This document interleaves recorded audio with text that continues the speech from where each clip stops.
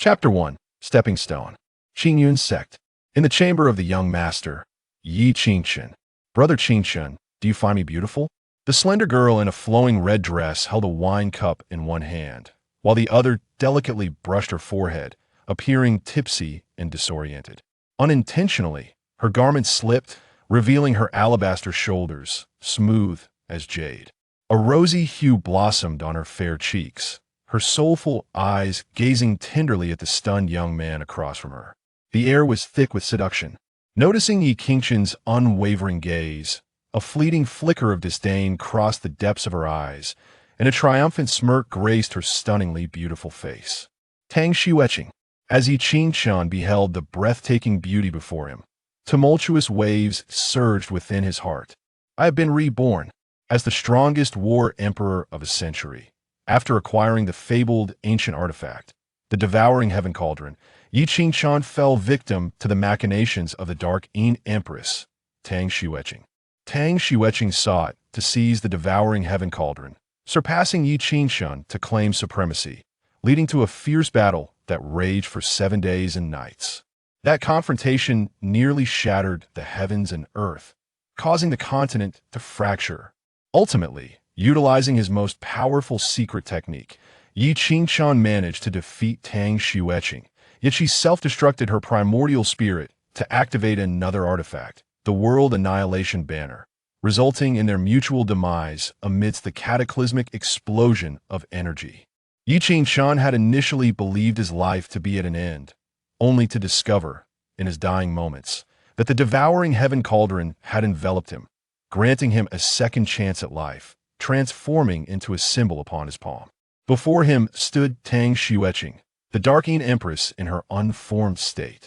His fiancée, his childhood sweetheart, the woman he once adored most, and also the perpetrator behind the deaths of his parents and elder brother, the woman he came to despise most.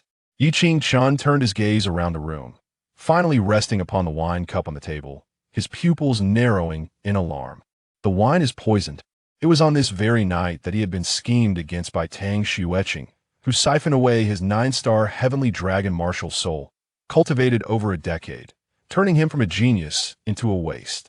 Though he later fortuitously obtained a transcendent cultivation technique that allowed him to merge body and Tao, Yi Qingchen ascended to become the strongest war emperor of a century. Yet his lack of a martial soul left him stagnating at the peak of the martial emperor realm, unable to progress further, let alone ascend. Reflecting on this, rage surged within Yi Qingchen, causing his body to tremble uncontrollably. Tang Xueqing's exquisitely delicate face displayed a hint of concern as she hastily set down her wine cup and approached Yi Qingchen. Brother Qingchen, what ails you? Are you unwell? Her soft, almost boneless hand rested on Yi Qingchen, her body nearly pressed against his, the gentle sensation coursing through his arm. The Devouring Heaven Cauldron quivered, a stream of information flooding into Yi Qingchen's mind. Detection of a supreme dark Yin body absorbing its pure Yin essence can be transformed into refined spiritual power, aiding the master of the Devouring Heaven Cauldron in becoming stronger. Yi Qingchen's pupils constricted, absorbing another's power to enhance oneself. The capabilities of the Devouring Heaven Cauldron are truly extraordinary. Turning to gaze upon the enchanting beauty with delicate brows and graceful eyelashes, whose face was filled with endless worry, Yi Qingchen's heart ignited with a fierce fury. In his youth, he had been utterly captivated by Tang Xueqing, idolizing her as a goddess. He mistakenly believed this goddess to be gentle and caring. Little did he know, this woman is as venomous as a viper. To achieve her goals, she would stop at nothing. His parents had repeatedly warned him not to disclose the existence of his 9-star heavenly dragon martial soul until it had fully matured. Yet the naive Yi Qingchen had recklessly shared this secret with Tang Xueqing. While others regarded the young master of Qingyun's sect as a hopeless waste incapable of cultivation, only Tang Xueqing recognized that Yi Qingchen was a Onina prodigy. The 9-star heavenly dragon martial soul, second only to the 10-star sacred soul, is an incredibly rare and powerful entity in the Tianhuang continent. Due to its overwhelming strength, an ordinary body could scarcely endure it, And for years, Yi Qingchun had suppressed the awakening of his martial soul, continuously nurturing his body and consciousness with rare treasures, enabling him to withstand the might of the nine-star heavenly dragon martial soul. Today marked the day of Yi Qingchun's martial soul awakening. And the purpose of this banquet was for Tang Xueqing to seize Yi Qingchun's nine-star heavenly dragon martial soul. Thus began the nightmare of Yi Qingchun's life. After his downfall, his parents sought to restore his martial soul, bravely venturing into the dragon abyss to battle the spirit beast, dragon spirit, and miraculously obtain the dragon heart sacred herb, only to be ambushed and killed by Tang Xueqing. I'm fine, I'm just overjoyed to see you again. Suppressing the urge to slay Tang Xueqing with a single strike, Yi Qingchun inhaled the fragrance of the girl, relishing the soft sensation of her arm, and smiled broadly. He was genuinely elated. Since he had returned, his martial soul would never be taken from him. Qingyun's sect would not be annihilated. His parents would not meet a tragic end. In this lifetime, Yi Qingchun would not allow the multitude of regrets from his past to repeat. As for Tang Xueqing, her sins were too great to slay her with a single stroke would be far too lenient. I am also delighted to see you again, Brother Qingchun. Tang Xueqing smiled seductively, leaning closer to Yi Qingchun, her upper body nearly enveloping him, the exquisite sensation flooding Yi Qingchun's mind. She was tempting him, intoxicating him. Yet Yi Qingchun remained unmoved, his heart as still as water, and effortlessly drew her into his embrace, placing Tang Xueqing upon his lap, deliberately leaning down to whisper in her ear. Earlier, you mentioned something being more moist. Let me have a look. Tang Xueqing gasped, her body instinctively stiffening as she sat on Yi Qingchun's lap. She had not anticipated that the youth who had always regarded her as a goddess, never daring to touch her, would dare to act so brazenly today. In that fleeting moment of shock, as Tang Xueqing remained dazed, Yi Qingchun silently switched the positions of the two wine cups on the table. Tang Xueqing merely paused for an instant before quickly regaining her composure. Wine emboldens the timid. Yi Qingchun had just consumed a considerable amount of wine, naturally emboldening him. Well, for the sake of the nine-star heavenly dragon martial soul, let this fool Yi Qingchun have his moment. Observing Yi Qingchun's enraptured gaze, Tang Xueqing felt disdainful amusement. Her face flushed as she lowered her head, coyly saying, "Brother Qingchun, you're so annoying with your feigned ignorance. Here, drink this cup, and I'll let you see, all right?" Tang Xueqing promptly lifted the wine cup from the table and presented it to Yi Qingchun. "Why don't we share a drink together?" Yi Qingchun suggested, one hand resting on Tang Xueqing's slender waist while holding the other wine cup. "Of course, that sounds wonderful," Tang Xueqing replied, without a moment's hesitation, even with a hint of eagerness. It was merely the cup of wine before Yi Qingchun that was poisoned. Having another cup wouldn't hurt her. Yet, she was unaware that Yi Qingchun had already discreetly exchanged their wine cups. In an extremely intimate manner, the two of them finished the wine in their respective cups. Clang! Yi Qingchun tossed aside the wine cup, seizing Tang Xueqing, and laid her upon the bed. The wine has been drunk, it's time to get to the main topic. Indeed, after finishing the wine, it is indeed time to address the main issue. However, at that moment, the gentle demeanor on Tang Xueqing's face vanished, replaced by a look of disgust as she regarded Yi Qingchun with disdain. "Yi Qingchun, you are already 16, yet have yet to begin your cultivation. Do you truly believe that a heavenly beauty like me would fall for a waste like you? Let me be frank, if it weren't for your recently awakened nine-star heavenly dragon martial soul, I wouldn't waste my time on you. Today, all the experts of Qingyun sect are present, and you have just consumed the 10 fragrant softening powder. The nine-star heavenly dragon martial soul is already within my grasp. Such a martial soul is a waste on you. Only I can maximize its value. In the future, I will undoubtedly ascend to greatness and become a legendary empress. And you, Yi Qingchun, shall be the first stepping stone on my path to becoming empress." Chapter 2. The reversal of Yin essence. Upon finishing her words, Tang Xueqing's unparalleled beauty revealed a fierce expression.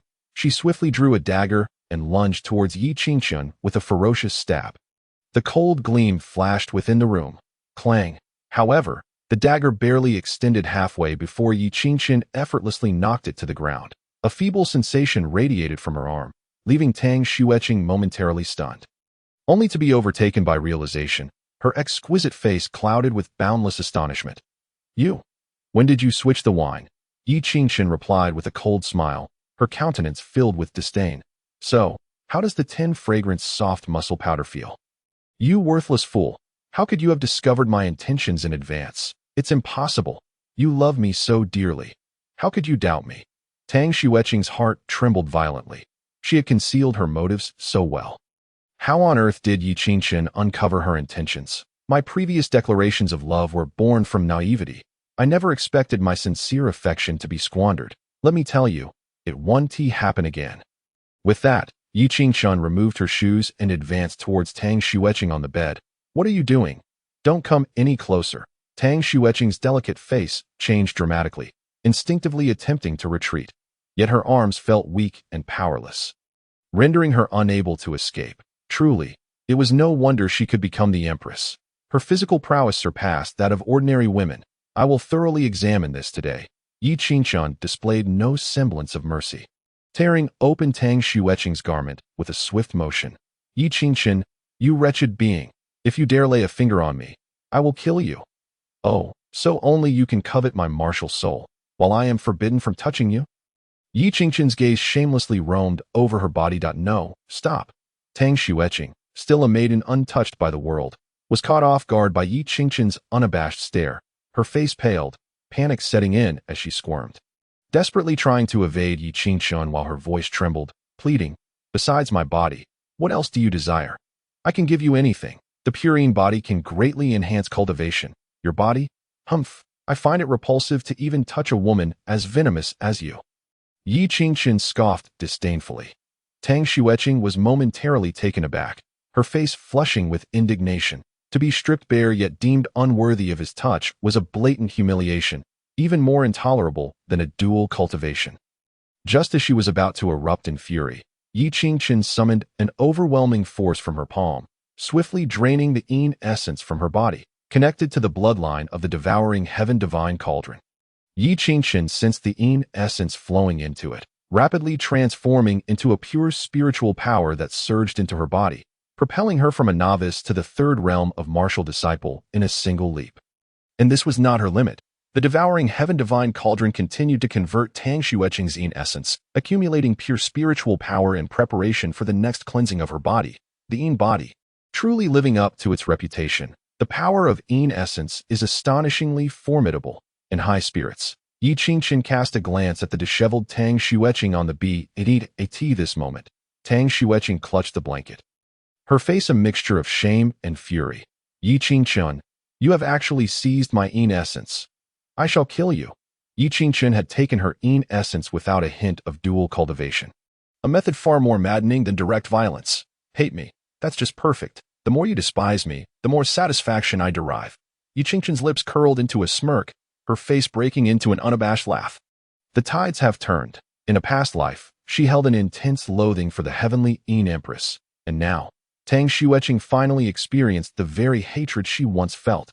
However, in the next moment, Tang Xueqing suddenly erupted, a long sword materializing in her hand as she lunged at Yi Qingqian's throat with blinding speed. Possessing an extraordinary physique, Tang Xueqing had quickly refined the effects of the 10 fragrance soft muscle powder and launched a surprise attack. Now a fourth realm martial disciple, she believed this strike was sufficient to annihilate Yi Qingqian. Yet, in the face of Tang Xueqing's onslaught, Yi Qingqian remained utterly unfazed, shifting her left foot slightly back and sidestepping with ease to evade the long sword. Tang Xueqing was astounded that Yi Qingqian could evade her strike. Sensing the fluctuations in Yi Qingqian's aura, she gasped. Your cultivation has actually reached the third realm of martial disciple. Yi Qingqian had only awakened her martial soul the previous day. Yet within a single day, she had broken through to the third realm, a speed that left Tang Xueqing astounded. Yi Qingqian replied with a nonchalant smile. I must thank you. It was your Yin essence that propelled my cultivation from nothingness to a triumphant 3 realms. With that, she intentionally cast her gaze over Tang Xueqing's exposed form. Shameless scoundrel. As Tang Xueqing recollected how Yi Qingchen had seized her Yin essence and then flaunted it before her, she was filled with indignation and fury. Quickly donning her garments, she brandished her sword and glared fiercely at Yi Qingchen. So what if you've reached the third realm of martial disciple? I am a fourth realm martial disciple. One realm above you. Killing you, this worthless being, is as easy as pie. Clear shadow sword strike. Tang Xueqing's long sword transformed into a shadowy blade, striking swiftly towards Yi Qingchen, her speed now at least doubled. The clear shadow sword strike, a high-tier yellow martial technique, could double a martial artist's attack power, showcasing formidable might. It was the strongest technique Tang Xueqing had learned thus far, having successfully slain several fifth-realm martial disciples, thus instilling her with unwavering confidence in her ability to eliminate Yi Qingchen. However, in the next instant, Tang Xueqing felt a blur before her eyes as her long sword was knocked away, followed by a fierce kick landing squarely on her chest. Poof! Tang Xueqing crashed heavily to the ground, spitting blood, her pale face filled with disbelief. Impossible, impossible. Just moments ago, she had barely caught a glimpse of Yi Qingchen's movements before being disarmed and sent flying. How could a mere third-realm martial disciple possess such overwhelming combat strength? There is nothing impossible. Yi Qingchen shook her head with a smile, although her cultivation was one realm lower than Tang Xueqing's. In her previous life as the strongest battle emperor, her combat experience was unparalleled. Even with her ultimate martial techniques deployed, defeating Tang Xueqing was akin to a child's play. How does it feel to be defeated by me? A so-called genius? You, who prided yourself as a heavenly beauty, brought low by this worthless being. Yi Qingchen's expression bore a hint of amusement as she regarded Tang Xueqing. Poof! Tang Xueqing, stung by Yi Qingchen's mocking words, felt a surge of frustration welling up in her chest, causing her to spit out another mouthful of blood. Knock, knock, knock. At that moment, a knock echoed at the door, accompanied by a concerned male voice. Junior Sister Qing'er. Are you still in your room? I heard some commotion inside. What happened? Why haven't you come out yet? Brother, I'm worried. If you don't come out soon, I might have to come in. A series of questions indicated that the man outside was undoubtedly a sycophant. Upon hearing this, Tang Xueqing's expression brightened. The speaker was none other than Duan Ran, the talented disciple of the Jiutian sect, who had accompanied her. Tang Xueqing beamed with pride, directing her gaze at Yi Qingchen. Humph. A small fry rejoicing too soon. Yi Qingchen, don't get ahead of yourself. Do you truly believe that defeating me makes you invincible? In my eyes, you are still a worthless being. My companion, Brother Duan Ran, is the direct disciple of the second elder of the Jiutian sect. With extraordinary talent, at merely 17, he has already broken through to the seventh realm of martial disciple, far beyond your capabilities. I have already pledged myself to him. Today, you have insulted me, and he will undoubtedly bring his men to raise the entire Qingyun sect. The Jiutian sect, the foremost sect in the Great Qin Empire, was exponentially more powerful than the Qingyun sect. Duan Ran, save me. Yi Qingchen is trying to assault me. Tang Xueqing cried out at the top of her lungs. Bang! The door was kicked down, and a youth clad in white stormed in, exuding a fearsome aura. Upon seeing Tang Xueqing on the ground, bloodied, the youth glared at Yi Qingchen with a murderous intent. You worthless scum! How dare you lay a hand on my fiancée? I will tear you limb from limb. Chapter 3. The Might of the Devouring Heaven. Divine Cauldron. The youth was none other than the talented disciple of the Jiutian sect, Duan Ran. As mentioned by Tang Xueqing, Yi Qingchen, enveloped by Duan Ran's killing intent, displayed no fear, instead wearing a calm expression. You claim Tang Xueqing is your fiancée? We have a marriage contract. Are you implying she has been unfaithful to me, cavorting with you behind my back? If Yi Qingchen remembered correctly, this Duan Ran, as a sycophant, had also been exploited by Tang Xueqing, only to be discarded when he became useless, serving as a stepping stone for her success. Duan Ran, Yi Qingchen is slandering me. I am not that kind of person. My heart belongs only to you, not to him. Tang Xueqing panicked, knowing that if Duan Ran perceived her as promiscuous, she would have no ally to seek vengeance. Shut your mouth. Junior Sister Qing'er is pure and innocent. Do not tarnish her reputation. You, a mere worthless being, are unworthy of her. Duan Ran glared at Yi Qingchen, deeming Tang Xueqing's association with him as a disgrace. Duan Ran, Yi Qingchen has drugged me with malicious intent. I vowed to resist him, and he resorted to violence against me. You must uphold justice for me. Tang Xueqing hid behind Duan Ran, gripping his arm. Trembling with tears like a wilting flower, Duan Ran's heart ached at the sight, his protective instincts surging as he glared at Yi Qingchen. I never imagined you were not only useless, but also a scoundrel. Today, I shall act as your judge and end your wretched existence. With a fierce exhale, Duan Ran's fist descended like a thunderbolt towards Yi Qingchen, the force of his blow so tremendous that the very air seemed on the verge of shattering. Yi Qingchen's pupils constricted in an instant. Not only was the power behind Duan Ran's strike terrifying, but its speed was equally alarming, leaving Yi Qingchen's body unable to evade in time. Clenching his fist, Yi Qingchen took a step back, channeling all his strength into a retaliatory punch. Bang! The two fists collided with a resounding impact.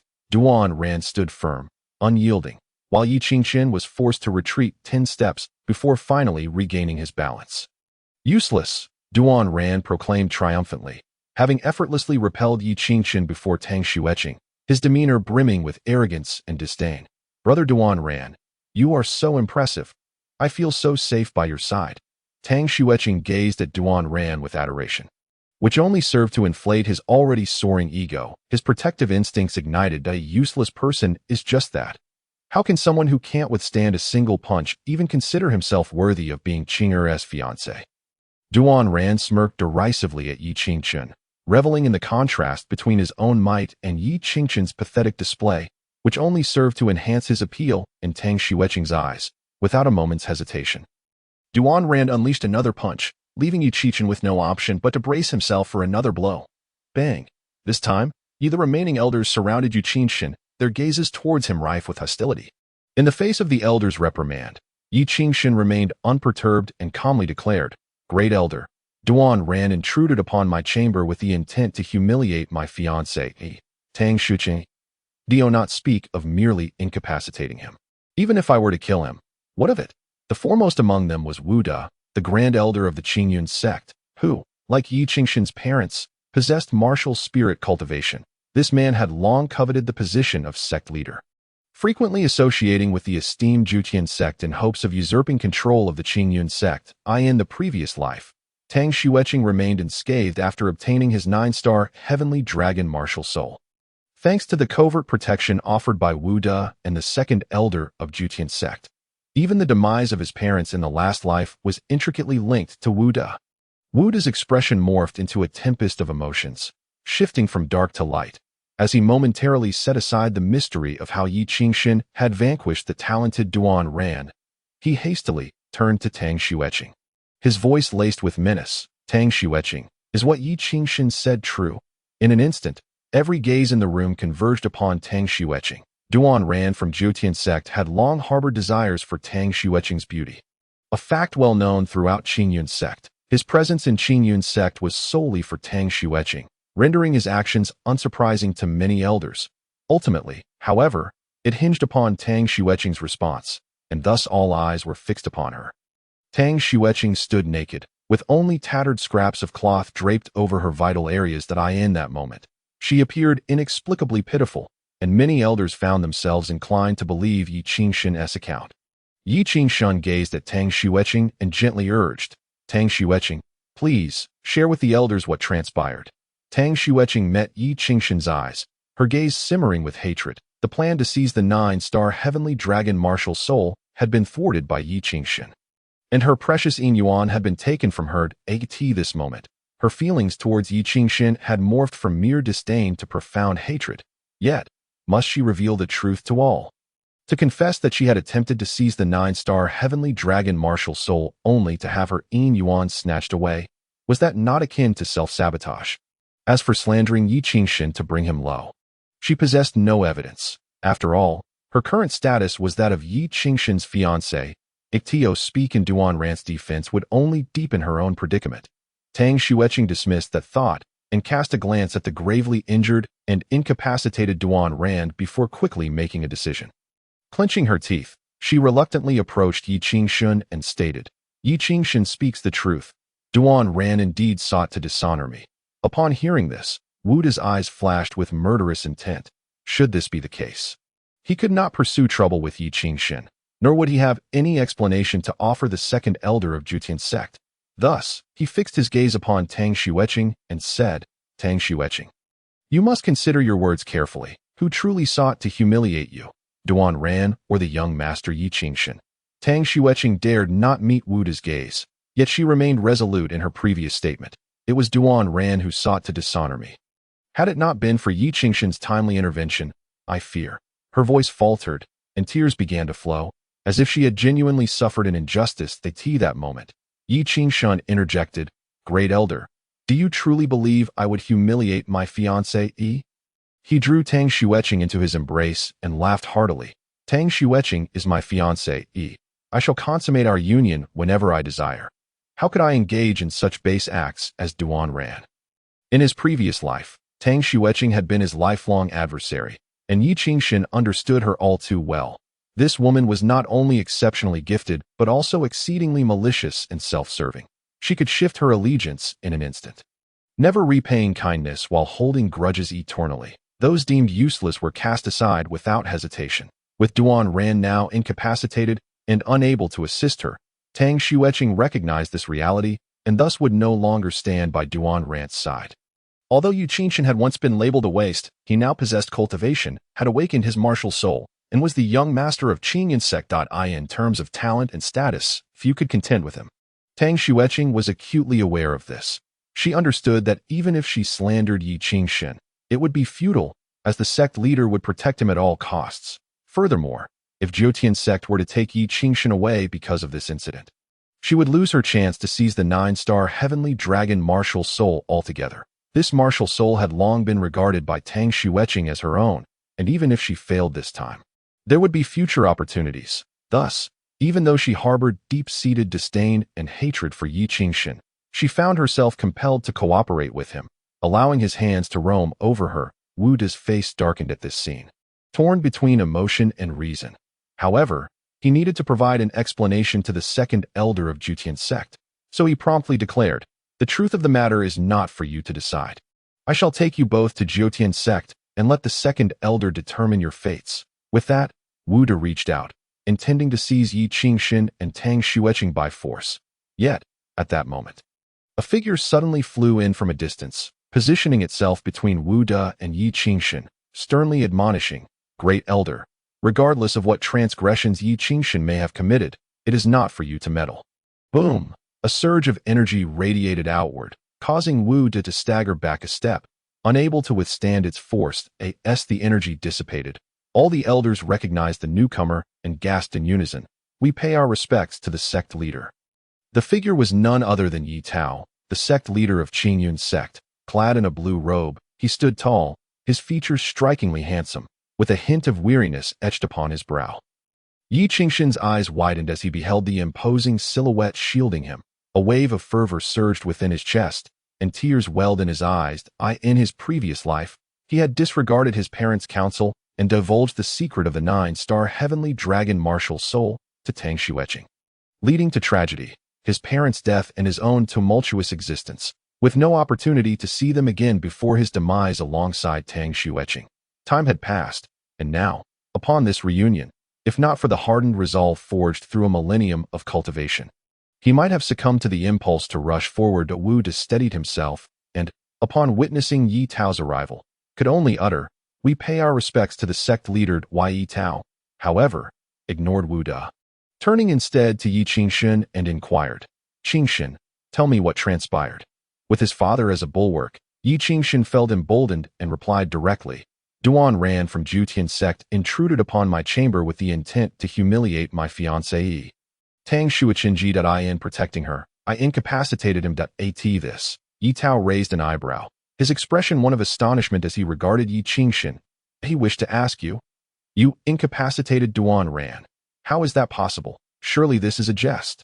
Yi Tao, fully aware of Yi Qingshan's exceptional potential, also knew he lacked cultivation. How could he possibly contend with Duan Ran? Just then, the now calm Wu Da seized upon this inconsistency, immediately questioning, Nonsense, you possess no cultivation. Who in Qingyun sect does not know that the young master is but a waste? How could you have incapacitated Duan Ran? The elders began to murmur in agreement. Indeed, Yi Qingshan was a waste incapable of cultivation. How could he have the ability to incapacitate Devouring? Yet they had witnessed the earlier scene with their own eyes and were compelled to believe it in that moment. Confusion enveloped them all. Yi Qingshan stepped forward, unyielding, and declared, "A waste? I have never acknowledged myself as such. It is you who have failed to recognize my worth. Devouring was in the wrong from the outset. My actions in incapacitating him are wholly justified. Instead of seeking justice from Jutian sect, what right do you have to levy accusations against me?"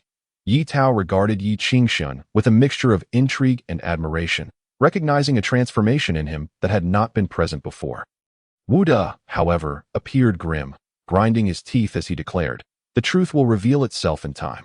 Sect leader, I must take Devouring to Jutian sect. You have no objections, I trust?" Yi Tao understood he could not prevent Wu De. Even if he did not go to Jutian sect, there were other means by which the matter would come to light. Thus, he nodded and cautioned, "That is acceptable, but I must remind you that Yi Qingshan is my son. No one shall wrong him, not even if they are an elder from Jutian sect." Wu De regarded Yi Tao with a cold smile. "Very well. I shall relay your words verbatim to the second elder of Jutian sect." As Wu De prepared to depart with Devouring, Yi Qingshan suddenly interjected, "Wait, since all the elders are present tonight, it is only fitting that they bear witness. From this day forth, I, Yi Qingshan, shall devote myself solely to the martial path and shall not engage in matters of romance." With a forceful shove, Yi Qingshan propelled Tang Xueqing away, his countenance devoid of warmth as he declared, "From this day forth, I, Yi Qingshan, renounce my engagement and shall have no further ties with Tang Xueqing." With a resounding thud, Tang Xueqing fell to the ground, her dignity shattered. She looked up at Yi Qingshan, her face a mixture of shame and fury, unable to fathom that he would publicly annul their engagement. Yi Qingshan had once harbored deep affections for Tang Xueqing, wishing to offer her the very marrow of his bones. What had prompted this sudden withdrawal from their betrothal? It was unfathomable. Had this so-called waste truly undergone a transformation? Even Yi Tao stared at Yi Qingshan with a look of bewilderment. No one understood how much Yi Qingshan had once adored Tang Xueqing better than her parents. Now, witnessing Yi Qingshan abandon Tang Xueqing, Yi Tao nodded slightly, his eyes filled with approval. A man's ambitions lie in the vastness of the world. How could he be shackled by the ties of romance? No, you cannot cast me aside. You cannot cast me aside. Yi Qingshan, did you not love me? How could you have changed so drastically? Tang Xueqing's demeanor became hysterical, overflowing with endless resentment. The celestial dragon martial soul was something she was determined to possess. Once Yi Qingshan annulled their engagement, her chances of seizing the martial soul would be severely diminished. Upon witnessing Tang Xueqing's unhinged state, a flash of disdain crossed Yi Qingshan's eyes. "You disagree? What right do you have to disagree? With your doomed beauty and your filthy, despicable soul." Tang Xueqing felt a chill run down her spine at the sight of Yi Qingshan's indifferent and contemptuous gaze. When did this man's eyes become so terrifying? She sensed that Yi Qingshan no longer harbored even a sliver of affection for her. If given the opportunity, he might even devour her whole, leaving no trace behind. Yi Qingshan looked down at Tang Xueqing. His tone icy as he declared, "The Yi Qingshan who loved you is dead. The current me can hardly wait to end your life. Enjoy yourself. We have plenty of time ahead to play this game slowly." The sect leader, Yi Tao, was also astonished by Yi Qingshan's drastic change in demeanor. He thought to himself, could Yi Qingshan have been possessed by some ancient monster? How else could his temperament shift so rapidly? Coughing lightly, he said, "Qingshan, Tang Xueqing has not done anything too wrong. Annul the engagement if you must, but why go to such lengths?" Yi Tao was unaware of the deeds Tang Xueqing had committed against Yi Qingshan, which is why he attempted to counsel him. "Father, you need not persuade me. Not only do I wish to annul the engagement, I would relish the chance to kill her." Yi Qingshan openly expressed his murderous intent. Tang Xueqing's face went pale. The failure to obtain the celestial dragon martial soul, the crippling of Devouring, and now Yi Qingshan's annulment of their engagement. All of these incidents left her utterly distraught. Hee hee, Tang Xueqing exclaimed. You cannot cast me aside. Everything you have is mine. It is all mine." The successive upheavals nearly drove Tang Xueqing to madness. Suddenly, she lunged at Yi Qingshan without a care for the consequences. She no longer resembled the most beautiful disciple of the Qingyun sect, but appeared more like a shrew, wretched woman, seeking death. A cold glint flashed in Yi Qingshan's eyes as he raised his hand. delivering a powerful strike to Tang Xueqing's chest. With a resounding crash, Tang Xueqing's exquisite body crashed into a nearby wall, her bones shattering like brittle twigs. Blood gushed from her wounds, and even her meridians were severed in numerous places. A sight too gruesome to behold. Even if she were to recover in the future, it was unlikely she would ever regain her former strength. Ultimately, Tang Xueqing's head lolled to the side as she fell into unconsciousness. Yi Qingchen had initially intended to kill her right then and there, but Tang Xueqing harbored secrets he had never uncovered in his previous life, as well as a protective aura of fortune. To strike her down recklessly might lead to dire repercussions. Moreover, Yi Qingchen planned to exploit this woman to seize certain opportunities, so it was prudent to keep her alive for the time being.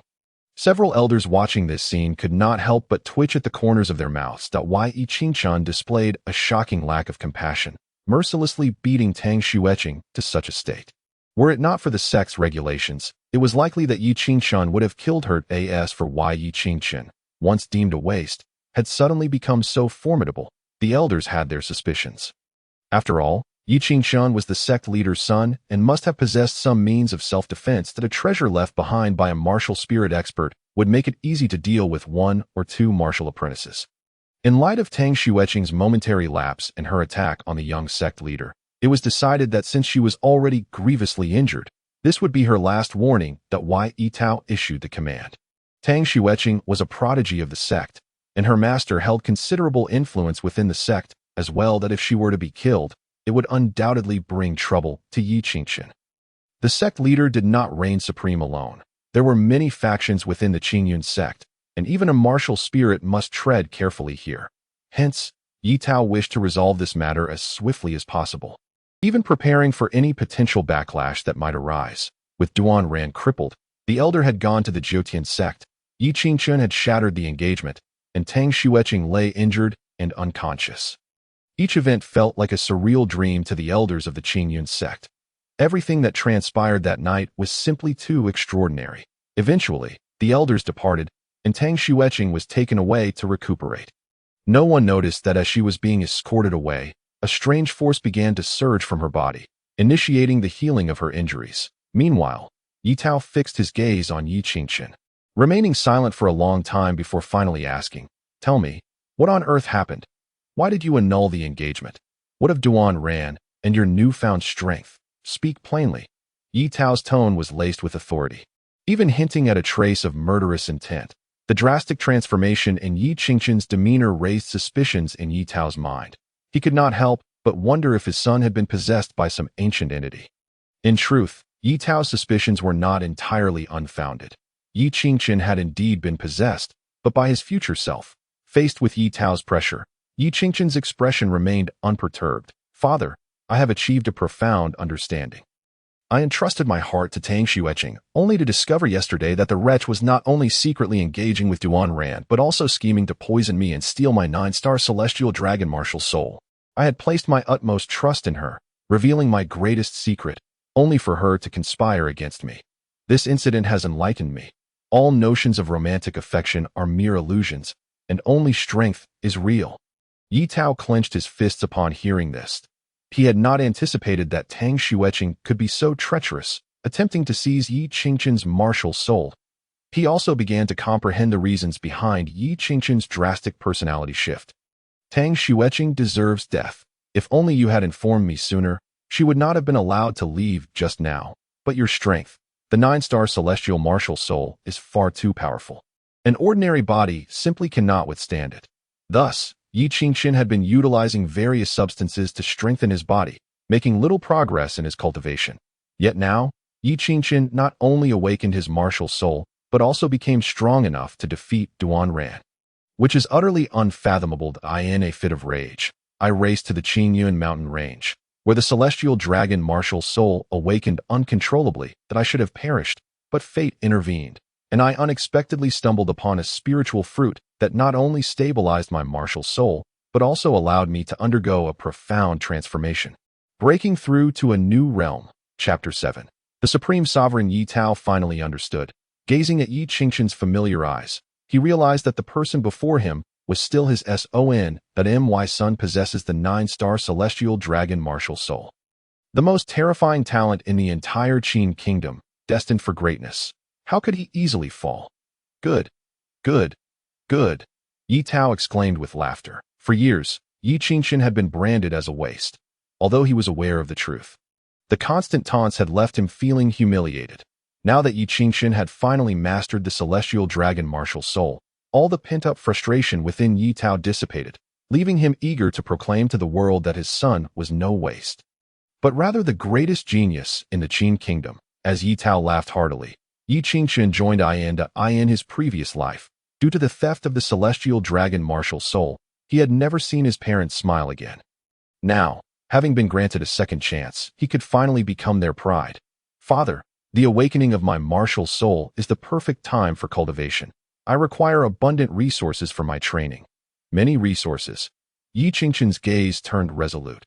In his previous life, after his martial soul was destroyed, no matter how many resources he consumed, they were merely drops in the bucket. But now, everything was different. In this life, he had preserved his martial soul and could finally cultivate the supreme, sovereign mystical body technique to perfection. 7 days passed in a flash. After being grievously injured by Yi Qingqian, Tang Xueqing slowly opened her eyes. The moment she did, a powerful aura erupted from her body. Her cultivation, previously at the 3rd level of martial apprentice, rapidly ascended to the 4th level, then to the 5th, and finally halted at the 7th level. Tang Xueqing slowly sat up, her expression becoming increasingly bewildered as she regarded the changes in her body and the surge in her cultivation. What is happening? Wasn't I severely injured by Yi Qingqian, with my meridians shattered? Why have all my meridians healed and my cultivation risen to the 7th level of martial apprentice? Tang Xueqing rubbed her temples, attempting to recall the events during her unconsciousness. She felt as though she had experienced an extraordinarily long dream, in which she glimpsed a familiar yet vague figure, seemingly imparting something to her. The Heavenly Yin Sacred Body Technique. Is this the technique that the mysterious figure in my dream revealed to me? Could it possibly be true? After a moment of contemplation, Tang Xueqing closed her eyes and began to circulate her cultivation according to the method imparted in her dream. Before long, her aura surged dramatically, and Tang Xueqing opened her eyes in astonishment. It's real. It's truly real, though she did not understand why. It seemed she had obtained an incredible opportunity. Yi Qingqian, you have wronged me. You publicly annulled our engagement and severed my meridians. I, Tang Xueqing, shall never forget this grudge. Armed with the Heavenly Yin Sacred Body Technique, she vowed to one day trample the entire Qingyun sect beneath her feet. Not only would she reclaim the celestial dragon martial soul, but she would also reduce you, Yi Qingqian, to the most wretched of servants. Bang! Tang Xueqing, brimming with vitality, unleashed her internal cultivation, shattering the wooden bed beneath her. Gradually rising to her feet, she endeavored to recall the entirety of her dreams. The ethereal and enigmatic shadow not only bestowed upon her a martial technique but also revealed the location within the Qingyun Mountains where the opportunity to restore her Yin Yuan awaited. For a martial artist possessing a heavenly Yin body, the presence or absence of Yin Yuan made an immense difference. Only with Yin Yuan could she cultivate at the swiftest pace. Yi Qingqian, await my ascent. I shall make you pay dearly for your actions. With this thought, Tang Xueqing stepped out of her chamber, heading towards the Qingyun Mountains beyond the Qingyun sect. Meanwhile, in his room, Yi Qingqian sat cross-legged in meditation. Surrounding him were abundant cultivation resources. Utilizing the heavenly devouring cauldron nestled in his palm, he voraciously consumed the surrounding cultivation materials, transforming their essence into pure power that relentlessly surged through his physique. At this moment, all impurities within him were expelled, coalescing into a viscous, filthy substance that gradually sloughed off. After purging these impurities, Yi Qingqian's body became more compact, the definition of his muscles more pronounced. Akin to a finely crafted jade masterpiece, his cultivation and strength continued to soar. Finally, with a resounding boom echoing within, Yi Qingqian successfully broke through to the 7th level of martial apprentice, yet he did not cease. He continued to absorb the remaining resources until every last morsel was consumed, halting his cultivation at the 8th level of martial apprentice. With a long, relieved exhale, Yi Qingqian opened his eyes and remarked, after such prolonged cultivation and the consumption of so many resources, I have only ascended 2 realms. The 9-5 Supreme Profound Body Technique is indeed not easily mastered. The 9-5 Supreme Profound Body Technique was an otherworldly martial art that Yu Qingchen had unintentionally acquired in his previous life during his most desperate times. This technique is renowned as the most terrifying martial art Yu Qingchen had ever encountered. It was precisely because of this that he could rise anew, cultivating to the martial emperor realm without a martial soul, ultimately meeting his demise alongside the heavenly Empress Tang Xueqing during their fierce contention for the heavenly Devouring Cauldron. Mastering this technique grants unparalleled physical prowess, while the martial soul becomes truly extraordinary. However, in his previous life, lacking a martial soul, Yu Qingchen could only wield half of its potential. Yet, even with just half, he rose to become one of the most formidable beings in the galaxy realm and could challenge the heavenly Empress. This illustrates the terrifying nature of this technique. The 9-5 Supreme Profound Body Technique is divided into 9 levels, each corresponding to a martial realm. With each realm achieved, Yu Qingchen could unleash a unique martial skill that accompanies the 9-5 Supreme Profound Body Technique. Each of these skills possesses the might to annihilate the weak, serving as Yu Qingchen's foundation for dominance in the galaxy realm. While Yu Qingchen departed his quarters, inhaling deeply, he gazed upon the wooden stakes in the courtyard. Crafted from special materials comparable to wrought iron, remarkably sturdy, they serve as the ideal targets for martial artists practicing their techniques. Now that I have reached the 8th level of martial apprentice, I am also capable of executing the 9-5 Supreme Turning Palm. Martial apprentices possess inner strength, and the 9-5 Supreme Turning Palm can perfectly unleash that inner strength, making Yu Qingchen invincible within the martial apprentice realm. Focusing on the wooden stake, his inner energy coursed through his meridians, growing stronger with each cycle. As his muscles swelled, it felt as if a true dragon was roaring within him. His palm strike, akin to thunder, descended upon the wooden stake, accompanied by a brilliant golden light flashing in his palm. A resounding crack echoed as the stake splintered. Yu Qingchen surveyed the broken stake with satisfaction, nodding. As long as the martial soul remains, the power of this 9-5 Supreme Turning Palm is even more terrifying than in my previous life. With this 9-5 Supreme Turning Palm, who in the martial apprentice realm could hope to defeat me? Yu Qingchen's blood surged with excitement. Having been granted a second chance at life, the experiences from his past bestowed invaluable wisdom, allowing him to avoid countless detours. He was destined to surpass his previous self and ascend to even greater heights. Suddenly, as Yu Qingchen reveled in his exhilaration, he was jolted by a presence at the courtyard entrance, a fierce glint flashing in his eyes. His inner energy erupted uncontrollably, transforming him into a wild beast. Terrifying and perilous, the courtyard door was forcefully pushed open, revealing an irksome figure sauntering in. With disdain dripping from his words, he addressed Yu Qingchen. How could a waste like you discover my presence? Very well.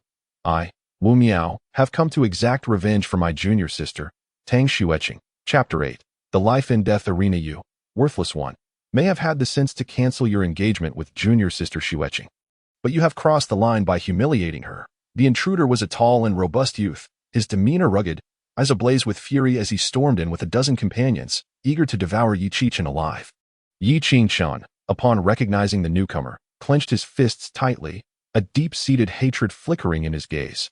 This was Wu Miao, the grandson of the Grand Elder Wu Da, an 8th-level martial apprentice and one of Tang Xueqing's suitors. In his previous life, after Yu Qingchen's heavenly dragon martial soul was seized, it was Wu Miao who, alongside Tang Xueqing, took advantage of his parents' absence to humiliate him repeatedly. Ultimately, it was Wu Miao who drove Yu Qingchen out of the Qingyun sect, nearly bringing him to his demise on several occasions. Most infuriatingly, even after Yu Qingchen ascended to the martial emperor realm in his past life, he was thwarted by a series of coincidences that prevented him from personally avenging himself against Wu Miao. The regret of not accomplishing this in his previous life must now be rectified. Regaining his composure, Yu Qingchen wore a cold smile and remarked, "So, you've come on behalf of that wretched Tang Xueqing. You play the role of a loyal dog well. Your master has yet to speak, yet you begin to bite." This statement rendered Wu Miao's face ashen. Although Yu Qingchen's words were harsh, they were undeniably true. After Tang Xueqing awakened, she immediately ventured to the Qingyun Mountains, completely disregarding him. "You dare to insult me? You waste, I will kill you." Wu Miao's face twisted into a sinister grin as he lunged towards Yu Qingchen. Yu Qingchen chuckled softly. Wu Miao's arrival was fortuitous. Having just broken through, he needed a living target for his 9-5 Supreme Turning Palm. just as Yi Qingqian prepared to send Wu Miao to the afterlife with a single strike. One of Wu Miao's followers interjected, "Brother, be cautious. Do not forget that this waste may possess treasures left by the sect master." This remark halted Wu Miao's advance, a smile creeping onto his face. "Waste. You think you can provoke me into action here? You've miscalculated that Yi Qingqian's defeat of Duan Ran and his severe injury of Tang Xueqing had already spread throughout the Qingyun sect. Yet, most did not attribute this to Yi Qingqian's own strength.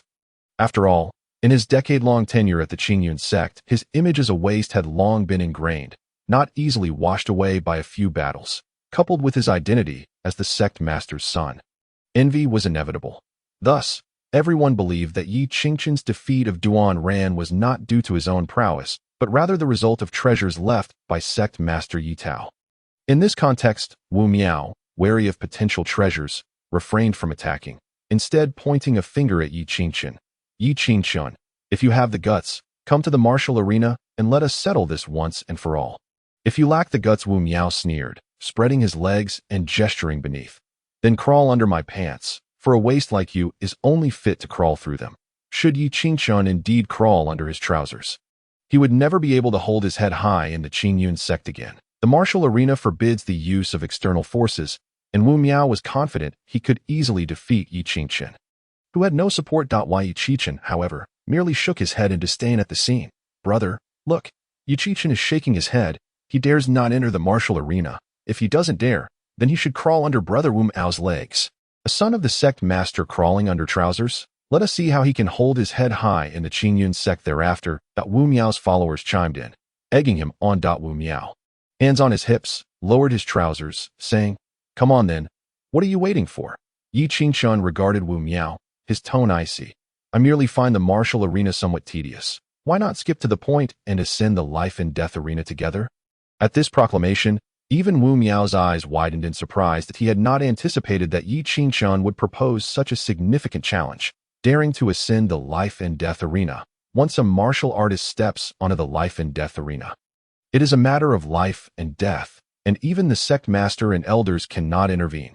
Even someone as arrogant as Wu Miao felt a twinge of trepidation at the mention of the life and death arena. Seeing this, Yi Qingqian shook his head derisively. "Are you perhaps afraid? If so, then get out of here. Brother, do not be fooled by this waste. His proposal to ascend the life and death arena is merely a ruse to intimidate you. Indeed, with this waste strength, what could he possibly do on the life and death arena? He would merely be struck dead by Brother in a few blows. Yi Qingqian's challenge to ascend the life and death arena was initiated by him. And even if Wu Miao killed him, the sect master would have no grounds to blame him. Wu Miao's followers urged him in unison, bolstering his confidence. Yi Qingqian is a waste. Wu Miao is certain he could easily slay him. "Yi Qingqian, you think to intimidate me into retreating. You are gravely mistaken. You wish to ascend the life and death arena? Very well, I accept your challenge. Moreover, let us go now." Wu Miao took a step forward, responding with a resonant and forceful voice. He yearned to see the look of fear in Yi Qingqian's eyes upon the revelation of his schemes. However, he was destined for disappointment. Instead of fear, Yi Qingqian's eyes gleamed with delight, with a meaningful tone. He remarked to Wu Miao, "Wu Miao, your junior disciples truly fear your continued existence." Having said that, Yi Qingqian strode past Wu Miao and his companions, exiting the small courtyard. With a furrowed brow, Wu Miao inquired, "Yi Qingqian, where are you headed?" Yi Qingqian pointed in a direction and calmly replied, "Of course, I am going to the life and death platform. Have you heard? The young master Yi Qingqian dares to challenge Wu Miao on the life and death platform. Is that true? That useless one actually dares to battle senior brother Wu Miao?" "Indeed, it is true. Many elders have already arrived, and Yi Qingqian and Wu Miao are at the life and death platform." "Yi Qingqian, you'd best proceed with caution. The life and death contract has yet to be signed, and there is still room for retreat." Beneath the life and death platform of the Qingyun sect, a woman interposed herself beside Yi Qingqian, urging him to reconsider. She possessed stunning beauty, with delicate features and skin as smooth as jade, exuding an elegant aura, and her figure was flawless, captivating all who beheld her. "Master, you need not worry. I am quite aware of my capabilities," Yi Qingqian assured her, revealing a rare softness in his demeanor. She was Chu Yao, Yi Qingqian's master in the Qingyun sect, and though she was not very old, she had already attained the cultivation of a martial spirit, making her the youngest martial spirit powerhouse in the sect. Yi Qingchen held an unwavering respect for his master, for it was she who had protected him after he was betrayed by Tang Xueqing in his previous life, leading to the tragic demise of his parents, and ultimately sacrificing herself for him. Yi Qingchen would forever remember this kindness and vowed never to let the tragedies of his past repeat. In response to Chu Yao's concern, Yi Qingchen displayed immense confidence. Chu Yao, however, wore an anxious expression. As Yi Qingchen's master, she was acutely aware of her disciple's capabilities and knew he could not possibly stand against Wu Miao. Yi Qingchen, as your master, I cannot permit you to ascend the life and death platform. Seeing Yi Qingchen's unwavering determination, Chu Yao placed her hands on her hips, embodying the authority of a master, and commanded him to abandon his intention. Yet, Yi Qingchen remained resolute. Master, can you not trust me just this once? With a hint of exasperation, Yi Qingchen prepared to reveal a fraction of his cultivation aura to reassure Chu Yao. Behind Chu Yao, a derisive voice interrupted. Chu Yao, if your useless disciple seeks death, then let him die. After all, with Yi Qingchen's demise, you will find your own liberation, will you not? Upon hearing this, Chu Yao spun around in fury to confront a tall, middle-aged man with sharp eyes. Henri, if you cannot speak civilly, then kindly keep your foul mouth shut. Yi Qingchen narrowed his eyes slightly, subtly revealing hostility. The man known as Henri approached with Wu Miao, having been assigned as Wu Miao's master by the Grand Elder Wu Da. Though he possessed martial spirit cultivation, he surpassed Chu Yao in strength. This man had conspired with Wu Miao in Yi Qingchen's previous life, causing him countless troubles. Chu Yao, I am merely speaking the truth. Why must you take offense? You know, from the moment you arrived at the Qingyun sect, I have been enamored with you. Everything I do is for your benefit. Henri feigned sincerity, yet his gaze betrayed contempt for Yi Qingchen and a lust for Chu Yao's beauty. Yi Qingchen knew that Henri frequently abused his status as a martial artist to bully others, forcibly taking women. He was a thoroughly despicable character. For my benefit, then keep your mouth shut.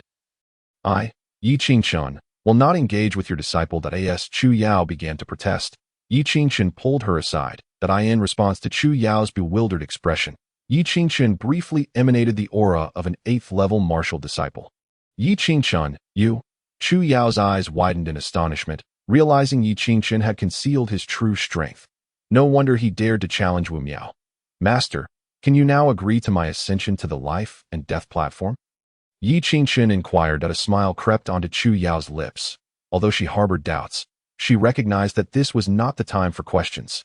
Yet, she knew one thing for certain. Wu Miao was about to face dire consequences. Returning to Henri, Chu Yao stated, while I am Yi Qingchen's master, I do not possess the authority to make decisions for him. Since he is determined to ascend the life and death platform, I shall grant him this wish. Chu Yao, have you finally decided to send your disciple to his doom? Henri laughed heartily alongside Wu Miao. The surrounding disciples and elders of the Qingyun sect shook their heads, lamenting Yi Qingchen's overestimation of his own abilities to do doom. Only upon ascending the life and death platform will we discover who meets their end, Yi Qingchen confidently declared. Useless fool, you are no match for me. Wu Miao erupted in anger. Henri mocked Yi Qingchen. Chu Yao, your disciple is far too arrogant. He remains blissfully unaware of his impending demise at that moment. Chu Yao, now aware of Yi Qingchen's true strength, felt an overwhelming sense of reassurance. Thus, she retorted defiantly, my disciple is no less capable than anyone else. In my eyes, Wu Miao is destined to lose. Chu Yao, one should not speak too confidently, since you are so certain of Yi Qingchen's victory. How about we make a wager? Henri grinned wickedly, an insidious thought blooming in his mind. Chu Yao's expression shifted slightly, and she inquired, what kind of wager do you propose? Quite simple, Henri replied without hesitation. If Yi Qingchen is killed by Wu Miao, you must spend a night with me. Wu Miao smirked at this, while Yi Qingchen's expression remained unchanged. However, he mentally marked Henri for death. Chu Yao hesitated for a moment, but upon considering Yi Qingchen's strength, she acquiesced. Very well, I accept your wager.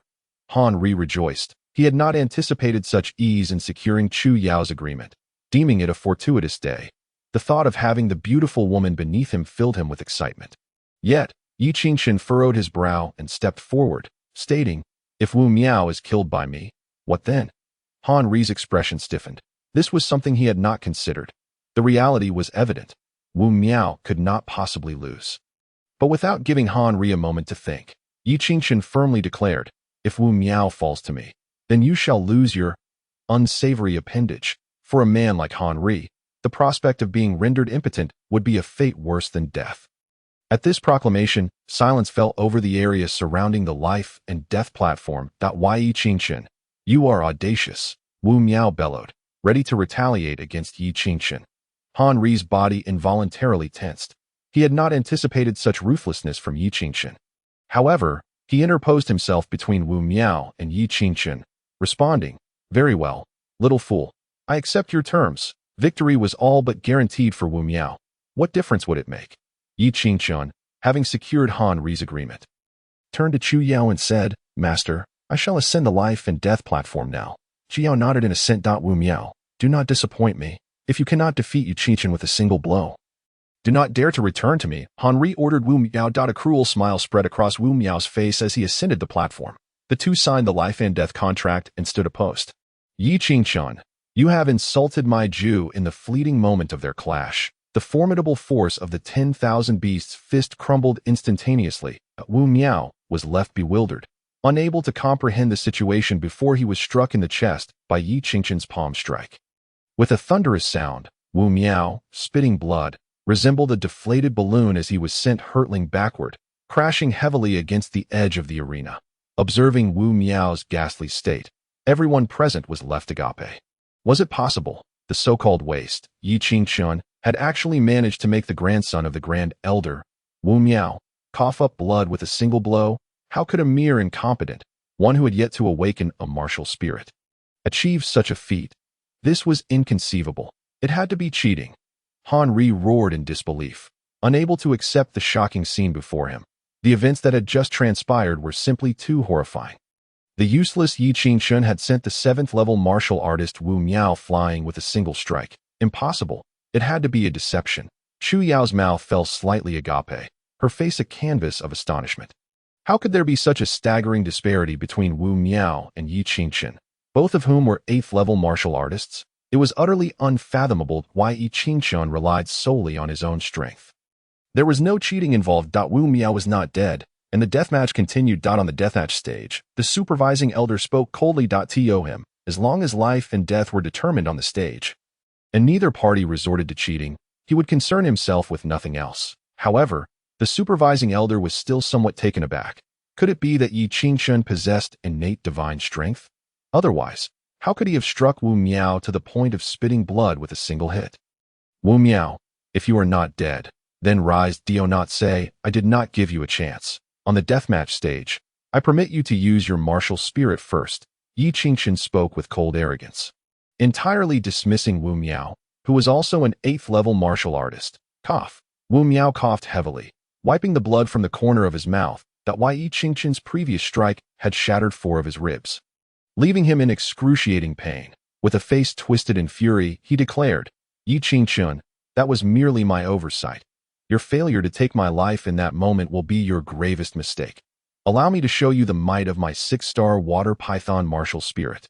Suddenly, a semi-transparent dark blue water snake, as thick as a barrel and 5 meters long, materialized out of thin air, flicking its crimson tongue and exuding a murderous aura. The capabilities of different martial spirits varied.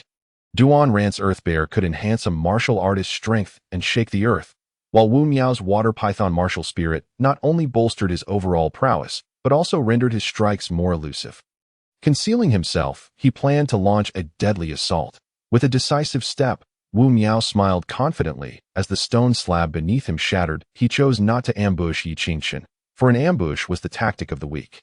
Wu Miao had always considered himself the stronger party in the face of Yi Qingchen. The 10,000 beasts' fist was unleashed once more, and the water python martial spirit opened its massive jaws, revealing sharp, poisonous fangs as it lunged toward Yi Qingchen. In comparison to the water python, Yi Qingchen's figure appeared diminutive, as if he were about to be swallowed whole by the giant serpent and reduced to mere fragments under the terrifying force of the 10,000 beasts' fist.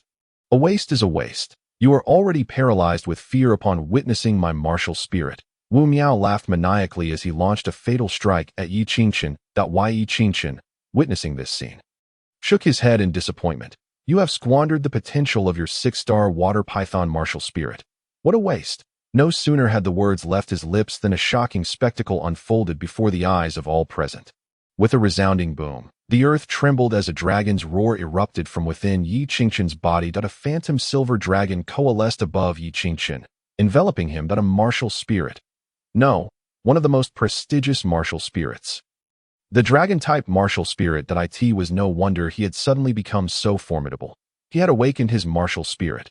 Han Ri clenched his fists, his complexion as pale as death. That he never imagined that Yi Qingchen was not merely posturing on the deathmatch stage, but was instead playing the role of a cunning predator.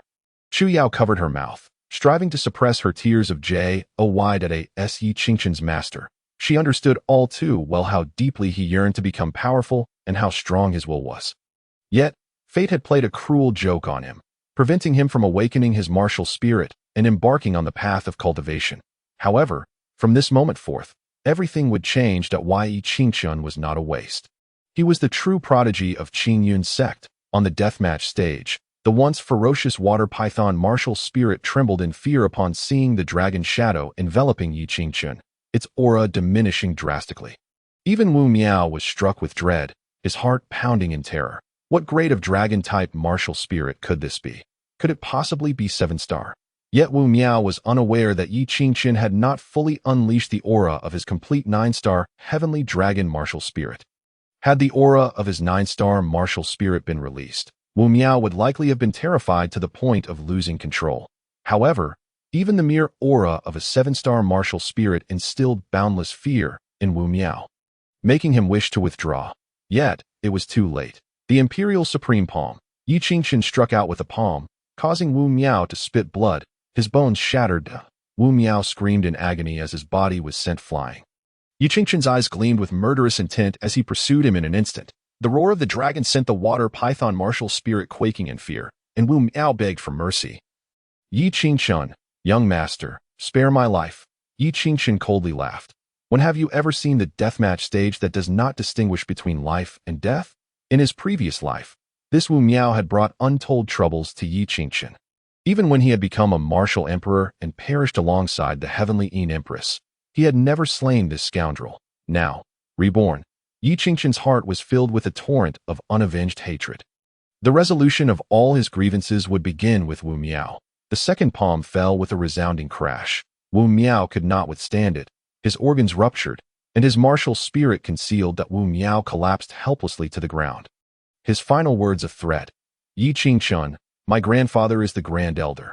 If you kill me, he will not let you off easily. Han Ri, too, threatened from below the stage. Yi Qingchen, I command you as a senior of the sect to cease at once. Otherwise, I shall ensure your soul is scattered. Yi Qingchen's eyes gleamed with madness as he scoffed. I am the son of the sect master. Who dares to kill me?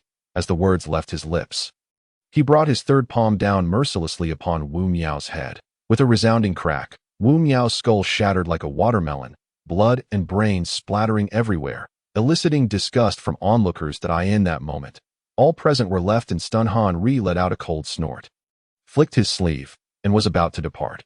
Yet, Yi Qingchen leaped down from the life and death platform, blocking Han Ri's path, and said, Han Ri, do not leave in such haste. Is there not a matter you have forgotten? The expression on Han Ri's face shifted to one of discomfort. What could that be? Yi Qingchen smirked slightly, knowing that Han Ri intended to evade his debt. He then reminded him, have you forgotten the wager you made with my master? With Wu Miao now deceased, according to our agreement, you should part with that which lies between your legs. As soon as Yi Qingchen finished his sentence, Han Ri erupted in fury, exclaiming, Yi Qingchen, do not push your luck. That was merely jest, and jest cannot be taken seriously. Yi Qingchen approached Chu Yao and remarked, jest? I, Yi Qingchen, have never engaged in jest. With that, he turned to Chu Yao and said, Master, since Han Ri is unwilling, perhaps you could assist him. Han Ri, notorious for his misdeeds, often bullied men and women alike beneath the mountain while wielding his status as a warrior of Qingyun's sect. This wager provided an opportune moment to administer a small punishment to him. Very well, it shall be as you wish. Seeing her disciple make such a bold stand today, Chu Yao felt immense joy. Coupled with her disdain for Han Ri, she naturally would not let this opportunity slip by. As Chu Yao unsheathed her sword, preparing to strike Han Ri, Yi Qingchen produced a mundane long sword and said, "Master, be cautious not to harm your treasured sword. Use this instead." "Good."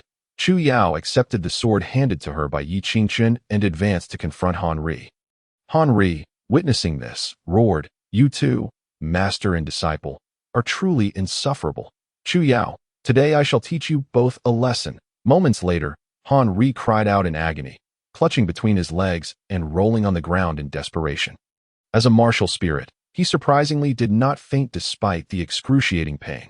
Were he a mere mortal, he would have likely succumbed to unconsciousness from such torment. The pitiful sight of Han Ri caused the members of Qingyun's sect to tighten uncomfortably.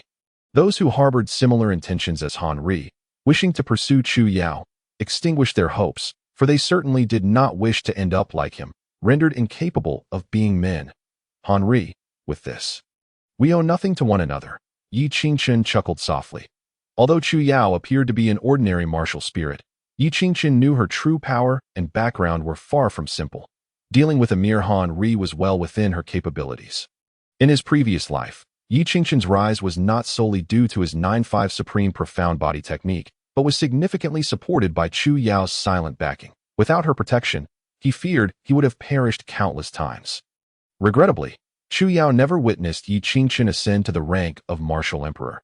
This remained the greatest regret in Yi Qingchen's heart. Thus, in this lifetime, he would not allow the same regrets to resurface. Under the awed gazes of numerous disciples and elders, Yi Qingchen and Chu Yao departed. After walking a short distance and ensuring no one was around, Chu Yao struck a masterly pose and inquired, "Yi Qingchen, enlighten me. How did you suddenly grow so strong and awaken your martial spirit?" Though Chu Yao was Yi Qingchen's master, she remained unaware of the secret behind his 9-star heavenly dragon martial spirit. This secret was known only to Yi Qingchen's parents and Tang Shuichenji. As Chu Yao pressed for answers, Yi Qingchen recounted what Yi Tao had told him, omitting the details about the 9-star heavenly dragon martial spirit. Instead claiming it to be the 7-star earth dragon martial spirit. It was not a matter of mistrust towards Chu Yao. Rather, after the lessons learned from his previous life, he understood deeply that possessing the 9-star heavenly dragon martial spirit was not a blessing but a curse. Revealing this to Chu Yao could potentially endanger her further. Only when Yi Qingchen attained the strength for self-preservation would he disclose this secret to her. Upon hearing Yi Qingchen's response, Chu Yao felt genuine happiness for him. This time, Yi Qingchen had truly endured hardships and reaped rewards. Not only had he acquired the 7-star earth dragon martial spirit, but he also possessed the strength of an 8th-level martial apprentice. From now on, who would dare to label Yi Qingchen as a useless waste? Yi Qingchen, having broken through, "What are your future plans?" Chu Yao inquired. Why Yi Qingchen's gaze gradually fell upon the distant Qingyun mountain range as he replied, "I intend to venture into the Qingyun mountain range for some training. In his previous life, Tang Shuicheng had not immediately fused with the 9-star heavenly dragon martial spirit after acquiring it. Instead, she had obtained a certain treasure within the Qingyun mountain range that allowed her to master the powers of the heavenly dragon martial spirit. This time, Yi Qingchen aimed to seize the opportunity that belonged to Tang Shuicheng. Chapter 12. Divine Beard Grass. The Qingyun mountain range, steep and perilous, was densely populated with ominous and ferocious beasts lurking in the shadows. In a narrow valley, an imposing and majestic aura erupted continuously. Yi Qingchen's gaze was icy, exuding boundless strength. The power of the 9-5 supreme turning palms surged forth, devastating everything in its path. With a pained howl, he obliterated the head of a pig-headed beast, reducing it to a pulp. After the beast perished, Yi Qingchen did not waste its carcass, instead utilizing the devouring cauldron in his palm to absorb the essence of the beast's flesh and blood. The powerful internal energy roiled within him, causing his muscles and bones to tighten with every passing moment, while his strength steadily climbed, advancing towards the 9th level of martial apprenticeship. The manifestation of internal energy within one's body marked the distinction of a martial apprentice. The strength of a warrior was gauged by the potency of their internal energy. Beyond the 9th level of martial apprenticeship lay the realm of martial masters, where internal energy could be projected outward. representing an entirely different echelon from that of martial apprentices. However, the transition from martial apprentice to martial master was no simple feat once Yi Qingchen had fully absorbed the essence of the beast's flesh and blood. He felt invigorated, his body remarkably refreshed. Having lived 2 lifetimes, he was more familiar with the Qingyan mountain range than anyone else, scanning his surroundings. Yi Qingchen fixed his gaze on a particular direction and swiftly moved forward. Calculating the time, he realized that Tang Xueqing's opportunity would soon emerge in his previous life. After acquiring the 9-star Heavenly Dragon martial spirit, Tang Xueqing had not fully refined it, and instead suffered a backlash. Gravely injuring herself, Tio refined the Heavenly Dragon martial spirit and save her life. She had taken a desperate gamble by entering the Qingyun mountain range, where she unexpectedly discovered a 1,000-year-old divine beard grass. The divine beard grass had the effect of enhancing one's physique and repairing bodily flaws. With its aid, her physical form had fully adapted to the 9-star Heavenly Dragon martial spirit.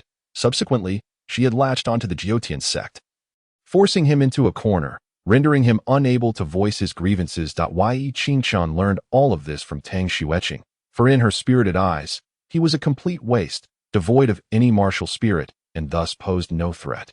Yet, in this new life, Yi Qingchen was determined to return the favor and seize the opportunity intended for Tang Xueqing, swiftly arming himself to grow stronger.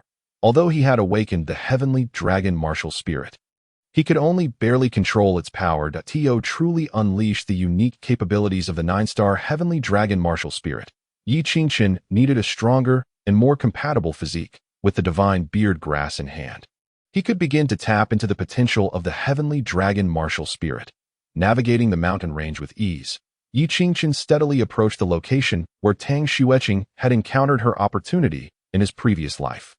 However, as he neared his target, his brows furrowed. He faintly heard a tremendous roaring sound not far ahead, accompanied by the acrid scent of blood wafting through the air. Cautiously, Yi Qingchen crept closer, hiding in the canopy of a tree. Peering down, he discovered 2 massive pythons, one black and one white, battling fiercely in a clearing. They were tearing and colliding with one another, and the surrounding rocks were pulverized beneath their might, while trees toppled in their wake. For the previous martial emperor Yi Qingchen, these 2 monstrous beasts would have been no more than insignificant pests. Yet now, they posed a lethal threat to him. Yi Qingchen was not naive. He understood that taking on 2 formidable pythons at this moment was a daunting task. The strength of these 2 creatures was comparable to that of a 9th-level martial apprentice, mere steps away from the power of a martial master. He even noticed that beneath the 2 pythons, there were yet-to-be formed claws, indicating they were on the verge of transforming into draconic creatures. As he observed the battle between the 2 beasts, a spark of excitement lit up in Yi Qingchen's eyes. Not far from the 2 beasts, a blood-red sprout danced in the wind. It appeared unremarkable, yet Yi Qingchen recognized it as the 1,000-year-old divine beard grass. It became evident that the 2 pythons were fighting over this divine beard grass. With their strength, consuming this plant would allow them to break through to second-tier beasts. Yi Qingchen's anticipation grew. If it were just one python, he would have no chance. But now, with the 2 beasts entangled in battle, the classic saying, when the clam and the snipe fight, the fisherman benefits, came to mind. In his previous life, Tang Xueqing had likely obtained the divine beard grass using this very tactic. However, Yi Qingchen was not impulsive enough to snatch the divine beard grass at this moment. Despite the 2 pythons being locked in a fierce struggle, their primary focus remained on the divine beard grass. Should Yi Qingchen dare to approach it, he would undoubtedly face their combined onslaught. Now, all he could do was wait, biding his time until the 2 colossal pythons were locked in a fierce battle. Reaching a fever pitch, only then could Yi Qingchen seize the opportunity to pilfer the divine beard grass. The clashes between demonic beasts were often brutal, even with their bodies covered in armor-like scales. They sustained numerous wounds from the relentless collisions, blood flowing profusely. The black python was even missing large patches of its scales, exposing its crimson flesh beneath, although the white python was also drenched in blood. Its overall condition was significantly superior, holding the upper hand without question. After exchanging dozens of blows, the black python's venomous fangs were even shattered by the white python, blood continuously oozing from its mouth. Before long, the black python, utterly exhausted and bereft of combat capability, turned to flee. However, the white python, fueled by rage, had no intention of letting its opponent escape. Just as the black python attempted to flee, the white python unleashed a spray of dark green venom that struck the black python with deadly precision. The venom appeared to possess a potent corrosive quality, creating 2 bloody holes in the black python's body. As its speed diminished, the instinctual ferocity of the white python allowed it to quickly close the distance, ensnaring the black python tightly, swiftly constricting its massive form until it was literally torn asunder. In the end, the white python even began to devour the still-breathing black python, devoid of any semblance of mercy. Witnessing this scene, Yi Qingchen shook his head slightly, a flicker of surprise in his eyes. The black python's defeat had been alarmingly swift. It was on the verge of being consumed by the white python, which would allow it to recuperate its injuries and regain strength. The mutual destruction Yi Qingchen had hoped for had not materialized. Instead, he faced an even more formidable adversary. However, the thought of abandoning his pursuit was utterly inconceivable to Yi Qingchen. He concocted a desperate plan to seize the divine beard grass while the white python was preoccupied with its meal, and then make his escape. As long as he returned to the vicinity of Qingyun's sect, he need not fear retaliation from the white python. Without hesitation, Yi Qingchen observed the white python becoming increasingly engrossed in its feast and began to stealthily approach the location of the divine beard grass. Before long, Yi Qingchen found himself mere 3 meters away from the divine beard grass, within arm's reach of claiming it. Yet, he dared not act immediately, for the white python had just consumed half of the black python's body and was now fixated on Yi Qingchen's direction. That icy gaze sent alarm bells ringing in Yi Qingchen's mind. Had his presence been detected? Chapter 13. The wrathful consumption of divine beard grass, sensing the cold, murderous intent emanating from the white python's gaze. Yi Qingchen had no time for hesitation. He swiftly grasped the root of the divine beard grass, uprooting it entirely, leaves and all. There was no time to stow it away. After securing the divine beard grass, he turned on his heel and fled. There was no other choice. Fortune favored the bold at this moment. To relinquish his prize would mean losing all chance, as the white python would likely consume the divine beard grass without hesitation. Although this action might provoke the white python's wrath, it was still preferable to losing both himself and the divine beard grass. Thud, thud, thud. Yi Qingchen channeled his internal energy, his legs bursting forth with immense power, propelling him rapidly into the depths of the Qingyun Mountains. The white python, enraged at Yi Qingchen's audacity to steal the divine beard grass before its very eyes, abandoned its remaining meal and gave chase. Furious in no time, Yi Qingchen felt a powerful gust of wind approaching from behind. Drawing upon his instincts as a martial emperor, he instinctively crouched down at that very moment. A massive tail, as thick as a barrel, swept horizontally toward him. With a resounding crack, a tree trunk capable of being embraced by 3 individuals splintered under the force of the white python's tail. Yi Qingchen's heart raced at the sight. Had he been the target of that strike, he would undoubtedly have suffered grievous injuries. That tail possessed a force akin to 1,000 pounds. Supreme heavenly palm, seizing the opportunity while the white python was still recovering from its tail strike. Yi Qingchen raised his hand and delivered a powerful blow. With a loud clap, his palm struck the white python, igniting a shower of sparks. Yet, the white python bore no mark from the impact. Its scales were as resilient as steel. With his initial attack failing, Yi Qingchen chose not to linger in battle with the white python. Instead, he leaped onto a nearby tree branch, using the trees to navigate swiftly. The enormous python, unable to fly, was no match for Yi Qingchen's agility among the branches. The white python watched Yi Qingchen darting between trees, its determination unwavering. The divine beard grass represented its hope for breaking through to the second tier of demonic beasts. And it would not relinquish it lightly. It pursued relentlessly on the ground, repeatedly striking the trees with its tail point one by one. The trees succumbed to the white python's onslaught, disrupting Yi Qingchen's escape rhythm. A deep trench marked its path. With every tree it passed snapped into in a relentless chase. 1 man and 1 python traversed the Qingyun Mountains, and as dusk approached, Yi Qingchen could distinctly sense the murderous intent intensifying behind him. This creature was relentless. Yi Qingchen cursed under his breath, astonished at the white python's tenacity. After such a prolonged pursuit, it showed no signs of giving up. Even Yi Qingchen was left breathless from the day's exertions. Aware that the night would render him even more vulnerable, he understood that the white python was unaffected by the darkness, relying not on sight alone for its perception. That in contrast, Yi Qingquan remained a martial apprentice. Essentially stronger than an average person, but still dependent on his senses. As night fell, the Qingyun Mountains were engulfed in darkness, obstructing his vision. The white python could be lurking nearby, making it nearly impossible to detect. You pursue me relentlessly, beast. If that's the case, I shall consume the divine beard grass now, and then slowly deal with you.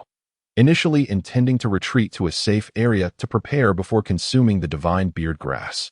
The current situation left Yi Qingquan with no such luxury that he retrieved the divine beard grass from his pocket, not swallowing it outright, but using the swallowing heaven divine cauldron to absorb it. Harnessing such a treasure through the swallowing heaven divine cauldron was far more effective than direct consumption. The divine beard grass was a vibrant green, reminiscent of a dragon's whisker. He pressed the cauldron onto the divine beard grass. He felt a surge of scorching power coursing through him. That moment, a roar echoed from behind, signaling that the white python had detected Yi Qingquan's actions and was now even more enraged. Yet, Yi Qingquan had no time to be concerned. As the divine beard grass entered his body, he felt as light as a swallow, every inch of his being enveloped in unparalleled comfort.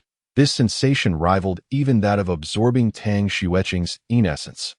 A warm current surged throughout him, and his strength soared dramatically. Yi Qingquan's astonishment, he gradually sensed the 9-star heavenly dragon martial soul pulsating within him, as if some terrifying and precious power was awakening. As darkness enveloped the land, the divine beard grass was fully absorbed under the influence of the swallowing heaven divine cauldron. In such a brief span, his cultivation reached the pinnacle of the 8th level of martial apprentices. Although he had not yet attained the 9th level, the changes were monumental. Most significantly, he felt his heavenly dragon martial soul awakening a fearsome new ability. The multitude of transformations compelled Yi Qingquan to cease his flight. Halting in his tracks to unleash a powerful strike, the supreme heavenly palm descended, shattering a tree trunk into 5 segments with terrifying might. Watching this unfold, a smile crept onto Yi Qingquan's lips. He fixed his gaze on the approaching white python, sneering as he declared, "Come forth, beast. This time, I fear you not." The dark green eyes of the white python glowed like massive lanterns in the night. Upon catching up to Yi Qingquan, it first utilized the force of its tail to propel its massive body upward, then opened its cavernous mouth in an attempt to swallow him whole.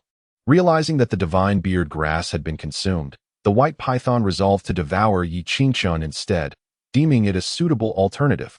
As the white python lunged, Yi Qingquan executed a powerful palm strike. The supreme heavenly palm collided with the white python's fangs, producing a sharp crack as one of its venomous fangs was shattered, sending the creature crashing to the ground and creating a small crater. Yi Qingquan, perched upon a tree, observed the white python rise swiftly despite the loss of a fang, its mouth dripping blood, adding to its terrifying presence. The supreme heavenly palm, characterized by its immense force and directness, showcased Yi Qingquan's strength to its fullest. This technique had served him well in his previous life, a lethal weapon against martial emperors. Despite having lost a fang, the white python did not relent. Once it steadied itself, it coiled around the tree trunk and surged toward Yi Qingquan with even greater speed, leaving behind a blur in its wake. The scales it brushed against stripped the bark from the trees. "Foolish beast," Yi Qingquan exclaimed. Witnessing the unfolding scenario, he unleashed another palm strike. But this time, he aimed at the tree trunk. With a sharp crack, the trunk splintered, and Yi Qingquan had anticipated this moment, leaping onto another branch. However, the white python had clearly not foreseen this turn of events, and its body rapidly plummeted to the ground once more. Yi Qingquan seized the opportunity, leaping down and landing heavily upon the white python's head. Chapter 14. A Breakthrough, Martial Apprentice 9th Level. The white python emitted a piercing shriek. Although the scales atop its head remained unscathed, its skull bore several deep fissures, had it not been for the robust constitution of the beast. A single kick from Yi Qingquan might have been sufficient to end its life. Following this successful strike, Yi Qingquan propelled himself away on one leg, creating distance between them. The white python, once again erect, seethed with an intense hatred for Yi Qingquan. The injury atop its head, even for a formidable creature, was intolerable in the moment that it had begun to realize that Yi Qingquan having consumed the divine whiskergrass, was no longer an easy adversary to overcome. Yet, the white python was unwilling to relinquish the divine whiskergrass. It sought to devour Yi Qingchun in order to ascend to the rank of a second-tier beast. Suddenly, the white python launched another attack, coiling its long body like a massive spring. Its upper body lunged forward violently, mouth agape in a gaping MAWT that moment. The remaining venomous fang ejected a stream of dark green poison, exuding a nauseating stench. Sensing the imminent danger descending upon him, Yi Qingchun dared not confront it head-on and swiftly dodged. The toxic liquid grazed his shoulder before splattering onto a tree trunk behind him, instantly corroding it to splinters. Simultaneously, the python's gaping mouth lunged toward Yi Qingchun. Witnessing this scene, a flicker of astonishment ignited in his eyes as a golden dragon illusion surged forth from his body. He raised his elbow and delivered a powerful strike to the python's jaw. The elbow joint, being the hardest part of the human body, surpassed the strength of a fist by the time the white python sensed the impending danger. It was already too late. With a sickening crack, Yi Qingchun's elbow shattered the python's jawbone. Though its scales were akin to iron, the flesh within its mouth was exceedingly tender. The white python let out a wretched cry as it crashed heavily to the ground, its jaw hanging askew, presenting a most pitiful sight. Yet, it did not cease its assault. Instead, it viciously whipped its massive body. With a resounding thud, Yi Qingchun was struck by the python's tail, causing his internal organs to jolt painfully. Had he not ingested the divine whiskergrass, this blow would have surely shattered his bones. The white python shrieked in agony, dragging its battered body once more toward Yi Qingchun as it rolled its colossal form. Everything in its path was reduced to rubble. A fierce glint flashed in Yi Qingchun's eyes. Empowered by the might of his martial soul, he conjured the 9-5 Supreme Palm once again. This time, he unleashed the full force of the 9-star celestial dragon martial soul, causing his presence to surge more than twofold. The strike resembled a cannonball, crashing into the python's steel-like form, causing its flesh to rend and blood to splatter. Blood sprayed onto Yi Qingchun, transforming him into a veritable blood-soaked figure. In that moment, the white python finally exhibited a look of terror. It immediately concealed its battered body in the shadows, preparing to flee. Had this occurred previously, Yi Qingchun would have been powerless to prevent its escape, for he had not yet fully honed his perception of the surrounding environment in the darkness. However, the situation had changed. After consuming the divine whiskergrass, the 9-star celestial dragon martial soul had awakened certain abilities. This martial soul granted Yi Qingchun formidable perceptive power, allowing him to sense his surroundings even in the most adverse conditions. Of course, this was merely the foundation, scarcely worth mentioning. Beast, you shall not escape. With the tides of offense and defense shifting, Yi Qingchun detected the direction in which the white python attempted to flee and immediately pursued. The python, seeking to hasten its escape, found itself confronted by the dragon illusion entwined around Yi Qingchun. Its eyes suddenly ablaze with golden light. A terrifying pressure enveloped the white python, causing its blood to congeal as if it were trapped in a millennia-old ice cave. The creature, once desperately fleeing, found even the slightest movement to be an insurmountable challenge. This was the awakened power of Yi Qingchun's martial soul after consuming the divine whiskergrass, dragon might. The earth bear could harness the power of the earth. The water serpent martial soul enabled stealth, but the 9-star celestial dragon martial soul bestowed upon Yi Qingchun the fearsome aura of a dragon. Under the pressure of true dragon might, all beastkind would be suppressed at the very essence of their bloodlines. Yi Qingchun speculated that in a previous life, Tang Xueqing must have experienced a similar fate. Under the watchful eyes of the white python, she had stolen the divine whiskergrass, only to be pursued and forced to consume it, merging with the celestial dragon martial soul while awakening her own dragon might. Ultimately, she had escaped through this very ability. But as for Yi Qingchun, he relentlessly pursued. The wounded white python, under the intimidation of the dragon might, struggled to move even an inch. Seizing the opportunity, Yi Qingchun mounted the creature's head. The 9-5 Supreme Palm and elbow strikes rained down relentlessly. After an unknown number of blows, the python's iron-like scales were reduced to a bloody pulp, its head resembling a shattered water vessel. Revealing a gaping hole as the dragon illusion dissipated, the presence of the white python was utterly extinguished. Yi Qingchun gasped slightly, realizing that the white python was but a hair's breadth away from becoming a second-tier beast. To contend with such a foe, he had nearly exhausted all the means at his disposal. Once the battle concluded, Yi Qingqian felt his bones and flesh ache, fatigue weighing heavily upon him. Yet, bolstered by the indomitable will of a former martial emperor, he refrained from resting. Despite the perilous nature of the encounter, he had obtained the complete body of the white python. Such a powerful beast's physique was precisely what Yi Qingqian needed, a tool to restore his vitality and enhance his cultivation. With this thought, a joyful smile graced Yi Qingqian's lips as he pressed the devouring heaven-divine cauldron against the python's body. The white python was a treasure trove in itself, especially its rich essence of blood and energy, which could be likened to a potent restorative.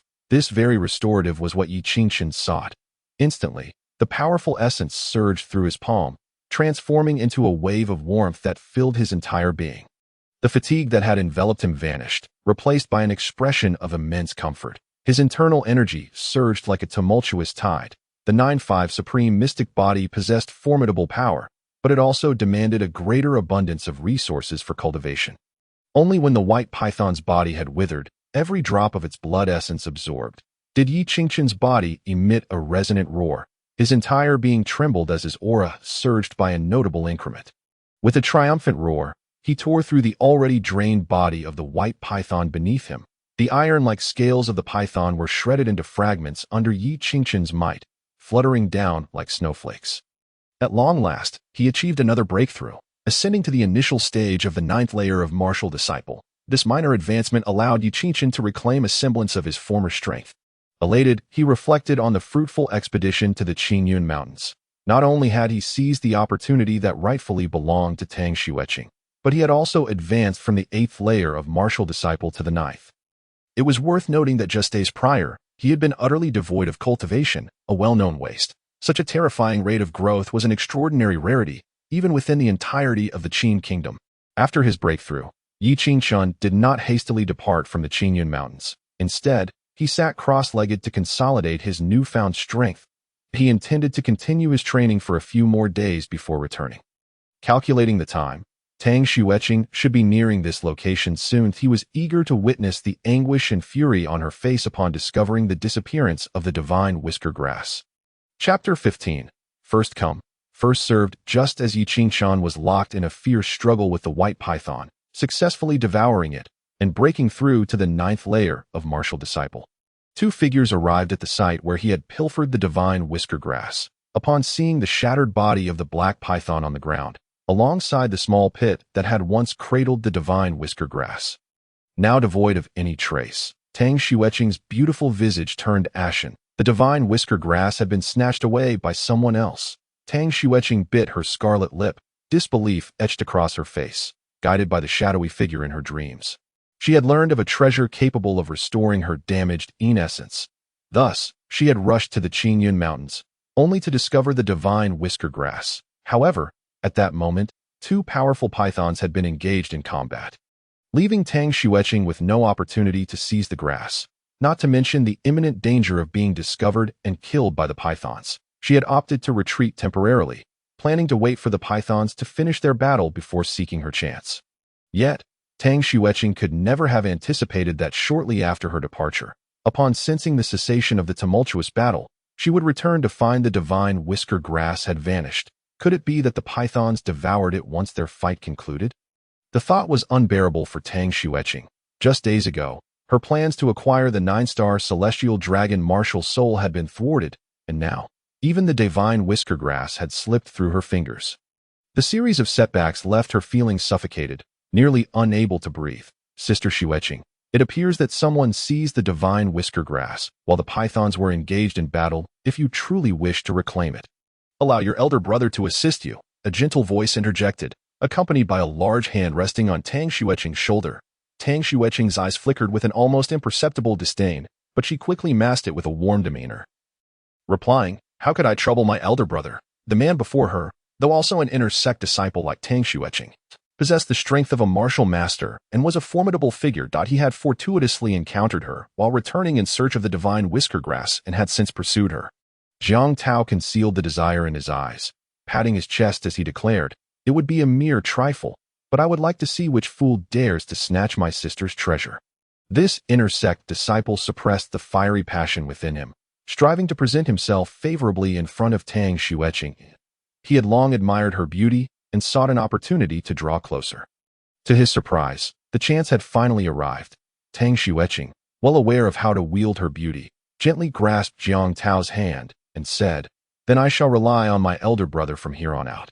Upon witnessing such a pitiable visage, Jiang Tao's heart ignited with fervor, prompting him to hastily procure a fragrant stick and ignite it that moment. The soul-chasing incense, guided by the direction of the dispersing smoke, would surely lead us to the scoundrel who pilfered the divine beard herb.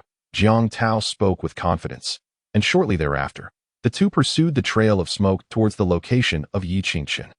On the outskirts of the Qingyun mountain range, a figure gracefully navigated through the dense foliage. Tall and striking, his visage resembled that of a jade statue, exuding an undeniable charm. The muscles concealed beneath his white garments were as solid as steel.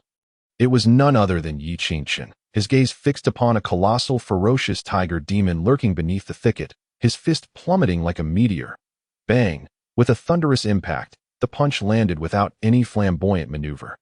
Merely a raw explosion of power, the ferocious tiger demon let out a wretched howl, its skull shattered into fragments, meeting its demise on the spot.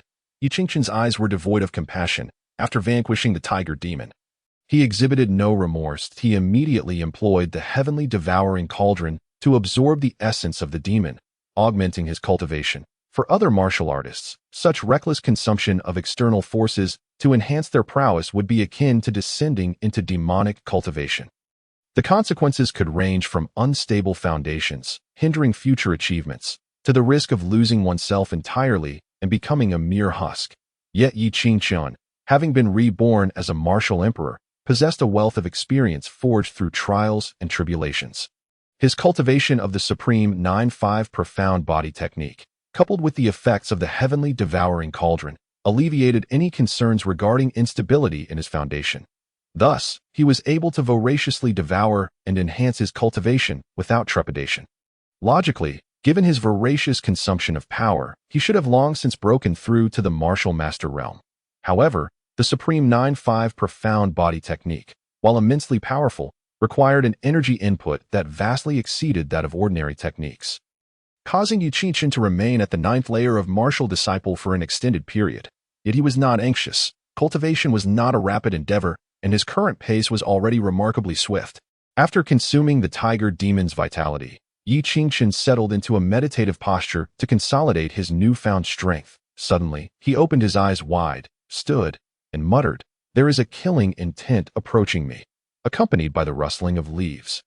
Jiang Tao and Tang Xueqing emerged from the thicket. Upon spotting Yi Qingchen, their expressions shifted from elation to icy coldness. Tang Xueqing clenched her delicate fist, her teeth gritted as she glared at Yi Qingchen, exclaiming, "How dare you, you worthless wretch!" Yi Qingchen, unfazed by encountering Tang Xueqing, chuckled softly. "Ah, what a surprise! You've managed to deceive yet another man so swiftly. I must commend your skills." Tang Xueqing's face turned a shade darker. While Jiang Tao seized the moment to press for answers, "Yi Qingchen, did you steal the divine beard herb from junior sister Xueqing?" Guided by the soul-chasing incense, Jiang Tao was nearly certain that Yi Qingchen was the thief. Under questioning, Yi Qingchen's expression suddenly turned frigid as he fixed his gaze on Jiang Tao. "What did you just call me?" "Yi Qingchen, is there a problem?" Jiang Tao replied, perplexed that Yi Qingchen let out a cold laugh, suddenly propelling himself forward with a single powerful kick, sending dirt flying. In an instant, he closed the distance to Jiang Tao. A palm struck down. Smack! Jiang Tao, caught off guard by Yi Qingchen's sudden assault, was struck hard across the face, his body tilting precariously. "I won't hold it against you for calling me Yi Qingchen behind my back, but before me, you shall address me as young master." After slapping Jiang Tao, Yi Qingchen swiftly retreated. Furthermore, the divine beard herb grows in the Qingyun mountain range. It belongs to the capable. When did it become the possession of that wretched woman? Now, as a 9th layer martial disciple, he found himself with power to spare. Facing those of equal standing posed no threat, and those too powerful would be utterly crushed. Jiang Tao, who had just broken through to martial master, was the most fitting opponent. Thus Yi Qingchen showed no hesitation in provoking him. This strike not only landed on Jiang Tao's face, but also trampled his dignity. Jiang Tao's eyes widened in fury, his teeth clenched as he spat. Yi Qingchun, you shall pay for this. Tang Xueqing gazed at Yi Qingchun, her eyes wide with shock. She was astounded that in just a few days, Yi Qingchun's strength had become even more formidable. That last blow, while aided by Jiang Tao's lack of preparedness, showcased Yi Qingchun's ability to ambush a martial master with his martial disciple prowess, a clear indication of his extraordinary growth. Indeed, I am deserving of death. But regrettably, you lack the capability to slay me. Chapter 16. A fight to the death. Yi Qingchun was keenly aware of the ill intentions harbored by the two, and thus, he offered no courtesy. Tang Xueqing stepped forward, demanding, Yi Qingchun, where is the divine beard herb? Hand it over, and I will ensure that senior brother Jiang Tao allows you to depart unharmed. Why Yi Qingchun possessed the 9-star heavenly dragon martial soul. This secret was one she wished to keep from others, particularly from the possibility of Yi Qingchun's demise, for if Yi Qingchun were to perish, her own chances would evaporate. The divine beard herb?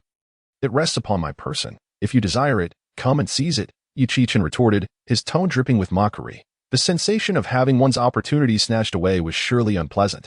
Tang Xueqing struggled to comprehend why the chance she had dreamed of had fallen into Yi Qingchun's hands. She turned to Jiang Tao, senior brother, the divine beard herb has indeed been stolen by him. What shall we do? Seeing Tang Xueqing's pitiable demeanor, Jiang Tao felt a surge of irrationality. He stepped forward. A fierce glint in his eyes as he declared, Yi Qingchun, what do you have to fight over with a woman? Quickly return the divine beard herb to junior sister Xueqing. It would be a show of manhood. Being the son of the sect leader, Jiang Tao harbored some reservations. Yet Yi Qingchun remained unrestrained, displaying an impatient expression. If you want it, then take it. Are you not a man? You fool who lets a woman control the reins. Do you know how to do anything other than spout hot air? Jiang Tao, exasperated, glanced at the alluring Tang Xueqing and gritted his teeth. That I will risk it all. So what if he is the son of the sect leader? Here in the Qingyun mountain range, it is just the three of us. If I eliminate Yi Qingchun, Tang Xueqing will not dare to speak of it. Even if the sect leader flies into a rage, he will not trace it back to me. Why Yi Qingchun, since you seek death, do not blame me. Jiang Tao bellowed, his right leg striking out like a whip, his formidable inner strength surging like a whirlwind towards Yi Qingchun. Upon witnessing this, Yi Qingchun's battle spirit ignited. The physical prowess of a martial master was far beyond that of a martial disciple. Yet today, Yi Qingchun resolved to defy the odds and slay a martial master with his martial disciple body. With a mighty roar, Yi Qingchun unleashed a palm strike, the power of the supreme 9-5 revolving palm erupting as it collided fiercely with Jiang Tao's leg. The shockwave from the clash generated a massive whirlwind, dispersing in all directions. At this juncture, Yi Qingchun had attained the 9th layer of martial disciple, his strength incomparable. The tremendous impact sent Yi Qingchun reeling, his body trembling. Jiang Tao's brow furrowed. Yi Qingchun's palm strike had left his leg tingling. Despite being merely a martial disciple, Yi Qingchun gave him the impression of facing a peer in the martial master realm, an utterly baffling situation. How could Yi Qingchun, known as the sect's notorious waste, have suddenly grown so powerful? Jiang Tao was astonished, his eyes brimming with murderous intent. He understood that a feud had been forged today. If Yi Qingchun were to return to the Qingyun sect, his status as young master would ensure that Jiang Tao would face dire consequences. Meanwhile, Yi Qingchun pondered internally. My supreme 9-5 revolving palm can easily obliterate beast equivalent to the 9th layer of martial disciple. Yet it barely leaves a mark on Jiang Tao. It appears today will be a battle to the death. Among those present, it was Tang Xueqing who felt the most astonished. Only she was aware that Yi Qingchun was not a waste, but an unparalleled prodigy endowed with the 9-star heavenly dragon martial soul. Just a few days had passed since that night Yi Qingchun awakened his martial soul, and he had transformed from a powerless waste into someone capable of contending with a martial master. Truly terrifying. This only intensified Tang Xueqing's desire to seize Yi Qingchun's martial soul. Why Yi Qingchun, you must possess a treasure bestowed by the sect leader to rival me. Surrender both the treasure and the divine beard herb, and I may spare your life. Jiang Tao's eyes gleamed with avarice. Why Yi Qingchun disdainfully curled his lip. Desire it. You lack the strength to claim it. Arrogant. Jiang Tao, seeing that persuasion had failed, launched another assault. He leapt into the air, his legs intertwining as he aimed a kick at Yi Qingchun. Witnessing this, Yi Qingchun dared not underestimate the threat, unleashing yet another 9-5 supreme revolving palm. He possessed many martial techniques, Yet the most as Jiang Tao surged forward once more, Yi Qichen skillfully employed his extraordinary agility, leveraging his realm to execute a series of bewildering maneuvers while countering with relentless palm strikes. The internal energies intertwined, resonating through the dense forest with thunderous echoes reminiscent of war drums. Tang Xueqing observed with furrowed brows, a sense of unease creeping into her heart, despite Jiang Tao's superior cultivation. His combat experience paled in comparison to Yi Qingchen's. Although he possessed a marginally stronger internal force, he found himself utterly helpless against Yi Qingchen, failing to inflict any damage despite multiple attempts. Instead, Yi Qingchen, utilizing his uncanny agility and martial prowess, had managed to deplete a significant portion of Jiang Tao's internal energy, leaving him breathless and evidently weakened. In contrast, Yi Qingchen, despite appearing somewhat beleaguered, radiated vitality. Showing no signs of exhaustion in his internal energy, it surged within him like a tempestuous sea, not only formidable, but also remarkably abundant. With every skirmish, Jiang Tao's trepidation grew, his anxiety intensifying as he witnessed Yi Qingchen's escalating vigor. Little did he know that although Yi Qingchen was merely a martial apprentice, his mastery of the supreme 9-5 overturning palm was among the most elite martial arts techniques. The resources expended for his breakthrough were substantial. Yet his foundation was exceptionally robust.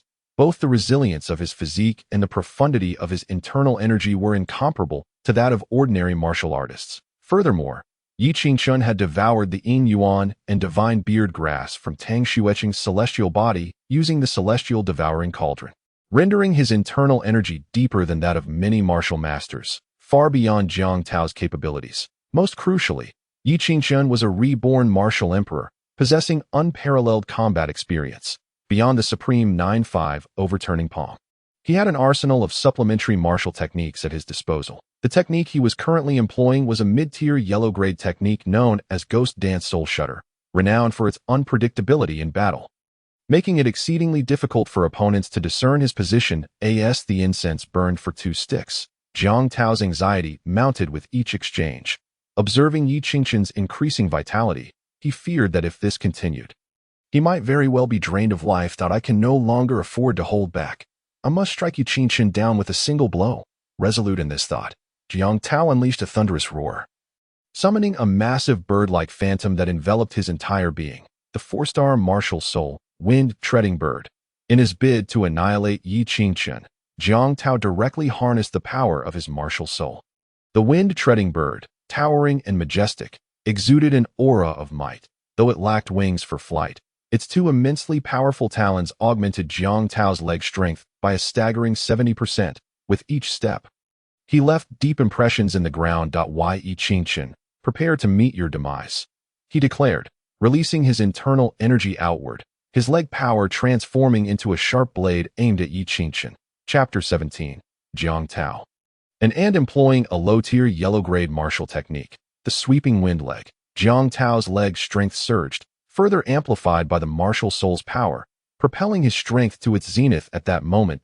As a martial master, he unleashed his internal energy. Wherever the wind from his legs passed, trees fell as if cleaved by an axe. Yi Qingchen, you are but a trivial martial apprentice. You cannot withstand my earth-shattering strike. Jiang Tao sneered, brimming with confidence. Yi Qingchen's eyes ignited with a fiery battle intent. What of being a martial apprentice? Today, I, Yi Qingchen, shall slay a martial master. With a resounding boom, Yi Qingchen too erupted with the power of his martial soul. The phantom of the celestial dragon enveloped him, unleashing the full force of his 9-star martial soul, the terrifying dragon's might causing all creatures within a 10-mile radius to flee in panic. In that instant, Yi Qingchen's strength reached its apex. His internal energy surged forth like a flood, converging upon his palm as he struck downward against the oncoming wind blade with a resounding crack. Yi Qingchen's palm glowed with golden radiance, shattering the wind blade that approached him. The dissipating internal energy ricocheted outward, leaving deep furrows in the ground. How can this be? Jiang Tao exclaimed in disbelief. I activated my martial soul's power. How could you possibly withstand it? He was a martial master, and to eliminate Yi Qingchen, he had even utilized the might of his martial soul. Yet, not only did he fail to defeat Yi Qingchen, but he had also been met with a counterattack that shattered his own externalized energy, Only Tang Xueqing gazed on with admiration and excitement. Is this the power of the nine-star celestial dragon martial soul?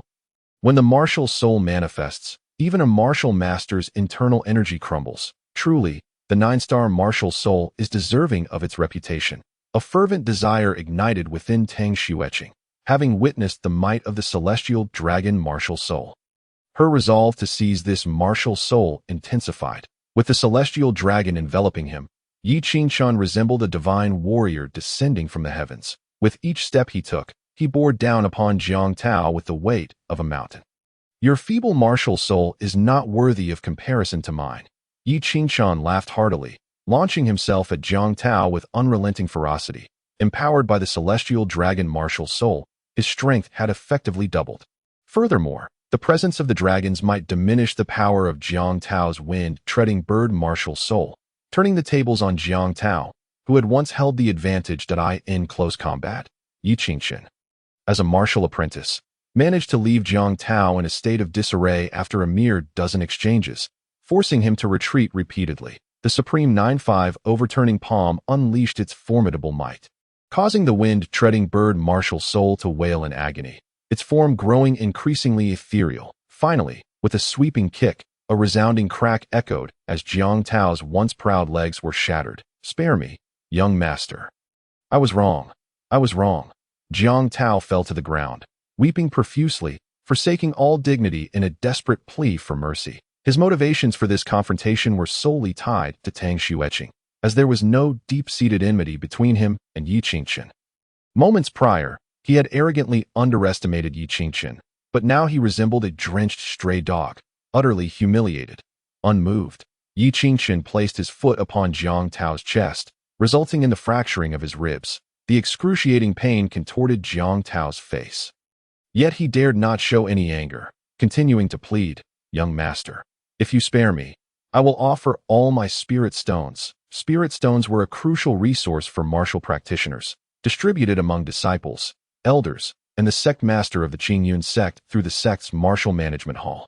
The quantity received varied based on one's rank. "Killing you will yield me the same spirit stones," Yi Qingquan replied with a chilling smile, dismissing Jiang Tao's pleas entirely, under the gaze of Jiang Tao's fearful eyes. Yi Qingquan delivered another supreme 9-5 overturning palm. With a resounding thud, Jiang Tao's head exploded like a watermelon, meeting a death beyond resurrection. After slaying Jiang Tao, Yi Qingquan felt little emotional upheaval. He turned to where Tang Xueqing had been, only to discover that she had long since fled. Having sensed the perilous turn of events, footprints remained on the ground, a testament to her escape. But why Yi Qingquan felt no surprise. In truth, he had no intention of killing Tang Xueqing. The divine beard grass she possessed was merely a trifling matter. In the future, greater opportunities awaited her, some of which could only be unlocked by her unique embodied. Yi Qingquan aimed to strip Tang Xueqing of all her intrinsic value, leaving her in utter ruin before delivering the final blow. After thoroughly searching Jiang Tao's belongings, he found only a handful of spirit stones. This did not astonish him, although Jiang Tao was an inner disciple and a martial master. His elevated level of cultivation meant a greater demand for resources. Retaining even a few spirit stones was indeed rare. Having accomplished his objectives, Yi Qingquan made no plans to linger in the Qingyun Mountains. The area was fraught with peril, even harboring formidable beasts akin to martial spirits. With the goal of obtaining the divine beard grass fulfilled, Yi Qingquan swiftly made his way toward the Qingyun sect. His journey had borne significant fruit, not only acquiring the divine beard grass but also elevating his cultivation to the 9th level of martial apprenticeship, with only one final step remaining to break through to martial master. Qingyun sect at dawn.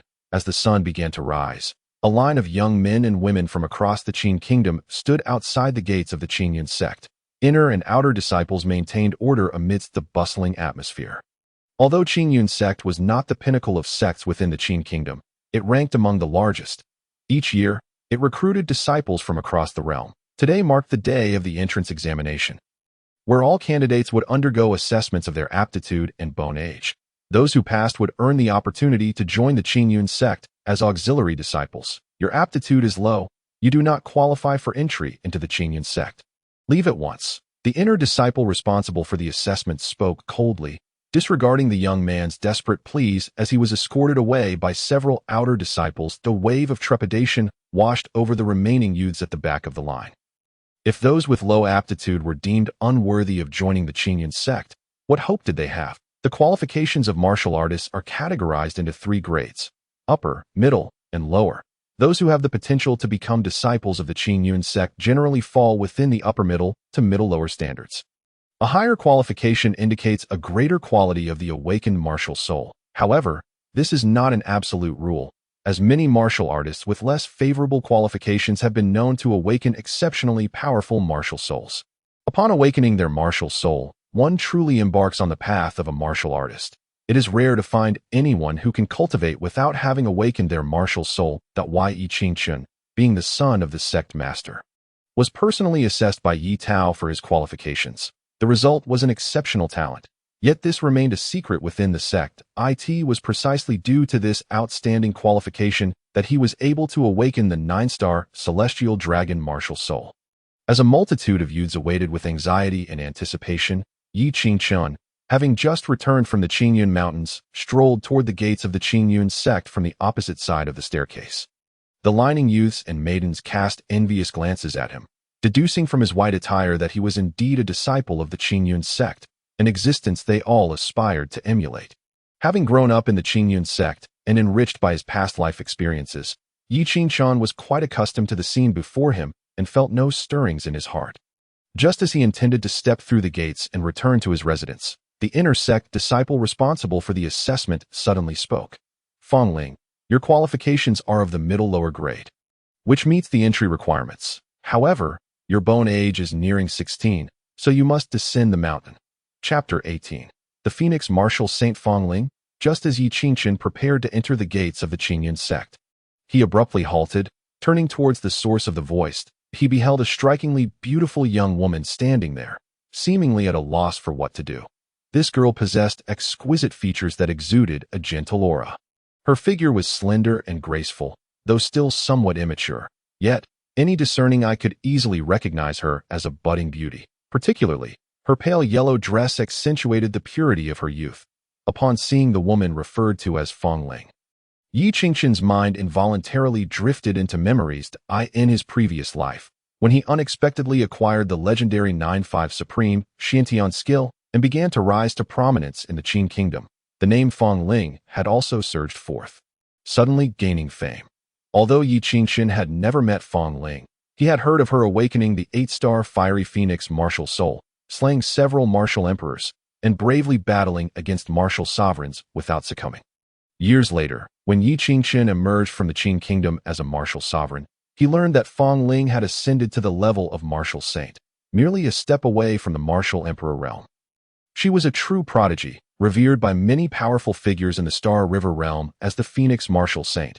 Her qualifications were rare throughout history. Unfortunately, during her breakthrough to the martial emperor realm, she was betrayed by her allies. Several martial emperors ambushed her, leading to her tragic demise. Yi Qingchun understood Fongling's plight, as one of her assailants was the heavenly Yin Empress, now known as Tang Xueqing. How could such a promising talent, destined for greatness, be deemed merely of middle-lower qualifications? Regardless of the circumstances, he could not allow her to leave if he could forge a connection with Fongling.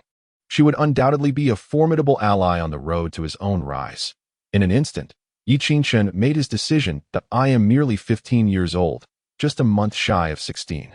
Why should I not be allowed to join the Qingyun sect? The girl named Fongling, with tears glistening in her eyes, voiced her objections. The inner sect disciple frowned, taken aback that such a young girl dared to challenge his decision.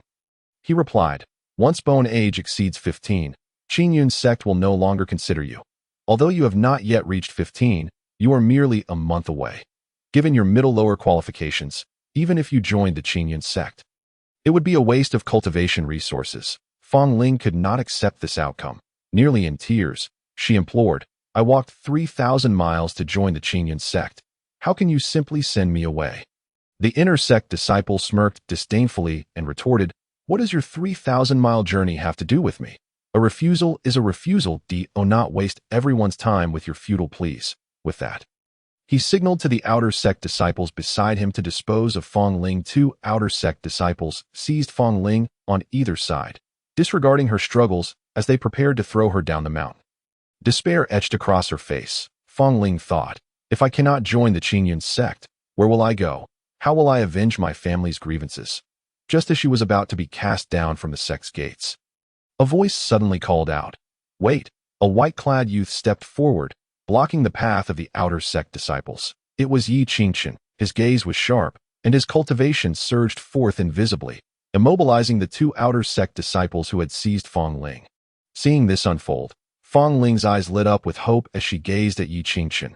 Who dares to cause trouble here? The inner sect disciple in charge of the assessment stood, slamming his hand on the table. No matter who you are, anyone who disrupts the disciple assessment will face dire consequences. The two outer sect disciples clearly did not recognize Yi Qingchen. Following the orders of the inner sect disciple, they immediately swung their fists at him, intending to eliminate him on the spot. Witnessing this, Fong Ling's face paled. She did not want anyone to be harmed because of her. However, Yi Qingchen displayed a disdainful expression. Even Zhang Tao, a martial master, was no match for him, let alone these two outer sect disciples. With a flash of cold light, the two outer sect disciples did not even see Yi Qingchen's move before they felt a sharp pain in their abdomens, as though all their strength had been drained, collapsing to the ground. This sight left Fong Ling wide-eyed and caused the queue of youths and maidens to stare in unison. The inner sect disciple overseeing the assessment was furious. He had never witnessed such chaos during the disciple recruitment ceremony. You are audacious. Which peak are you from? Daring to cause trouble and seek death. Yi Qingchen shielded Fong Ling behind him, facing the inner sect disciple who did not recognize him, and retorted. Those with upper-middle qualifications under the age of 16 have the opportunity to join the Qingyun sect for further assessment, but on what grounds do you deny her entry? You little inner sect disciple dare to defy the sect rules. Yi Qingchen stood resolutely, asserting his position. The inner sect disciple's expression shifted slightly, but quickly returned to normal as he replied, "Who are you?" "I, Zhang Luo, as an inner sect disciple of the Qingyun sect, must consider the sect's interests. Fong Ling is nearing 16. She is not qualified to join the Qingyun sect, and whether I am violating the sect rules is not for you to judge." Zhang Luo's gaze was resolute. He was determined to expel Fong Ling from the mountain. This was not without reason. When Zhang Luo was assigned the task of assessing disciples, he had received a prior warning. If a girl named Fong Ling arrived at the Qingyun sect, she must not be allowed to join. Upon completion of this task, Zhang Luo would receive a modest reward of spirit stones. I am the son of the sect master, Yi Qingchen of the Qingyun sect. Yi Qingchen declared his identity, applying pressure on Zhang Luo. His reputation, whether for good or ill, would forever be overshadowed by his status as the sect's young master. No matter the time, it remained a formidable banner. Upon hearing this, the aspiring youths and maidens gazed at Yi Qingchen with newfound respect. Unfamiliar with the inner workings of the Qingyun sect, they naturally perceived the young master as an impressive figure. Even Fong Ling stared at Yi Qingchen in astonishment, not expecting to draw the attention of the sect's young master. Her emotions became quite complex as she looked at the only man willing to speak on her behalf. The icy wall she had erected around her heart began to show signs of thawing. "What? You are Yi Qingchen?" Zhang Luo's eyes widened in disbelief. He was merely an ordinary inner sect disciple. Even if Yi Qingchen were deemed useless, he was still the young master. Zhang Luo, with his lack of background, could not afford to provoke him.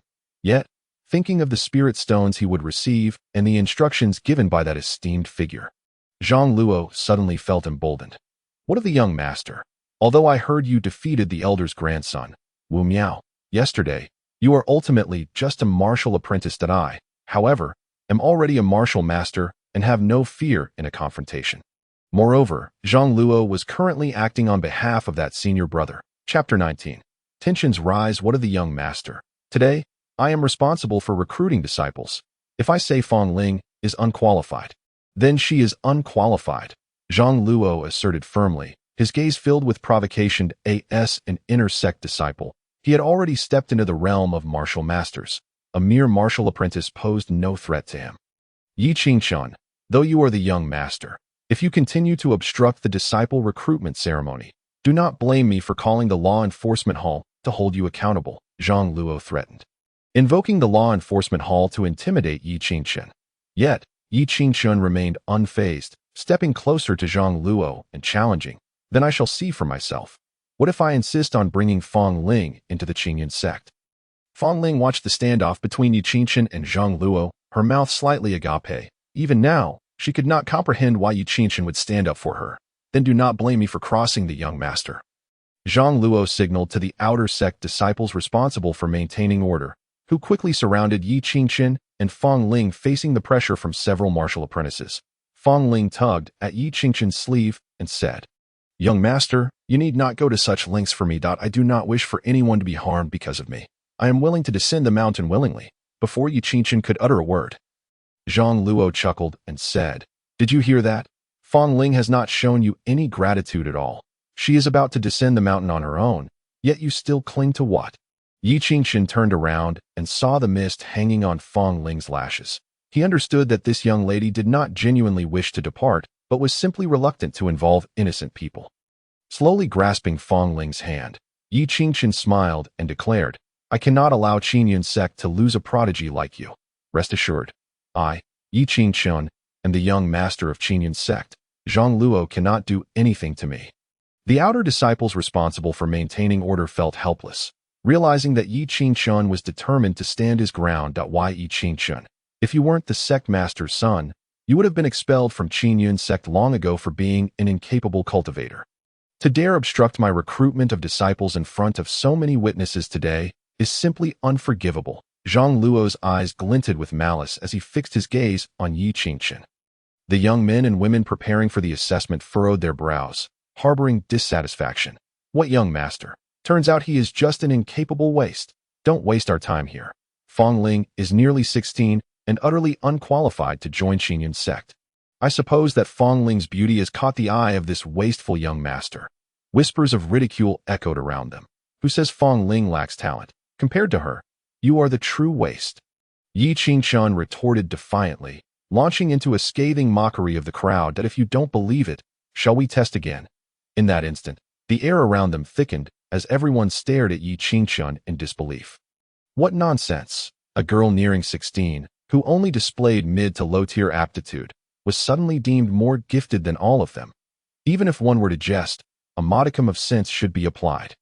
Was Yi Qingchen insane? Fong Ling merely had mid to low-tier aptitude, while the weakest among the outer and inner disciples stood at her level. To curry favor with this woman, the young master had completely lost his dignity. Unlike the astonished outer disciples, Zhang Luo's expression changed dramatically as he angrily exclaimed, "Nonsense! Since you are so protective of Fong Ling, I shall kill her and see how you enter the sect." Zhang Luo seemed genuinely fearful of re-evaluating Fong Ling's aptitude, and in full view of the crowd, he hurled a voice indistinguishable in gender emanated from a distance, revealing a man who slowly emerged from the Qingyun sect. Clad in robes as white as snow, he was undeniably male, yet possessed a beauty surpassing that of many women. His formidable cultivation was released without reservation, causing even Elder Qiu to furrow his brow upon seeing him. "Mei Zhenchuan, you have arrived," Zhang Luo exclaimed, his expression brightening at the sight of the newcomer. The man who had suddenly appeared was Mei Guchen, a direct disciple of the Qingyun sect, although merely a grand martial master in cultivation. His status as a direct disciple granted him a position even higher than that of some elders. In certain extraordinary circumstances, direct disciples had the privilege to partake in sect deliberations. To become a direct disciple, one must be at least a grand martial master. They represented the future pillars of the Qingyun sect. The title of young master was merely nominal, while being a direct disciple was an undeniable position of authority. It was this very Mei Guchen who had intervened to prevent Fong Ling from joining the Qingyun sect. "Mei Guchen, why have you come here instead of secluding yourself for cultivation?" Elder Qiu inquired. His brow slightly knitted, showing no courtesy towards this direct disciple. Zhang Luo approached Mei Guchen, hesitating to speak. Mei Guchen shot him a warning glance, signaling him to refrain from uttering anything inappropriate. He then turned to Fong Ling and said nonchalantly, "The sect's testing stone has been in use for hundreds of years without issue. Why, upon reaching Fong Ling, does it suddenly malfunction? There is no need for a retest. After all, Fong Ling's aptitude is sufficient to pass the initial assessment. Let her enter the Qingyun sect and undergo the second evaluation to awaken her martial soul, shall we?" Zhang Luo's eyes widened in disbelief. Hadn't they just decided to bar Fong Ling from entering the Qingyun sect? How could this now be acceptable? Little did he know, Mei Guqian had been the puppet master behind the scenes, closely monitoring the entire situation, fearing that Zhang Luo might speak out after facing punishment at the law enforcement hall. He had hurried over to ensure Fong Ling would pass the initial assessment, thereby safeguarding Zhang Luo. For Fong Ling passing the initial test, that mattered little, as long as he could sabotage her during the awakening of her martial soul. His goal would still be achieved. Yi Qingqian narrowed his eyes slightly, realizing that Zhang Luo, as an inner disciple, lacked the courage to cheat on his own. There had to be someone behind him instigating such actions. It was evident that Mei Guqian was the orchestrator in his previous life. Fong Ling had risen swiftly, only to fall just as quickly. Yi Qingqian knew little of her past, but it seemed her troubles now were no less than his in the previous life. Elder Qiu displayed hesitation, glancing between Yi Qingqian and Mei Guqian. Finally, he nodded and said, "If that is the case, it spares us the trouble. Let Fong Ling enter and undergo the martial soul awakening test." It was better to avoid complications. With a direct disciple involved, Elder Qiu sensed that the matter was not so simple. He had no desire to be embroiled in a power struggle, so seeing both parties achieve their objectives, he decided to let the matter flow smoothly. Chapter 21. The test. Due to Yi Qingqian's unexpected intervention, Fong Ling, who was initially to be expelled from the Qingyun sect, successfully passed the initial assessment and earned the opportunity to participate in the second evaluation.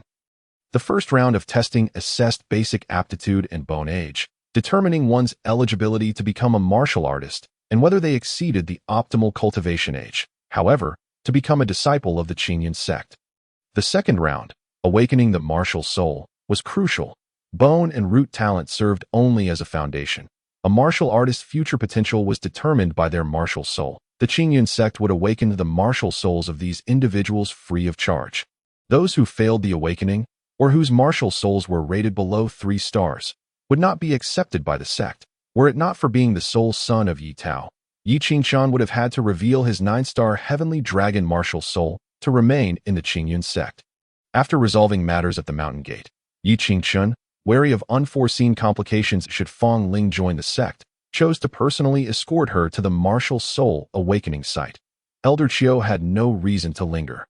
Offering a few parting words before departing, he had to oversee the awakening ceremony for those who passed the initial assessment and had little time to stay. As Yi Qingqian and Elder Qiu departed in succession, Zhang Luo gazed at Mei Guqian with a mixture of fear and anxiety, saying, "Mei Zhenchuan, it was my incompetence that caused this issue. Please punish me." He was filled with trepidation, having failed even the simple task of preventing Fong Ling from joining the Qingyun sect. Such a significant disturbance had even drawn Mei Guqian's personal involvement. Should Mei Guqian hold him accountable, he would be utterly defenseless. Zhang Luo had braced himself to accept punishment, only to be surprised when Mei Guqian chuckled lightly and said, "No worries." No one could have anticipated that the useless Yi Qingqian would suddenly appear to protect Fong Ling. You are not to blame. You will receive every bit of the spirit stones due to you. Zhang Luo's heart warmed at these words that he had prepared himself for punishment. Yet not only was he unscathed, but he would also receive spirit stones. "Thank you, Mei Zhenchuan. From now on, I shall follow your lead," Zhang Luo exclaimed, his eyes brimming with loyalty as he looked at Mei Guqian. Mei Guqian paid no mind to his words. Though Zhang Luo had bungled his task, it was understandable if he were to punish him over this matter, and others were to witness it and spread the word. It would deter anyone from wanting to work with him in the future. Mei Guqian took great pride in his identity as a direct disciple, refusing to allow even the slightest blemish. "That I will entrust the sect manual to others. You shall accompany me to the martial soul square. Even if Yi Qingqian protects her, I will ensure she cannot join the Qingyun sect." The true identity of Fong Ling was something Mei Guqian himself did not fully comprehend. His actions were merely in service to another. What puzzled him most was why Yi Qingqian, a stranger, would suddenly step forward to protect Fong Ling. It was indeed strange. Too strange. On the path leading to the Qingyun sect, Yi Qingqian and Fong Ling walked side by side. "Yi Gongzi, I have never seen you before. Why did you choose to protect me? Had it not been for your intervention, I fear I would never have the chance to join the Qingyun sect." Fong Ling lowered her head slightly to hide her flushed cheeks, fidgeting with her small hands as she anxiously inquired. Yi Qingqian, observing Fong Ling's innocent demeanor, could not help but chuckle softly. Who would have imagined that this blossoming, pure girl would one day become the formidable and feared Qinghuan martial saint? Of course, he could not disclose the truth to Fong Ling with a sly smile. He replied, "Perhaps it is a mysterious connection between prodigies. The moment I laid eyes on you, I sensed your extraordinary nature. Compared to the sect's direct disciples, you are far superior. Thus, as the young master, I could not allow the Qingyun sect to miss out on you." Upon hearing this, Fong Ling fell into deep thought. She did not perceive anything special about herself. In fact, she considered herself a harbinger of disaster. Because of her, her entire family had been annihilated, and her parents had met a tragic end, an indelible pain she could never forget. Yi Gongzi, you say that prodigies can sense one another. Why is it that you can sense me, yet I cannot sense you? Fong Ling gazed at Yi Qingchun with wide eyes, her small face showcasing her confusion.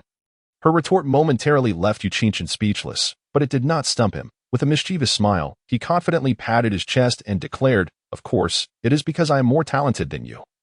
My senses are sharper. Thus, I can perceive you while you cannot sense me." There was no exaggeration in Yi Qingchun's words. He possessed top-tier aptitude and had awakened the supreme 9-star heavenly dragon martial soul. In the entire Qin kingdom, it would be difficult to find another individual with such extraordinary talent, not just in this millennium, but likely in the next as well. Only by broadening one's view to the entire Stellar River realm might one find someone comparable. "Ah, I see." Fong Ling nodded earnestly, clearly in agreement with Yi Qingchun's words. Yi Qingchun found her serious expression amusing and asked, "Do you not doubt my words at all?" Fong Ling, displaying a look of confusion, replied, "Why would I doubt? You helped me join the Qingyun sect, so I should trust what you say." Yi Qingchun's expression momentarily froze. What an innocent and delightful girl she is. What could she have possibly experienced after leaving the Qingyun sect in her previous life to transform into that ruthless and bloodthirsty Qinghuan martial saint, who slaughtered her way through the entire Star River realm from the Qin kingdom? During their idle chatter, Yi Qingchun led Fong Ling to the Martial Soul Square. This area serves as the heart of the Qingyun sect. Being the largest public space within the entire sect, almost all significant ceremonies related to the sect are conducted at the Martial Soul Square. At the center of the Martial Soul Square stands a towering yellow jade column, reaching a height of 100 zhong, adorned with intricate carvings of hundreds of different martial soul inscriptions, from the Earth Bear to the Qinghuan bird. Even the 9-star heavenly dragon martial soul is prominently featured. The higher the star rank of the martial soul, the higher the position of its inscription. This artifact is known as the martial soul instrument, a precious item specifically designed to assist martial artists in awakening their martial souls. For a martial artist wishing to establish their own sect, the martial soul instrument is indispensable. Activating the martial soul instrument requires the consumption of 100 spirit stones, which is why it is typically only activated once everyone is present. At this moment, over 100 qualified disciples waiting to awaken their martial souls have already gathered around the martial soul instrument, outside the sect's entrance. Many individuals have yet to complete the first round of preliminary assessments, making the wait for the awakening of martial souls an inevitably lengthy process. Yi Qingchun helped Fong Ling find a suitable spot to sit, while she herself, having already awakened her martial soul, took her place in the audience area of the Martial Soul Square, keeping a watchful eye on Fong Ling to prevent anyone from sabotaging her during the awakening. Gradually, more qualified young men and women entered the Martial Soul Square, causing the crowd to swell. Suddenly, Yi Qingchun furrowed her brow. She spotted Mei Guzhen accompanied by Zhang Luo entering the Martial Soul Square, taking a seat at a height that was out of her view. Mei Guzhen had personally come, and he brought Zhang Luo with him. These two were clearly not giving up. Yi Qingchun narrowed her eyes, concealed within the audience, observing their location. Chapter 22. The conspiracy of Mei Guzhen. That wretched Fong Ling actually came to participate in the Martial Soul awakening ceremony. "What should we do, Mei Zhenchuan?" In a corner of the audience, Zhang Luo seethed with anger as he gazed at Fong Ling, who was waiting to awaken her martial soul in the square. This was the first task he had undertaken for Mei Guzhen. Although the process had encountered some setbacks, the outcome must be Fong Ling's departure from the Qingyun sect. The martial soul instrument is a treasure of the sect. We cannot tamper with it. Despite his intentions, Zhang Luo could not devise a plan. Mei Guzhen, however, remained calm, as if he had everything under control and no worries. since we cannot tamper with the martial soul instrument. We can simply deal with Feng Ling instead, he suggested. Zhang Luo's eyes lit up. Indeed, while manipulating the martial soul instrument is challenging, dealing with an untrained Feng Ling should be easy, right? Mei Zhenchuan, should I take advantage of Yi Qingqian's absence to incapacitate Feng Ling? Mei Guzhen shot Zhang Luo a disdainful glance, thinking to himself how foolish this guy was. With so many people watching in the martial soul square, including disciples and elders from various peaks, you dare to incapacitate Feng Ling under such scrutiny? You wouldn't even be able to protect yourself. There's no need for that. The disciples preparing for the assessment are untrained and physically weak. Having waited this long, they must be starving, Mei Guzhen smirked. According to sect rules, meals will be provided to these individuals to replenish their strength, ensuring they are in the best condition for the martial soul awakening. All we need to do is add a little something to Feng Ling's food, and she won't be able to awaken her martial soul for days. If Feng Ling fails to awaken her martial soul, no one will be able to keep her. Upon hearing this, excitement spread across Zhang Luo's face. Yes, we can poison her food, preventing her from awakening her martial soul. There will be no visible signs, and no one will suspect a thing. Truly brilliant. Mei Zhenchuan. Zhang Luo couldn't help but praise, flattering Mei Guzhen. Mei Guzhen reveled in Zhang Luo's admiration, leisurely producing a small pouch and handing it to Zhang Luo. Go to the kitchen and put this in. Don't worry about affecting anyone other than Feng Ling. As long as the numbers aren't too large, no one will investigate. Zhang Luo carefully accepted the pouch, his expression serious as he tucked it into his clothing. Rest assured, Mei Zhenchuan, I will ensure this matter is foolproof. With that, Zhang Luo turned to leave. Mei Guzhen's gaze lingered on Feng Ling in the martial soul square as he murmured to himself. What a beautiful girl. What a pity. Zhang Luo's mysterious demeanor raised suspicions in the audience area of the martial soul square. Yi Qingqian immediately noticed Zhang Luo, who was scanning the surroundings while heading towards the sect's kitchen. His furtive behavior would arouse suspicion in anyone's mind. Could it be that Mei Guzhen and Zhang Luo planned to sabotage Feng Ling? Before the public, they might hesitate, but one could not guarantee what they might do behind the scenes. Following the principle of better to miss than to let slip, Yi Qingqian blended into the crowd, stealthily making her way toward Zhang Luo. She concealed herself in the shadows, seemingly vanishing into thin air. This was a technique Yi Qingqian mastered in her previous life, known as shadow step, designed for stealthy assaults. By shrouding her body in shadows, she could approach her enemy undetected, striking at the opportune moment for a decisive blow. With this skill, Yi Qingqian had assassinated countless enemies far stronger than herself in her past life. Zhang Luo walked alone through the corridor, cautious not to raise any suspicions that he remained on high alert, clutching his chest and refrained from greeting acquaintances he encountered. Unbeknownst to him, someone was gradually closing in behind him. Mei Zhenchuan did not reprimand me for my previous shortcomings. Instead, he has entrusted me with this task again, placing great expectations on me. I cannot let Mei Zhenchuan down. I must help him drive Feng Ling out of the Qingyan sect. The kitchen was just ahead. Once he placed the pouch inside the food container, everything would be in place. Bang! Just as Zhang Luo was lost in thought, he felt as though a massive iron hammer had struck the back of his head. Before he could comprehend what was happening, his vision blurred, and he collapsed into unconsciousness. Yi Qingqian emerged from the shadows. Seeing that no one was around, she quickly dragged Zhang Luo into a corner. Zhang Luo was a martial master. Engaging him in direct combat could lead to a protracted struggle, potentially alarming Mei Guzhen. Therefore, Yi Qingqian opted for a stealthy ambush, incapacitating Zhang Luo to achieve her goal without raising suspicions. After dragging Zhang Luo to a secluded spot, Yi Qingqian meticulously searched his person, quickly discovering a small pouch. Upon opening it, a blue light emanated from within. 50 spirit stones. Quite a sum, Yi Qingqian thought, unhesitatingly pocketing all the spirit stones before continuing her search. Spirit stones were vital resources for cultivation, and Yi Qingqian saw no reason to pass up such an opportunity. Not long after, she found another small pouch in Zhang Luo's possession. Upon opening it, she discovered a yellowish powder emitting a faint, foul odor. Could this be the soul suppression powder? Yi Qingqian gasped, instantly recognizing the substance. The soul suppression powder was a special elixir that could only be concocted by alchemists, possessing the ability to suppress martial souls. Once consumed, it rendered a martial artist unable to activate their martial soul for a short period. Yi Qingchen was all too familiar with this substance when she awakened her 9-star heavenly dragon martial soul. Her physical body could not withstand its power without suppression, requiring a gradual adaptation process. She had used the soul suppression powder herself in the past. If someone who had yet to awaken their martial soul consumed it, they would be unable to awaken for several days, regardless of the methods employed. There would be no visible signs after taking the powder, making it impossible to draw suspicion that Yi Qingchen cursed inwardly at the treachery involved in using such despicable means against a defenseless girl. Casting a glance at the unconscious Zhang Luo, Yi Qingchen realized that directly exposing the plot might lead Mei Guzhen to devise other schemes against Fong Ling. However, if she could make Zhang Luo believe that Fong Ling had been poisoned, the situation would become far more manageable. With this thought in mind, Yi Qingchen pried open Zhang Luo's mouth and poured the entire contents of the soul suppression powder into him. In Yi Qingchen's eyes, a martial master rendered incapable of using their martial soul for a short time was no different from an ant.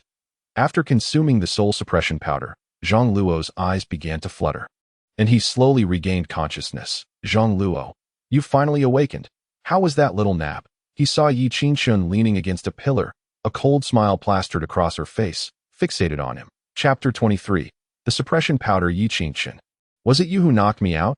Zhang Luo sprang to his feet, veins bulging on his forehead as he immediately reached for his chest. The soul suppression powder had been hidden there, an item of utmost importance that could not be compromised. Yet, regrettably, the powder had already been forced down his throat by Yi Qingchen, making it impossible for him to find it. It's gone. It's all gone. Zhang Luo was drenched in cold sweat at that moment. If he were to botch this matter, it would be a miracle if Mei Guzhen spared him. His eyes glinted with menace, and he couldn't even spare a thought for how Yi Qingchen had managed to incapacitate him so silently. Furiously pointing at Yi Qingchen, he berated, Yi Qingchen, did you take the soul suppression powder that I was holding? In response to Zhang Luo's accusation, Yi Qingchen bore an expression of utter nonchalance. So that is what it is called. The soul suppression powder. I wonder what your clandestine intentions were for bringing it here. Zhang Luo's demeanor faltered for a moment, cursing himself for inadvertently revealing the name of the soul suppression powder in his panic. This could lead to trouble. However, given the gravity of the situation, he disregarded everything else and continued to press Yi Qingchen. It doesn't matter what I intend to do with the soul suppression powder. Just return it to me at once, or else. Yi Qingchen interrupted, gesturing towards Zhang Luo's abdomen. I have already returned the soul suppression powder to you.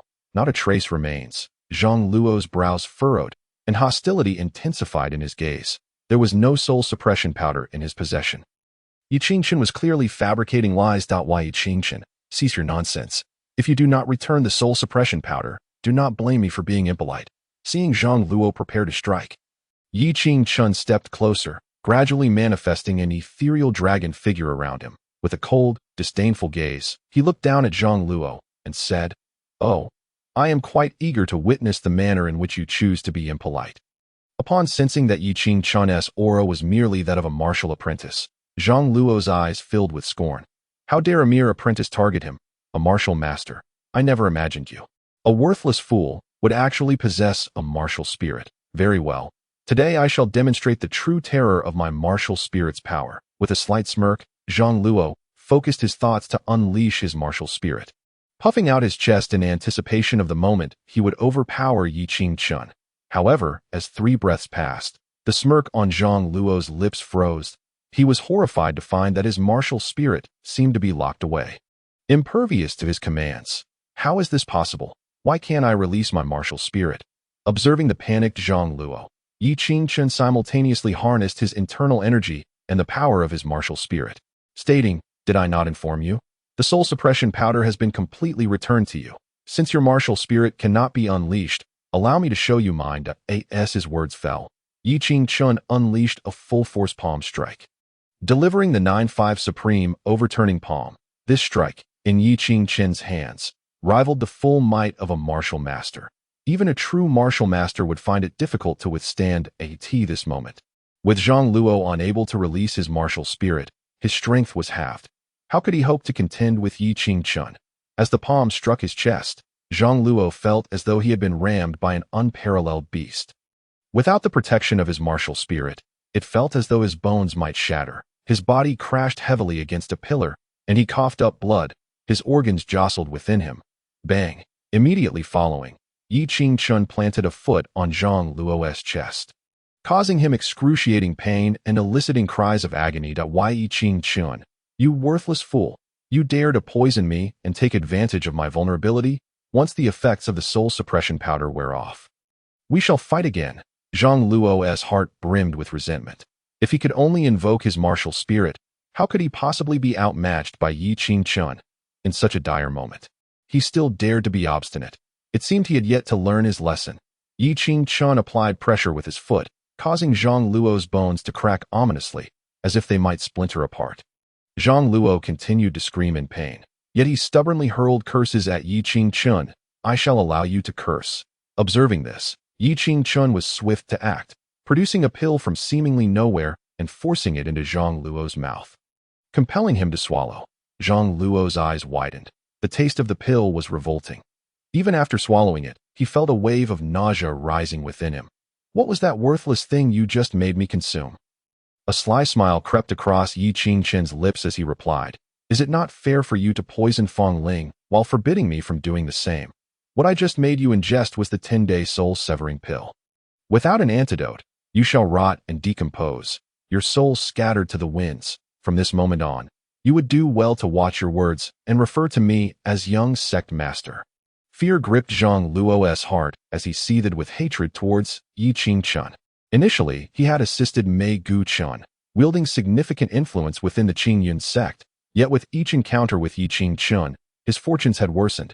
Not only had he failed in his mission, but he had also been poisoned, with his life hanging by a thread. Spare me, young sect master. Please grant me the antidote.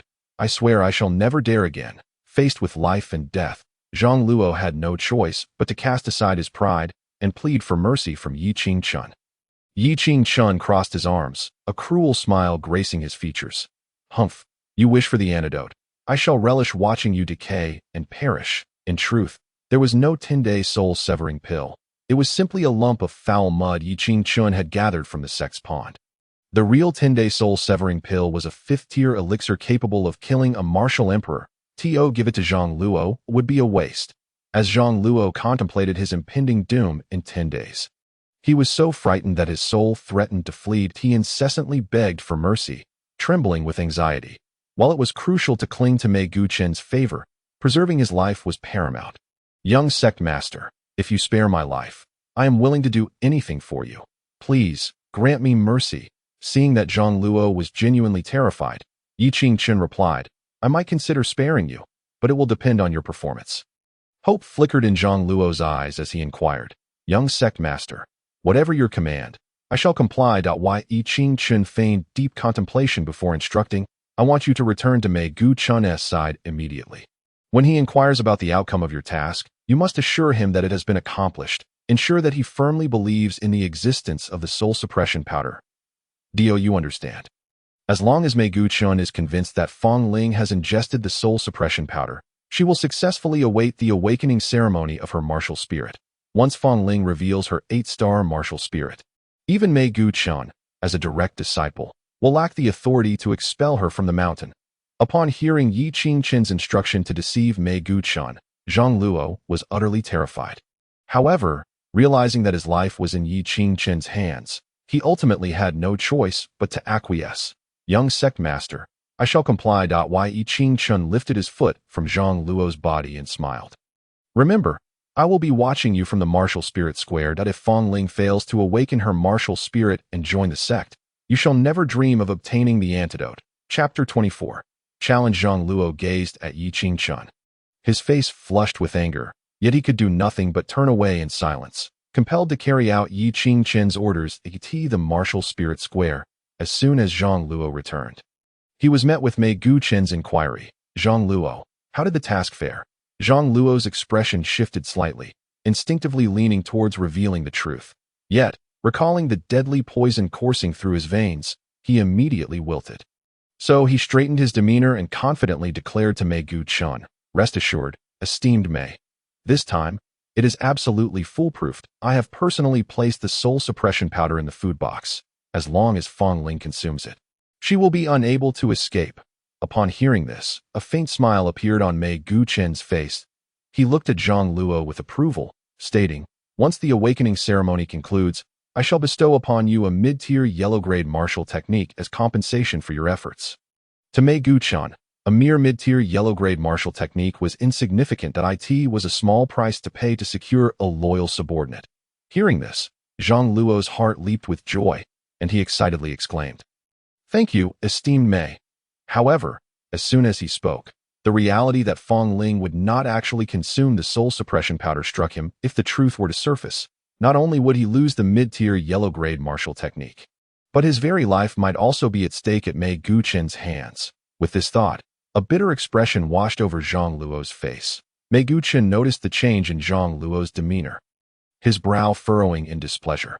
"What is it? Are you dissatisfied with the mid-tier yellow-grade martial technique I am offering you? Furthermore, why do you bear injuries? Explain." Zhang Luo's heart raced, yet he struggled to maintain his composure as he explained to Mei Guchen, "I have done very little. I hardly deserve the mid-tier yellow-grade martial technique that I asked for my injuries. I was attacked by the chefs in the kitchen. They thought I was attempting to steal food." Zhang Luo's face betrayed a hint of embarrassment as he recounted the incident. Mei Guchen chuckled at this, shaking his head slightly. "You have indeed been wronged. You are most deserving of the mid-tier yellow-grade martial technique. For now, remain by my side, and once the awakening ceremony is complete, you shall accompany me." Zhang Luo's expression froze. He had initially intended to deceive Mei Guchen and flee immediately afterward. That it appeared that escape was no longer an option. At this moment, Yi Qingchun returned to his position, casting cold smirks in Mei Guchen's direction. Before long, as more people gathered at the martial spirit square, the various servants of Qing Yun's sect arrived, carrying food boxes to distribute to those waiting. Most people immediately began to eat, while some, filled with anxiety, lacked the appetite, including Fong Ling. Fong Ling was worried about her ability to pass the martial spirit assessment and kept recalling the words Yi Qingchun had spoken to her. She was caught in a whirlwind of thoughts, questioning whether she truly was a genius. Did Yi Qingchun help her because of a connection between geniuses, or did he have ulterior motives? Considering this, Fong Ling couldn't help but let her imagination wander, her cheeks inexplicably turning a delicate shade of peach. Noticing Fong Ling's reluctance to eat, Yi Qingchun and Mei Guchen exchanged worried glances. If Fong Ling continued to abstain, Mei Guchen would likely resort to other malicious schemes. Yi Qingchun promptly rose and approached Fong Ling, saying, "What are you pondering? If you don't eat soon, your meal will grow cold. Starving yourself during the assessment will affect your performance, especially since the awakening of your martial soul is quite physically demanding." That why Yi Qingchun's sudden appearance startled Fong Ling, who lifted her head and replied, "Young Master Yi, what brings you here? I wasn't thinking of anything. I'll eat right now." Upon seeing Yi Qingchun, Fong Ling felt a sudden sense of unease. Without hesitation, she grabbed her lunchbox and began to eat voraciously. Disregarding her image in no time, she had devoured half of her meal. Assuming Fong Ling was merely nervous, Yi Qingchun gently patted her shoulder and reassured her, "Fong Ling, there's no need to be anxious. You must believe that you are a true genius. Soon, you will astonish the entire Qingyun sect." Fong Ling forced the food down her throat and nodded solemnly. "Young Master Yi, I believe in you. I am undoubtedly a genius." Just as Yi Qingchun was encouraging Fong Ling, a mocking scoff suddenly pierced the air. A well-known waste of the Qingyun sect dares to call someone else a genius. Anyone who believes that must be a fool. Mei Guchen sauntered over, his eyes brimming with derision. He had observed Fong Ling's persistent refusal to consume the food laced with the suppressing powder and intended to devise a way to force her to eat. However, he hadn't anticipated Yi Qingchun's timely intervention, which had unwittingly facilitated his goal. Hearing Yi Qingchun's words only deepened his scorn. As a direct disciple of the Qingyun sect, he had always harbored disdain for Yi Qingchun. The so-called wasteful young master. You are the real waste. I forbid you from speaking of young Master Yi. Before Yi Qingchun could retort, Fong Ling boldly stepped forward to defend him, her delicate face clouded with frost. She felt a surge of indignation. Mei Guchen, observing Fong Ling's predicament, smirked even more and said, "This young lady seems entirely unaware of Yi Qingchun's past. Allow me to enlighten you. Though Yi Qingchun is the sect master's son, he has lived over a decade without any cultivation. Were it not for his father's status, such a waste would have been expelled from the Qingyun sect long ago. Recently, I don't know what treasures the sect master has acquired, but they have enabled this waste to cultivate. However, a waste remains a waste. Even if he manages to cultivate, he is still nothing of note. Yi Qingqian's image as a waste had long been ingrained in the hearts of everyone in the Qingyun sect. Even though he could now cultivate and had publicly defeated Wu Miao, most still believed he relied on external forces. That it was thought that the sect master had employed some method to forcibly elevate him. He might appear formidable in the short term, but his achievements would be limited. Becoming a martial master would likely be a struggle. Fang Ling was momentarily taken aback. She had not anticipated Yi Qingqian's background. Nevertheless, her intuition told her that Yi Qingqian was not a waste. Rather, these individuals were merely frogs at the bottom of a well. That why Yi Qingqian chose not to directly refute Mei Guqian. Time would reveal the truth. Engaging in a war of words with Mei Guqian was futile. It was better to find a way to gain an advantage. Thus, Yi Qingqian declared, Mei Guqian, whether I am a waste will be proven over time. And it is not for you to judge. However, you, with your minor accomplishments, are puffed up with pride, believing yourself invincible in the Qingyun sect. In my eyes, you, Mei Guqian, are the true waste compared to Fang Ling. Upon hearing this, Mei Guqian's eyes widened in disbelief, feeling that his dignity had been trampled. Who was he? He was a direct disciple of the Qingyun sect, a martial master, awakened with a 6-star martial soul. On the verge of breaking through to martial spirit, in the entire Qin kingdom. He was 1 in a million. What was Fang Ling in comparison? Yi Qingqian, you foolish waste. Have you gone mad to assert that this wretched girl has greater talent than I? What a laughable notion! Mei Guqian, filled with rage, erupted in laughter, deeming Yi Qingqian utterly foolish. You claim this wretched girl is a genius. How about we place a bet? Chapter 25. The wager on what terms? Yi Qingqian queried, regarding Mei Guqian with an amused gaze, his eyes filled with disdain, yet tinged with anticipation. Noticing Yi Qingqian's interest, Mei Guqian's heart darkened with a smirk. He could not ascertain whether Fang Ling was a genius, but he was confident that she would not awaken her martial soul during the upcoming ceremony. Therefore, no matter the wager, victory was assured. By proposing this bet, if Yi Qingqian accepted, he could not only rid himself of Fang Ling, but also humiliate Yi Qingqian thoroughly. An exquisite 2-for-1 deal. Let us wager on whether Fang Ling is a genius. If her martial soul is below 6 stars, you and she shall leave the Qingyun sect to avoid staining its reputation.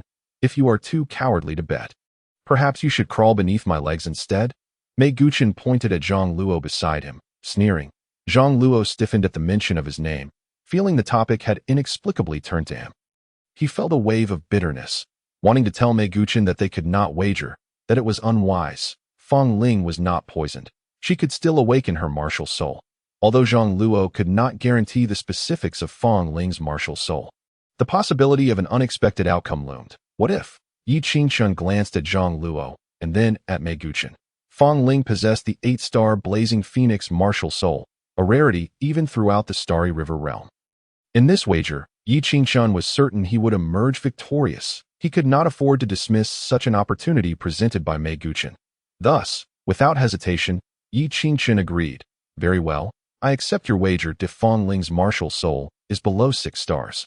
I, Yi Qingqian, shall immediately depart the Qingyun sect. Upon hearing this, Fang Ling turned pale, unable to comprehend why Yi Qingqian had such confidence in her, while it did not matter if she could not remain in the Qingyun sect.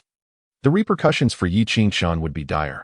Young Master Yi, you mustn't. Before Fang Ling could protest further, Yi Qingqian silenced her, saying, Fang Ling, there is no need for more words. That I believe you are a prodigy. He then turned his attention back to Mei Guqian. If I am to leave the Qingyun sect upon losing, what do you propose should happen if I win? Without a moment's thought, Mei Guqian replied, should you win, I shall grant you a mid-grade yellow-tier martial technique. The moment those words left his mouth, Yi Qingqian could not suppress his derision at a mid-grade yellow-tier martial technique. Was he jesting? Yi Qingqian, having been reborn as a martial emperor, was well acquainted with countless powerful martial techniques and skills. Not even a mid-grade yellow-tier technique, or even a high-grade yellow-tier or profound-tier technique, would warrant his attention. My father is the sect master. You think to use a yellow-tier martial technique as a wager. Are you trying to deceive a child? Yi Qingqian openly scorned Mei Guqian. Mei Guqian's expression soured, and he retorted sharply, "Then what do you desire? Surely you don't expect me to leave the Qingyun sect if you win." Mei Guqian scoffed, knowing that even if he wished to depart, the Qingyun sect would never allow him. A direct disciple, to leave. Yi Qingchen shook his head, appearing contemplative. Suddenly, inspiration struck, and he smiled. "I've heard you possess an egg of a fourth-tier magical beast. If I win, shall you grant it to me? You must be dreaming."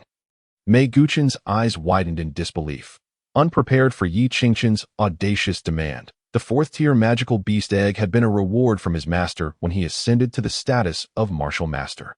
An immensely valuable treasure. It could hatch into a pet beast and could also be consumed to enhance one's cultivation and physique, making it extraordinarily precious. Few within the Qingyun sect were privy to this matter. How did Yi Qingchen know? Yi Qingchen was indeed aware. In his previous life, Tang Xueqing had seized his martial soul, and, after consuming the divine beard grass with the support of the Grand Elder Wu Da, swiftly ascended to become a direct disciple. Backed by the Nine Heavens sect, Tang Xueqing overshadowed all direct disciples. Mei Guqian had gifted the fourth-tier magical beast egg to Tang Xueqing on her birthday to curry favor. This event was etched in Yi Qingchen's memory, and if all went smoothly, this treasure, which might belong to Tang Xueqing in the future, would ultimately fall into his hands. Yi Qingchen spread his hands, feigning indifference, and remarked, "If you refuse, you cannot blame me." Thus, the wager would be null and void. Yi Qingchen played hard to get, pretending to be utterly unconcerned. Mei Guqian's eyes turned icy at this display. Zhang Luo, sensing the tension, attempted multiple times to advise him to remain calm and not be fooled. However, upon meeting Yi Qingchen's gaze, Zhang Luo recoiled, silenced by fear. Yi Qingchen, "This waste, likely wouldn't he dare to wager against me. So he proposes an impossibly high demand." Fong Ling had already ingested the suppressing powder and would not awaken her martial soul, let alone awaken a 6-star martial soul. Furthermore, since I proposed the wager, with all eyes upon us, if I refuse, I will be subjected to ridicule. As Mei Guqian's thoughts raced, he felt assured of victory. The odds were in his favor. Thus, he burst into laughter, feigning generosity as he waved his hand. "Who says I won? Agree. I accept this wager. If Fong Ling cannot awaken a martial soul of 6 stars or above, you and she shall leave the Qingyun sect." Yi Qingchen responded. "If Fong Ling awakens a martial soul of 6 stars or above, you shall give me that magical beast egg." Once those words were spoken, they could not be retracted. Mei Guqian, with so many witnesses present, "I sincerely hope you do not go back on your word." At last, Yi Qingchen did not forget to remind Mei Guqian. Mei Guqian cast a glance at the disciples and elders of the martial soul square, letting out a faint chuckle. Mei Guqian, never go back on my word. Rest assured." With those words, Mei Guqian returned to his position, brimming with confidence alongside Zhang Luo. Zhang Luo followed Mei Guqian, letting out a slight sigh. For some reason, he felt an inexplicable sense of unease in his heart. "Young Master Yi, you shouldn't have agreed to his wager. If I fail to awaken my martial soul, wouldn't you be left homeless?" Fong Ling said, her face filled with concern as she looked at Yi Qingchen. With the memories of his past life, Yi Qingchen was certain of his judgment. Thus, he replied, "Fear not. I, Yi Qingchen, do not engage in battles without certainty. Since I dared to agree, I have no fear of losing. You not only possess the potential to awaken a 6-star martial soul, but you shall even attain an 8-star. Fong Ling's heart trembled at the thought of an 8-star martial soul. A legendary level indeed. Could she truly achieve it? Doubt gnawed her. Yet upon witnessing Yi Qingchen's confident demeanor, her anxious heart gradually found solace, as if everything he said could indeed come to fruition. At that moment, Yi Qingchen's gaze shifted towards Mei Guqian, fixated on the coveted monster egg he must obtain. In his previous life, Tang Xueqing had hatched that very egg, only to discover that the creature possessed the mythical bloodline of a phoenix. Before Yi Qingchen could attain the status of martial emperor, that creature had caused him countless troubles, nearly driving him to despair. The memories were still fresh in his mind. In this new life, it was time for Tang Xueqing to experience the same tribulations. Chapter 26, Awakening of the Martial Soul. At noon, the disciples preparing to undergo the awakening ceremony were nearly seated to capacity. They yearned to awaken their martial souls and thus alter their fates. Fong Ling's gaze wandered, her heart filled with trepidation as she feared that a failure to awaken a 6-star martial soul would bring harm to Yi Qingchen. Mei Guqin, however, regarded the situation with disdain, showing no concern that in his perspective, Fong Ling had ingested the soul suppression powder, rendering her incapable of awakening a martial soul. Zhang Luo felt anxious, praying that Fong Ling would lack a martial soul, lest he find himself in dire straits under Mei Guqin's wrath. Yi Qingchen, on the other hand, was suffused with unwavering confidence. The moment the blazing fire Qingluan martial soul emerged, it would undoubtedly astonish the entire Qingyun sect. With everyone gathered, the martial soul awakening ceremony commenced. Elder Qiu, seeing that the time was ripe, promptly stood to announce the beginning of the ceremony. The peak masters and elders straightened in their seats, preparing to select their favored disciples during the martial soul awakening. The Qingyun sect stood as a grand sect of the Qin kingdom, though it could not rival the top-tier sect, Jutian sect. It was still exceedingly formidable. Aside from the main peak represented by the sect leader, the other 9 peaks each held distinct legacies that could establish their own sects. Yi Qingchen belonged to the 5th peak, while his rival, Tang Xueqing, resided in the 7th peak. As the spirit stones were placed into the martial soul instrument, it emitted a golden glow that gradually spread outward. Disciples closest to the martial soul instrument would awaken their martial souls sooner than those further away. Fong Ling's position was relatively close. Before long, a young lad erupted with a thunderous roar as a crimson martial soul surged forth from his back, emitting a deafening howl. Elder Qiu glanced at the boy and shook his head slightly, stating, 2-star martial soul, red-tailed fox, does not meet the entry standards of the Qingyun sect. The boy emitted a mournful wail, signifying that he would forever be estranged from the Qingyun sect. Soon, more individuals began to awaken their martial souls, but most were of the 1st and 2nd stars. 1-star and 2-star martial souls were the norm, indicating the bearer's qualification as a martial artist, yet the Qingyun sect could not afford to squander resources on such individuals. After a brief respite, finally, someone awakened a 3-star martial soul. 3-star martial soul, earth-shattering bear. You may serve as a servant in my 2nd peak, the expressionless instructor from the 2nd peak stated. New disciples typically started as servants unless their martial soul rank was exceptionally high, allowing for an exception to be made for promotion to outer or inner disciples. The boy complied and eagerly rushed to the side of the instructor from the 2nd peak. Gradually, the number of disciples awakening 3-star martial souls began to rise, and soon there were even 4-star and 5-star martial souls present. Boom! At that moment, in the martial soul square, a towering green tree martial soul unfurled its branches and leaves, expanding in all directions with an astonishing aura that overshadowed all other martial souls. It was a 6-star martial soul, the earth-shattering ancient pine. Instantly, the entire martial soul square erupted in excitement, as instructors from various peaks scrambled to vie for the young boy. The boy, bewildered by his awakening of a 6-star martial soul, was at a loss for how to choose. Just then, Mei Guqin stepped forward, addressing the boy. The 4th peak specializes in plant-type martial souls. The earth-shattering ancient pine can only shine at the 4th peak. I am Mei Guqin, a direct disciple of the 4th peak, and I offer you a position as an inner disciple. The boy looked at Mei Guqin and swiftly made his decision. Senior brother, I wish to join the 4th peak. A smile crept across Mei Guqin's lips. By accepting a disciple with a 6-star martial soul, he would undoubtedly earn his master's favor. His gaze fell upon Fong Ling, and a cold smile flickered in Mei Guqin's heart as he anticipated the moment when Fong Ling and Yi Qingchen would meet their disgrace. It was then that the glow of the martial soul instrument finally enveloped Fong Ling. Yi Qingchen's lips curled into a slight smile as the spectacle was about to unfold. However, as time passed, Fong Ling showed no signs of awakening her martial soul. Mei Guqin's heart brimmed with disdain, further solidifying his belief that victory was his. The effects of the soul suppression powder were immensely potent. Fong Ling could not possibly awaken a martial soul in the blink of an eye. Half a stick of incense passed, and beads of sweat adorned Fong Ling's forehead. If she failed to awaken her martial soul by the end of a stick of incense, she would be compelled to leave the Qingyun sect.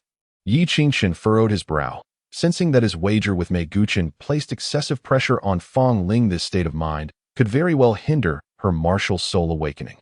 Thus, Yi Qingchen rose slowly and approached Fong Ling once more. Fong Ling's body trembled as she turned to face Yi Qingchen, her eyes filled with trepidation.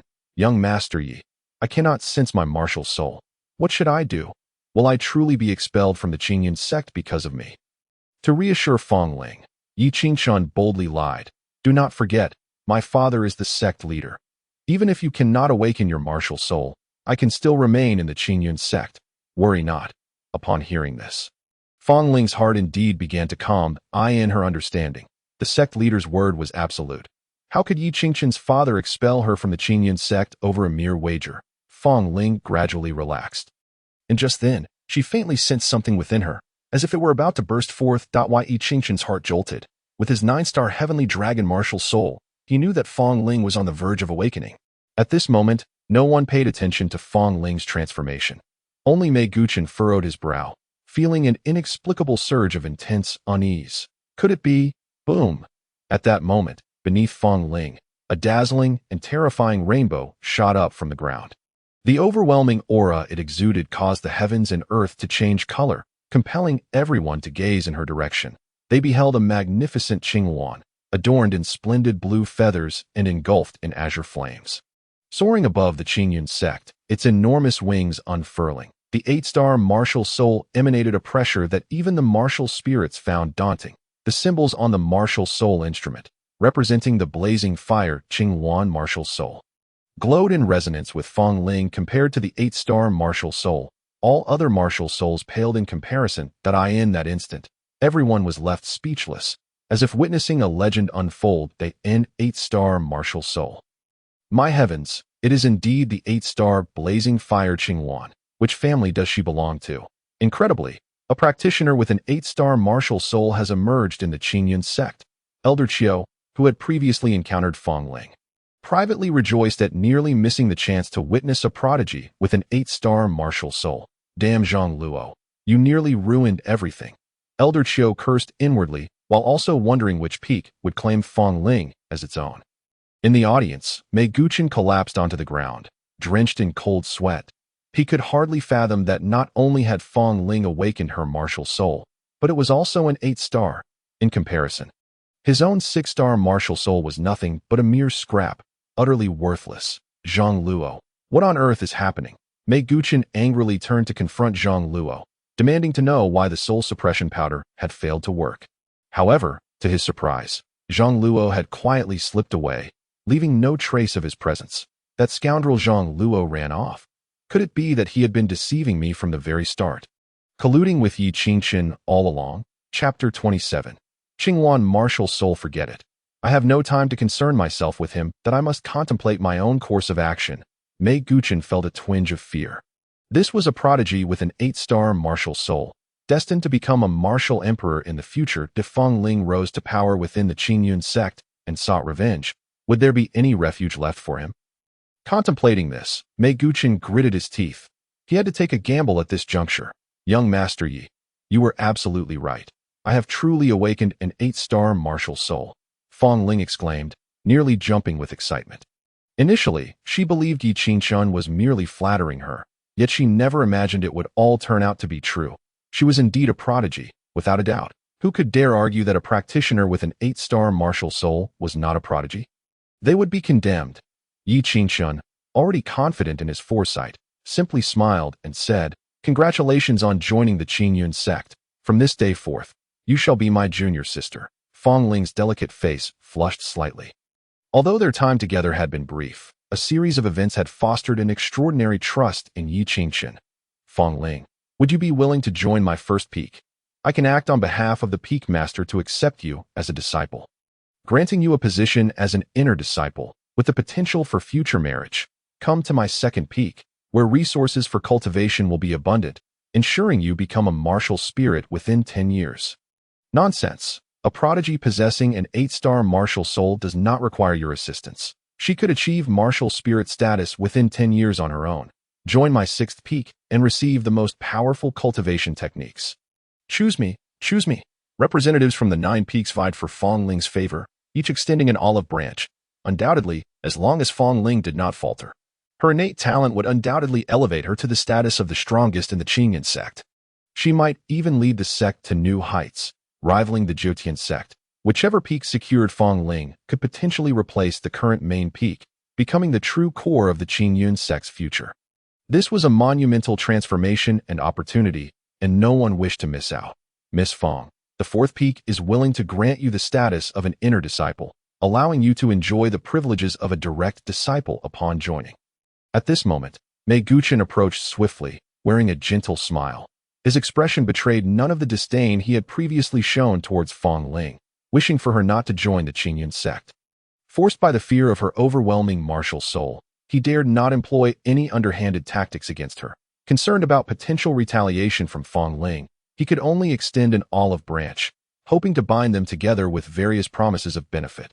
Fong Ling, noticing the frown on Mei Guqian's brow, recalled that he had previously sheltered Zhang Luo and had almost driven Yi Qingqian out of the Qingyun sect due to a bet. Instead of responding affirmatively, she inquired, "What was the wager in which young Master Yi emerged victorious?" Mei Guqian's smile froze on his face. The egg of a fourth-order monster bird was exceedingly precious. Parting with it was akin to slicing off a piece of his flesh. Yet, to win Fong Ling's favor, he gritted his teeth and smiled. "I, Mei Guqian, am a direct disciple of the fourth peak. Once I commit, I shall not retract my words. Since I have made a promise, I shall fulfill it." Mei Guqian extended his hand, producing a green ring.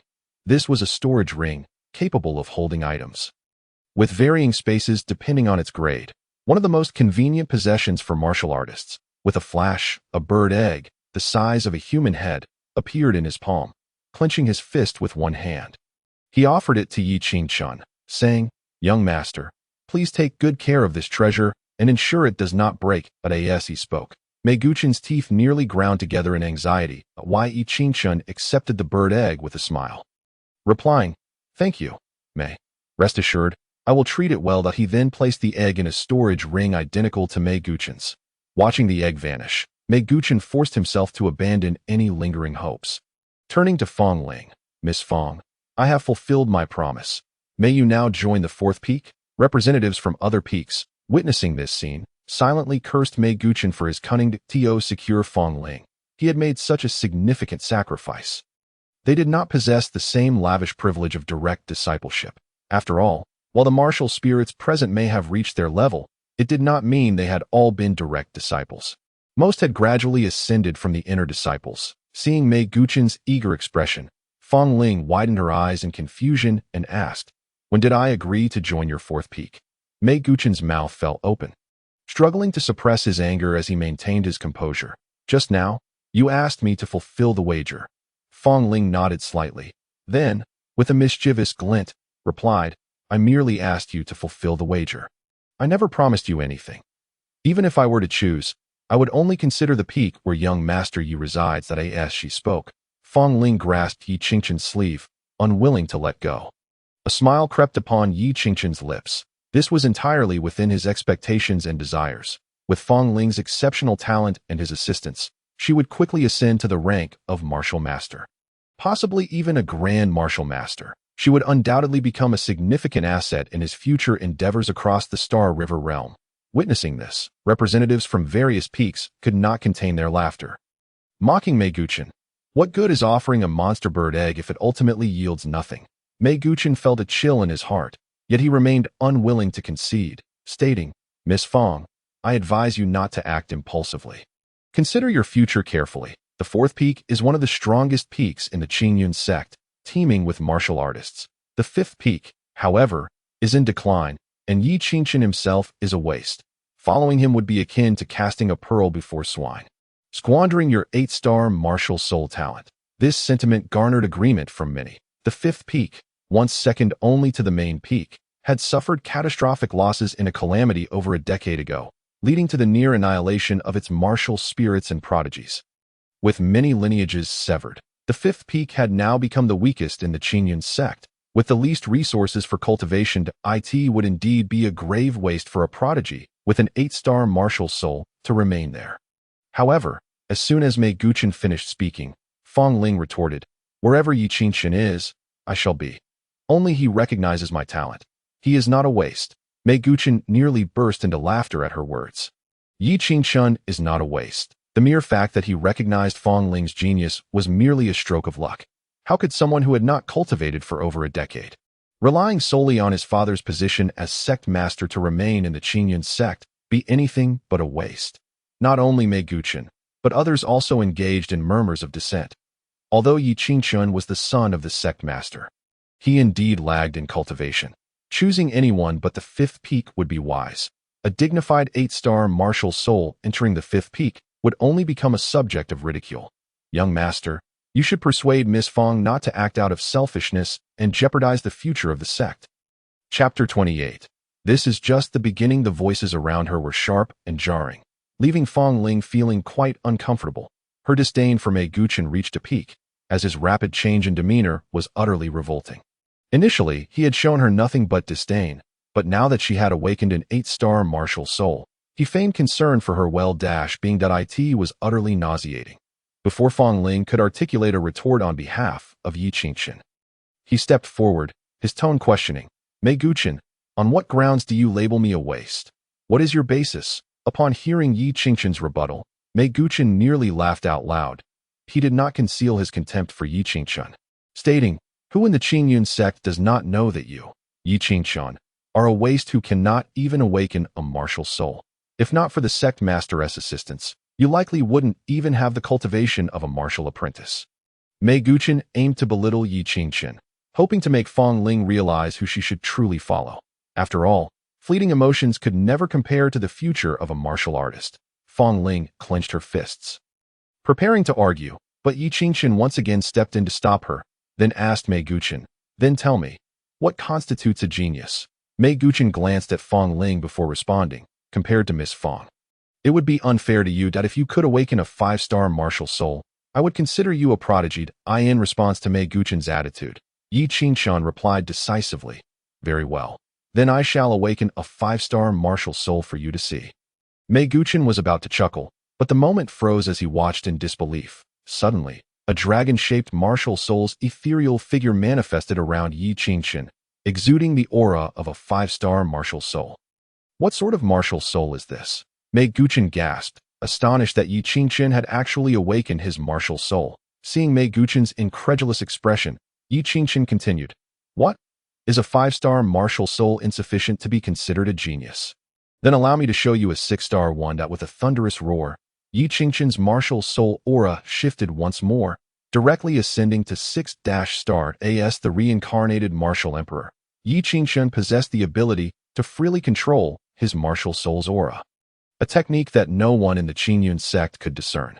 Yet, even this was enough to stir a great uproar among the martial artists witnessing this scene. That no one had anticipated that Yi Qingchen had awakened a 6-star martial soul.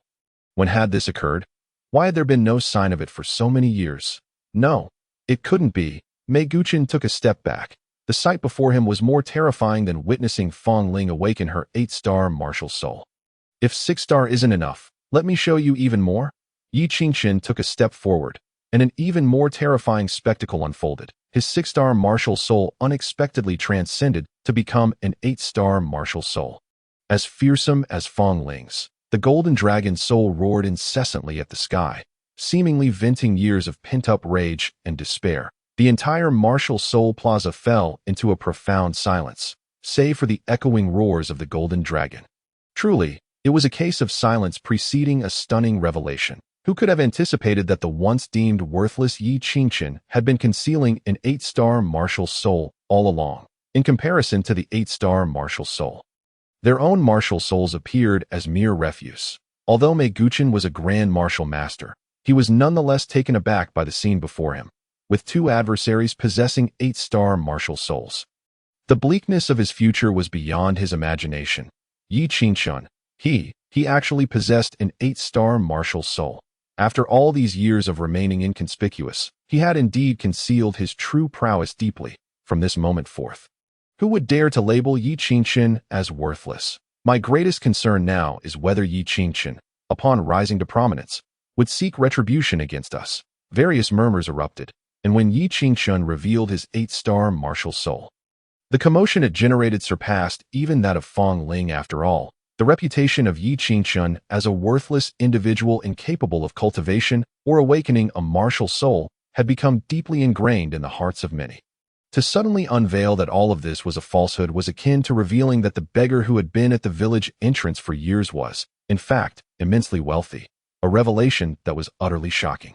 Yi Qingchen not only possessed the ability to cultivate a martial soul, but he was also a genius, awakening an 8-star martial soul that was virtually non-existent among 10,000. Such a staggering revelation unfolding before them left the elders, mentors, and disciples in the audience feeling as though they were trapped in a dream. Those who had previously humiliated Yi Qingchen in secrecy were now utterly terrified that Yi Qingchen was already the son of the sect leader, the young master of Qingyun's sect, and now he stood as an extraordinary prodigy, likely to become the future sect leader. If he sought revenge against them in the future, could they possibly escape? Undoubtedly. The most fearful among them was Mei Guqin. Although he was a grand martial master, standing alongside two individuals with 8-star martial souls filled him with an overwhelming sense of dread. Once Yi Qingchen and Fang Ling matured, would he still have a path of survival?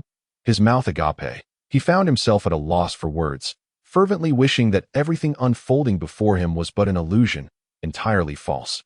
Only Fang Ling had never doubted Yi Qingchen's talent. After all, he was the sole individual who recognized her possession of an 8-star martial soul, and based on that insight, she was convinced that Yi Qingchen was not as others had claimed.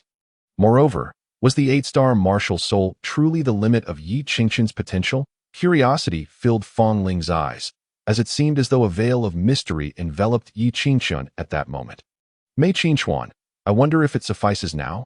Yi Qingchen declared with an air of dominance. An 8-star martial soul was already astonishing enough. Should a 9-star martial soul be revealed, it could indeed provoke the attention of some ancient beings.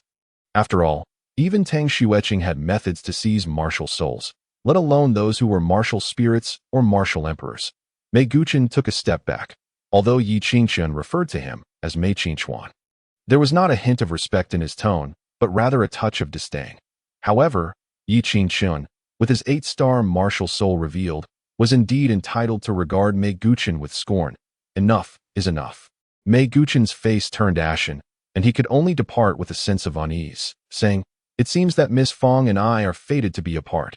I take my leave." With that, Mei Guqin hastily retreated. For remaining would only serve to deepen his humiliation. That Yi Qingchen watched Mei Guqin's retreating figure with a cold smile. Should Mei Guqin cease to trouble him from this day forward, he would be disinclined to pay this man any mind. A mere 6-star martial soul was indeed a notable figure within Qingyun's sect, but to Yi Qingchen, who had weathered great storms and returned from the brink, Mei Guqin was but an insignificant ant. "Fang Ling, would you care to join me at the 5th peak?" Yi Qingchen invited with a smile. Without a moment's hesitation, Fang Ling responded, "That would be splendid." In the audience, Yi Qingchen's mentor, Chu Yao, witnessed all of this firsthand and stood up in joyful pride, exclaiming, "Yi Qingchen, you truly live up to being my disciple." The representatives from the surrounding peaks wore complex expressions. The 5th peak, which had previously been at the bottom of the hierarchy, suddenly boasted 2 prodigies with 8-star martial souls. As long as Yi Qingchen and Fang Ling remained unscathed, even if only one of them rose to prominence, the 5th peak would undoubtedly flourish. It was likely to become second only to the main peak in the future. The possibility of surpassing the main peak was slim, for the main peak represented the influence of the sect leader, Yi Qingchen's family. Previously, Yi Qingchen had been regarded as worthless, and the sect leader's faction had naturally paid him little mind. However, now that Yi Qingchen had become a prodigy with an 8-star martial soul, barring any unforeseen circumstances, he was destined to be the next sect leader of Qingyun's sect. The martial soul awakening ceremony continued, ultimately resulting in the awakening of 2 additional 6-star martial souls. Yet, with the illustrious presence of Yi Qingchen and Fang Ling, the commotion caused by these 2 6-star martial souls was far less significant than before. Nevertheless, they sparked competition among the peaks, ultimately being claimed by the 1st peak and the 7th peak. Aside from a few disciples who awakened 5-star and 6-star martial souls and were directly designated as outer disciples, the remainder began their journey as miscellaneous workers. After the conclusion of the martial soul awakening ceremony, Yi Qingchen led Fang Ling to the 5th peak. The 5th peak stood tall and slender, resembling a sword blade piercing the heavens. Yi Qingchen and Fang Ling ascended the mountainside, finally arriving at the living quarters of the fifth peak disciples. Fong Ling, from now on, you are an inner disciple of the fifth peak, and this will be your residence. Yi Qingchen personally guided her to the inner disciple area. Your identity plaque will be delivered to you tomorrow. Should you encounter any difficulties, feel free to seek out the mentor of the fifth peak. Chu Yao, she is my master and a wonderful person who will certainly assist you in 8-star martial soul, undoubtedly warranted inner disciple status. This was an unwritten rule of Qingyun sect. Each inner disciple enjoyed the privilege of private accommodations, complete with their own rooms and small courtyards, not to mention the surrounding spiritual energy being far superior to that of outer disciples and miscellaneous workers. Fong Ling gazed at the small courtyard with great satisfaction. Ever since her family had undergone a cataclysmic change, she had wandered for so long without residing in a proper place. Young Master Yi, I truly thank you for today. Without you, I might never have had the opportunity to join Qingyun sect in this lifetime. Yi Qingchen sighed inwardly. Fong Ling truly underestimated her own capabilities. Even if she had not joined Qingyun sect, she could have forged her own path, had it not been for Tang Xueqing's ambush. This woman would have likely ascended to martial emperor status before him in the previous life. Alas, Yi Qingchen's past experiences had been fraught with hardship, filled with trials and tribulations that had cost him many years. Were it not for acquiring the supreme 9-5 imperial body technique, he might have long since perished, and thus his cultivation speed had lagged behind that of Fong Ling, who possessed an 8-star martial soul. No worries. You've helped me acquire a 4th-tier demonic bird egg today, so you've already done me a great service, Yi Qingchen replied with a light smile. After engaging in a brief conversation, Yi Qingchen chose not to linger and departed. Fong Ling watched his retreating figure, her expression hardening with resolve. At last, she had joined Qingyun sect. Mother, father, and the heroic spirits of the Fong family, look down upon me from the heavens. I will surely avenge you. Just as Yi Qingchen exited Fong Ling's residence, he encountered Chu Yao, who had been waiting there for him.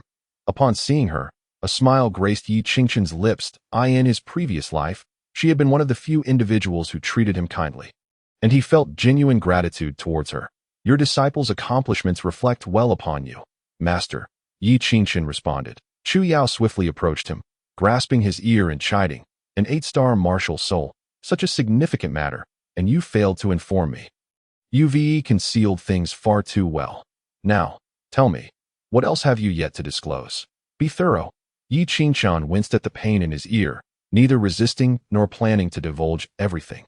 Was he to reveal his possession of a 9-star martial soul and the fact that he was a reborn martial emperor to Chu Yao?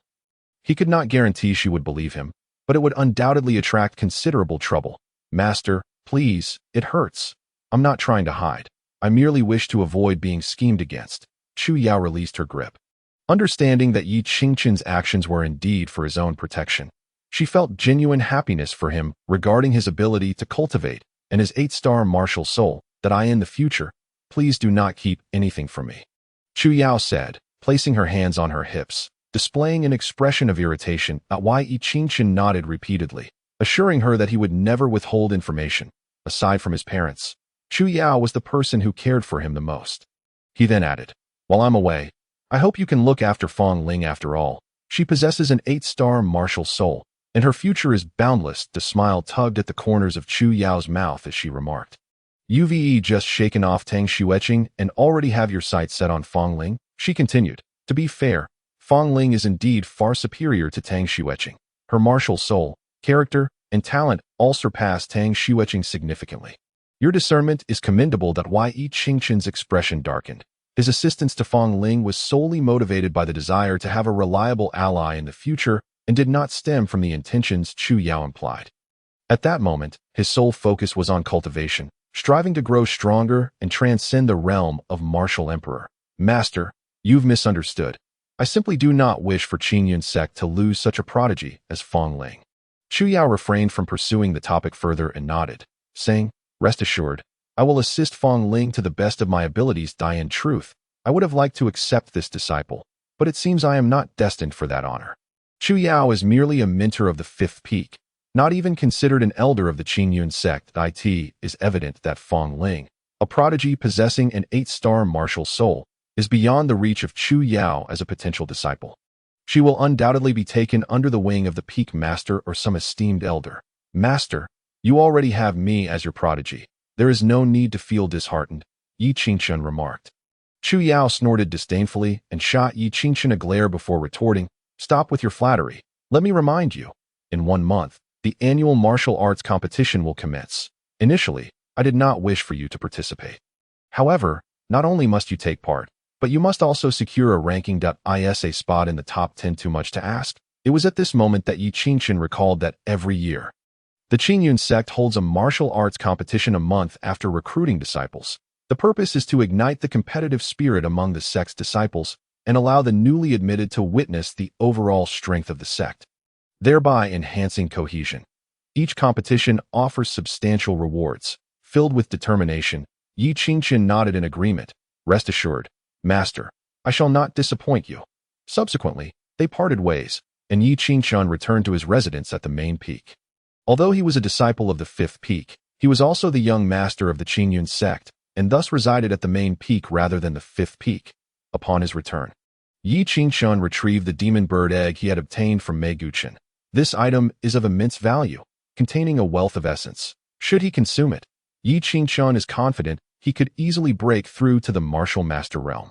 However, sacrificing such a precious egg, which contains the bloodline of a phoenix, merely to achieve that breakthrough would be a grave waste. Chapter 30. Hatching the demon bird. The demon bird egg is quite large. Adorned with intricate flame patterns. Yi Qingshun circled it several times, nodding to himself. "This little creature caused me no small amount of trouble in my previous life. It is now Tang Xueqing's turn." With that, Yi Qingshun stowed the demon bird egg away and left his residence. In the wild, hatching such a bloodline-reverting demon bird egg is exceedingly difficult, as the parent demon bird lacks the cultivation to nurture it, often resulting in abandonment or failure to hatch. Although Yi Qingshun himself cannot hatch it, he can rely on external forces. He navigated through the Qingyun sect, soon arriving at a grand hall. This place, known as the Beast Nurturing Room, is designated for Qingyun sect disciples to rear demon beasts and incubate demon bird eggs. Here, the conditions are ample to facilitate the hatching of this demon bird egg. After all, the Qingyun sect is situated within the Qingyun mountain range, abundant with various demon beasts and fierce birds. In addition to hunting, they also capture younglings to serve as pets or for sale. Some demon beasts, due to their unique abilities, are more valuable alive than dead. The Qingyun sect even has specific disciples tasked with capturing these demon beasts to sell, earning the spirit stones necessary for their cultivation. "I wish to hatch a demon bird egg. Provide me with the finest demon bird chamber available," Yi Qingshun stated as he entered the Beast Nurturing Room, directly tossing out spirit stones. This facility is not free of charge. Varying amounts of spirit stones are required based on time and requests. Even as the son of the sect master, he must pay. The disciple managing the area accepted the spirit stones without so much as glancing at Yi Qingshun, casually tossing him a wooden token and saying, "Room A, there is still a spot available. Proceed." Yi Qingshun skillfully made his way to Room A, presenting the wooden token before entering. The demon bird chamber is specifically designed for hatching. As soon as he opened the door, a wave of warmth greeted him. Beneath the chamber lies a flow of magma coursing through the earth, guided by arrays set by martial artists, releasing a constant warm aura. This aura serves as the vital energy source for incubating the demon bird egg, proving to be over 10 times more efficient than the egg being incubated by its parent. The chamber is furnished with 10 elevated platforms, each resembling a bird's nest, where the demon bird egg can be placed and gently turned at intervals. Indeed, only such a degree of warmth could enable the successful hatching of a demon bird egg imbued with phoenix blood. In his previous life, the hatching of a demon bird with phoenix lineage by Tang Xueqing in this chamber caused quite a stir within the Qingyun sect, and he was well aware of the likelihood of success here. There are 10 spots in total, all occupied by other disciples, leaving only the edge position vacant. The process of hatching a demon bird is quite arduous, requiring constant vigilance. Otherwise, all efforts may be in vain. Yi Qingshun took out the demon bird egg, adjusted its position, and placed it atop the platform. A warm glow instantly penetrated the egg, and soon Yi Qingshun clearly observed movement within the shell. This signified the commencement of the hatching process. Although the hatching here is swift, it still requires several days. Thus, Yi Qingshun sat cross-legged to meditate, not wishing to waste the time as he prepared for the competition a month hence. The martial arts competition involves the entire sect and may even see participation from martial masters. Given Yi Qingqian's current 9th-level martial disciple cultivation, he has much ground to cover if he wishes to secure a ranking. Time flew by, and soon a day had passed. The outline of the demon bird was already visible within the egg, and he could even see its heart beating vigorously while Yi Qingqian periodically rose to turn the egg, ensuring no mishaps occurred. Just as he was intently observing the demon bird egg, the door to the chamber suddenly swung open, unleashing a rush of hot AI. Yi Qingqian frowned, but said nothing. However, as time dragged on, the door remained ajar, and a sense of irritation began to brew within him. If the temperature here drops, it could adversely affect the hatching of the demon bird. Yet before he could warn the intruders, a voice called out, "Hey, you! Move your demon bird egg. My senior brother needs to hatch his demon bird here." 2 young men entered the demon bird chamber and, upon scanning the room and finding no available spots, set their sights on Yi Qingqian, whose cultivation was merely that of a martial disciple. It was clear they intended to forcefully claim his spot for their own hatching. Yi Qingqian maintained an impassive expression, ignoring them completely. Behind him, the 2 young men stood side by side, one of them confidently holding a demon bird egg the size of a human head, exuding an aura befitting a martial master. The other, seeing Yi Qingqian's lack of response, immediately displayed an angry expression. "Hey, Brad, are you deaf? I'm talking to you." He then placed his hand on Yi Qingqian's shoulder, originally disinclined to engage with these 2. Yi Qingqian's gaze flashed with a sharp intensity, and the moment the other touched his shoulder, he swiftly retaliated. Grasping the intruder's wrist, he twisted it gently. With a sharp crack, Yi Qingqian nearly broke the man's wrist, eliciting a scream and causing him to break out in a cold sweat. "How dare you? We were trying to negotiate nicely, and you go and injure my junior brother Wang Tong." The young man clutching the demon bird egg instantly turned furious and scolded Yi Qingqian. Yi Qingqian slowly turned his head to regard the young man with the egg, his eyes betraying a hint of surprise. This fellow, Yi Qingqian recognized. His name was Yang Tian, an inner disciple of the 8th peak, with a 2nd-level martial master cultivation. He often ventured into the Qingyun mountain range to steal demon bird eggs, hatching them, and then selling them at a high price to other disciples or the sect for profit. In his previous life, Tang Xueqing's hatching of a demon bird with phoenix blood had caught Yang Tian's attention, leading to his covetous gaze. Consequently, the demon bird with the phoenix bloodline had torn him to shreds on the spot, killing him without a chance to recover. Had you not acted first, I would not have harmed him. Furthermore, this position is one I have rendered with spirit stones, if you wish to use it. Please seek elsewhere. Yi Qingqian decisively rejected their demands. At this moment, the demon bird within the egg had already taken shape. The hatching process could not be interrupted, lest the creature perish, regardless of its phoenix lineage. At that point, not only would acquiring a demon bird with such bloodline be impossible, but even extracting the bloodline essence would yield minimal value. Yang Tian's expression darkened. He had not anticipated that a mere martial disciple would dare to defy him. Nonetheless, Room A offered the highest hatching efficiency and the best results. He could not afford to forego this opportunity. Although Yi Qingqian was the young master, and his name was widely recognized, not everyone had encountered him in person over the years. Yang Tian, who frequently pilfered demon bird eggs in the Qingyun mountain range, clearly did not recognize Yi Qingqian, unaware that the individual before him was not just the young master, but also a prodigy with an 8-star martial soul. Yang Tian's gaze fell upon Yi Qingqian's demon bird egg, which struck him as somewhat familiar, followed by a disdainful smile. "Brat, this demon bird egg holds no value. I advise you to abandon the hatching and save your time." Chapter 31. The 8th peak. A sly grin crept onto Yang Tian's face, as if he were privy to the origins of Yi Qingqian's demon bird egg. Wang Tong, who had nearly had his wrist broken by Yi Qingqian, approached to bolster Yang Tian's claims, stating, "The demon bird egg you are attempting to hatch was sold to the sect at a low price by senior brother Yang Tian. Although it was laid by a 4th-tier demon bird, it is a discarded dead egg incapable of hatching. Even if you manage to bring it to life, it will be weak in constitution. At that point, not only will selling it be difficult, but ensuring its survival will be a challenge as well." Evidently, in Yang Tian's eyes, such a demon bird could not possibly hatch. The discarded eggs were fundamentally flawed and worthless.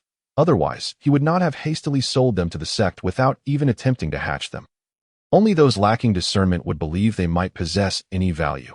With the memories of her past life backing her, Yi Qingshun would never fall for Yang Tian's deceptive words, and thus she resolutely declared, "You claim it is a dead egg? Yet, in my view, not only is it not a dead egg, but it is also a rare gem. The demon bird that hatches from it will surely astonish the entire Qingyun sect, and you will undoubtedly regret selling it at such a low price that I in that moment." Yi Qingshun began to comprehend why Yang Tian had dared to seize the possessions of Tang Xueqing, who possessed a 9-star martial soul in her previous life. He must have been unwilling to accept that the dead egg he despised could hatch into a demon bird with phoenix bloodline in Tang Xueqing's possession, which led him to take such risks. After all, at that time, despite Tang Xueqing's 9-star martial soul, she was still merely a martial apprentice. Yang Tian and Wang Tung exchanged disdainful glances. "Kid, it seems you are oblivious to the value of what you have. As your senior brother, I feel compelled to teach you a lesson." Yang Tian's face twisted into a fierce expression as he planned to usurp Yi Qingshun's position. He often frequented the demon bird chamber and had long colluded with its inhabitants. Even if he forcibly took someone else's rented spot, no one from outside would intervene. However, Yi Qingshun remained undaunted, slowly rising to prepare for battle.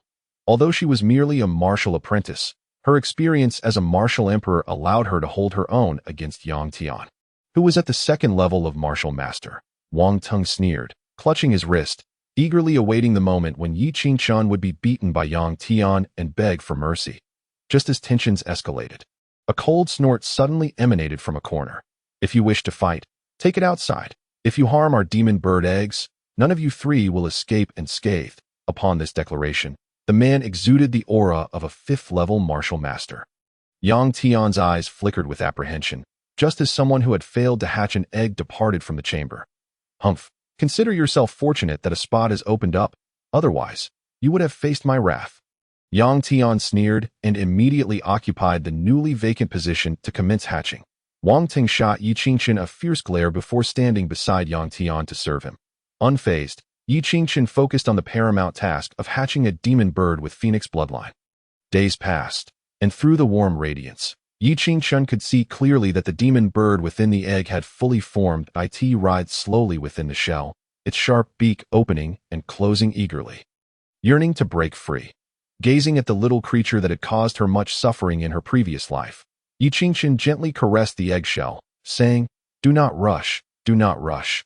In a day or two, you will be free."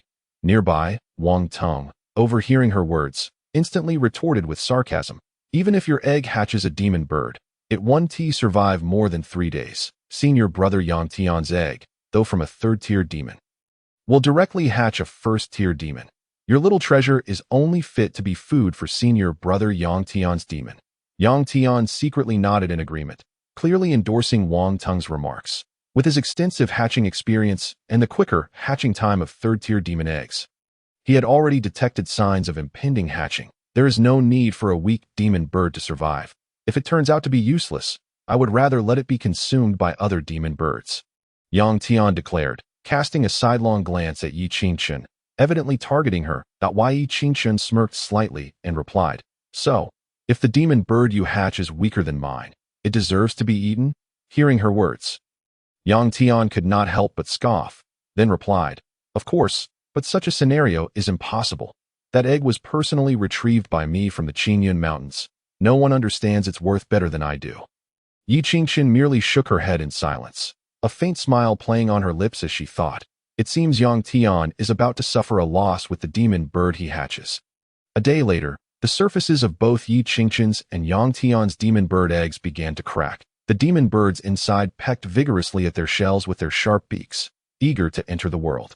First, Yang Tian's egg began to show signs of cracking, revealing flashes of lightning as time passed. Yi Qingshun distinctly sensed the awakening presence of a 1st-tier demon as Yang Tian's egg gradually fractured. The lightning grew increasingly intense, filling the demon bird chamber with a faint pressure. Others, including the 5th-level martial master who had just threatened Yang Tian, involuntarily turned their gazes toward him, their faces reflecting astonishment. "This is a mountain thunderbird. You managed to steal an egg of a mountain thunderbird, which is equivalent to a 3rd-tier demon for a great martial master," someone exclaimed. expressing admiration for Yang Tian's audacity in acquiring such a rare egg. Yang Tian beamed with pride. Although his cultivation might not be the highest, he had his own methods for stealing demon bird eggs. That Tio obtained this egg, he had nearly lost his life to the mountain thunderbird. The mountain thunderbird was born as a first-tier demon, and if sold to the sect, it could fetch at least 300 spirit stones, an enormous profit indeed. Others expressed envy at his fortune. Even the 5th-level martial master remained speechless. With a crack, accompanied by a flash of lightning, the shell of the mountain thunderbird shattered completely. A small bird, no larger than a palm and adorned with purple feathers, emerged from the broken shell, resembling a mountain sparrow. Although it had just hatched, its plumage was flawless, and it exuded an imposing presence. In just a few days, this mountain thunderbird chick would likely be able to fly. Yang Tian's face shone with delight. This mountain thunderbird exceeded his expectations and justified the near loss of his life to obtain the egg. Wang Teng glanced at Yi Qingqian and proudly proclaimed, "Kid, do you see? This is what qualifies as a demon bird. Yours is probably suffocating in its shell." With that, Wang Teng erupted into laughter. Meanwhile, Yi Qingqian redirected her attention to her own demon bird egg. Watching the increasingly trembling and cracking shell, sensing that her demon bird was on the verge of hatching at that moment, the others also turned their gazes toward Yi Qingqian's egg, curious about what might emerge from the egg that Yang Tian so scorned. Chapter 32. Descendant of the Phoenix bloodline. With a crack, the eggshell slowly fractured, drawing the attention of all present to the broken shell. Although Yi Qingqian knew the ultimate outcome, she couldn't help but display an expression of anticipation. After all, this was a demon bird with Phoenix bloodline, an extraordinarily rare treasure in the entire Qin kingdom. Originally belonging to Tang Xueqing, it now belonged to her. Finally, the shell shattered completely.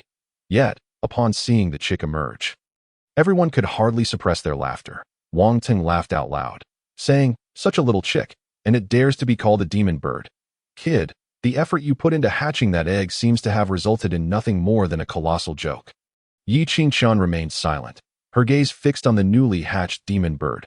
Atop the eggshell was a creature entirely golden, no larger than half a palm, yet round as a meatball, plump and resembling a chick as it opened its small mouth. Crying out for food, it flapped its tiny wings with all its might, yet could not lift itself off the ground. Witnessing this scene, even Yi Qingqian felt a twinge of doubt. This little creature possessed Phoenix bloodline? Surely, it was a jest? As expected, Yang Tian shook his head disdainfully and remarked, "An egg discarded by its mother bird managing to hatch is already remarkable. Compared to my mountain thunderbird, nurturing this demon bird would be a waste of resources. Why not just feed it to my mountain thunderbird?" As he spoke, the purple mountain thunderbird slowly approached the plump bird, clearly intending to provoke Yi Qingqian. However, at that moment, the little plump bird, sensing the mountain thunderbird's approach, instantly transformed from its silly demeanor to one of fierce determination. An imperceptible aura enveloped the mountain thunderbird in an instant. The mountain thunderbird's eyes widened, trembling uncontrollably, and it plummeted from the in the astonished gazes of all. The far smaller plump bird suddenly opened its mouth wide. Yang Tian had not even reacted before the mountain thunderbird was swallowed whole. As the mountain thunderbird was consumed, the plump bird appeared even more rotund. What had been a mere half-palm-sized creature instantly grew to the size of a full palm. Witnessing such a ferocious little plump bird, a look of joy spread across Yi Qingqian's face. Truly, a demon bird with Phoenix bloodline is extraordinary. She hurriedly grasped the little plump bird in her hands, and it affectionately rubbed its feathers against her palm. Expressing intimacy at it, the mountain thunderbird was consumed. "How could this be?" Wang Teng exclaimed. "Senior brother, your mountain thunderbird has been eaten." That creature was worth several hundred spirit stones. Only then did Yang Tian snap back to reality, unable to believe the situation. How could his mountain thunderbird have been devoured? "You rascal, give me back my mountain thunderbird!" Yang Tian bellowed, furious, demanding the return of his bird from Yi Qingqian. Yi Qingqian held the plump bird in one hand, coldly chuckling. "Did you not just say that weak demon birds have no reason to survive and might as well be eaten by others? Your mountain thunderbird didn't even have a chance to resist. Being eaten is its fate." Others couldn't help but stifle their laughter upon hearing Yi Qingqian's words, for Yang Tian had been excessively arrogant, and now he was finally facing his misfortune. Yang Tian was left speechless, his anger boiling within him at that moment. Wang Tung anxiously interjected, "Senior brother, that is the mountain thunderbird. It can't just end like this. At the very least, this brat should compensate." With Wang Tung's reminder, Yang Tian immediately revealed a cold smirk. "Indeed, you should compensate me." As he spoke, Yang Tian's eyes darted, pointing at the plump little bird in Yi Qingqian's hand. "Your demon bird has consumed my demon bird, so let's consider your demon bird as compensation." Having witnessed the little creature's ability to swallow the mountain thunderbird whole, even a fool would surmise that this particular demon bird was extraordinary. If sold, its value might well surpass that of the mountain thunderbird by several folds. The thought that the demon bird egg, originally belonging to him, was now in Yi Qingqian's possession made Yang Tian feel a pang of regret. This only intensified his desire to acquire the little bird, for in his heart, it should rightfully belong to him. Upon hearing these words, the surrounding warriors displayed expressions of disdain. It was evident to everyone that Yi Qingqian's demon bird was several times more powerful than the mountain thunderbird, possibly on the verge of evolving into a second-tier demon beast. Yang Tian's audacity in demanding a second-tier demon beast was nothing short of outrageous. That why Yi Qingqian merely scoffed at Yang Tian's decision. He was not the slightest bit surprised, for this fool had perished in his previous life precisely because of this little plump bird. "You want my demon bird? Very well, but we'll see if you have the capability to seize it." Yi Qingqian spread his palm, exposing it to Yang Tian. Seeing Yi Qingqian's compliance, Yang Tian smugly remarked, "At least you know your place." With that, he signaled Wang Tung to retrieve the little bird. Wang Tung, brimming with excitement, reached out his hand, and just as he was about to grasp the little creature, the seemingly harmless and plump bird suddenly revealed a fierce demeanor once more, although it still couldn't fly. It kicked off with its legs, launching its round body forcefully into Wang Tung's chest. With a resounding thud, Wang Tung cried out in agony, feeling as though he had been struck by a massive iron ball. As over a dozen ribs in his chest shattered instantaneously, his body flew back like an arrow released from a bow and crashed heavily against the door of the demon bird chamber. Incredible! To defeat a second-tier martial artist right after hatching, this little bird, which appeared so unremarkable, was undoubtedly a second-tier demon beast. "Junior brother, are you selling this demon bird? I am willing to offer 500 spirit stones." One individual, his heart aflame, recognized the value of a second-tier creature, realizing it was a demon beast with ancestral bloodlines, and not just any ordinary one at that. If nurtured, this creature could become a formidable ally, potentially shocking the entire Qin kingdom. However, knowing the little bird's worth, Yi Qingqian would never entertain the idea of selling it. He promptly retracted the little bird and stated resolutely, "I intend to raise this demon bird myself. I will not entertain any offers." With Wang Tung grievously injured and Yang Tian unconscious, Yi Qingqian responded to the senior brother's words and swiftly departed the demon bird chamber. The onlookers were eager to pursue their own ambitions. The value of a demon beast with ancestral bloodlines was simply too great. Who was this person? They had to uncover his identity to seize this demon bird. "You should give up." That person was none other than our Qingyun sect's young master, Yi Qingqian. Someone recognized Yi Qingqian, revealing his identity. This revelation was met with derisive laughter.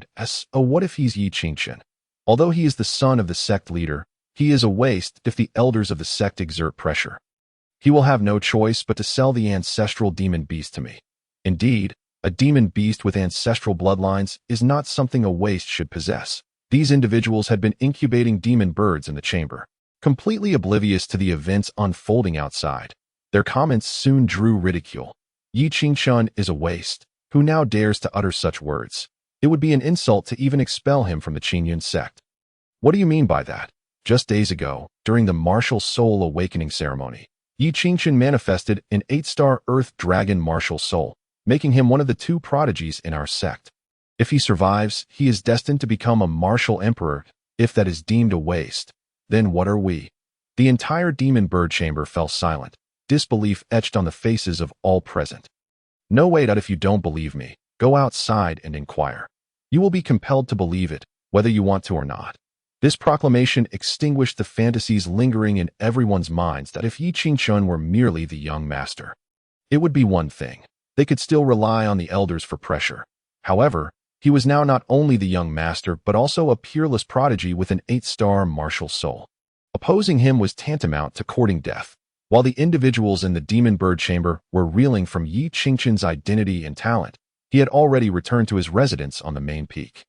Although the little plump bird had just hatched, it was remarkably intelligent, closely following Yi Qingqian as if it regarded him as its master. Observing the little creature's wide-open beak, eagerly awaiting nourishment, a smile crept across Yi Qingqian's lips. He then produced a spirit stone and placed it before the little bird.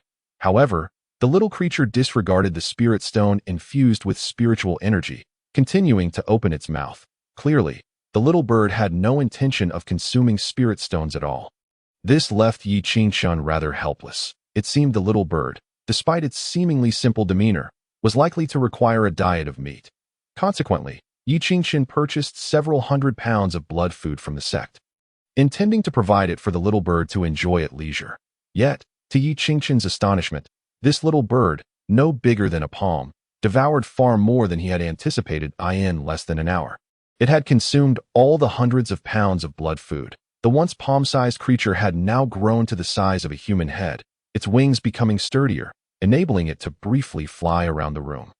Eating voraciously and growing rapidly placed immense pressure on Yi Qingqian. He possessed the swallowing heavenly cauldron, relying on consumption to continuously enhance his cultivation. Yet now, he had raised a gluttonous demon bird. It seemed that the demon beasts of the Qingyan Mountains would face dire consequences henceforth. You eat so much and are so plump. From now on, your name shall be Feiyu, with a glint in his eye. Yi Qingqian christened the little plump bird. The little creature seemed to comprehend Yi Qingqian's words, squawking in protest, clearly displeased with the name bestowed upon it. However, Yi Qingqian was not one to easily be swayed. Regardless of Feiyu's expressions of discontent, he remained resolute in his decision. After purchasing a substantial amount of blood food, Yi Qingqian entered a state of cultivation, with the martial arts competition drawing ever closer. His cultivation had stagnated at the 9th level of the martial disciple realm for quite some time. If he wished to secure a prominent position in the competition, he needed to reach the martial master realm. Once he ascended to that level, Yi Qingqian would be able to unleash his internal energy and activate the second technique of the 9-5 Supreme Profound Body Skill, the Supreme Heaven Breaking Seal.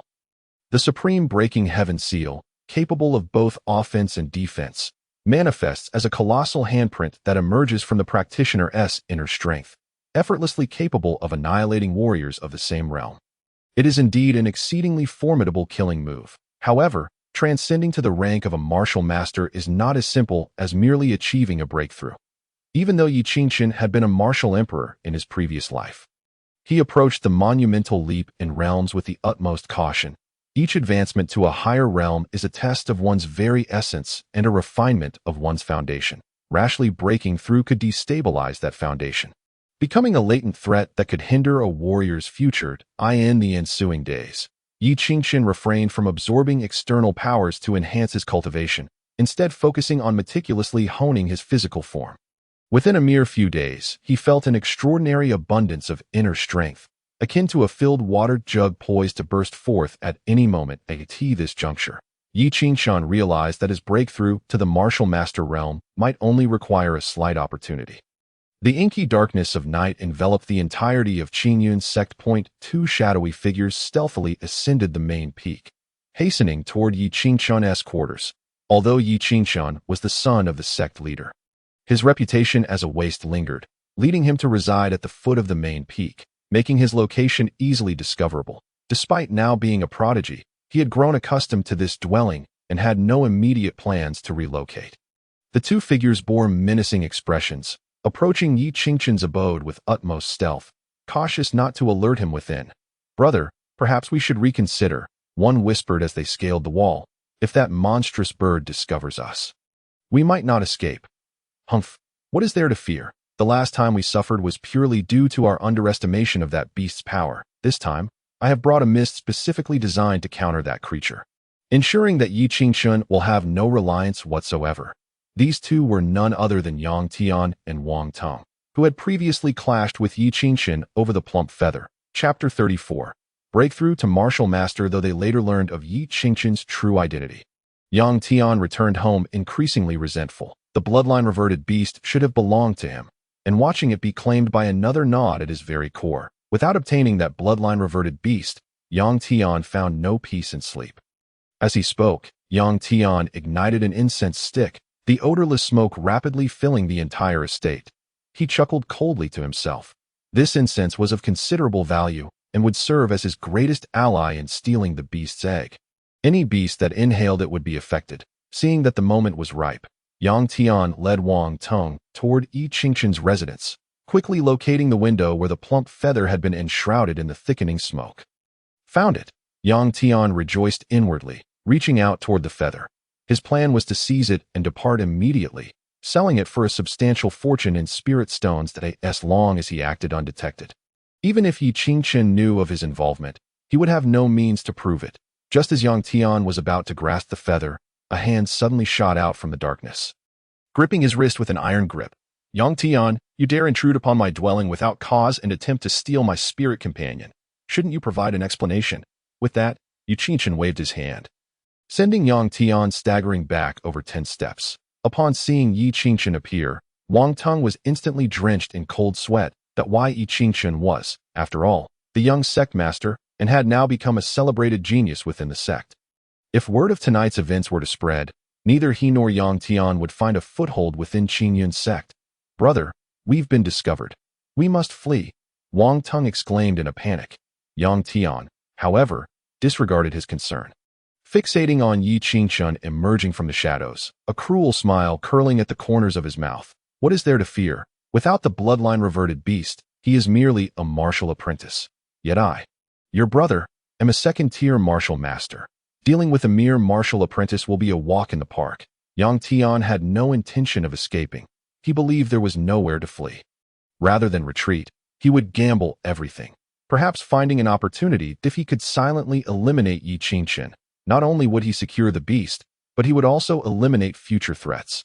With that thought, Yang Tian let out a savage laugh. Drawing a long sword from his waist and lunging directly at Yi Qingqian's chest. Pathetic. What of awakening an 8-star martial soul? The disparity in cultivation cannot be bridged by a martial soul. Why Yi Qingqian? Prepare to die. Yang Tian's murderous intent was palpable as he locked onto Yi Qingqian. Why Yi Qingqian was entirely unsurprised by Yang Tian's actions. He was, after all, a desperate and in his previous life. Tang Xueqing had already revealed her 9-star martial soul talent.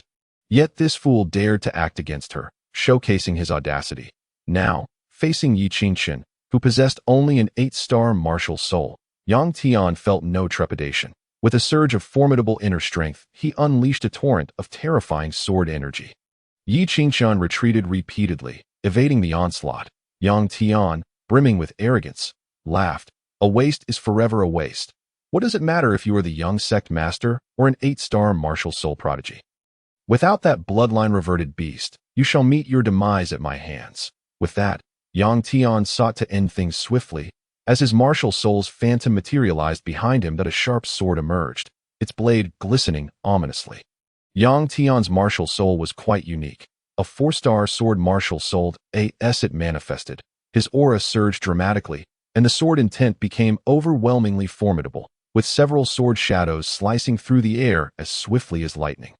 Nearly impossible to counter in the face of Yang Tian's terrifying prowess.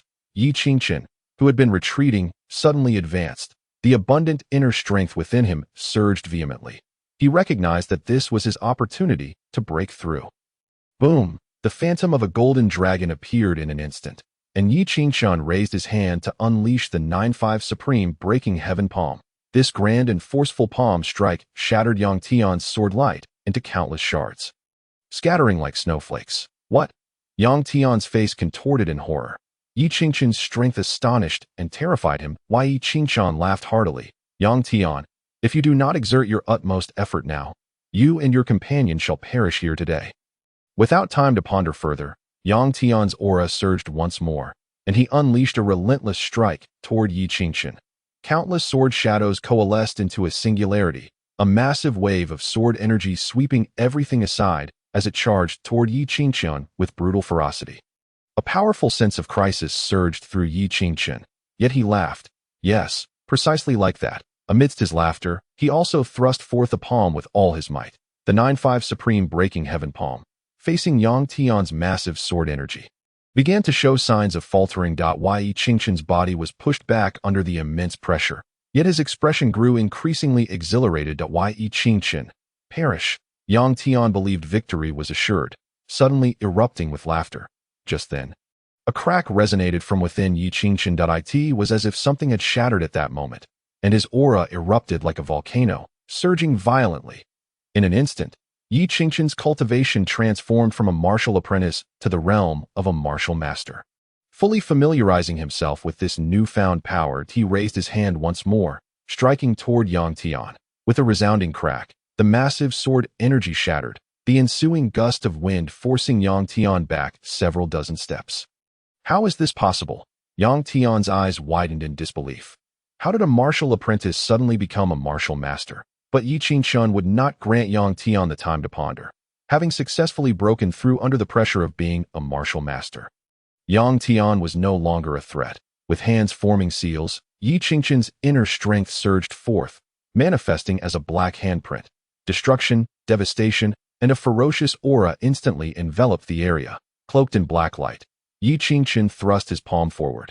The supreme breaking heaven seal, the black handprint soared forth, unobstructed, slamming into Yang Tian's chest. But the moment the black handprint struck, Yang Tian's chest burst open like a balloon, rupturing violently. How could this happen? Bang! Yang Tian's fearful gaze gradually dulled, his corpse crashing heavily to the ground, his organs spilling forth as blood flowed from the gaping hole in his chest. Yang Tian was dead, slain beneath the hand of Yi Qingqian, who had just broken through to the martial master realm. After killing Yang Tian, Yi Qingqian's gaze remained calm, devoid of fear or excitement. Instead, he turned his attention toward Wang Teng.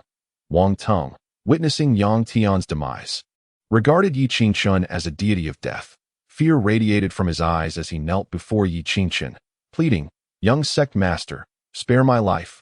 I am willing to serve you as a dog or a horse." A flash of disdain crossed Yi Qingqian's eyes as he coldly replied, "If I were to plead for mercy from you, would you have spared me?" Upon uttering these words, Yi Qingqian swiftly struck down, shattering Wang Teng's head as if it were a watermelon. Chapter 35. The Grand Martial Arts Competition. The slaying of Yang Tian and Wang Teng did not stir much turbulence in Yi Qingqian's heart. At this moment, Yi Qingqian felt an overwhelming power coursing through him, a martial master who had broken through with the 9-5 Supreme Xian body technique as the core. Not only was his physical body remarkably resilient, but his internal energy also exceeded that of his peers by at least threefold. This advantage allowed Yi Qingqian to engage in combat far longer than other martial artists of the same rank. Furthermore, possessing the Supreme Breaking Heaven seal as a formidable trump card, Yi Qingqian was confident that he could hardly find a comparable martial technique within the entirety of the Qingyun sect. Upon reaching the rank of martial master, the next step would be to absorb the power of heaven and earth to cultivate a Dantian Yuan Si, thereby advancing into the realm of Grand Martial Master. The distinction between a Grand Martial Master, who commands true essence and harnesses the natural forces of the universe, and a Martial Master is stark. Typically, a Martial Master would require at least a decade to ascend to the rank of Grand Martial Master.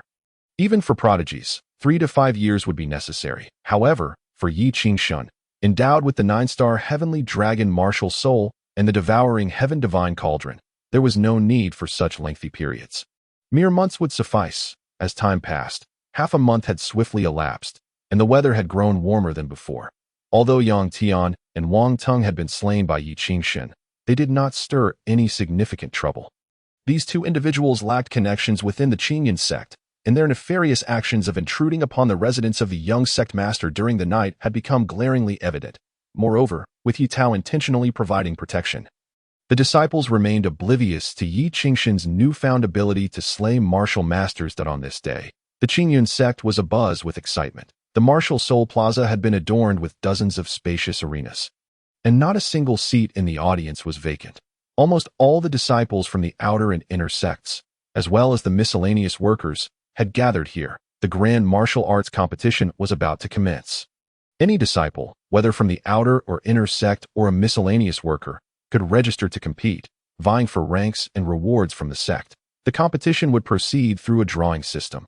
Defeating one's opponent would allow advancement to the next round. With the stipulation that killing was strictly prohibited, emphasizing the spirit of friendly sparring. The primary aim of this competition was to showcase the formidable strength of the Qingyun sect and to foster interaction among the miscellaneous workers, outer sect and inner sect disciples. Thus, it was quite possible for a newly initiated miscellaneous worker to face off against an inner sect disciple, which is why the prohibition against killing was enforced. Elder Wu Miao sat at the highest point of the audience, surrounded by numerous disciples and elders, yet he remained oblivious to them.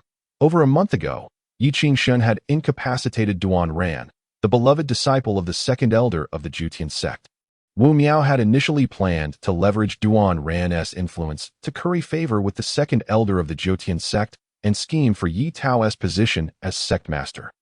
However, to his astonishment, the once promising Duan Ran had been rendered powerless by the worthless Yi Qingshun. Taking the incapacitated Duan Ran to the Jutian sect had immediately drawn ire upon him. Had it not been for Duan Ran's own words attributing his downfall to Yi Qingshun, no one would have believed it. With a dark expression, he scanned the audience, his murderous gaze fixated on Yi Qingshun's location. This excursion to the Jutian sect had delayed him for over a month, and he had intended to return to the sect and utilize the Jutian sect's influence to eliminate Yi Qingshun. Yet, in this brief span of a month, the useless Yi Qingshun had astonishingly awakened as a genius with an 8-star martial soul. Had it not been for the countless disciples and elders of the Qingyun sect vouching for this fact, Wu Miao would not have believed it even now. Elder Wu, is that Yi Qingshun? At that moment, a burly man beside Wu Miao, his face twisted with hatred, inquired. Wu Miao nodded and replied, "Indeed, that seemingly handsome fellow is Yi Qingshun. I had intended for him to pay a heavy price for this, but it seems that he has awakened an 8-star martial soul, complicating matters considerably."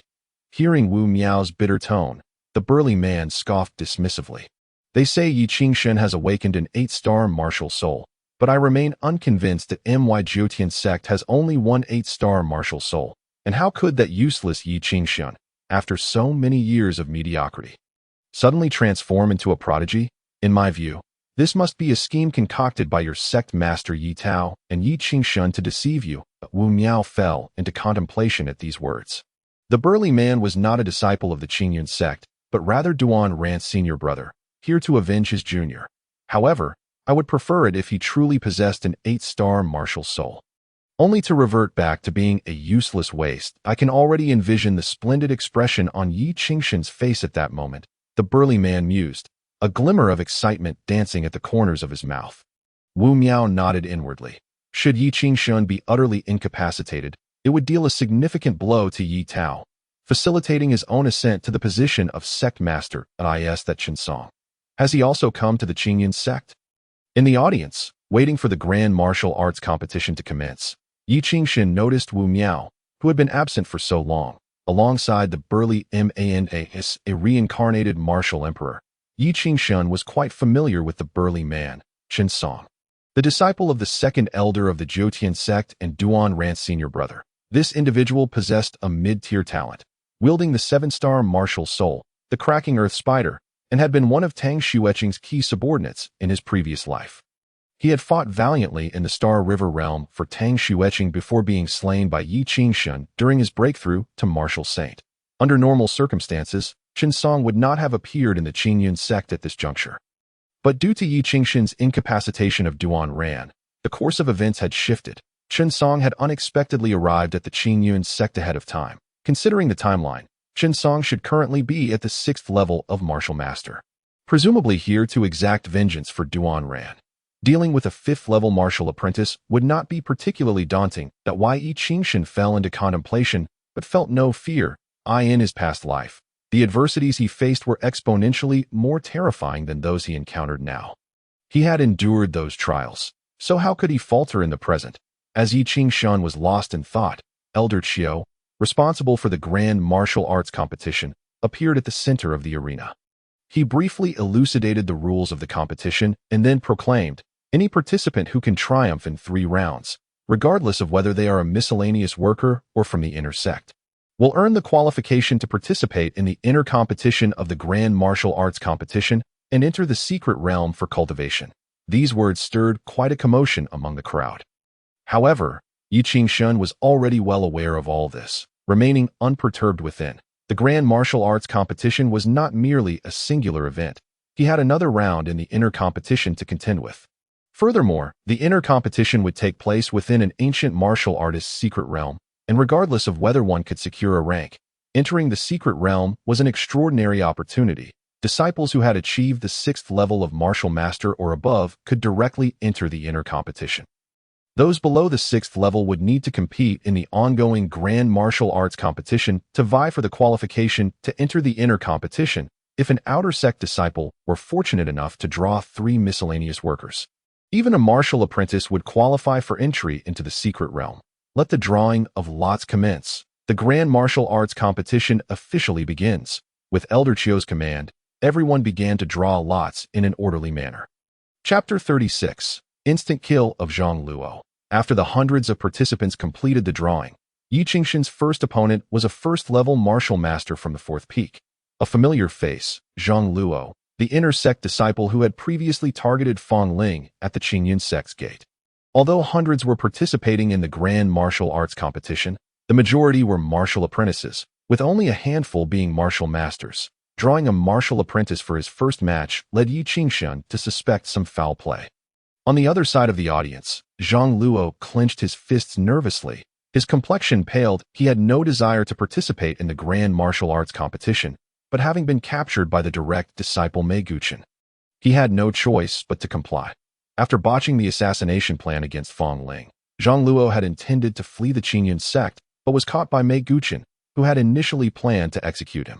However, adhering to the principle of utilizing the useless and fearing that Yi Qingshan might retaliate upon growing stronger, Mei Guqin forced Zhang Luo to participate in the Grand Martial Arts competition. In front of the audience, he was expected to kill Yi Qingshan. After all, despite Yi Qingshan's talent, he was still merely a martial apprentice, while Zhang Luo had already attained martial master status after the drawing of lots concluded. The crowd commenced their battles. Yi Qingshan was astonished to discover that even Chen Song, hailing from the Jutian sect, stood upon the arena, evidently a result of the machinations of the Grand Elder. Wu Miao. His opponent was a mere servant disciple of the martial master rank, whom Chen Song could easily defeat given his cultivation. However, Chen Song struck with an unparalleled ferocity, nearly incapacitating the servant disciple before finally relenting. In the end, he even cast a provocative glance towards Yi Qingshan. This scene ignited a sense of righteous indignation among the entire Qingyun sect, yet upon learning of Chen Song's affiliation with the Jutian sect, they all began to retreat into silence. The Jutian sect was an extraordinarily powerful sect in the Qin kingdom, far beyond the capabilities of the Qingyun sect. Yi Qingshan furrowed his brow slightly. With Chen Song's appearance, this martial competition, initially intended to showcase the strength of the Qingyun sect and bolster the cohesion of its disciples, had abruptly lost its significance, should no one emerge victorious against Chen Song. The notion of the Jutian sect's superiority would take root in the hearts of all participants in this martial competition, delivering a devastating blow to the sect's unity. Currently, the Qingyun sect was already at a disadvantage against the Jutian sect. With the Grand Elder appearing like a dog before its master in the presence of the Jutian sect's elders, if such a scenario were to persist, the Qingyun sect might even lack the courage to draw their swords against the Jutian sect. As the young sect master of the Qingyun sect, Yi Qingshan could not allow this to transpire. After several rounds of combat, it was finally Yi Qingshan's turn to ascend the arena. All eyes turned towards him. Curiosity piqued regarding how the once infamous waste had transformed into a prodigy with an 8-star martial soul. Some were filled with anticipation, while others looked upon him with disdain. They envied Yi Qingshan for awakening an 8-star martial soul, dismissing him as a mere ornamental figure incapable of harnessing the true power of his martial soul. At that moment, Zhang Luo stepped onto the arena, a fierce killing intent glimmering in his eyes. The opportunity to firmly attach himself to a direct disciple had been completely obliterated by Yi Qingshan's emergence. Now, under the deathly threat imposed by Mei Guqin to participate in the martial competition, he was compelled to eliminate Yi Qingshan outright. Though apprehensive, Zhang Luo felt no fear. Previously, he had fallen to Yi Qingshan due to the effects of the soul suppression powder, which had rendered him unable to unleash his martial soul. But the situation was different now. The effects of the soul suppression powder had dissipated, and to ensure absolute certainty, Mei Guqin had provided him with a trump card to guarantee Yi Qingquan's downfall and eliminate future threats. Yi Qingquan, I have no intention of provoking you, yet you have thwarted my ambitions. What does it matter if you possess an 8-star martial soul? In this martial competition, I shall ensure you pay the most grievous price. With that declaration, Zhang Luo unleashed his martial soul. The spectral form of a vicious wolf enveloped him, his power surging to its zenith. Extending his hand into a claw, he concentrated his internal energy. His fingers transforming into 5 razor-sharp blades, aimed directly at Yi Qingquan's heart. This technique, a low-grade yellow rank martial skill known as the Flying Wolf Claw, showcased Zhang Luo's formidable strength as a martial master. Hurtling towards Yi Qingquan with lethal intent, the audience eagerly anticipated how the prodigy with the 8-star martial soul would respond to the full force of a martial master's strike. To their astonishment, Yi Qingquan did nothing at all, that he simply stood there on the arena, watching Zhang Luo's assault approach with a seemingly stunned expression. What did I say? A waste is a waste, regardless of having awakened an 8-star martial soul. They scoffed, believing that he had already been frightened into submission in this first battle. With such a temperament, how could he ever hope to become a formidable warrior? They thought it would be better for him to hand over that 8-star martial soul to someone more capable. Someone who could truly make the Earth Dragon martial soul shine.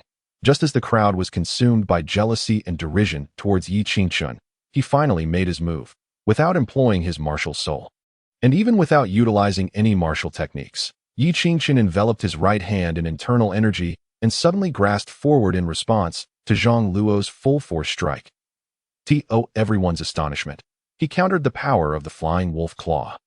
Seizing Zhang Luo's fingers, Zhang Luo was left dumbfounded by this scene. Could a martial apprentice truly unleash such strength? It seemed Mei Guqian was indeed intent on a fight to the death with him. Yi Qingquan scoffed coldly. Then, under Zhang Luo's horrified gaze, he simply twisted his hand. With a sickening crack, Zhang Luo's 5 fingers snapped like twigs. A chilling scream echoed throughout the Martial Soul Plaza, shocking all who heard it. No one could have anticipated that Zhang Luo's full-force strike would be so effortlessly neutralized by Yi Qingquan. Without even employing a martial technique, he had severed Zhang Luo's 5 fingers. Was this truly the strength of a prodigy with an 8-star martial soul? Yi Qingquan had only been a martial apprentice for a little over a month, yet he had already surpassed countless disciples and ascended to the rank of martial master. It appeared that the Qingyun sect was on the brink of witnessing the rise of a prodigy. The murmurs of the crowd shifted instantly, their gazes towards Yi Qingquan devoid of their previous scorn. With a casual kick, Yi Qingquan sent Zhang Luo flying from the arena, emphatically declaring his victory in this battle. Yi Qingquan had never regarded Zhang Luo as a threat. His gaze fell upon a vacant corner of the audience. There sat Mei Guqian, the direct disciple of the 4th peak at that moment.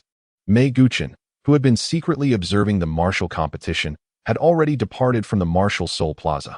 His face bore a mask of fury, tinged with a hint of panic. After merely a month, he had attained the rank of Martial Master, and perhaps he would break through to the Great Martial Master rank in less than 3 years. Why then? Would the Qingyun sect still have a place for him? Yi Qingquan would undoubtedly seek retribution against him. He had to devise a plan, a way to save himself. Mei Guqian, filled with a vengeful spirit, pondered Yi Qingquan's intentions, growing increasingly uneasy, especially after witnessing Yi Qingquan's effortless defeat of Zhang Luo. A nefarious scheme began to take root in his heart. Chapter 37. Yi Qingquan's revelation of his martial master cultivation and the subsequent defeat of Zhang Luo firmly established his reputation as a genius. The entire Martial Soul Plaza descended into a brief discussion. All were astounded by the terrifying power Yi Qingquan had displayed.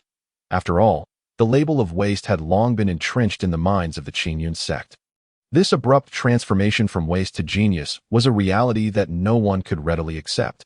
Following his victory over Zhang Luo, Yi Qingquan returned to his position as the martial competition progressed into the second round. He surveyed the various arenas, and aside from Chun Song from the Jiutian sect, another individual soon caught his attention. That on the arena stood a young man with a strikingly handsome face, bearing a resemblance to Yi Qingquan.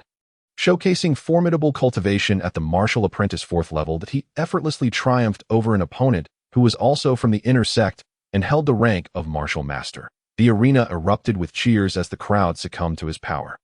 Truly, he was a disciple of the main peak. surpassing all his peers in cultivation. Indeed, he was a member of the Yi family. However, not everyone was convinced. Some remarked that the young sect master had recently awakened an 8-star martial soul and was not to be underestimated. This statement sparked dissent, and a disciple shook his head, asserting, "The young sect master's talent is indeed formidable, but he has only just begun, and no matter how talented he is, he cannot possibly catch up to Yi Haoran, who has been cultivating for years. Indeed, if the young sect master were to face Yi Haoran, he would likely miss out on the secret realm." The murmurs of the crowd quickly reached Yi Qingquan's ears, causing a subtle smile to emerge at the corners of his mouth. Others may be unaware, but he was well aware that this Yi Haoran was coming for him. The Qingyun sect was a sect formed by the amalgamation of several prominent families during its inception. However, as time passed and the influx of disciples from outside families continued, the once dominant clans gradually diminished, losing their former authority. Today, only 2 factions within the Qingyun sect maintained a semblance of familial identity: the First Peak, primarily led by the Wu family, and the Yi family residing in the main peak. Since the establishment of the Qingyun sect, the Yi family had always been the most powerful force, never admitting disciples from outside families to the main peak. Even now, they remained the strongest, albeit with numerous internal factions and incessant strife. Though Yi Qingquan had once been unable to cultivate, his identity as the young sect master had made him a thorn in the side of other members of the Yi family. His infamous reputation as a waste had undoubtedly been exacerbated by the machinations of other clan members that in his previous life, Tang Xueqing had seized his 9-star martial soul, methodically leading to the downfall of the Qingyun sect. She had exploited the internal conflicts within the Yi family, otherwise she could not have succeeded so effortlessly. The esteemed sect master Yi Tao and his wife had been slain by a disciple, and the young sect master had been expelled from the sect. That it was hard to believe that no members of the Yi family had been manipulating events behind the scenes. Yi Qingquan would never accept such a notion. Yet, the identity of the Yi family member who had conspired against them remained a mystery until Yi Qingquan's ascension to the emperor rank. After all, he had been too weak in his previous life to access such knowledge. Not long after he departed, the Qingyun sect had been annihilated by Tang Xueqing. The truth of that period likely resided solely with Tang Xueqing from his previous life. Upon hearing of his awakening of the 8-star martial soul, those individuals could no longer remain idle. Was it their intention to use Yi Haoran to test him? Very well, he welcomed the challenge. Yi Qingquan chuckled softly. Although he was merely a martial master at present, the power he wielded far surpassed that of his previous life. In this lifetime, he held the qualifications to fear no one. Soon, the first round of the martial arts competition concluded, and the draw for the second round commenced. Yi Qingquan's opponent was Yi Haoran. This outcome brought no surprise to Yi Qingquan. In fact, a flicker of anticipation stirred within him. If I were to defeat Yi Haoran, what formidable adversary might I draw out? Meanwhile, Qin Song from the Jiutian sect faced an equally formidable inter-sect disciple from the Qingyun sect. Also at the 5th level of martial master, Qin Song showcased the ferocity and might of his ground spider martial spirit. The 7-star martial spirit, ground spider, endowed Qin Song with not only remarkable speed, but also a significant advantage in strength. By the end of the battle, the makeshift arena lay in ruins, and Qin Song's opponent was left barely clinging to life. The disciples of Qingyun sect were filled with righteous indignation, yet a profound sense of despair engulfed them. What was intended to be a grand event hosted by Qingyun sect had been entirely overshadowed by Qin Song of Jiutian sect. His arrogant demeanor struck like a heavy blow, shattering the dignity of the onlookers. Throughout this turmoil, Yi Qingquan remained remarkably composed, as if this matter held no relevance to him. He exhibited neither anger nor humiliation, leaving the observing disciples and elders profoundly disappointed. They felt that Yi Qingquan, as the young sect master, displayed no sense of honor befitting a disciple of the sect. Faced with the provocations of the external sect, he seemed utterly indifferent. Yet, little did they know that Yi Qingquan never harbored anger towards the deceased. Before long, the second round of battle belonging to Yi Qingquan commenced. He and Yi Haoran ascended the stage simultaneously.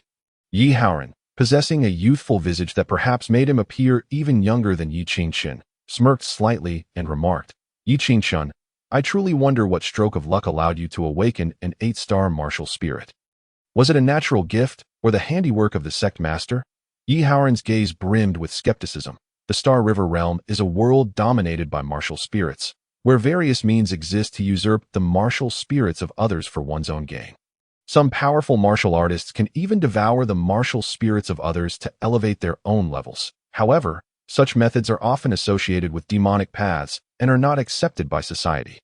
Thus, Yi Haoran suspected that Yi Qingqian's sudden awakening of an 8-star martial spirit must have been achieved through some foul means orchestrated by Yi Tao.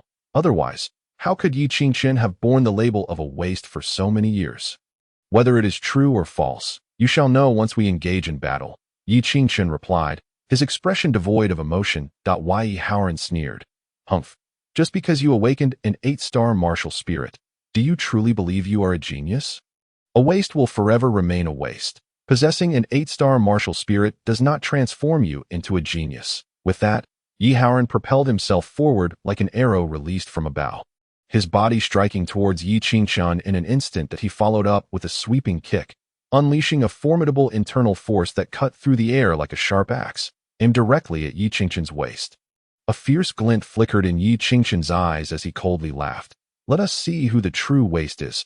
The truth will be revealed in battle. He crossed his arms before him, channeling his internal force around his arms, and withstood Yi Haoran's strike with sheer resolve. Yi Haoran stumbled back, having merely tested the waters. If Yi Qingqian could not even withstand that, it would certainly surprise him.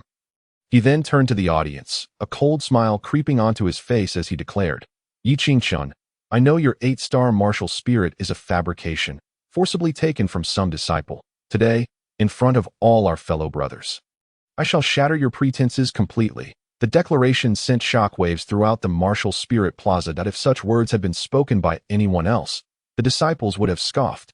Yet, as it happened, these words came from Yi Haoran, a disciple of the main peak and a member of the same clan as Yi Qingqian, thus rendering them impossible to ignore. In a way, how could this be possible? How could it not be? For so many years, Yi Qingqian has been notorious as a waste in the sect, and suddenly he emerges as a prodigy with an 8-star martial spirit. I sensed something was amiss from the beginning. But where could an 8-star martial spirit have come from? It would be challenging to find even a few in our Qin kingdom. Who knows whose misfortune it was? What a pity that such a powerful 8-star martial spirit is wasted on a waste. Instantly, the martial spirit plaza erupted with chatter, as a group of envious individuals stoked the flames of gossip. Even Chen Song's eyes glimmered with intrigue.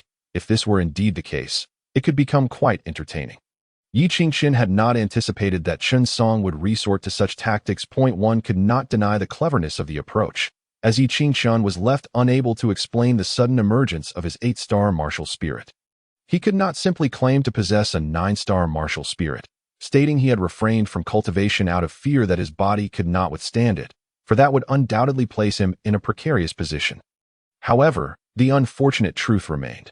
Yi Qingqian's martial spirit was his own, and no amount of verbal distortion from Yi Haoran could alter that fact. If you claim it to be false, then why not prove it to everyone? Yi Qingqian laughed coldly, eager to see what tricks Yi Haoran would employ. Suddenly, Yi Haoran produced a fearsome giant axe, bringing it down heavily upon the arena floor. Yi Qingqian, this weapon is specifically designed to counter demonic paths. A martial spirit that has been usurped can never truly belong to its wielder.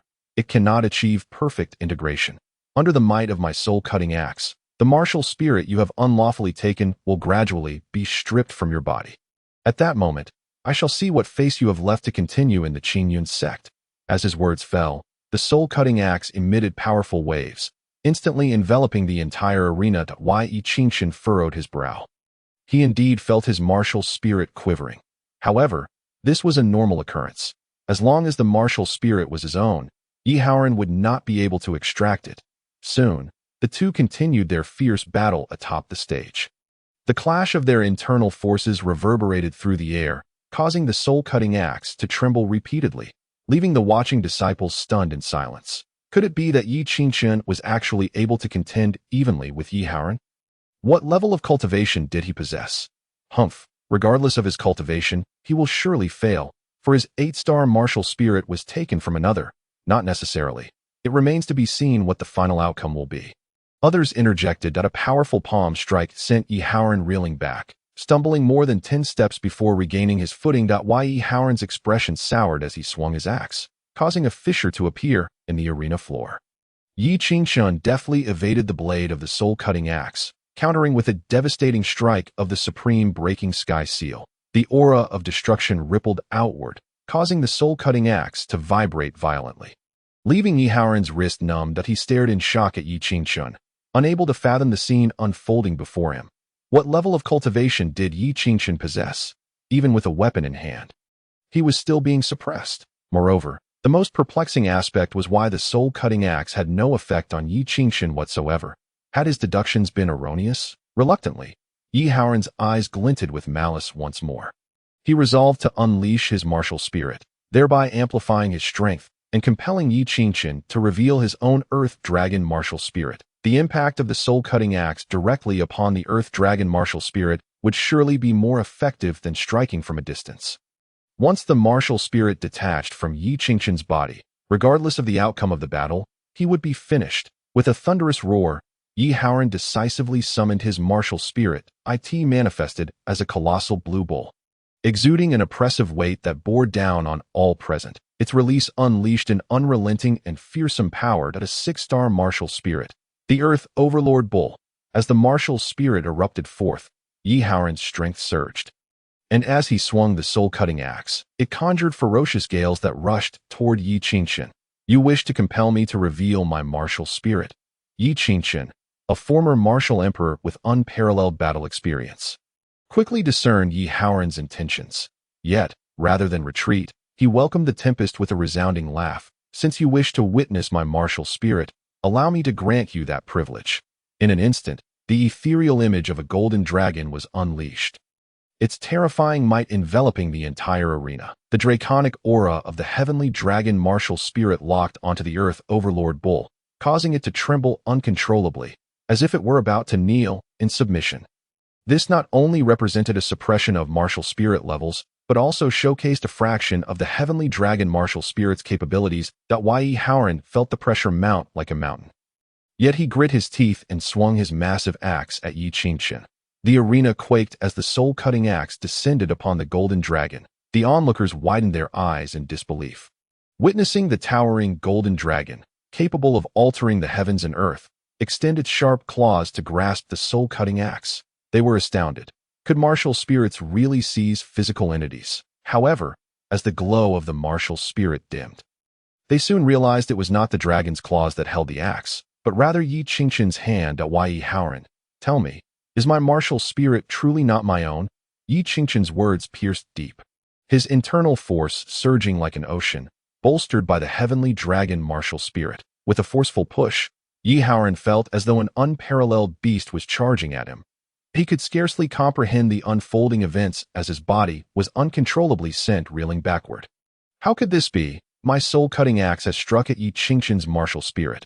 Why has it had no effect whatsoever? Yi Haoran was taken aback, yet he scarcely had time to ponder before Yi Qingshun once again surged toward him. This time, it is my turn to strike. The words fell. Yi Qingshun unleashed a formidable palm strike. The supreme breakthrough seal, the aura of annihilation and destruction surged forth, crashing directly into Yi Haoran's chest.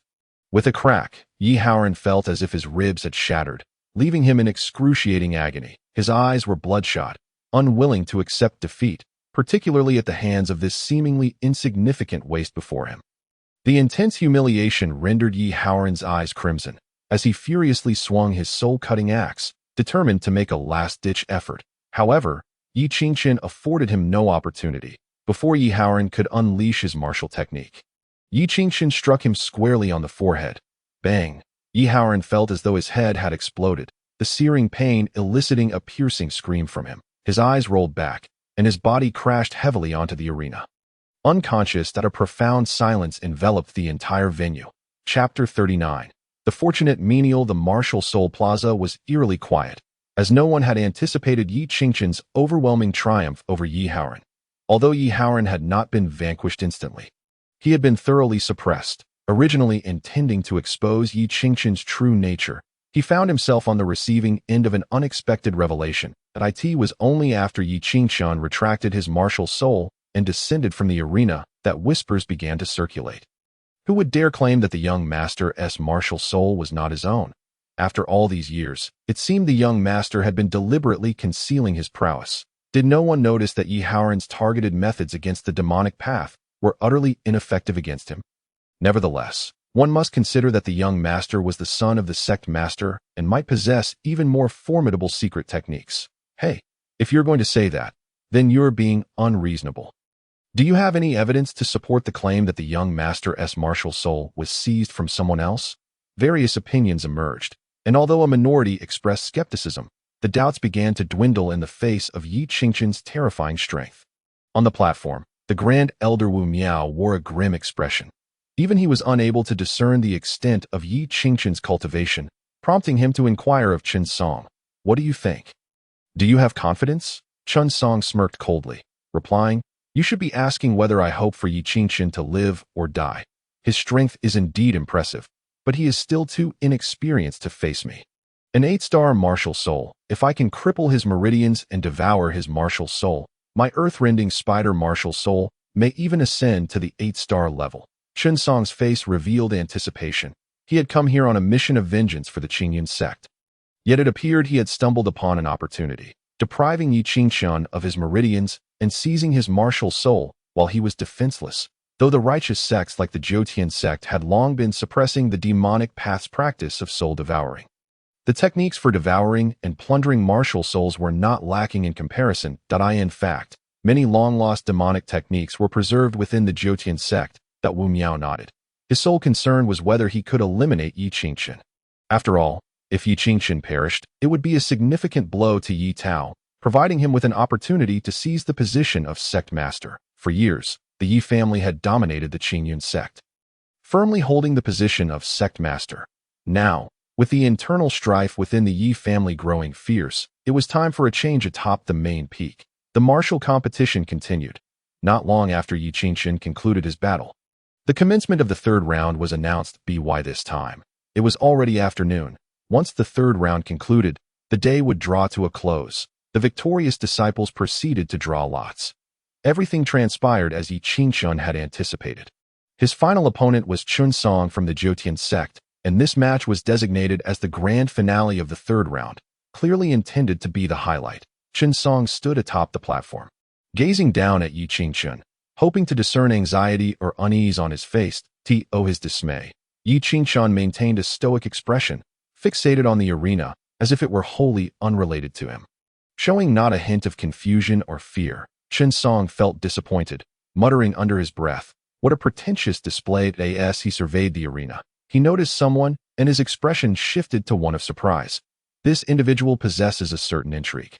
On the platform, 2 menial disciples of martial cultivation were laboriously engaged in battle. While many disciples participated in the martial competition, few menials managed to reach the third round. Yi Qingqian observed the 2 battling menials on the arena. They appeared utterly unremarkable, yet both were striving earnestly for a chance to enter the secret realm. Ultimately, one menial, possessing a slight cultivation advantage at the 4th level of martial apprentice, emerged victorious. Yi Qingqian's gaze turned strange as he chuckled lightly. How fortunate indeed to have encountered 3 consecutive opponents of lesser strength. This individual cannot possibly be the weakest to have entered the secret realm in history. I wonder whether this is luck or misfortune. The secret realm was fraught with peril. Even martial masters and grand martial masters could meet their demise within. For mere martial apprentices among the menials to venture inside, they were bound to face death. Yi Qingqian found it amusing but paid it little mind. There are always some fortunate souls in this world, but can one truly ensure that such fortune is genuine? While entering the secret realm is undoubtedly a significant opportunity, one must fear that this menial may not be able to endure it. The battles continued, and the menial's advancement to the inner rounds of the competition stirred quite a commotion, yet that was all there was to it. Soon, the number of warriors preparing to ascend the platform dwindled. Finally, as evening approached and the setting sun bled crimson, Yi Qingqian and Chen Song found themselves standing on the arena. Yi Qingqian, do you know how my junior brother Devouring is faring? He is the youngest disciple of my master, and the most favored. Chen Song's expression was haughty as he directly leveraged the Zhoutian sect to intimidate Yi Qingqian, attempting to instill fear in him. However, Yi Qingqian merely chuckled lightly and replied, "What of it if I cripple Devouring? I intend to cripple you as well." Crack! Chen Song clenched his fists, the bones cracking ominously that it was the first time he had encountered such an arrogant martial artist. I truly wonder whether you are ignorant or simply fearless. Yi Qingchen shrugged and remarked, why do you people always have so much to say? If you wish to fight, then let us fight. If you think a few words will instill fear in me and compel me to kneel in submission, I recommend you save your breath. I, Yi Qingchen, am not easily intimidated. Chen Song, infuriated, found it irritating that Yi Qingchen, like him, would hurl threats or become enraged. Yet, it was this indifferent demeanor that made Chen Song feel as though his fists were striking cotton, devoid of any sensation, yet igniting a fiery anger within him. Yi Qingchen, you are the most courageous and yet the most ignorant person I have ever encountered. Today, I shall show you the difference between a disciple of the Jiutian sect and one of your Qingyun sect. As his words fell, Chen Song's aura surged, a martial master at the 5th level enveloping the entire arena in oppressive pressure. You see this. The disciples of the Jiutian sect practice superior yellow-gray techniques, which guarantees that your Qingyun sect will forever remain beneath our feet.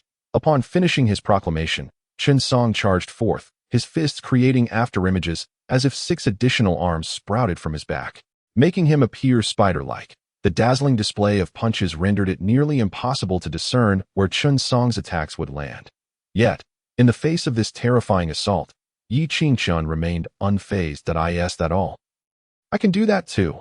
As the words left his lips, Yi Qingchen mirrored Chen Song's actions, unleashing a flurry of punches that transformed into dozens, if not hundreds, of shadows, instantly leaving Chen Song in a state of shock. What martial technique is this? How can the Qingyun sect possess such a skill? Just as Chen Song was taken aback, the fists of both combatants collided with a resounding boom, akin to war drums being struck. Chen Song felt as if his fist had struck steel. Yi Qingchen sustained minimal harm, while Chen Song's arm went numb. Chapter 40. Martial Master at the 4th level, Chen Song staggered back a step. His expression shifting slightly, he regarded Yi Qingchen with a look of bewilderment, unable to fathom the extent of his cultivation. Though he had not exerted his full strength, it should not have been impossible for him to inflict even the slightest injury on Yi Qingchen. Yi Qingchen's expression remained unchanged as he calmly stated, Chen Song, you have been flaunting your power in my Qingyun sect, and it is time for you to pay the price. With that, he vanished in an instant, closing the distance to Chen Song and delivering a crushing blow with his 9-5 supreme overturning palm. The overwhelming internal force obliterated everything in its path, the gust of wind ruffling Chen Song's hair.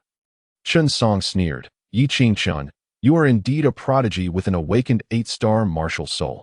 However, your victory ends here. He retaliated with a palm strike of his own, the mid-level yellow-gray technique, diamond palm. This strike was immensely powerful, possessing the ability to shatter all obstacles, making Chen Song appear as a furious golden deity. Bang! The 2 palms collided, and the air erupted between their hands, unleashing an endless tempest. Both combatants were forced back. Chen Song's lips curled into a smirk, pride gleaming in his eyes. Yi Qingchen, however, examined his own palm, which was now stained with blood, a small shard piercing deep into it, causing dark crimson blood to ooze forth. Witnessing this scene, all the disciples gasped in shock that he is injured. The young master is injured. Scheming, he concealed a hidden weapon in his palm. What if it's poisonous? Have you noticed that the young master's blood is growing darker? It is inconceivable. If there were poison involved, the elders would undoubtedly intervene to prevent this battle. Chen Song, how dare you use poison against me? Yi Qingchen's expression darkened before the gaze of the multitude. This fellow revealed such treachery. Chen Song smirked with pride, spreading his hands and declaring, poison. This is merely the soul ability of the earth-rending spider. I am simply employing my own soul power against you. How can one speak of poison? Yi Qingchen had long anticipated Chen Song's deceit. In his previous life, this scoundrel had resorted to every underhanded tactic imaginable, even against opponents weaker than himself, employing exceedingly insidious means that were nearly impossible to guard against. Yi Qingchen truly did not expect that Chen Song, merely at the martial master level, would possess such nefarious methods. Yi Qingchen, I advise you to surrender and admit your worthlessness, accompanying me to the Jiutian sect to confess your sins. Perhaps then you might survive. Otherwise, prepare to be poisoned by my earth-rending spider's venom until you are reduced to a mere puddle of pus. As he spoke, Chen Song erupted into laughter. The poison of the earth-rending spider was not so easily dealt with. Even if it did not kill, it would render the opponent increasingly feeble. With this tactic, Chen Song even held a slim chance of slaying opponents stronger than himself. Thus, upon witnessing Yi Qingchen poisoned, his confidence swelled. Will I perish? Absurd. Suddenly, Yi Qingchen trembled, as if something were being forced out. With a splatter, dark toxic blood erupted from his palm. He was the reincarnation of a martial emperor. Although currently only a martial master, his knowledge and experience surpassed that of many martial emperors. The venom of the earth-rending spider was not without an antidote, drawing upon his formidable control over his own physique. Yi Qingchen astonishingly expelled the toxic blood from his body. This scene genuinely startled Chen Song, who had felled countless martial artists with this technique. That it was the first time he encountered someone capable of forcing out their own poison blood. Chen Song involuntarily stepped back, a hint of panic flickering in his eyes. The spectacle was truly astonishing. Chen Song, it is now my turn to strike. With a thunderous roar, Yi Qingchen ceased hiding his strength, revealing his full cultivation. The aura of a fourth-level martial master instantly enveloped the entire arena. During the month of waiting for the martial arts competition to commence, Yi Qingchen had sought resources from Yi Tao, utilizing the swallowing heaven divine cauldron to convert power into cultivation. This enabled Yi Qingchen's strength to surge at an astonishing rate, directly reaching the fourth level of martial master, a fourth-level martial master. Yi Qingchen was terrifyingly powerful, rampaging through the martial arts competition with unrestrained ferocity. The young sect master is actually a fourth-level martial master. No wonder he could easily defeat Yi Haoran. It turns out his cultivation is not inferior to Yi Haoran's. And with the 8-star Earth Dragon Soul, it is only natural for Yi Haoran to fall short. Who would emerge victorious in this battle? It is hard to say why Yi Qingchen possesses an 8-star soul. While Chen Song's cultivation is higher, both have their advantages, yet I still believe Chen Song holds a slightly greater chance of victory. Indeed, even the strongest soul requires cultivation to be wielded effectively. Ultimately, the young sect master is still one realm beneath Chen Song. Charging once more towards Chen Song. This time he dared not exhibit even the slightest negligence. For the first time, he regarded Yi Qingchen as a genuine threat. Without regard for anything else, Chen Song let out a bellow, and a terrifying shockwave erupted from his body, sending Yi Qingchen staggering backward. Yi Qingchen steadied himself and focused his gaze, discovering that Chen Song had unleashed his soul. A pitch-black spider, immense and foreboding, enveloped Chen Song's form, casting a sinister aura that unsettled the hearts of all disciples in the audience. The spider-shaped soul was indeed disquieting. That 7-star soul, earth-rending spider. Yi Qingchen's eyes narrowed slightly. In the Star River realm, a 7-star soul could be considered extraordinarily powerful. Many martial emperors possess souls of merely 7 stars. Furthermore, this earth-rending spider not only granted Chen Song enhanced strength and speed, but also emanated a toxicity that would be unbearable for most martial artists. Yi Qingchen died. Without further ado, faced with an opponent he perceived as threatening, Chen Song unleashed nearly all his might. The earth-rending spider charged forth with heavy steps, moving at breakneck speed towards Yi Qingchen, its venomous fangs seemingly poised to tear him asunder. In response to Chen Song's full frontal assault, Yi Qingchen too released his soul. His soul exuded an 8-star aura, causing the very heavens and earth to shift in hue.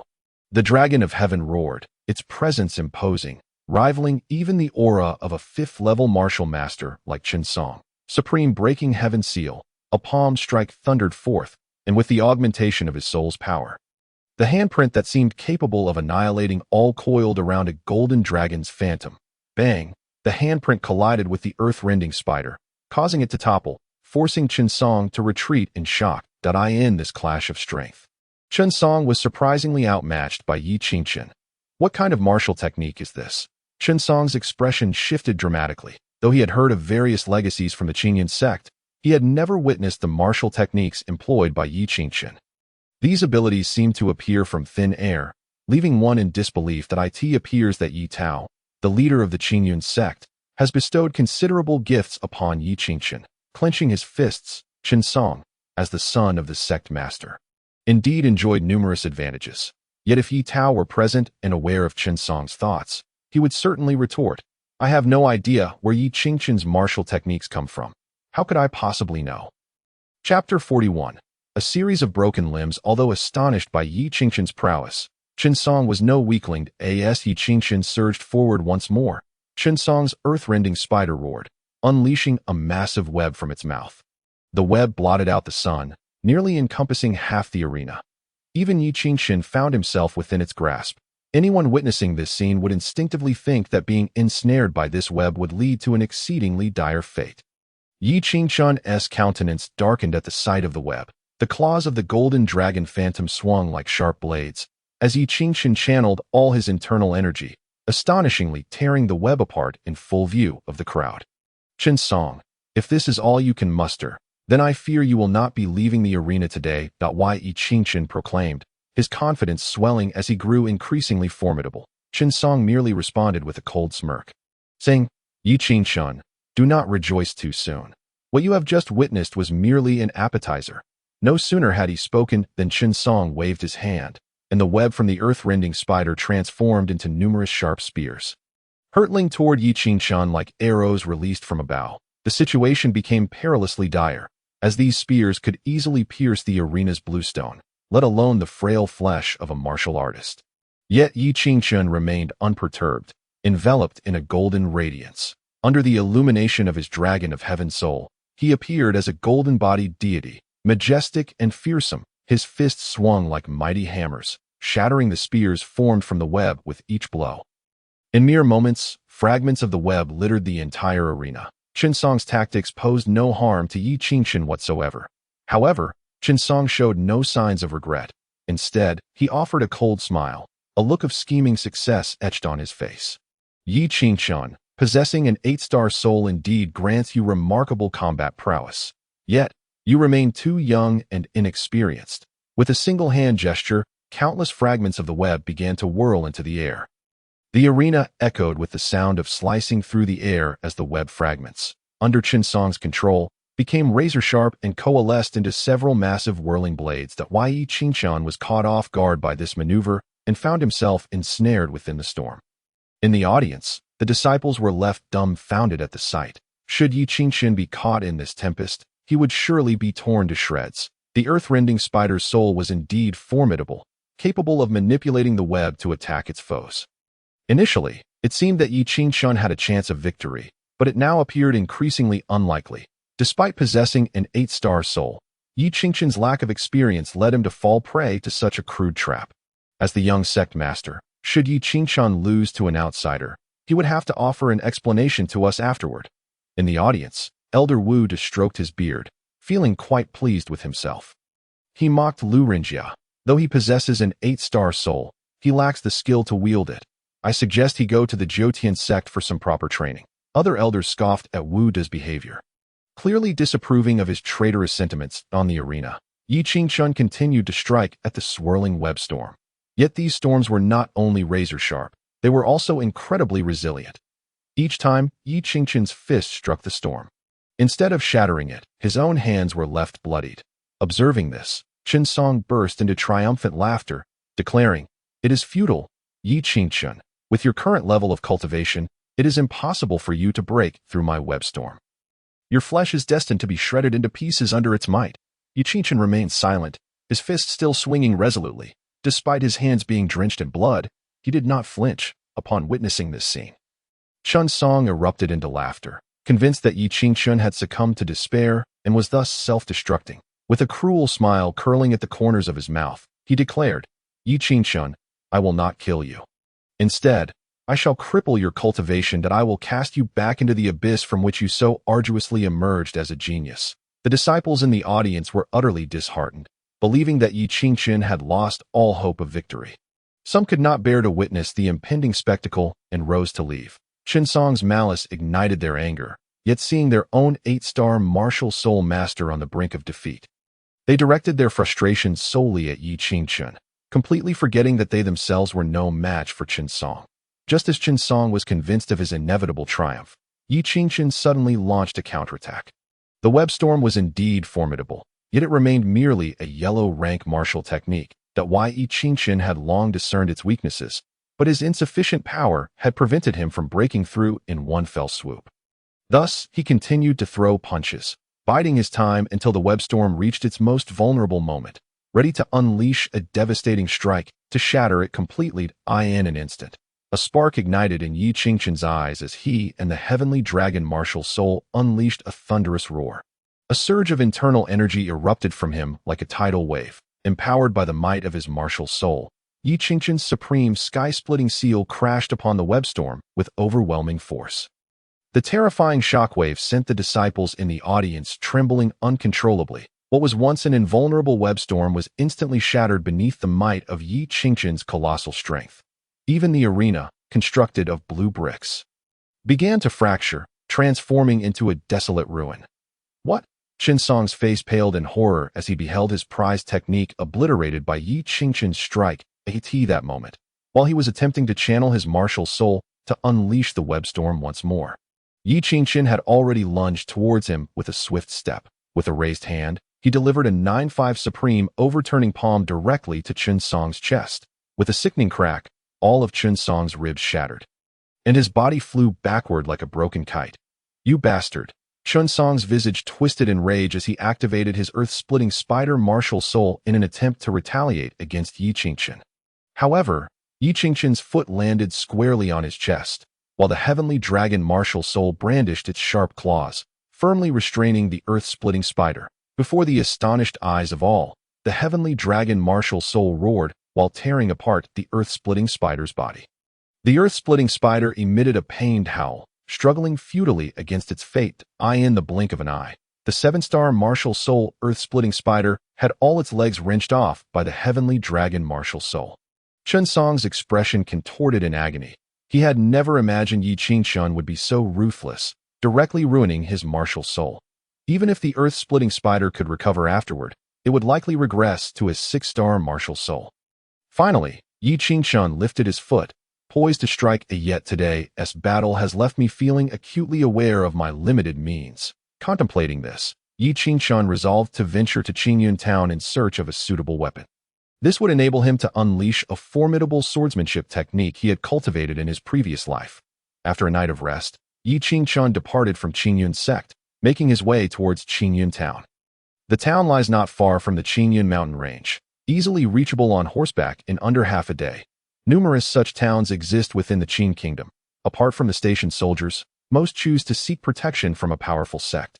In return, the sect collects taxes from these towns annually, ensuring mutual benefit.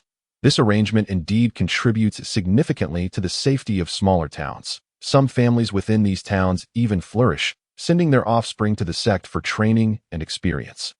In fact, certain families are even more formidable than the Qingyun sect itself. In his previous life, Yi Qingqian found refuge in Chuyao during his most challenging times. Seemingly ordinary, Chuyao hails from an ancient martial arts family in the Qin kingdom, possessing strength surpassing that of the Qingyun sect. However, due to personal reasons, she concealed her true identity. Without the memories of his past life, Yi Qingqian would have remained oblivious to this secret. Before long, Yi Qingqian beheld the towering walls of Qingyun town.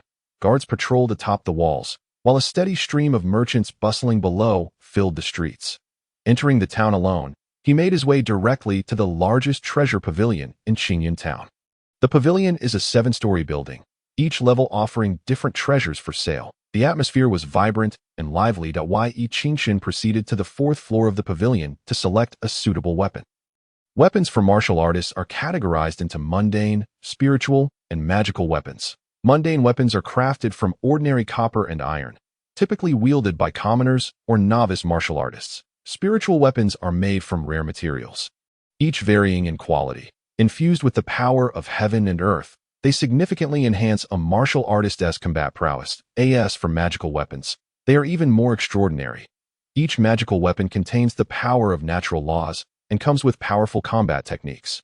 A martial artist wielding a magical weapon can easily defeat and slay those of the same realm who lack such weapons. However, magical weapons are scarce, and Yi Qingqian currently lacks the strength to harness their power. For him, a low-grade spiritual weapon would suffice in the martial artist realm. Soon, Yi Qingqian found an appropriate spiritual weapon at a reasonable price. No1 intentionally sought to provoke him, and he quickly completed the purchase. Esteemed martial artist, this blazing sword is evidently the perfect match for you. Please keep it safe. And do return if you require anything further. The shopkeeper remarked that Yi Qingxin paid with the spiritual stones he had acquired and left the treasure pavilion. Just as he was about to exit Qingyun town, his expression abruptly changed upon spotting a familiar figure. Fang Ling, what was she doing here? And who was that suspicious person accompanying her? Chapter 43. If senior brother does not go, neither will I, senior sister Wang Fang. Where are we headed? On the streets of Qingyun town, Fang Ling followed a flamboyant woman with a puzzled expression, walking ahead. After joining the 5th peak of Qingyun sect, she had become a disciple of the peak master. Although still at the martial artist level, her esteemed 8-star martial soul garnered her much favor. Under full cultivation, she had reached the 4th level of martial apprentice within just 1 month, surpassing even Yi Qingxuan's previous progress. The woman named Wang Fang glanced around, and then said mysteriously, "Junior sister, since you are new here and unfamiliar with the surroundings, let me introduce you to a few prominent families disciples of Qingyun sect. Their elders are friends of our master. Should you encounter difficulties in the future, you may seek their assistance." Upon hearing this, Fang Ling frowned slightly and stopped, saying, "Senior sister, I have no interest in mingling with the offspring of noble families. Let us return to the sect." Wang Fang, wearing a smile, felt a cold snicker within. She had been waiting for nightfall. "Junior sister, that is where you are mistaken. The purpose of our master sending me to bring you down the mountain is precisely to meet these noble disciples. You possess an 8-star martial soul and are destined to become the strongest within Qingyun's sect. You will inevitably meet them that if you disregard my advice. Will you also ignore our master?" Fang Ling hesitated upon hearing this. She was solely focused on her cultivation and had no desire to concern herself with noble families. Just as Fang Ling lingered in doubt, Wang Fang sighed and said, Fine. This matter is of no concern to me. Since you are unwilling, we shall return to the sect now." With that, Wang Fang pulled Fang Ling to leave. Observing Wang Fang's irritation, Fang Ling felt a pang of guilt for dampening the mood. Ultimately, she sighed and said, "Senior sister, I do not wish to be a burden. That if that is the case, I shall accompany you." Wang Fang rejoiced, saying, "Junior sister, that is the spirit. Once we arrive, you must perform admirably before those noble disciples and avoid any rudeness. If you upset them, our master will be disappointed." Fang Ling nodded slowly, though discomfort lingered in her heart. Yet, for the sake of her master, she decided to endure. Wang Fang felt a sense of pride, her gaze toward Fang Ling resembling that of a predator eyeing its prey. The notion that their master had sent Fang Ling to meet those noble disciples was merely a ruse. The lie served to draw Fang Ling into attending a banquet for ulterior motives. Once accomplished, Wang Fang would acquire spiritual stones from those noble families, something unattainable even in a century within Qingyun's sect, and escape far away.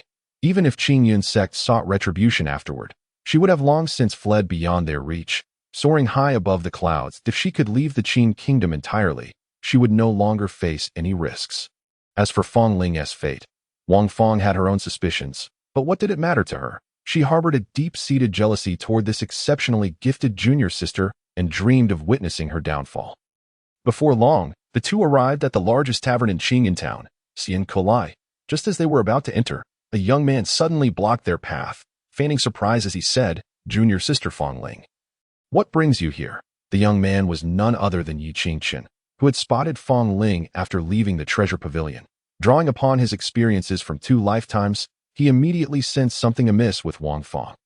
Thus, he intervened decisively as they neared their destination. Yi, senior brother. Fang Ling felt genuine joy upon seeing Yi Qingxin after a month apart. As she was now an inner-sect disciple of the 5th peak. She addressed him as her senior brother. Wang Fang frowned, realizing that a wrench had been thrown into her plans just as they were about to enter. She had an inkling of Yi Qingxuan's identity and was concerned that any delay could lead to complications. "You two can catch up later. Junior sister, those people are waiting for you. We cannot afford to waste any more time," Wang Fang urged. Fang Ling frowned but ultimately nodded, saying, "Senior brother Yi, we shall meet again tomorrow."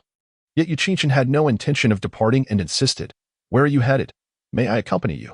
Wang Fang's expression soured as she replied, "Junior brother, this is a private gathering of our 5th peak, and outsiders are not welcome." Yi Qingxin chuckled at this remark, retorting, "Outsider? I am also from the 5th peak. Do you not know that?" Fang Ling's face lit up. It would be wonderful if Yi Qingxuan could accompany her to meet those noble disciples. She quickly added, "Senior sister, Yi senior brother is a disciple of Master Chu Yao, just like us from the fifth peak." Wang Fong felt like slapping herself for forgetting this detail. That one T do. Those noble disciples only invited you and did not extend an invitation to others. Wang Fong was worried that Yi Qingchun's presence could jeopardize her plans. Yi Qingchun ignored Wang Fong and looked at Fong Ling, saying, "A gathering of noble families? I have never participated in one. Do you wish for me to witness it?" Junior sister Fong. Fong Ling immediately understood and replied to Wang Fong, "If Yi senior brother cannot attend, then neither will I. With that, she stood beside Yi Qingchun. Wang Fong's expression twitched at this scene. She felt a surge of frustration toward Yi Qingchun, realizing that bringing him along could be perilous.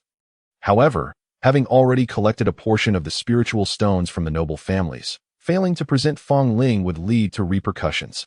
With that in mind, Wang Fong could only grit her teeth and force a smile, saying, "Since Yi senior brother is so interested, you may accompany junior sister Fong." Yi Qingchun smiled, positioning Fong Ling beside him, and remarked, "Excellent.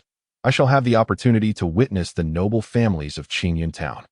Thus, Wang Fong reluctantly led Yi Qingchun and Fong Ling toward the third-floor private room of the Xian Kulai Tavern. Xian Kulai is the largest tavern in Qingyun Town, bustling with activity. Often frequented by disciples from Qingyun sect, the cost of the private rooms is exorbitant, with even noble disciples only able to book one once a month. Wang Fong opened the door to the private room, her face beaming as she announced, "Gentlemen, I have brought the guests you wish to invite." Wang Fong first stepped inside, closely followed by Fong Ling. At the rear was Yi Qingchun, who caught sight of two young men in the private room. They both appeared to be in their 20s, each having attained the rank of martial master. Their appearances were unremarkable, lacking any striking features. One of them exuded a certain charisma and possessed a slightly higher cultivation. Having reached the 4th level of martial mastery, the other was merely at the 2nd level of martial mastery, his face marred by the signs of indulgence in alcohol. Upon noticing Fong Ling's entrance, the inebriated man immediately approached, reaching out his hand to seize her. Fong Ling furrowed her brows and sidled up to Yi Qingchun. It was at this moment that the young man noticed Yi Qingchun, his hand freezing in place. Chapter 44. Who are you? The wine-soaked youth's gaze turned hostile upon seeing Yi Qingchun. Meanwhile, the other young man looked at Wang Fong, his expression questioning yet tinged with displeasure. Wang Fong felt a surge of panic and hurried to explain, intending to disclose Yi Qingchun's identity to the two. However, Yi Qingchun interjected, eager to ascertain their intentions. "I am but a humble inner disciple of the Qingyun sect. Inconsequential in the grand scheme. I have accompanied my junior sister, Fong Ling, to experience the renowned Xian Kulai Tavern at this juncture." Wang Fong spoke up. This junior brother insisted on coming, and Fong Ling extended a warm invitation. "So I had no choice." The two young men exchanged knowing glances, surmising that Yi Qingchun was an inner disciple of the 5th peak, perhaps hoping to curry favor with the talented individual from the Qingyun sect. With this thought, they both revealed cynical smiles. After tonight, the Qingyun sect would no longer boast a female prodigy with an 8-star martial soul. They dismissed Yi Qingchun entirely, already plotting how to shift the blame onto him, aiming to remove him from the equation completely. "Since you are a disciple of the Qingyun sect, please take a seat," the wine-soaked youth said, feigning generosity. Yi Qingchun and Fong Ling then took their seats together. The former's seating choice caused a slight frown to cross the wine-soaked youth's face. The other young man subtly sensed Fong Ling's implicit trust in this reckless individual. Yi Qingchun, uninterested in the lavish dishes laid before him, turned to Wang Fong and inquired, "Might I ask which clan these two gentlemen belong to in Qingyun Town?" Wang Fong, not wishing to hide the truth, promptly introduced them. She pointed to the wine-soaked youth. "This is the 2nd son of the Zhang family, Zhang Ju." Then she gestured towards the other young man. "And this is the eldest son of the Feng family, Feng Man." Yi Qingchun silently nodded, instantly grasping their identities. Both the Feng and Zhang families were prominent clans in Qingyun Town, boasting martial spirit-level powerhouses within their ranks, thriving under the protection of the Qingyun sect. To his surprise, these two had the audacity to set their sights on Fong Ling. "Wang Fong, you have yet to introduce us to this junior sister," the inebriated youth Zhang Ju said, his gaze fixated on Fong Ling with palpable desire. Fong Ling felt a wave of revulsion at his look. Even a fool would sense that this gathering was anything but ordinary. Wang Fong then stated, "This junior sister is Fong Ling, an inner disciple of our fifth peak, just 16 years of age, and she has awakened an 8-star martial soul. She is one of the 2 remarkable talents within our Qingyun sect possessing an 8-star martial soul." At this declaration, both Zhang Ju and Feng Man revealed expressions of longing directed at Fong Ling. They had come here, concealing their intentions from their families, specifically for her. However, their motives diverged. Zhang Ju was solely captivated by Fong Ling's beauty, wishing to possess her, while Feng Man had his eyes set on the 8-star martial soul. Despite Fong Ling's prodigious talent, she remained largely unknown within the Qingyun sect as long as her tracks were well concealed, and a few scapegoats were found. No one would delve deeper into the matter. Of course, this was merely their hope, a rationale for their intentions towards Fong Ling. Even without such reasoning, they would conjure other justifications to convince themselves. Wang Fong then added, "Junior sister, both gentlemen, Feng Man and Zhang Ju, have laid out a banquet and extended their warm invitation. Shouldn't you toast them with a drink?" Without hesitation, Wang Fong filled Fong Ling's cup to the brim, masking her intentions. Both Feng Man and Zhang Ju smirked slightly at this. The food and drink had been tampered with, and should Fong Ling dare to consume them, she would find herself trapped. With no escape in sight, Fong Ling's brow furrowed. She sensed something amiss with the wine. Having endured the calamity of her family's destruction, she was no longer the naive fool she once was. Thus, she replied, "Sister, I do not drink alcohol. I must decline the toast." The atmosphere instantly stiffened. Wang Fong quickly adopted a reprimanding tone. "Junior sister, it was the master who requested you to meet these gentlemen. If you refuse to honor them, are you disregarding the master's words? One day as a teacher, a lifetime as a father." Though they had only shared a month together, Fong Ling held her master in high esteem. Yet, given the current situation, she had begun to suspect Wang Fong and thus did not trust her words. Firmly, she shook her head. "Sister, I must respectfully decline." Wang Fong was left speechless. Invoking their master proved ineffective. Zhang Ju, losing patience, raised his cup and declared, "Junior sister, if you refuse to toast, it implies you look down upon us. Our Zhang and Feng families are also prominent clans in Qingyun town, with some connections within the Qingyun sect. Surely, you would not want them to find out that a so-called sect prodigy is someone who lacks manners." As he spoke, Zhang Ju exuded the pressure of a martial master. Fong Ling, though possessing an 8-star martial soul, felt the weight of the disparity in their realms pressing down upon her like a mountain. Suddenly, Yi Qingchen slammed his hand on the table, the resounding noise startling everyone. With a cold snort, he exclaimed, "What a farce! How dare a servant bully their master? 2 families relying on the Qingyun sect for their livelihoods have the audacity to force an inner disciple of the 5th peak, a disciple of the peak master, a prodigy with an 8-star martial soul, to toast you. Have you truly overestimated your worth?" The expressions of Feng Man and Zhang Ju darkened, their eyes growing cold. For Yi Qingchen spoke the truth. Their families indeed owed their current standing to the Qingyun sect, yet it was precisely this dependency that bred resentment, leading them to desire a change. If they could usurp Fong Ling's 8-star martial soul, it was not beyond the realm of possibility for their families to replace the Qingyun sect in the future. At this moment, Wang Fong interjected, "Junior brother, how can you humiliate these 2 gentlemen in such a manner? You truly..." Before she could finish, Yi Qingchen delivered a resounding slap to her face, sending her sprawling across the dining table. "You treacherous wretch, with your meager cultivation, how dare you address me as junior brother? A disciple of the esteemed Qingyun sect, reduced to flattering these 2 servile fools. How utterly ridiculous." Wang Fong was left dazed. She too was a martial master, yet Yi Qingchen's single strike had left her seeing stars. Both Feng Man and Zhang Ju rose simultaneously, finally realizing that Yi Qingchen was not merely here to enjoy a meal. "You little brat, are you seeking trouble?" Zhang Ju spat, his tone laced with murderous intent. He would not allow anyone to thwart their plans. Why Yi Qingchen met their gaze with cold indifference. "You 2 families have indeed found yourselves in a predicament." With a crash, Feng Man overturned the table, transforming the private room into an open battleground. He sought to crush Yi Qingchen with his formidable cultivation while declaring, "Regardless of your status in the Qingyun sect, you shall not leave here today. If our plan fails, we will pay the ultimate price, and if word of this spreads, Neither of you nor your families will withstand the wrath of the Qingyun sect. Chapter 45. 10,000 Beasts Sword Technique in an Instant. The atmosphere within the private room plunged to a freezing point. Feng Man and Zhang Ju advanced together, the fluctuations of their martial master cultivation enveloping the room in an overwhelming aura of danger. Feng Ling's complexion paled. No matter how gifted she was, she remained merely a martial apprentice. The mere presence of martial masters was enough to make her feel severely uncomfortable.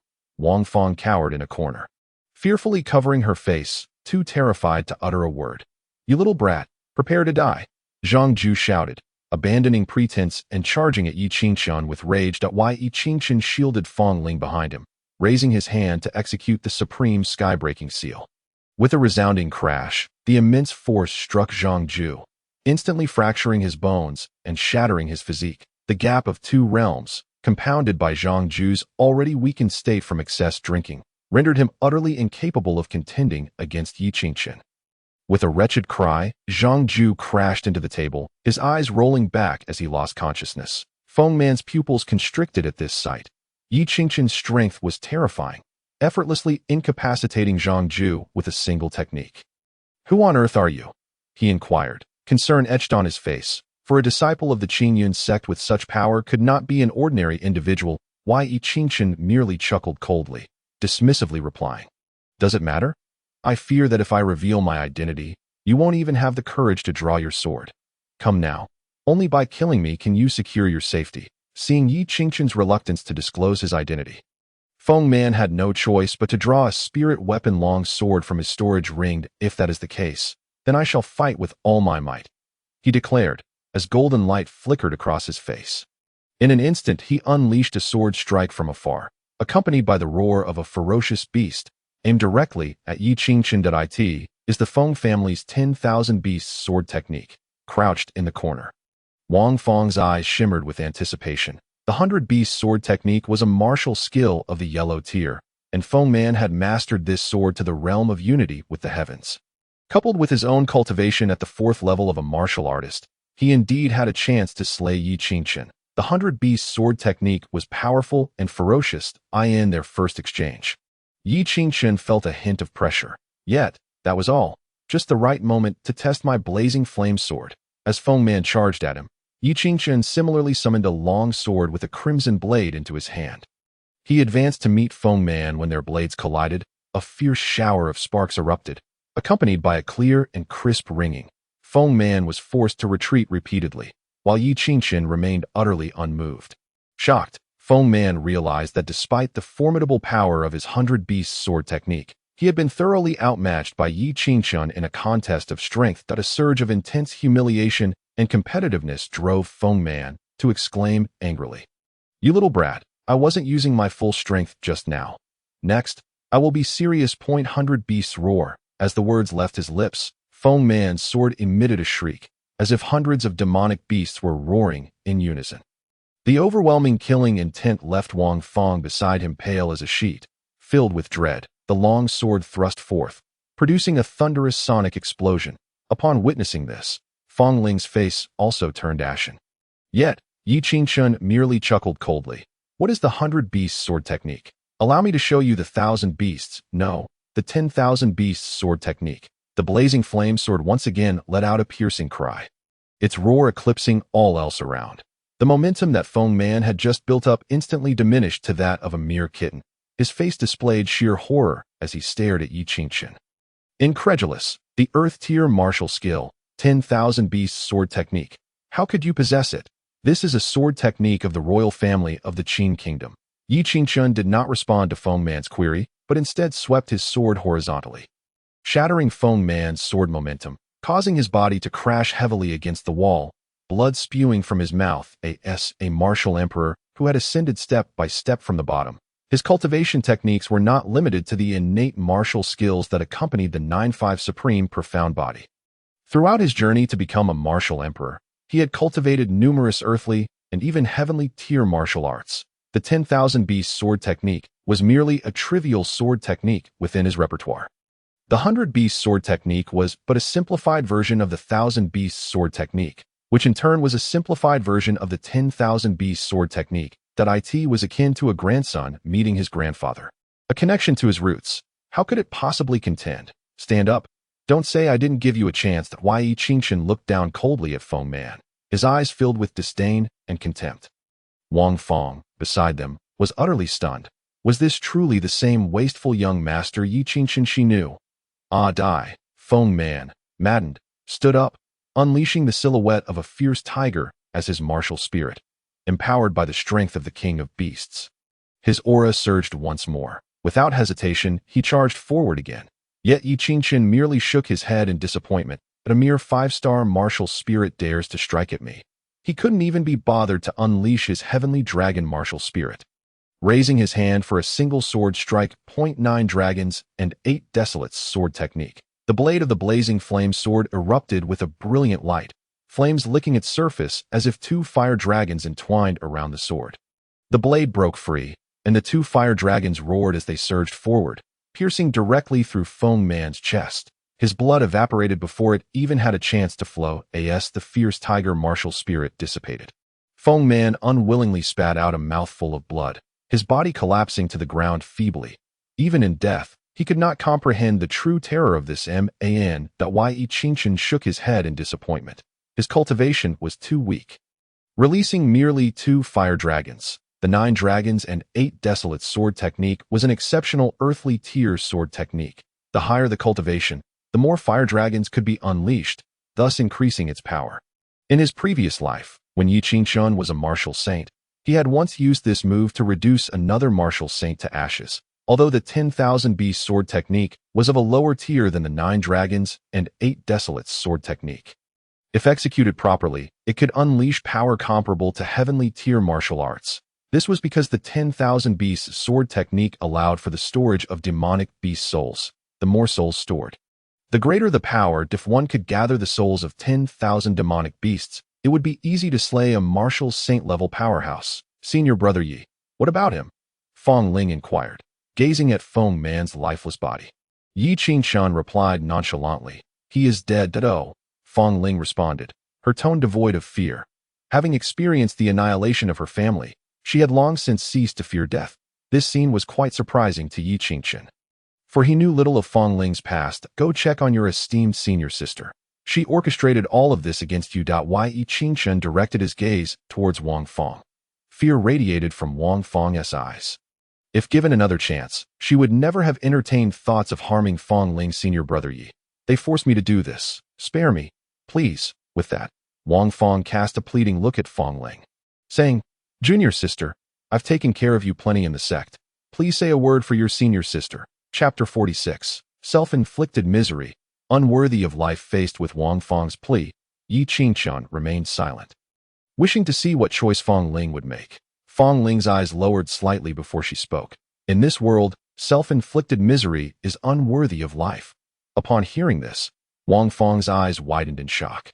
Yi Qingchen understood, and with a swift strike, he ended the life of the wicked and beautiful woman. Senior brother Yi, what about him? Feng Ling pointed towards the unconscious Zhang Ju, clearly reminding Yi Qingchen, be sure to eradicate the roots. Just as Yi Qingchen prepared to take Zhang Ju's life, the door to the private room swung open. A woman entered, saying, Young Master Yi, please hold on. For my sake.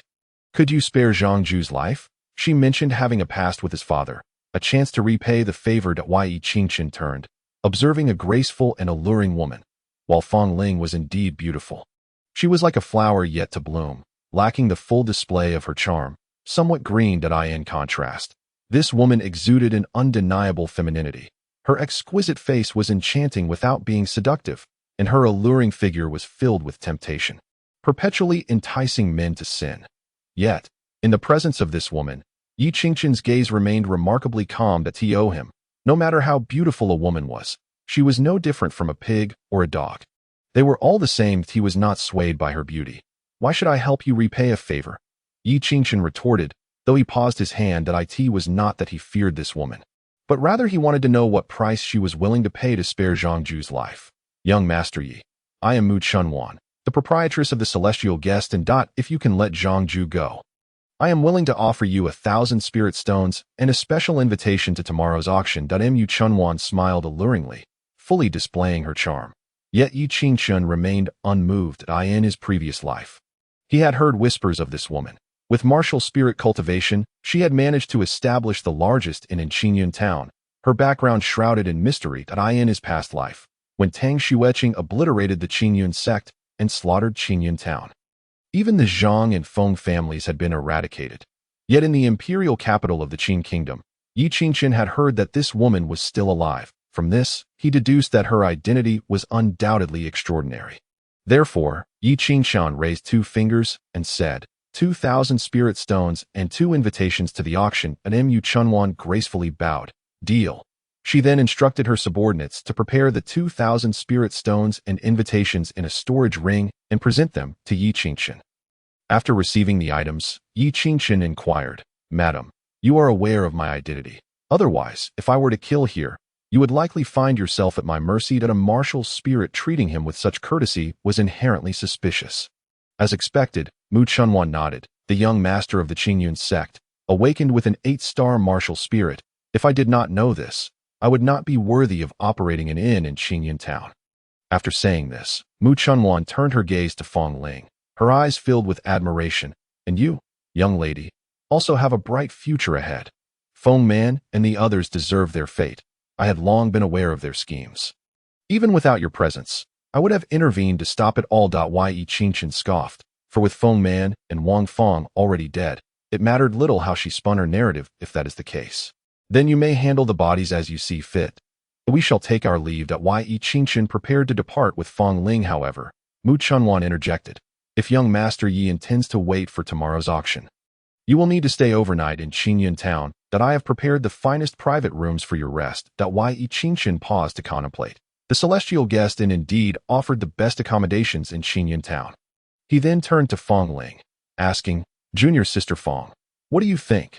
Fong Ling lowered her head slightly and timidly replied, I will follow senior brother's decision. Understanding her sentiment, Yi Qingshun addressed Mu Chunwan. Then we shall trouble the proprietress. Mu Chunwan readily agreed and immediately began to prepare. However, upon arriving at the private room, Yi Qingshun awkwardly discovered that Mu Chunwan had only arranged for them to have one room. Upon realizing this, Fong Ling's head lowered even further. Ahem, the landlady must have misunderstood. I will go down and ask her to open another room, even if we have to pay for it ourselves. Fong Ling suggested, nodding in agreement. Yi Qingshun made his way to the front desk, where he expressed his request. However, the attendant replied, the auction at Xian Kolai is starting tomorrow, and martial artists from all over are staying with us. Young master, the room you are in is the last one available, and it was only with great difficulty that our landlady managed to reserve it. This revelation only heightened Yi Qingshun's embarrassment. Junior sister, perhaps we should find another place, Fong Ling proposed, but she shook her head and said, other inns likely have no vacancies either. Let us just stay here. As she spoke, Fong Ling's voice grew quieter. With no other choice, Yi Qingshun led Fong Ling back to their room. Junior sister, you can sleep on the bed tonight. I'll take the floor. Given the circumstances, Yi Qingshun had no choice but to make such arrangements.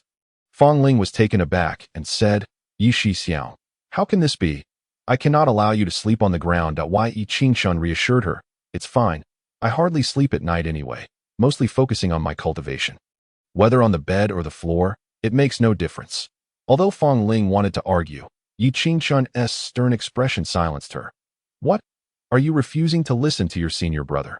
The moment the words left his mouth, Fong Ling felt compelled to acquiesce and nodded in agreement. Soon, darkness enveloped the outside world, yet the lighting in the room remained unextinguished. Yi Qingshun found a cushion and settled down to meditate, his mind free of distractions. Meanwhile, Fong Ling, lying on the bed, tossed and turned, unable to find sleep. For the first time in 16 years, she found herself sharing a room with a man, and her heart was filled with unease and apprehension. Yet, deep within, she felt an inexplicable flicker of anticipation. Watching Yi Qingshun, who was engrossed in his meditation, her emotions grew even more complex. As the night passed, Fong Ling rose with slightly darkened eyes. She had not slept a wink. Yi Qingshun, feeling refreshed after a night of cultivation, noticed her disheveled appearance and inquired with confusion, is the bed uncomfortable? You look rather haggard. Fong Ling remained silent, unsure of how to respond. As a martial artist, A sleepless night posed no issue, but the mental turmoil she experienced had taken a toll on her spirit. Fatigue was evident on her face. The bed is quite comfortable. It's just that I had a nightmare last night. ILL rest when we returned to the sect. Ye Qingchen sensed that Fong Ling was deliberately concealing something, but chose not to press her further, respecting her desire for privacy. With some time remaining before the auction commenced, Yi Qingchen took Fong Ling for a stroll around Qingyun town. Chapter 47. The auction venue. As evening approached, Yi Qingchen escorted Fong Ling back to Xian Kulai, heading towards the auction venue. The auction was held in the basement of the Xian Kulai Tavern, guarded by formidable martial artist sentinels at the entrance, allowing only those with invitations to enter. "Senior brother, this place looks incredibly luxurious," Fong Ling remarked as she entered the auction hall. Admiring the opulent surroundings, Yi Qingchen nodded. Those attending the auction were either wealthy or influential, thus the venue could not be subpar. Upon entering the hall, the duo quickly attracted the attention of several onlookers. Although many were unaware of their identities, their striking appearances and exceptional demeanor led to speculation that they were disciples of Qingyun's sect. Attending the auction at such a young age, after finding their designated seats, Yi Qingchen instructed, "Junior sister, please wait here for me, and do not wander off." Though Fong Ling was uncertain of Yi Qingchen's intentions, she obediently nodded. "All right, I will wait for you here." Separating from Fong Ling, Yi Qingchen made his way backstage at the auction. A guard blocked his path, asking, "Young master, what brings you here?" Yi Qingchen replied with a stoic expression, "I possess a fragment of a martial arts manual that I wish to entrust to Xian Kulai for auction. May I proceed?" Although Yi Qingchen was the young master of Qingyun's sect, benefiting from abundant cultivation resources through Yi Tao, the cultivation of the supreme Xian body technique was resource-intensive, and even Yi Tao could not fully support Yi Qingchen's training. Consequently, Yi Qingchen needed to find ways to earn spirit stones independently. And the upcoming auction presented an excellent opportunity. Recognizing a potential transaction, the guard quickly invited Yi Qingchen into the backstage area. Before long, Yi Qingchen encountered the proprietress of Xian Kulai, Mu Chunwan. "Young Master Yi, it is a pleasure to see you again." Mu Chunwan greeted with a smile. "I hear you wish to sell a fragment of a martial arts manual. Might I take a look?" Yi Qingchen replied, "It has already been committed to memory. I can write it down for you, and you may verify it personally." Aside from the heaven-swallowing divine cauldron, the most valuable asset Yi Qingchen possessed was his memories from a past life. During his ascension to martial emperor, he had learned countless martial arts techniques, many of which were unique to this world, making them irreplaceable. Any of them could cause a sensation if presented. Thus, Yi Qingchen decided to offer a celestial-grade martial technique for sale, but intended to write down only a small portion of the fragment to avoid drawing too much attention. Mu Chunwan agreed, and Yi Qingchen began to write in her presence. He feigned deep concentration, occasionally frowning and erasing, putting on a show of recalling the information with great effort. After a considerable duration, he handed the fragment to Mu Chunwan. Celestial-grade martial technique fragment, Great Wilderness Sword Art. This sword technique was quite ancient and had no lineage in the Qin kingdom, alleviating concerns of being pursued by the rival sect after the sale. Furthermore, as merely a fragment, it was suitable for great martial masters and martial spirits. Yi Qingchen deliberately left it flawed. While it would not hinder cultivation, any martial artist employing this sword technique against him would be in for a rude awakening. Mu Chunwan examined the sword technique fragment thoughtfully and attempted to cultivate it. After confirming there were no issues, her face lit up with joy. A celestial-grade martial technique. Although it's merely a fragment, it is more than sufficient to serve as the highlight of this auction. Young Master Yi, you have truly given me a delightful surprise today. After negotiating a price with Mu Chunwan, Yi Qingchen departed the backstage area. However, upon returning to his seat, he couldn't help but frown slightly. He saw a young man in splendid attire occupying the spot where he had been sitting. The young man was remarkably handsome and exuded an air of charm. His gaze was fixed on Fong Ling, as if he wished to devour her with his eyes. "My dear lady, what is your name? From the moment I laid eyes on you, I was utterly captivated," the young man declared, his expression brimming with desire, while Fong Ling remained silent, staring at the ground. She couldn't comprehend why trouble seemed to follow her whenever she stepped outside. Yi Qingchen, feeling rather helpless, noted that in this brutal world, being beautiful was not always a blessing. It often invited endless troubles. "Step aside. This is my seat." Yi Qingchen commanded coldly, directly forcing the young man to vacate the spot. Seeing Yi Qingchen's return, Fong Ling's face brightened, and she quickly stood beside him. The young man's expression darkened at the sight, and he scowled. "Who are you? What does this have to do with you?" Yi Qingchen replied, "I am her senior brother. Does that not make it relevant? Do you know who I am?" The young man retorted, his face contorting with malice as a powerful aura radiated from him.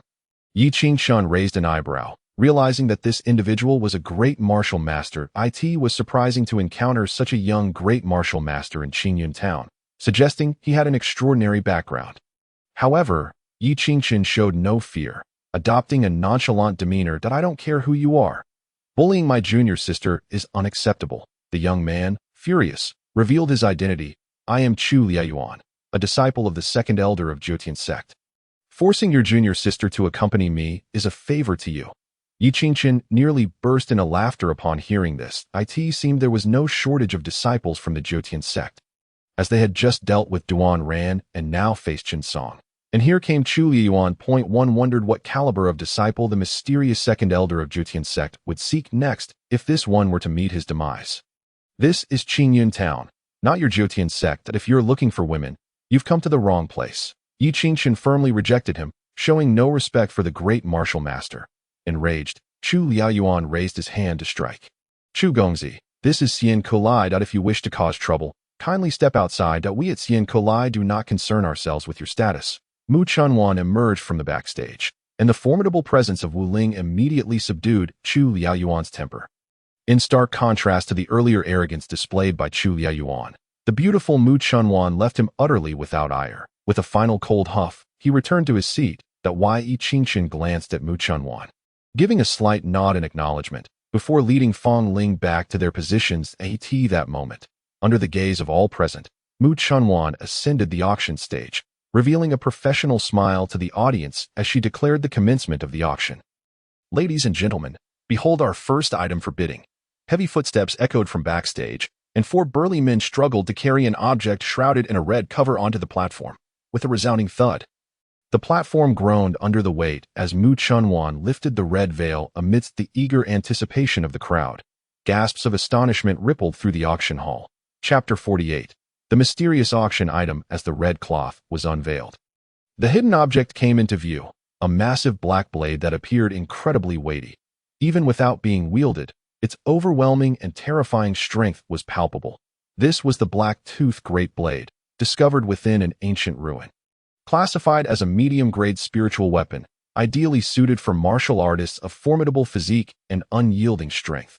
The starting bid for the black-toothed great blade is 50 spirit stones. Mu Chunwan, with her charm, stirred the atmosphere around her. Many martial artists were captivated by the mysterious blade, and bidding commenced fervently. Ultimately, the black-toothed great blade was purchased by an inner-sect disciple of the Qingyun sect for 150 spirit stones. Yi Qingchen harbored a slight interest in the black-toothed great blade, but it was merely a passing fancy. His true objectives for attending the auction lay elsewhere. The black-toothed great blade was but a trivial item compared to what was to come. In no time, under Mu Chunwan's enthusiastic promotion, over 20 items were auctioned off in just 1 hour. Beasts, spiritual weapons, elixirs, and techniques of various kinds left Fong Ling in awe. However, Yi Qingchen displayed little emotion throughout. To him, these auction items were of little use. The truly valuable treasures awaited in the later segments at that juncture. Another item was presented on the auction stage, a fan adorned in a rich azure hue. Yi Qingchen's eyes lit up, and a subtle smile tugged at the corners of his mouth. Fong Ling's face radiated joy as she remarked, "What a beautiful fan." For reasons unknown, she felt an inexplicable affinity towards it upon seeing it. Mu Chunwan began her introduction. "This is a medium-grade spiritual weapon, the feather fan. Crafted from the feathers of an unknown beast, it appears soft yet possesses a hardness akin to steel. The starting bid for the feather fan is 60 spirit stones." The hall erupted into fervent bidding once more, and Fong Ling's eyes sparkled with desire, though soon dimmed in mere moments. The bid for the feather fan neared 100 spirit stones, while Mu Chunwan likely had no more than 30 spirit stones to her name. "Do you wish for it?" Yi Qingchen inquired. Mu Chunwan shook her head, replying, "No, It's too expensive. Yi Qingqian's lips curled into a smirk as he extended his hand. 100 spirit stones, Mu Chunwan gasped, exclaiming, Senior brother, you need not go to such lengths. Yet Yi Qingqian insisted, no, it is worth every bit. The feathers used in the creation of the feather fan were no ordinary beast feathers, but rather those of the mythical Qingwan. The living Qingwan had long been extinct in the Starry River realm, and these feathers were likely relics from ancient times. Accidentally discovered by a martial artist, they were used to forge the feather fan. Should Yi Qingqian procure this fan, he was confident in unleashing its true Qingwan power. For Fong Ling, possessing it would be akin to gaining a newfound strength for self-preservation. However, the feather fan was still a medium-grade spiritual weapon. Acquiring it for merely 100 spirit stones was nigh impossible. After a fierce bidding war, the feather fan was ultimately secured by Yi Qingqian for 170 spirit stones. Once we return to the sect, I shall present you with a grand gift, Yi Qingqian told Fong Ling. Fong Ling lowered her head, replying, Senior brother Yi, you need not go to such lengths for me. I will repay you for the spirit stones used to purchase the feather fan. Her determination was palpable. She did not wish to remain perpetually reliant on Yi Qingqian's generosity. Fong Ling yearned for strength, for the power to protect herself and to seek vengeance. After acquiring the feather fan, the auction continued. Following several rounds of bidding, Mu Chunwan suddenly adopted a grave expression, stating, the next item we present for auction is of such rarity that it would be considered extraordinarily precious even in all the auctions held by our Xian Kulai. Those among you, particularly those who practice the sword arts, will find it of immense interest. Our next item is a celestial-grade martial technique. This proclamation, a collective gasp resonated through the auction hall. Celestial-grade martial technique. Could it be true? Such techniques were applicable even at the martial emperor leveled in the Qin kingdom. Celestial-grade martial techniques were exclusively collected by the royal family, rendering them exceedingly rare. Mu Chunwan deliberately elongated her words until someone could no longer contain their excitement. At which point she revealed, it is the fragment of a celestial-grade martial technique, the Great Wilderness Sword Art. Upon hearing that it was merely a fragment, the crowd exhaled in relief. Had it been complete, it might have incited a bloody upheaval within the Qin kingdom. However, as a fragment, its value diminished significantly. There existed far too many celestial-grade fragments in the Qin kingdom. Their worth depended on their completeness. The more complete, the more valuable. This fragment contained the first 4 forms, sufficient for a martial artist to attain the martial spirit realm. The crowd's eyes burned with eagerness. Reaching the martial spirit realm was already a commendable achievement. The starting bid for the Great Wilderness Sword Art fragment is 100 spirit stones. The hall erupted in excitement, and within a single tease time, the bidding for the Great Wilderness Sword Art had surged to 300 spirit stones.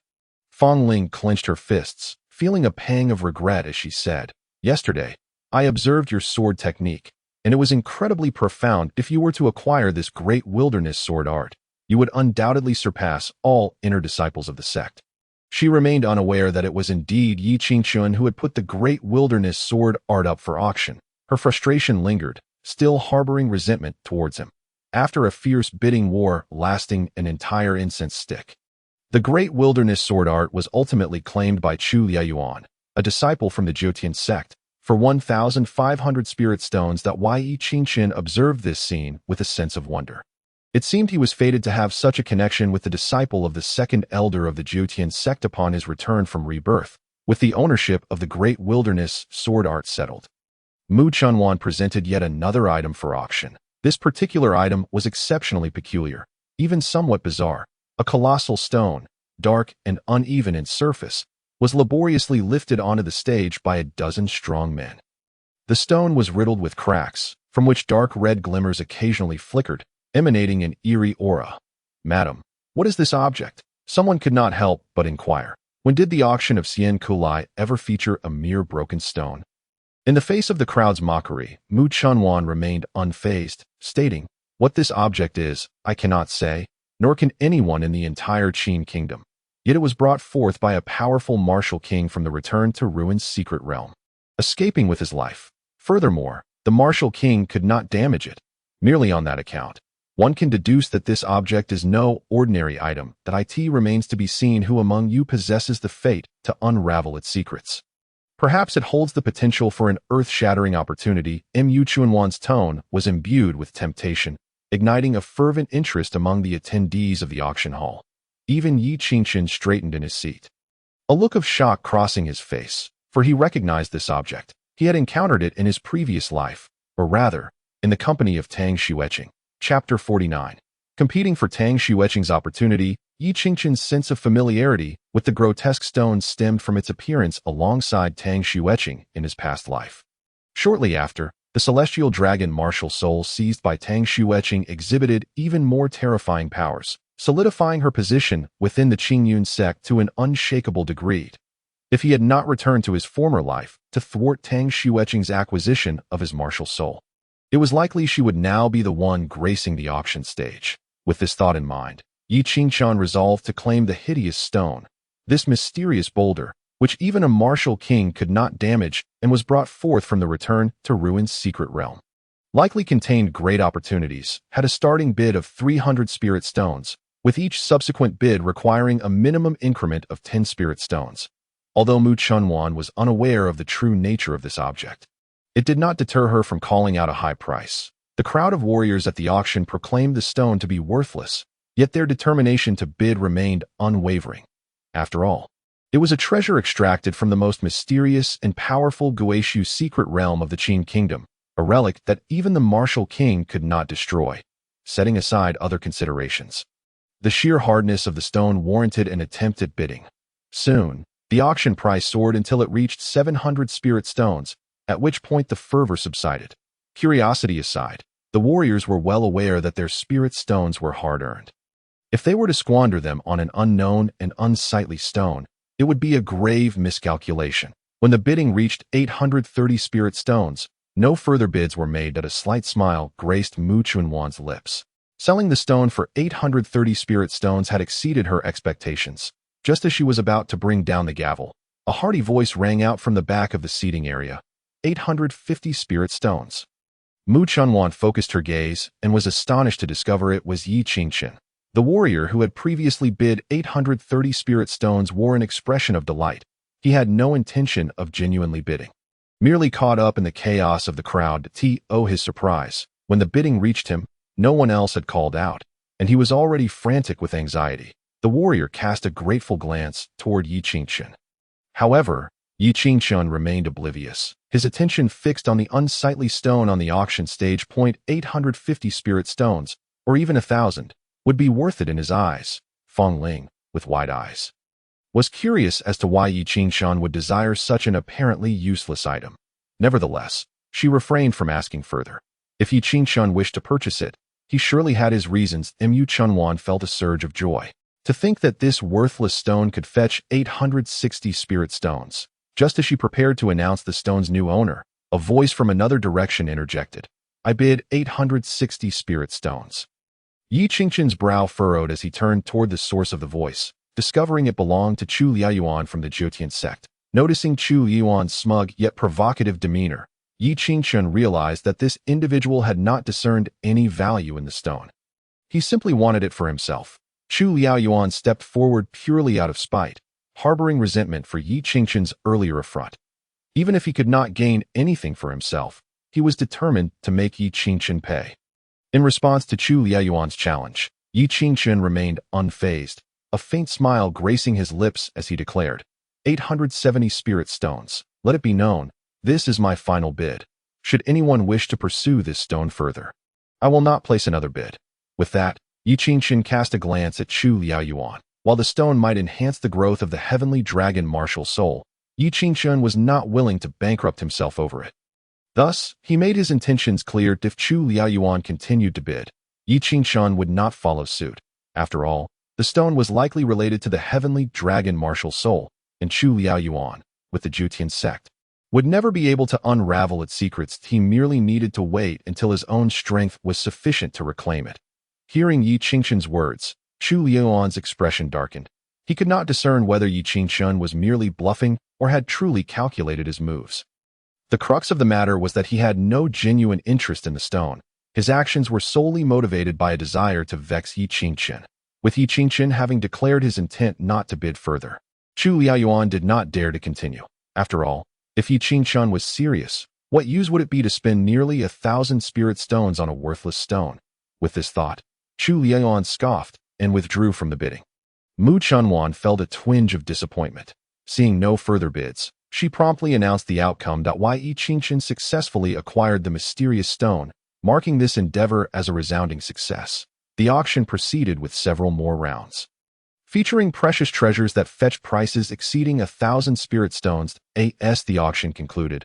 All warriors who had won items collected their spoils, while Yi Qingshun made his way backstage to claim the rewards for the auctioned Great Wasteland Sword Technique.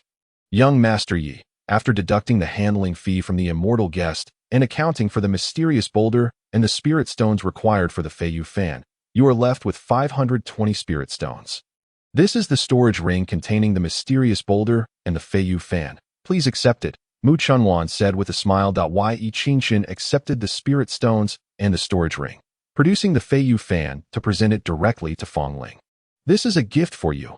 Please do not refuse. Fong Ling joyfully accepted the Feiyu fan, her gratitude evident in her tone as she repeatedly thanked Yi Qingshun.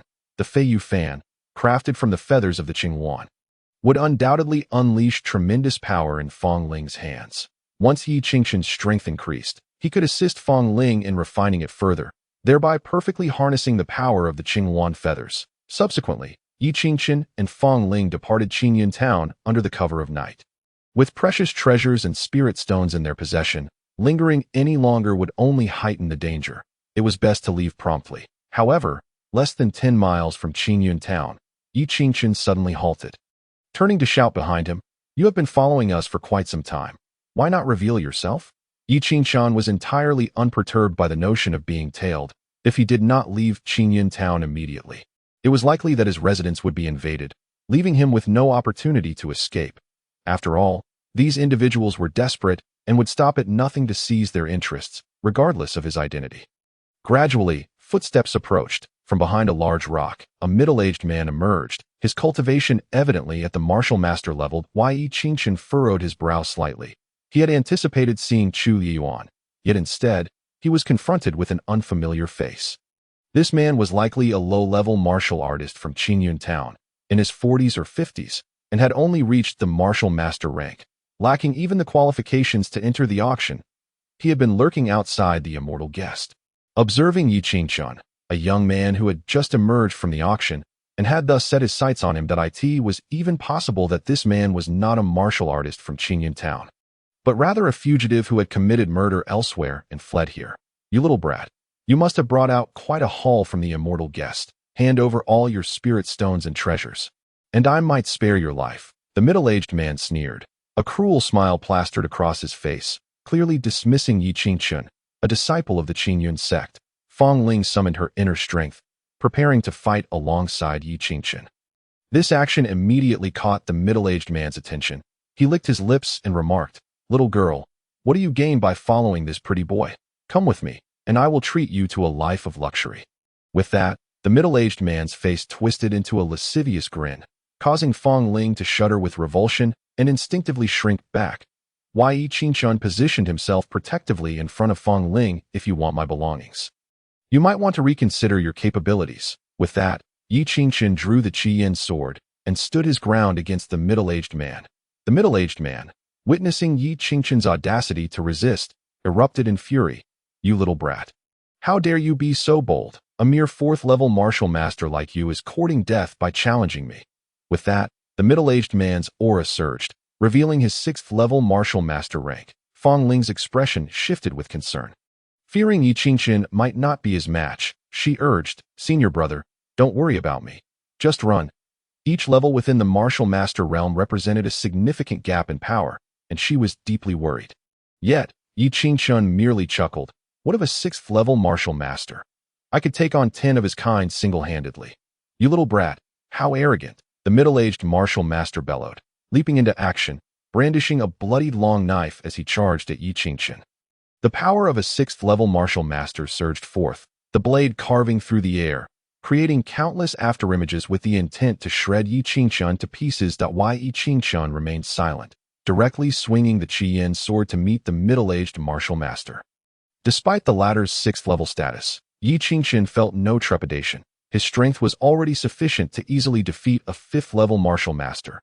And he was no ordinary martial master either, Chen Song, with his superior techniques, martial soul, and skills, was far beyond the capabilities of this middle-aged warrior. In a mere glance, Yi Qingchun discerned that the middle-aged martial master practiced a low-grade yellow-tier technique and possessed a martial soul that did not exceed 3 stars. As their weapons clashed, a fierce explosion of energy erupted in the air. Though Yi Qingchun was only a 4th-level martial master, at that moment, his strength rivaled that of the 6th-level middle-aged martial master. In just one exchange, the middle-aged martial master was sent flying, stumbling back more than 30 steps before barely managing to halt his retreat. "How is this possible?" the middle-aged martial master exclaimed, astonishment etched on his face. Unable to believe that he, a 6th-level martial master, had been bested by a mere 4th-level warrior. "Do all disciples of the Qingyun sect possess such strength? Do you still think I am boastful?"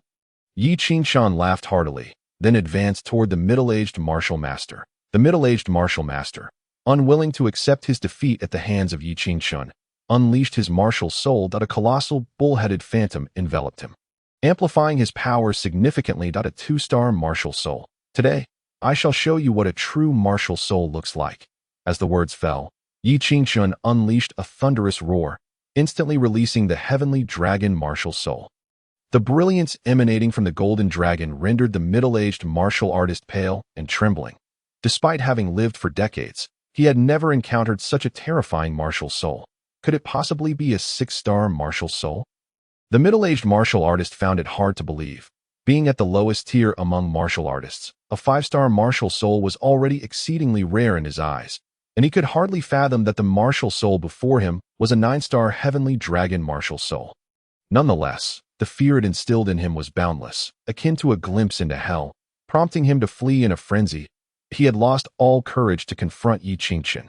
Yet, how could Yi Qingchun let someone who had attacked him escape? With a light chuckle, he raised his hand and unleashed a blade of sword energy. The 10,000 Beasts sword technique erupted with a deafening roar. As the sharp internal energy flashed, the middle-aged martial artist's legs were severed at the roots, blood gushing forth uncontrollably. With his legs lost, the middle-aged martial artist saw no hope of escape. His face contorted in terror as he cried out for mercy. "Please don't kill me. I'll give you all the treasures I have." After uttering this, he hastily produced all the storage rings on his person, kneeling and bowing incessantly, his desire to survive reaching its zenith. But Yi Qingchun merely replied coldly, "If I were to be defeated by you, would you spare me? Foolish creature. It seems many innocent lives have perished at your hands. Consider this an act of repayment for your debts." In an instant, the crimson sword light flashed, and the middle-aged martial artist's head was sent soaring into the AI arcade. In that fleeting moment of death, a look of horror lingered on his face. Who could have anticipated that merely pursuing a 4th-tier martial artist would lead to such a fatal calamity? After slaying the middle-aged martial artist, Yi Qingchun collected all the storage rings from his body. Upon investigation, he discovered that this individual possessed over 500 spirit stones. A rogue martial artist without a sect. Having amassed such wealth could only imply the countless lives he must have taken to gather it. The remaining items held little significance. To Yi Qingchun, they were worthless refuse. He intended to return to his sect to exchange them for a modest reward. Leaving the middle-aged martial artist unresolved, it was evident that rogue martial artists like him were dying every moment. No one would bother investigating the cause of death for such a wretch.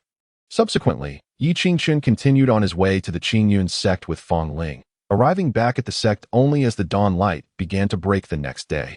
After escorting Fong Ling back to the 5th peak, Yi Qingchun returned to his own dwelling. The inner competition of the Martial Combat Grand Tournament would commence shortly. There, elite disciples from various factions would gather. Martial artists were merely the entry threshold, with grand martial artists being quite commonplace. Moreover, within the secret realm, there was no taboo against slaughter. Even grand martial artists could fall to unexpected circumstances. Without sufficient strength, entering there would be akin to offering oneself as a sacrifice. One needed to reach at least the 9th tier of martial artists to possess a modicum of self-preservation capability. Yet even then, they could swiftly be overwhelmed by grand martial artists. Yi Qingchun took out the massive stone he had purchased at the auction and began his examination. Remarkably, Although he was the reincarnation of a martial emperor, he could not discern the secrets of this peculiar stone that if Tang Xueqing could unravel it. Why couldn't I? Yi Qingchen. The only aspect in which I share a similarity with her from our past lives is perhaps our martial souls. Furthermore, this object has strengthened the heavenly dragon martial soul. Unraveling its secrets might lie within the martial soul itself. With this thought, Yi Qingchen immediately activated the heavenly dragon martial soul. The aura of the nine-star martial soul radiated outward. And under Yi Qingchen's expectant gaze, the mysterious, unsightly stone indeed responded. It began to tremble slightly, as if answering the call of the nine-star martial soul. That it seemed that in her past life, Tang Xueqing had relied on the nine-star martial soul to uncover the secrets of this stone. Chapter 51. Dragon Armor in the Star River Realm. Countless treasures exist, and no matter how powerful the means employed, the secrets upon them remain unbroken. Yet, should specific conditions be met, even an ordinary person devoid of cultivation can attain extraordinary fortunes. As the aura of Yi Qingchen's nine-star martial soul was released, the hideous giant stone began to shatter layer by layer. A dazzling red light rippled outward, illuminating Yi Qingchen's excited visage. After the span of a single incense stick, the surface of the grotesque stone completely fell away, transforming into a brilliant red crystal. Within the crystal, a phantom of a crimson dragon frolicked joyously, seemingly responding to Yi Qingchen that it was indeed a dragon soul. This soul, belonging to a beast of dragon blood, had perished, its spirit ensnared by its own flesh and blood, becoming this peculiar crystalled My9-star heavenly dragon martial soul also belongs to the dragon lineage. And thus, this dragon soul, sensing the aura of its kin, willingly revealed its secrets. This dragon soul lacked consciousness. It was essentially an energy entity, instinctively drawn to its nature. The crystal served as a protective shell formed from its former flesh and blood, preventing the dragon soul from dissipating. This was likely a result of artificial creation, as the natural formation of such a thing within the heavens and earth is exceedingly rare. It is already extraordinary for a dragon to die while preserving its physical form, let alone maintaining its soul and transforming into such an entity. Over time, if enough power accumulates, the dragon soul might develop a new consciousness and reincarnate within this crystal. However, upon encountering Yi Qingchen, such a fate was destined never to transpire.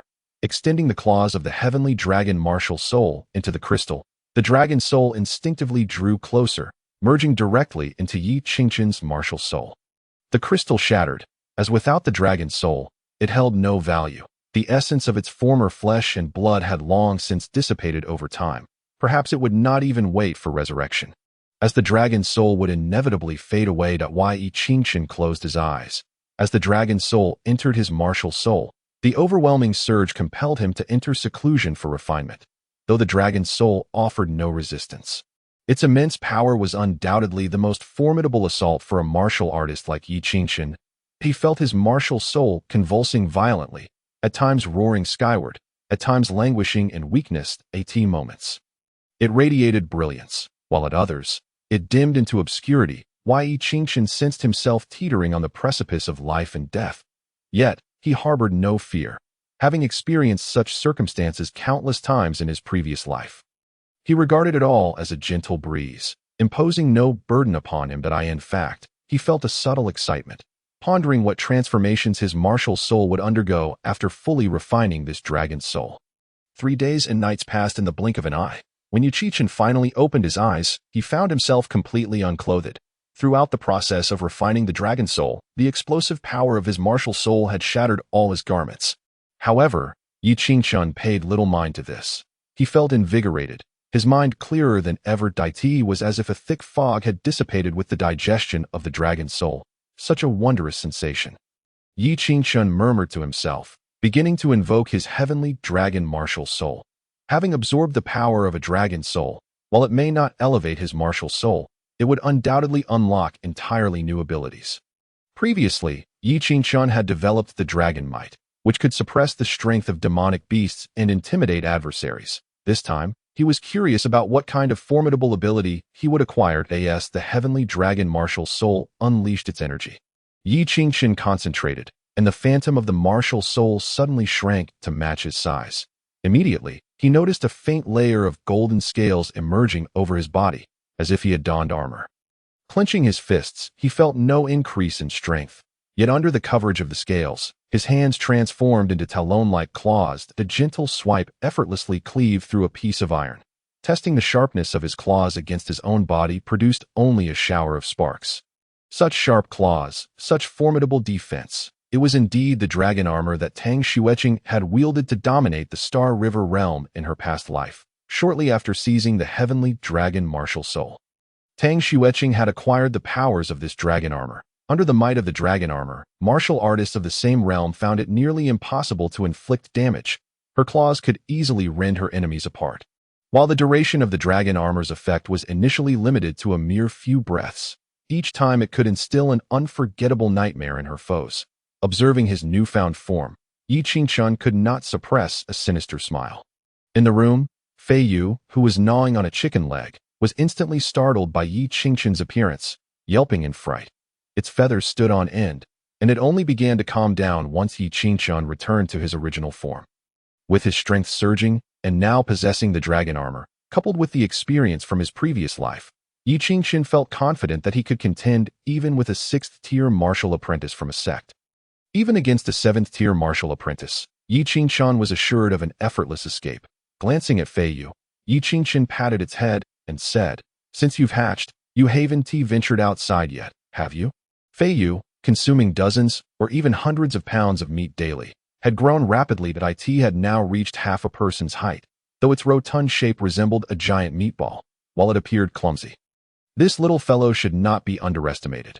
Born as a 2nd-tier demonic beast, it had now advanced to a high 2nd-tier status, equivalent to a 7th-tier martial artist, surpassing even Yi Qingchun, its master. This was the innate advantage bestowed by bloodline. In the human realm of the Star River, if there were an ancestor with formidable cultivation, the probability of this family producing geniuses is certainly higher than that of ordinary lineages. However, exceptions abound. The Yi family, despite reigning supreme in the Qingyun sect, remains merely a 2nd- or 3rd-rate family in the entirety of the Qin kingdom. Nevertheless, owing to the formidable strength of the sect itself, the Yi family of Qingyun sect possesses a considerable reputation within Qin.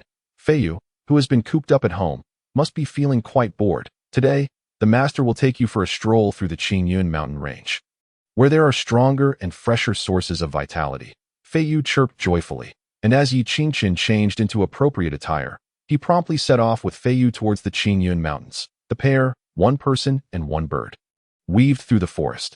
Although Fei Yu was round and its wings were small, its speed was anything but slow. Yi Qingchun had to employ his most powerful movement technique to ensure he kept pace with Fei Yu. Fei Yu, watch out ahead. Another beast has appeared. Not far off, a top-tier 1st-grade beast came into view. Fei Yu resembled a massive fireball descending from the heavens, crashing forward with a resounding boom. Yi Qingchun saw Fei Yu extend its tiny claws, which pierced the beast's throat with ease. Despite having lived in the Qingyun sect all this time, Fei Yu's prowess in capturing prey was remarkable.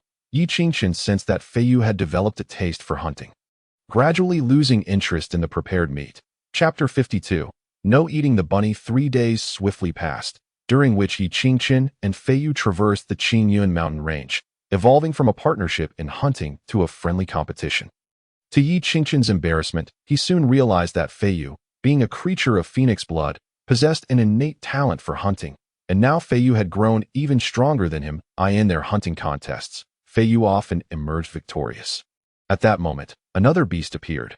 This creature resembled a rabbit, yet stood half a person tall, exuding the aura of a 2nd-grade beast. However, its body was marred with wounds, indicating a dire state. Yi Qingchun was the first to spot the injured beast and swiftly propelled himself forward, moving with such speed that he became a blur to the naked eye. Almost instantaneously, he stood before the wounded 2nd-grade rabbit, his hand shaped into a claw, ready to grasp it. Oh, his surprise! The rabbit had already sensed his presence. The moment Yi Qingchun struck, it sprang into action, its body glistening as if coated in oil. It astonishingly evaded Yi Qingchun's grasp, leaping 3 meters into the air. Just as Yi Qingchun prepared to pursue, a crimson figure descended from above. Fei Yu had long been waiting for the opportunity. Seeing the rabbit suspended mid-air, it seized the moment. Despite its short claws, they were razor-sharp. In an instant, it clamped down on the rabbit's neck, and with a sharp crack, the second-grade beast was silenced before it could even cry out. Feiyu's beak was equally formidable, effortlessly disemboweling the rabbit. At this rate, I might just have to rely on you for hunting in the Qingyun mountain range. Yi Qingxin chuckled, retrieving a small knife to begin skinning and consuming the meat. This time, he refrained from using the celestial swallowing cauldron for direct absorption. The rabbit had already been injured prior to capture, rendering its essence of little value. It was far more advantageous to roast and consume the meat, leaving behind the incomplete hide, which might still fetch a few spirit stones. Feiyu, today I shall show you my roasted meat. After skinning and butchering, Yi Qingxin quickly ignited a fire to roast the meat. In his previous life, he had been forced to leave the Qingyun sect by Tang Xueqing, wandering through the Qin kingdom without even a place to stay, let alone food. Consequently, he spent a considerable time in the wilderness, subsisting on the capture of wild game. Even after ascending to the rank of martial emperor, he retained this hobby. Moreover, beasts actually enjoyed cooked meat, though most would not start a fire themselves. Soon, the rabbit was roasted to perfection, its innards devoured by Feiyu. Yi Qingxin tossed a hind leg to Feiyu, who, undeterred by its residual heat, swallowed it whole. Being a creature of phoenix blood, Feiyu had a natural affinity for fire elemental energy. Showing no concern for the warmth of the rabbit's leg, after consuming the roasted rabbit leg, Feiyu became ecstatic, nudging Yi Qingxin affectionately. Yi Qingxin couldn't help but laugh at its antics. This creature, during his previous life with Tang Xueqing, had been merciless, nearly killing him on several occasions. Yet now, he held no grudge, for in that life, it had merely followed Tang Xueqing's commands. Ultimately, the issue lay with Tang Xueqing herself. In this life, Yi Qingxin intended to make her experience the suffering he had endured in his past. Since their last encounter in the Qingyun mountain range, Tang Xueqing had seemingly vanished. Although that woman had recently suffered greatly due to his machinations, finding it nearly impossible to navigate the Qingyun sect.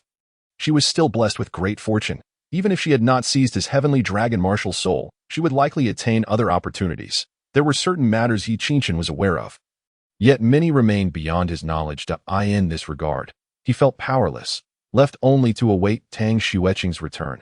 However, he harbored no concerns. Without the heavenly dragon martial soul and the accompanying dragon soul opportunities, her fortunes, no matter how profound, would yield limited achievements. After all, she had only possessed a 5-star martial soul upon entering the sect, and her cultivation aptitude was quite ordinary, were it not for her attractive appearance and cunning nature. Yi Qingxin would have dismissed her entirely in his past life. Before long, the half-man-high rabbit was completely consumed by Yi Qingxin and Feiyu. Just as Yi Qingxin picked up the rabbit's hide to depart, a series of footsteps suddenly approached. Junior sister, what happened? Senior brother, look. A man and a woman, both clad in Qingyun sect attire, approached, upon seeing the beast hide in Yi Qingxin's hand and the clean bones scattered on the ground. The man immediately fumed, admonishing Yi Qingxin, "Did you eat it?" Yi Qingxin scrutinized the pair, recognizing them as inner disciples of the Qingyun sect based on their attire and cultivation levels. The girl, with her innocent and pitiful demeanor, had achieved the 2nd level of martial master, while the male was even more formidable, boasting the peak of the 6th level of martial master, just a step away from the 7th. Amused by the man's words, Yi Qingxin replied, "I captured this prey.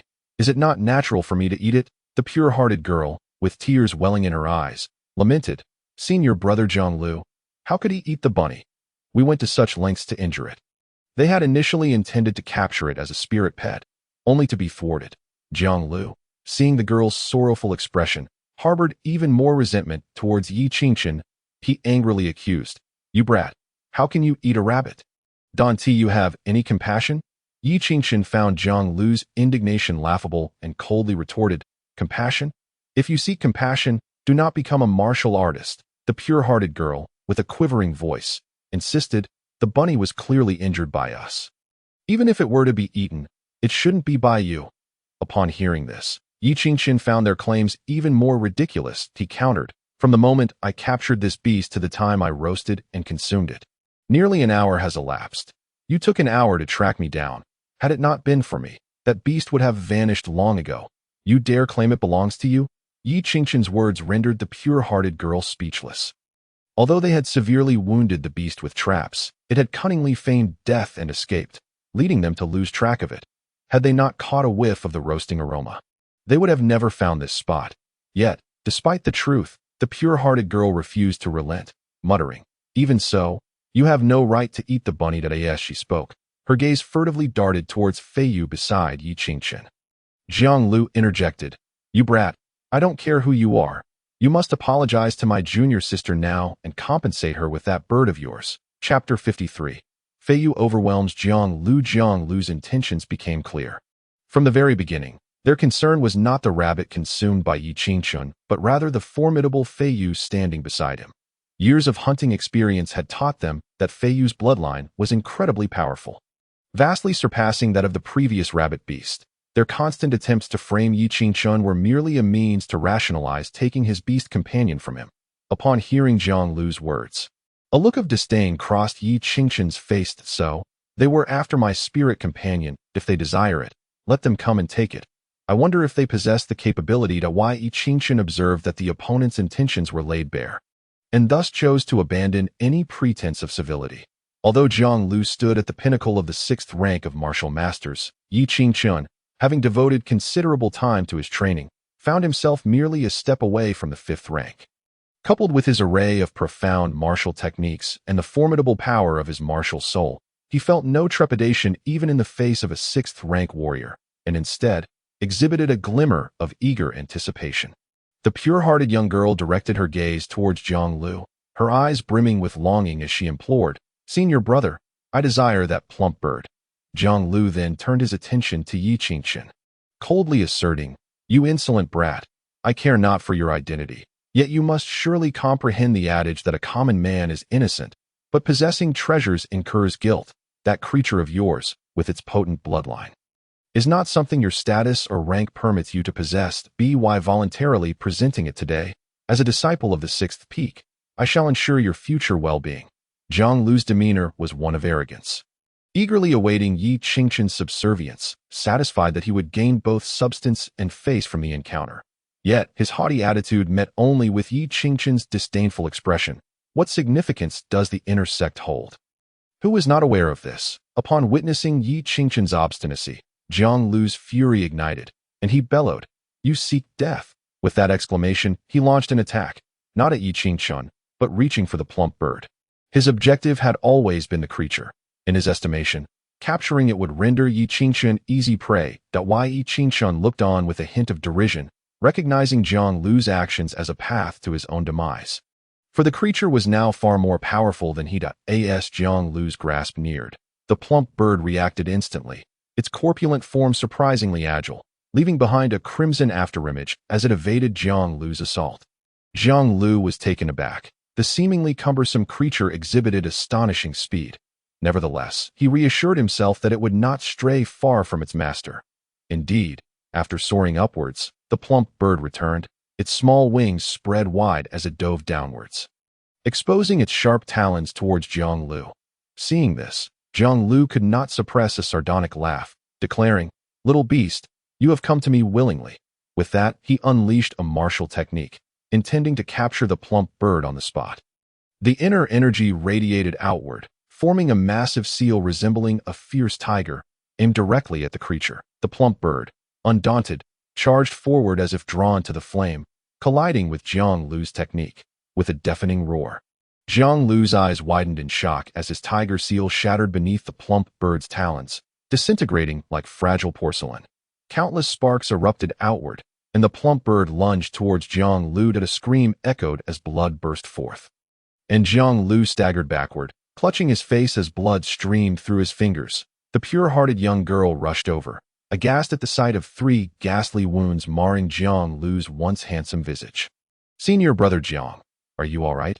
Can you still capture that creature for me?" she inquired, her apparent concern veiling her true focus on the plump bird. Jiang Lu, revealing a sinister smile, replied with a cruel glint in his eyes, "Fear not, Sister L, that was merely an accident. This creature you covet is indeed remarkable, already a 2nd-tier high-level beast." The plump bird stood beside Yi Qingchen, its talons stained with Jiang Lu's blood. Yi Qingchen remarked, "Its capabilities extend far beyond that. I fear you may not withstand them. The plump bird flapped its diminutive wings, its gaze contemptuous, a challenge to Jiang Lu. Enraged, Jiang Lu charged once more, while the plump bird stood resolute. Engaging him in combat, utilizing its sharp talons, it rendered Jiang Lu's movements cumbersome, and soon unleashed a torrent of searing flames, leaving Jiang Lu in disarray, half of his eyebrows singed away.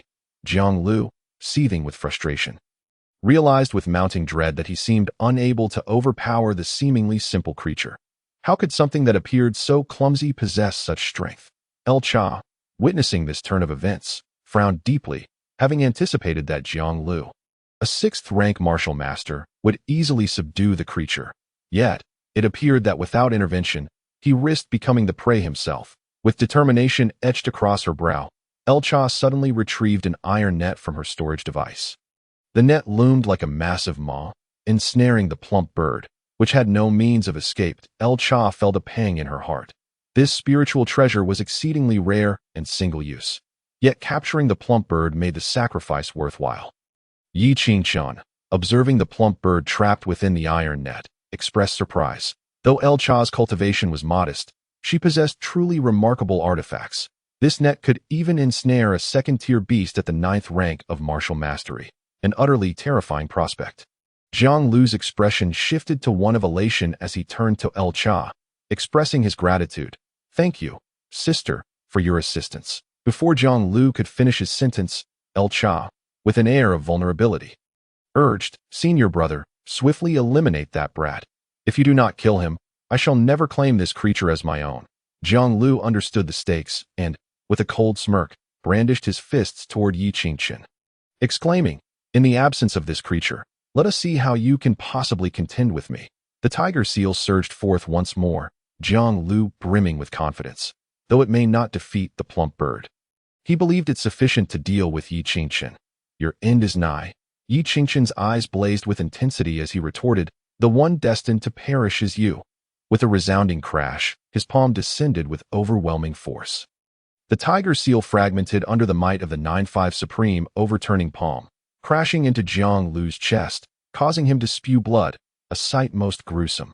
Jiang Lu, pale and kneeling upon the ground, was filled with incredulity, unable to fathom that the seemingly unremarkable Yi Qingqian could harbor such terrifying power. While Yi Qingqian advanced menacingly, closing in on Jiang Lu as he declared, "Even without the plump bird, I shall still bring about your demise." As Chapter 54 unfolds, the dragon armor begins to reveal its might. With those words, Yi Qingqian unleashed a formidable assault, the 9-5 supreme overturning palm and the supreme breaking heaven seal striking Jiang Lu in succession. Jiang Lu's expression turned grave, his features twisting in agony. That it was one thing to be overpowered by a second-tier beast, but to find himself unable to contend with Yi Qingqian, a mere 4th-rank martial master, was a profound humiliation. In a fit of rage, Jiang Lu drew a short sword, launching a frenzied counterattack against Yi Qingqian. However, Yi Qingqian was no easy target. He unsheathed the blazing flame sword, executing the 10,000 beasts sword technique, forcing Jiang Lu to retreat. The fiery sword light illuminated Jiang Lu's furious visage. El Cha, watching from the sidelines, felt her expression darken to its nadir, unable to suppress her exasperation at Jiang Lu's incompetence. How could he not handle a mere 4th-rank martial master? She had never regarded the senior brother as anything more than a tool for her own purposes, yet this brat displayed formidable strength. She could not fathom his true identity or how he became so powerful. The battle between the 4th and 6th-rank martial masters raged on, a spectacle of terror. Just as El Cha lamented the situation, Yi Qingqian unleashed the Great Wilderness Sword technique. The force it generated was akin to mountains crashing down, and with a single strike, Jiang Lu was sent reeling, blood spilling from his mouth, his complexion ashen. "Damn it! I will kill you!" Jiang Lu howled in a frenzy, a fearsome aura enveloping him. That a spectral white wolf materialized, cloaking his form, while the sound of wind and snow echoed ominously around him. 5-star martial soul, silver wind, and snow wolf. Yi Qingqian felt a flicker of surprise. Jiang Lu's martial soul was indeed intriguing. That a 5-star martial soul was no trivial matter. Within the Qingyun sect, it was regarded as a remarkable talent, As most elders possessed only 5-star martial souls themselves, as Jiang Lu unleashed his martial soul, his offensive power surged, particularly his speed, which became blindingly fast. Each strike was accompanied by blades of wind assailing Yi Qingchen from all sides. This, it seemed, was the manifestation of Jiang Lu's martial soul that Yi Qingchen, who had previously held the upper hand, began to falter under the onslaught of Jiang Lu's martial soul. Jiang Lu's face radiated excitement as he launched relentless attacks against Yi Qingchen. However, calling upon his martial soul exacted a heavy toll on his stamina, and martial artists seldom used their martial souls lightly. Thus, Jiang Lu understood the necessity of swiftly concluding this battle, should his energy wane before he could vanquish Yi Qingchen. He would lose his final opportunity for retaliation. Perish! Jiang Lu struck with remarkable speed, his short sword aiming for Yi Qingchen's heart as the blade neared. A smile crept across Jiang Lu's lips. Crack! In the blink of an eye. As Jiang Lu's sword pierced through, a fierce spark erupted that it seemed as though a concealed force within Yi Qingchen's chest had directly thwarted Jiang Lu's lethal strike. Then, in a moment of sheer terror, Jiang Lu beheld the emergence of a golden dragon silhouette enveloping Yi Qingchen, whose formidable and daunting aura left Jiang Lu, a wielder of the beast martial soul, utterly cowed.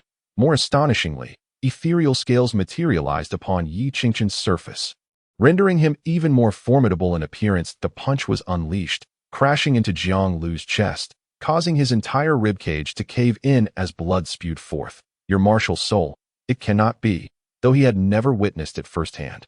Jiang Lu had heard whispers at the sect just days prior. Young sect master Yi Qingchen had awakened an 8-star dragon martial soul, a power so immense that even Chen Song from the Nine Heavens sect could not contend with him. While Jiang Lu stood at the 6th level of the martial master realm, he dared not challenge Chen Song, yet Yi Qingchen did. Tell me, you cannot be Yi Qingchen. Jiang Lu retreated in fear. Had Yi Qingchen been merely a weakling, Jiang Lu would have been indifferent, even unafraid. However, the current Yi Qingchen was a prodigy endowed with an 8-star martial soul that in the entire sect, perhaps only the direct disciples could hope to confront him.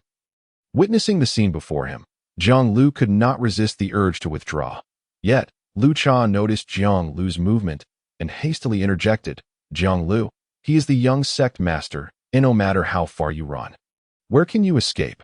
Only by killing him here can we be free of worries. Upon hearing this, Jiang Lu considered the logic and declared, Yi Qingchen, I never expected you to be Yi Qingchen. However, it matters not. As long as you perish, I and Sister Lu Cha shall have no fear of your retribution. With that, Jiang Lu launched a more ferocious assault against Yi Qingchen. His fearsome demeanor made him appear almost beast-like. Yi Qingchen maintained his composure. Clad in dragon armor, he remained impervious to Jiang Lu's attacks. Each strike against him felt as though it were colliding with several centimeters of steel, inflicting no harm whatsoever. Lu Cha, witnessing the scene, felt an overwhelming sense of dread. If Jiang Lu truly could not endure, she would be next that I must prepare an escape route for myself. Thankfully, this Yi Qingchen is a man. Otherwise, I would be at a complete loss for how to handle him. With a plan forming in her mind, Lu Cha resolved to employ her old tactic, seduction. This method had proven effective time and again in the past. Ready to begin enticing Yi Qingchen, she remarked, you've attacked so many times. It is now my turn, is it not? Yi Qingchen smirked coldly, sensing Jiang Lu's waning strength, and decisively struck. His hands, covered in scales, resembled dragon claws. With a mere flick, he could eviscerate Jiang Lu's abdomen.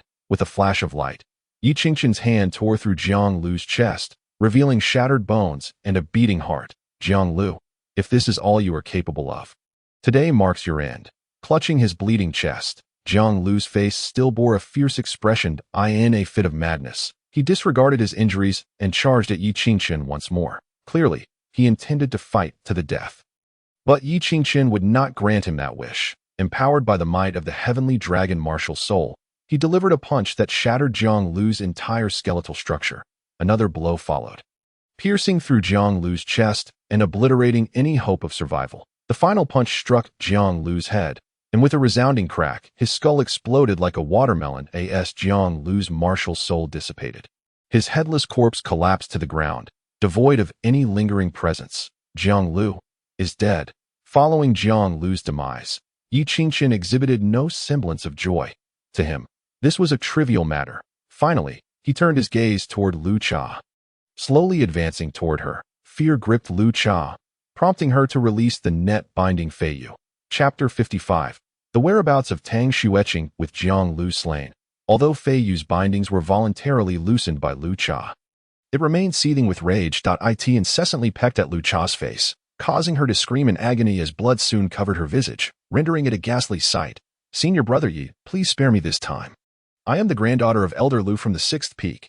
Perhaps we even crossed paths in our youth. Terror-stricken, Lu Cha pleaded for mercy. Her pitiable appearance would soften the heart of anyone who beheld her. Yet Yi Qingqian remained indifferent, his heart unyielding even before a stunning beauty. Spare you? On what grounds should I show you mercy? Jiang Lu perished for you. He cherished you greatly, yet you do not wish to join him in death. As his words echoed, the blade in Yi Qingqian's hand gleamed ominously, poised to strike down Lu Cha. Elder Lu was a formidable figure in the martial spirit realm. Releasing her could pose a potential threat. Seeing her pitiful display yield no effect, Lu Cha's fear intensified. Her trembling legs gave way, and she fell to her knees, wetting the ground beneath her. Yi Qingqian frowned slightly at this sight. Even a martial master reduced to such a state. Yet it mattered not. Once he resolved to kill, he would show no mercy. Senior brother Yi, if you spare my life, I can arrange for my grandfather to bestow upon you abundant gifts as recompense. I can even serve you. Solitary cultivation can be quite lonely. No, as she faced imminent death, Lu Cha resorted to every desperate measure. Yet Yi Qingqian remained unmoved, and her trepidation only grew in a moment of desperation. A thought struck her, and she exclaimed, Senior brother Yi, I know where Tang Xueqing is. You despise her even more now, don't you? I know her current hiding place. If you spare my life, I will take you to her. Should you arrive late, she may prove to be your match. Yi Qingqian halted, replying, If you deceive me, I will still kill you. Since their last encounter in the Qingyun mountain range, Tang Xueqing had seemingly vanished from the mortal realm. Little did he expect her to still linger within the mountains, and from Lu Cha's words, it appeared she had encountered some opportunity. A chilling murderous intent enveloped Lu Cha, causing her to tremble in fear. She hastily agreed, scrambling to her feet to lead Yi Qingqian. Just days ago, Jiang Lu and I pursued a beast and inadvertently stumbled into a cave. The cave was littered with bones, many of which belonged to recently deceased beasts.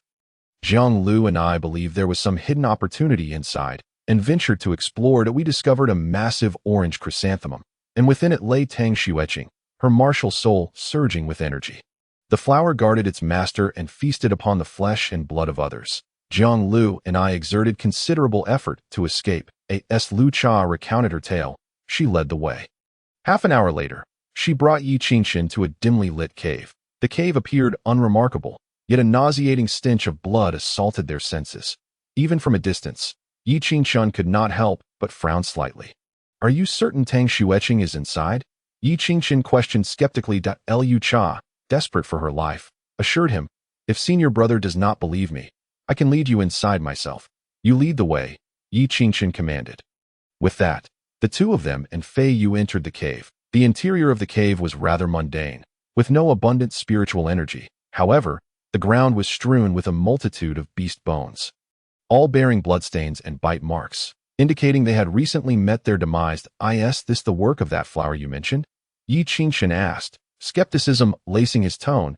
Lu Cha explained, Senior brother, I cannot say for certain what kind of flower it is, but it is undeniably terrifying. Yi Qingqian remained silent, his vigilance heightened. Should Lu Cha exhibit any sign of deceit, he would strike her down without hesitation, denying her any chance to enact her schemes. As they ventured deeper into the cave, the number of beast corpses increased. Yi Qingqian could clearly see dark green vines entwining the carcasses, voraciously absorbing their essence. The sense of unease began to permeate the air. Lu Cha appeared anxious, and Yi Qingqian found himself growing increasingly wary, while Fei Yu wore an expression of excitement, gazing curiously at their surroundings. Upon reaching the innermost recesses of the cave, a colossal chrysanthemum came into view. This flower towered several meters high, its entire form a vibrant orange-yellow, yet it emanated a mesmerizing purple glow, exuding an alluring and seductive aura. Sinister vines extended from the flower, and even Yi Qingqian found it challenging to ascertain their number. These chilling tendrils entwined the corpses of the beasts, continuously siphoning their essence into the flower's core, blood shadow chrysanthemum. How could such a bizarre plant exist in the Qingyun mountain range? Yi Qingqian, having once held the title of martial emperor, possessed extraordinary insight. With a mere glance, he recognized the object before him, the blood-in chrysanthemum. This item could be deemed a treasure of the malevolent martial artists, especially for those wielding beast martial souls, rendering it immensely precious. By absorbing the essence of foreign flesh and the power of souls, it nourished the martial artist, enabling them to elevate their martial soul level and cultivation, akin to a rebirth. However, the drawbacks were equally apparent. The absorption of excessive external power left residual will of the demon beasts within the martial artist, thereby limiting their innate talents. Yet, for many martial artists, the blood-in chrysanthemum remained an irresistible treasure, offering an unparalleled opportunity to advance their martial soul. Indeed, Tang Xueqing was remarkably fortunate to have discovered this blood-in chrysanthemum. However, her misfortune lay in crossing paths with me, the blood-in chrysanthemum. While merely an aid for cultivation enhancement, enticed demon beasts into traps through its pollen, leading to their consumption. Yet, for those of higher intellect, it posed little threat that a closer examination revealed a figure lying at the center of the blood-in chrysanthemum. Yi Qingqian, well acquainted with Tang Xueqing, immediately recognized her within. Armed with the blazing flame sword, she unleashed a flurry of strikes against the blood-in chrysanthemum. The petals were systematically cleaved away under Yi Qingqian's relentless assault. Vines thrashing wildly attempted to fend off Yi Qingqian, who was joined by Fei Yu in tearing apart the blood-in chrysanthemum. In an instant, the cave was strewn with the remnants of the blood-in chrysanthemum. Lu Cha, witnessing this scene, trembled in fear. Previously, when she and Zhang Lu had ventured here, they had contemplated seizing the blood-in chrysanthemum, only to find its power formidable, barely escaping with their lives. Yet, against the combined might of Yi Qingqian and Fei Yu, the blood-in chrysanthemum exhibited virtually no resistance. Chapter 56. The enchanting celestial fox with a resounding tear. The blood-in chrysanthemum was utterly destroyed beneath the relentless barrage of Yi Qingqian and Fei Yu. An overwhelming brilliance erupted, and the formidable aura compelled both Yi Qingqian and Fei Yu to retreat in alarm. Their expressions wary as they gazed ahead. As the golden radiance gradually dissipated, Yi Qingqian beheld a figure slowly rising, none other than Tang Xueqing. The destruction of the blood-in chrysanthemum had forcibly awakened her. Her brows quivered slightly as she opened her eyes, unleashing a powerful martial soul aura. A colossal fox spirit materialized behind her, its 7 massive tails thrashing with an air of danger. The 7-star martial soul, the enchanting celestial fox. Yi Qingqian's tone grew serious. Tang Xueqing had actually transformed her martial soul into 7 stars right before the blood-in chrysanthemum. She had ascended to the status of a true prodigy. Had I arrived even a moment later, Tang Xueqing might have allowed the enchanting celestial fox to evolve into a 9-star martial soul. Yi Qingqian silently rejoiced, for this woman had nearly slipped from his grasp. This woman was indeed brimming with opportunities, and given time, she would undoubtedly grow stronger. Tang Xueqing, it is you. You have thwarted my good fortune. As Tang Xueqing gradually regained consciousness and set her gaze upon Yi Qingqian, a palpable hatred and fury surfaced on her countenance. The last time she encountered Yi Qingqian, she had fled in terror, inadvertently stumbling into this place, only to be consumed by the blood-in chrysanthemum. Expecting certain death, she had unwittingly turned misfortune into fortune. The blood-in chrysanthemum, due to her Tianyin physique, had actively aided her in capturing demon beasts and evolving her martial soul. Should she maintain this state for a year, she could elevate her martial soul to 9 stars with its assistance. The enchanting celestial fox was her innate martial soul. Advancing it to 9 stars would be far more suitable than the heavenly dragon martial soul. Yet, Tang Xueqing had not anticipated Yi Qingqian's arrival here. Why, Yi Qingqian, you vile wretch, how dare you attempt to thwart my ascension of the martial soul? But now that you have crossed my path, you shall never realize your wishes. Yi Qingqian chuckled lightly, his gaze filled with disdain. Tang Xueqing, incensed by his words, retorted, Yi Qingqian, you have ruined my opportunity, and I shall not let you escape. Times have changed. Do you think you can still toy with me as you did before? Even without a 9-star martial soul, I have undergone a transformation. As her words fell, Tang Xueqing's aura surged explosively. The presence of a 6th-tier martial master radiated from her, though she had only just stepped into the martial master realm. Yet, her aura was undeniably stronger than Jiang Lu's, who had been slain by Yi Qingchen. The blood-eaten chrysanthemum had not only enhanced Tang Xueqing's martial soul, but had also propelled her cultivation to a terrifying level, allowing the former martial apprentice to directly ascend to the martial master realm, a sight to behold. Vile wretch, no matter how high your cultivation rises, you remain worthless in my eyes. Yi Qingchen coldly ridiculed Tang Xueqing, inciting her to tremble in fury. Why, Yi Qingchen, you dare to humiliate me time and again. Are you truly seeking death? Very well, let us settle our scores today. All the disdain and humiliation you have heaped upon me shall be repaid in full. As she spoke, Tang Xueqing's entire being radiated with battle intent. The enchanting celestial fox behind her howling in unison as if venting its fury over her inability to elevate her martial soul to 9 stars. In response, Yi Qingchen merely offered a merciless smirk.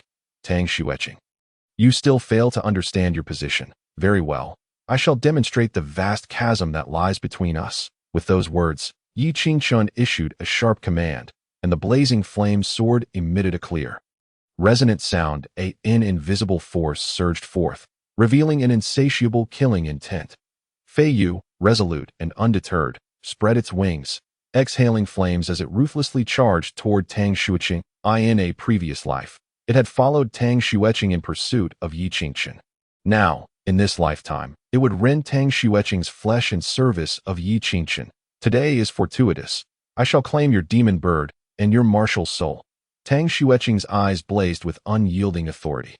Behind her, the enchanting celestial fox roared fiercely, its tails undulating as if moved by an unseen force. Despite her martial soul just having ascended to 7 stars, Tang Xueqing was adept at manipulating the enchanting celestial fox.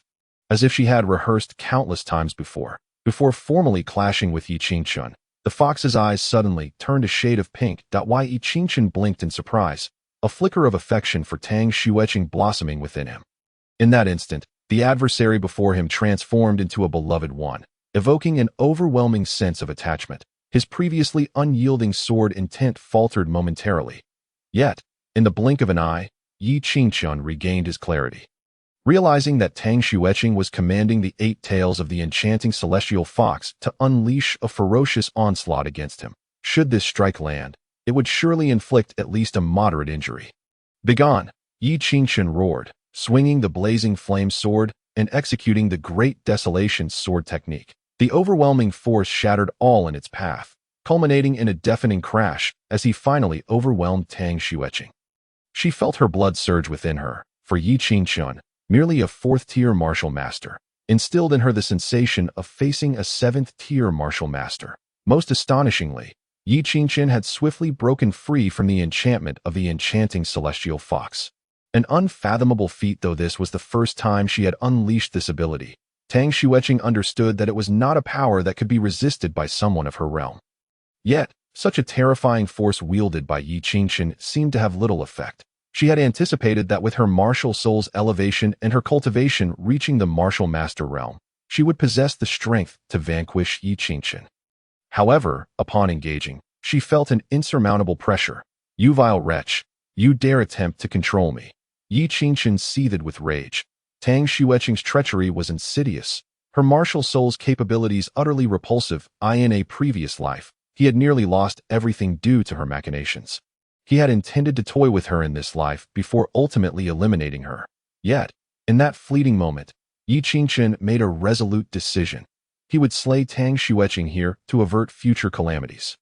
As for the potential fortunes he might gain from her, he would forego them. Tang Xueqing, you desire my heavenly dragon martial soul. This time, I shall let you witness its true might. With those words, an unfathomable aura enveloped Yi Qingchen. The full might of his 9-star heavenly dragon martial soul unleashed. Typically, he refrained from using his full power for fear of revealing his martial soul's star rating in battle. But this time, Yi Qingchen resolved to hold nothing back.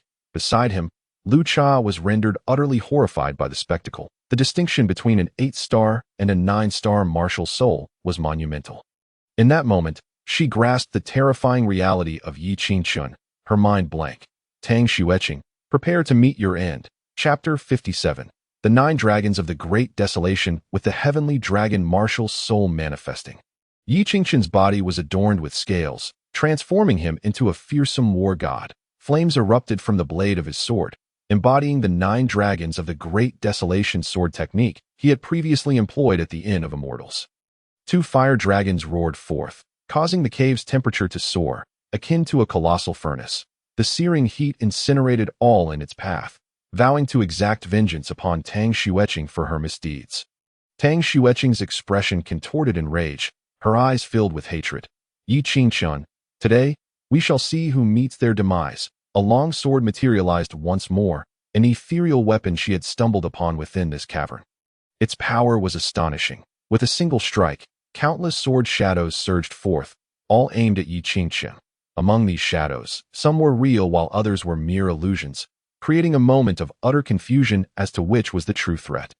As the fire dragon collided with the sword shadows, an intense and terrifying explosion of sparks erupted. A single sword shadow grazed Yi Qingchun's shoulder, leaving behind a faint scar, had it not been for the protective dragon armor.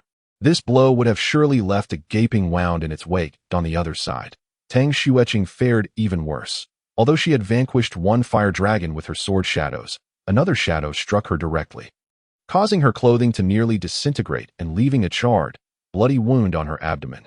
Fei Yu, watching from the sidelines, chirped excitedly, eager to leap into the fray alongside Yi Qing. Liu Cha was utterly dumbfounded. Was this truly the power that a martial master could wield? At Qingyun's sect, she had witnessed many martial masters, some even far surpassing Yi Qingchun and Tang Xueqing in realm. Yet, in actual combat, none came close to the spectacle before her. The disparity between the two was as vast as heaven and earth. How could this be? I am a 6th-level martial master. How could the gap between Yi Qingchun and myself be so immense? I cultivate the Tianyin sacred body technique, which grants me an advantage. Aside from the difference in martial soul levels, Yi Qingchun possesses no greater attributes than I. So why am I so effortlessly injured by him? Tang Xueqing's expression turned vacant as she gazed at Yi Qingchun, as if regarding a monster. In such moments, Yi Qingchun remained remarkably composed. Tang Xueqing, this was merely a warm-up. Let us truly engage now. He sneered, charging forth once more. Tang Xueqing forced herself to regain her composure, reminding herself, I possess the Tianyin sacred body technique, enabling me to fully manifest my unique physique. In terms of combat prowess and endurance, I shall undoubtedly surpass Yi Qingchun. She steeled her resolve, and at that moment, the enchanting celestial fox began to flick its tail. Huan Tian's sword dance. With a fierce shout, Tang Xueqing unleashed 1,000 sword shadows. Her assault exponentially more fearsome than before. The shadows carved deep gashes into the cavern rocks, leaving a frighteningly sinister impression. Indeed, it was a formidable sword, yet it paled in comparison to mine. Yi Qingchun smiled faintly, once more wielding his sword to strike from afar. This sword energy was heavy and destructive, embodying the essence of the Great Wilderness sword technique. The nature of the Great Wilderness sword technique lies not in speed or sharpness, but in the pure act of cutting. Harnessing immense power, it delivers the most formidable blow. With the brilliance of the Great Wilderness sword technique descending, Tang Xueqing's multitude of sword shadows was obliterated. The ground bore a deep chasm, 1 meter wide and 5 meters long. A sight that was utterly shocking, terrifying. Tang Xueqing gasped at this scene, unable to suppress her astonishment. The force unleashed by that single sword was so overwhelming that it transcended what a martial master could achieve. This was merely the beginning. Yi Qingchun's murderous intent erupted, and at last, he gained the opportunity to close in on Tang Xueqing under the might of the Great Wilderness sword technique. Once in close range, Yi Qingchun unleashed various sword techniques. Each technique varied in strength, yet they flowed from him with such naturalness, as though he were one with the universe. The application of martial skills depends on one's level of comprehension. The deeper the understanding, the greater the power that the techniques manifest. Although Yi Qingchun had lost his former cultivation as a martial emperor, the experience and insights he retained allowed him to bypass this process, enabling him to wield a terrifying power even as a martial master. thus narrowing the gap with Tang Xueqing's cultivation. Tang Xueqing's expression darkened as she found herself continuously retreating in their close-quarters struggle. With scarcely any ability to fight back, Yi Qingchen now appeared to her as a veritable treasure trove of martial techniques, able to unleash a myriad of powerful skills, each more formidable than the last. She was thrown into disarray, while the enchanting celestial fox emitted furious howls. Its 7 robust tails relentlessly assaulted Yi Qingchen, yet they were effortlessly shattered by the dragon martial soul, leaving no opportunity for a counterattack. As Tang Xueqing found herself suppressed and unable to retaliate, her heart burned with fury. Yi Qingchen, you have pushed me to this, she declared, abandoning her sword in favor of employing one of the Tianyin sacred body techniques accompanying martial skills. The Tianyin sacred body technique was a mysterious art Tang Xueqing had acquired in her dreams, far beyond her comprehension. The terrifying nature of this technique surpassed her wildest imagination. She believed it to be a formidable technique of at least heavenly rank. As the chilling force of the Tianyin palm surged towards him, Yi Qingchen braced himself and retaliated with a palm strike of his own. The Supreme Sovereign's overturning palm, fierce and domineering. It radiated an overwhelming power akin to the sun, in stark contrast to the Tianyin palm. Upon their collision, Tang Xueqing felt the overwhelming force of Yi Qingchen's palm injure her internal organs, drawing blood from the corner of her mouth. Meanwhile, Yi Qingchen's hand was entirely encased in frost, rendering his arm akin to an icicle. Truly, the depth of her fortune is astounding. In this moment, Yi Qingchen confirmed that Tang Xueqing had indeed mastered the Tianyin sacred body technique. In the past life, Tang Xueqing had initially earned her renown through her martial soul. Only later did Yi Qingchen, through the acquisition of the Supreme Sovereign's profound body technique, begin to reveal his prowess. Yet, in this life, Tang Xueqing, having failed to seize the dragon martial soul, unexpectedly obtained the Tianyin sacred body technique so swiftly. However, it mattered not that Yi Qingchen possessed an extraordinary confidence, having previously discerned that the Tianyin sacred body technique was inferior to the Supreme Sovereign's profound body technique. Although Tang Xueqing had the advantage in cultivation, she could never hope to match Yi Qingchen. What? He actually blocked the Tianyin palm. Could it be that our techniques are of the same grade? Tang Xueqing found it difficult to accept, her anger flaring as she unleashed another fierce move. The Tianyin wave seal, a massive palm seal, was cast, and wherever it passed, the ground was coated in a layer of frost. I am genuinely curious. What extraordinary fortune do you possess? I cannot help but feel a twinge of jealousy towards you. Chapter 58. The tide turns in both this life and the previous one. Yi Qingchen discovered that the Tianyin sacred body technique appeared to be a mere imitation of the Supreme Sovereign's profound body technique. Although their attributes differed, many of the martial skills were strikingly similar. For instance, the Tianyin palm and the earlier Tianyin wave seal were remarkably alike. Supreme breakthrough seal. In the spirit of reciprocity, Yi Qingchen unleashed the second form of the Supreme Sovereign's profound body technique in response. The two forces clashed mid-air, and Tang Xueqing was left pale with fright. Her Tianyin wave seal was instantly shattered by the Supreme breakthrough seal. The residual force struck her chest, making her feel as though her lungs might burst. Even the flesh on her body was contorted by the impact of the Supreme breakthrough seal. Yi Qingchen, you are ruthless, Tang Xueqing exclaimed in anger, her enchanting celestial fox martial soul resembling a legendary beast, baring its teeth at Yi Qingchen. Hearing her words, Yi Qingchen smirked mockingly. No one is more ruthless than you.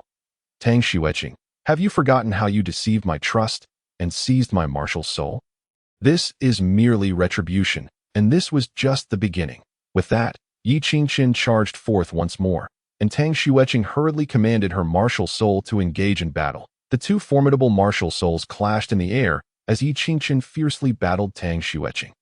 Although she was thoroughly suppressed, as a martial emperor from her past life, she was rich in fortune and possessed numerous techniques, many of which were beyond Yi Qingchen's experience. Ti was truly astonishing. Yi Qingchen could not fathom the secrets this woman held that granted her such formidable fortunes. Though he marveled inwardly, his hands were merciless. Every strike aimed to claim Tang Xueqing's life, bloodied and battered.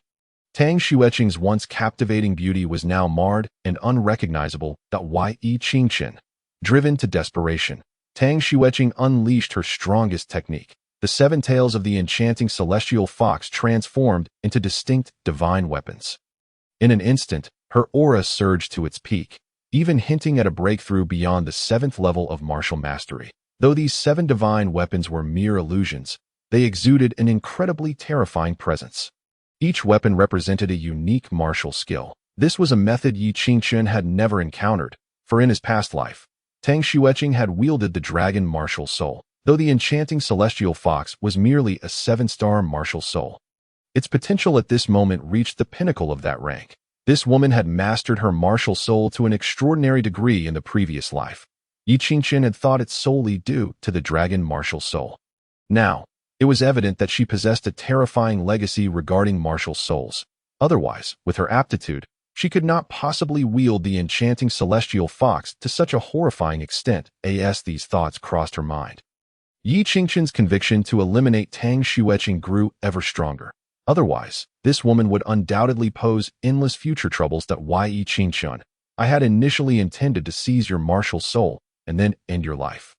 Yet, your utter ignorance of the situation leaves me no choice but to ensure you can never escape my grasp. You shall vanish here, alongside the precious Tianlong martial soul you have barely managed to preserve.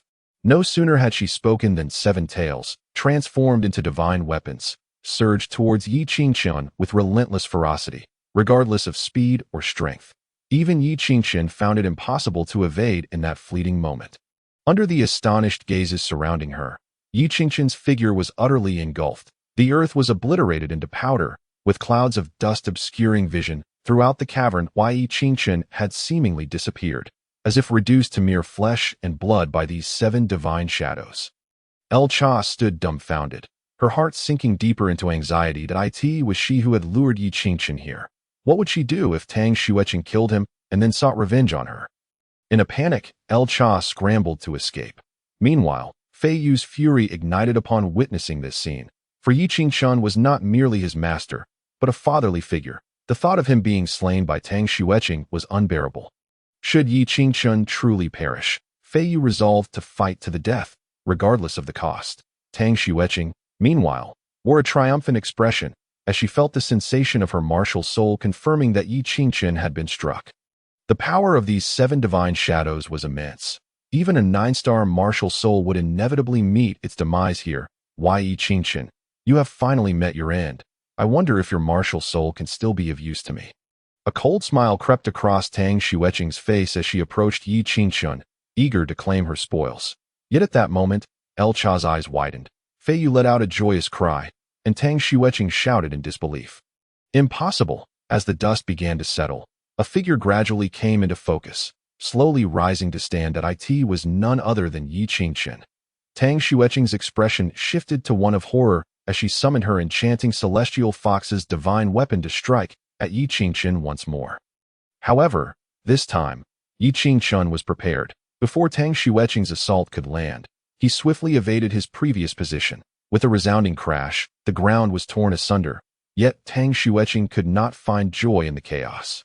Instead, she erupted in a fit of rage, cursing, "How is this possible? How can you still be alive?"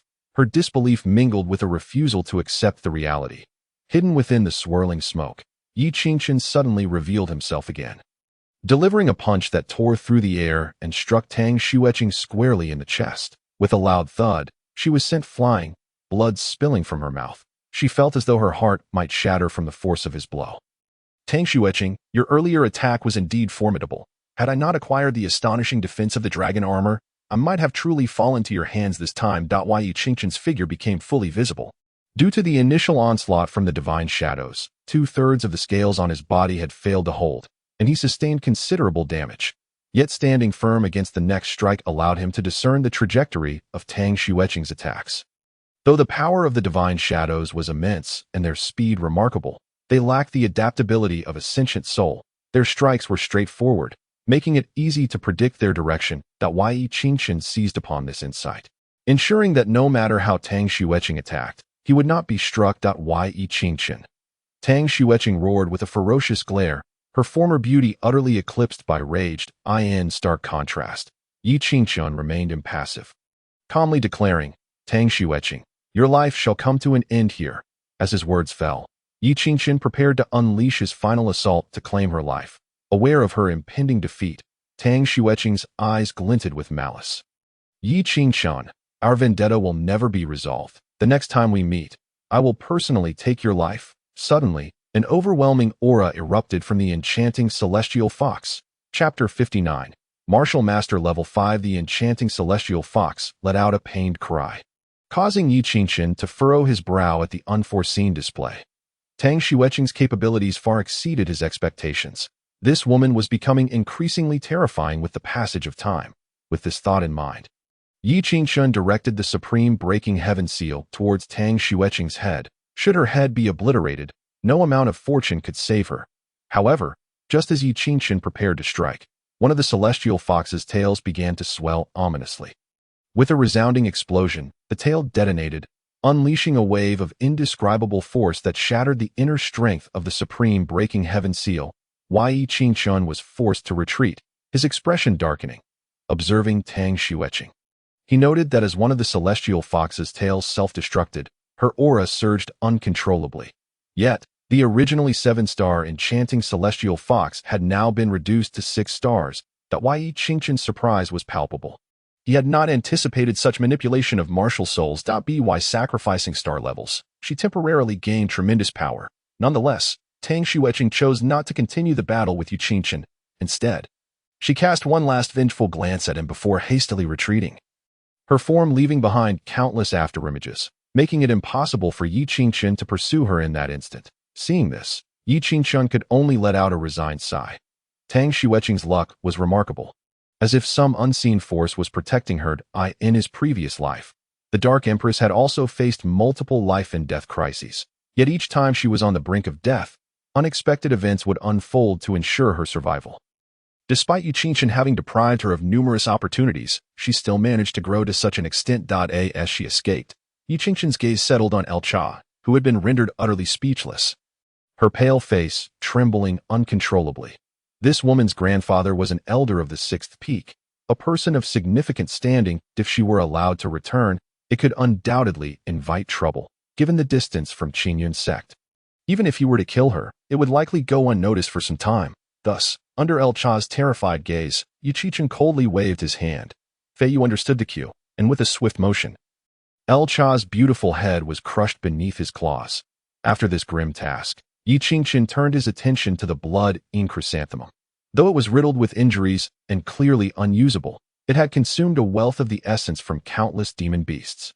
Had Yi Qingqian not arrived here, Tang Xueqing would undoubtedly have acquired a 9-star martial soul. Even in its dilapidated state, the blood-ink chrysanthemum still contained immense power. Without hesitation, Yi Qingqian seated himself beside it and activated the heaven-swallowing divine cauldron to absorb its essence. A torrent of refined spiritual energy surged into Yi Qingqian's body, causing his physical strength and internal energy to rise exponentially to a terrifying level. Even the remnants of the blood-ink chrysanthemum were astonishingly potent, surpassing the effects of all the treasures Yi Qingqian had absorbed in Qingyun's sect. With a thunderous boom, Yi Qingqian's internal strength erupted, propelling him to Martial Master Level 5. If this scene were witnessed by others, it would undoubtedly elicit gasps of astonishment. Just days prior, Yi Qingqian had been merely a Martial Master Level 4, yet he had swiftly ascended to the Level 5 realm. However, Yi Qingqian's expression remained tranquil. For him, the Martial Master realm was merely the beginning. The effects of the 9-5 Supreme Profound Body technique grew stronger with each progression, yet the resources consumed during cultivation also increased significantly. If the resources Yi Qingqian utilized for his training were applied to any other individual, they would likely have already reached the great Martial Master realm. Yet for Yi Qingqian, it merely translated to a few minor advancements. As Yi Qingqian continued to absorb the blood-ink chrysanthemum, the once damaged flower completely withered. His cultivation surged from Martial Master Level 4 to the pinnacle of Martial Master Level 5 at AS for his specific combat prowess. Yi Qingqian was confident in easily dispatching a Martial Master Level 6 opponent, and he believed he could hold his own against a Martial Master Level 7 adversary.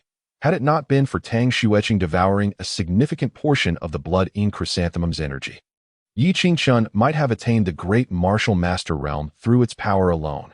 Fei Yu, let us depart. Next, we shall compete in hunting. I doubt you shall be my match any longer, Yi Qingchen remarked with a gentle smile.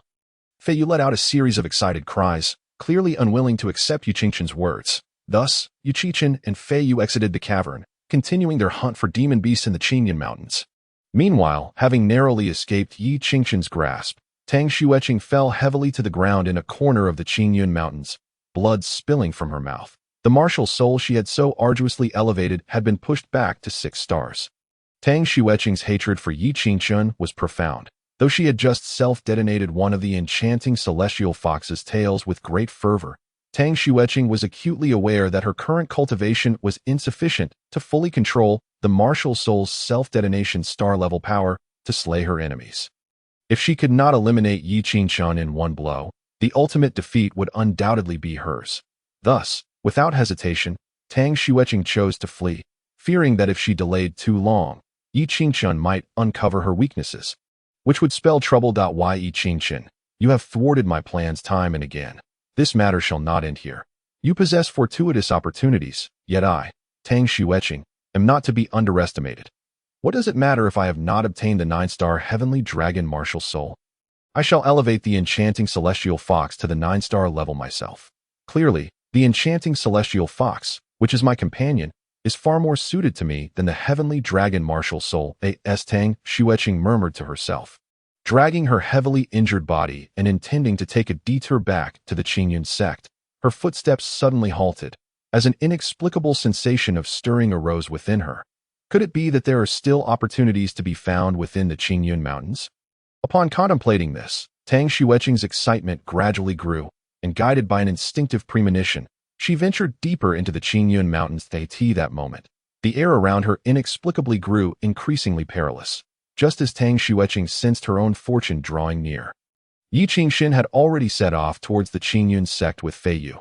This time, Yi Qingchen had gathered substantial rewards, advancing his cultivation to the 5th level of martial master by the time of the inner competition of the martial arts tournament. He would at least possess a certain degree of self-protection in comparison to the blood-in chrysanthemum. The true supreme opportunity lies within the secret realm accessed during the inner competition in his previous life. Tang Xueqing had directly ascended to the great martial master realm within that secret realm, while I had not even qualified to enter. However, in this life, everything shall change. All opportunities within that secret realm will belong to me, and I shall achieve terrifying accomplishments that Tang Xueqing could not realize in her previous life. I will shock the entire Qingyun sect, ensuring that everyone knows that the once useless Yi Qingchen is no more. Chapter 60. Tian. As Yi Qingchen returned to the sect with Fei Yu, he felt an earthquake shake the foundations of the sect. Cha, the beloved granddaughter of Elder Tian from the 6th peak, had met with misfortune. In order to keep abreast of his granddaughter's situation, Tian had expended a colossal sum to use a life token on Cha, which he carried with him at all times. However, upon learning of his granddaughter's demise at the hands of Yi Qingchen, Tian immediately caused quite a stir throughout the sect. To uncover the identity of the murderer, Tian ordered the law enforcement hall to conduct an investigation. It was soon discovered that before Cha's death, she had gone to the Qingyun Mountains with Jiang Lu. Jiang Lu's corpse was swiftly found, yet Cha's body remained missing. Consequently, Tian decided to investigate all disciples who had traveled to the Qingyun Mountains during Cha's visit. As the instigator of the incident, even Yi Qingchen, the son of the sect master and a prodigy with an 8-star martial soul, could not escape scrutiny. Young sect master Yi Qingchen, you have been in the Qingyun Mountains for nearly 7 days. Please recount your whereabouts during this period. Tian, an elder with silver hair, bellowed, flanked by several disciples from the law enforcement hall. Yi Qingchen remained composed, and although he was indeed the instigator, he feigned innocence as he replied, I have been in the Qingyun Mountains, hunting beasts with my companion. As for the matter of Cha's death, I know nothing of it. You may inquire as you wish, but I am entirely unaware.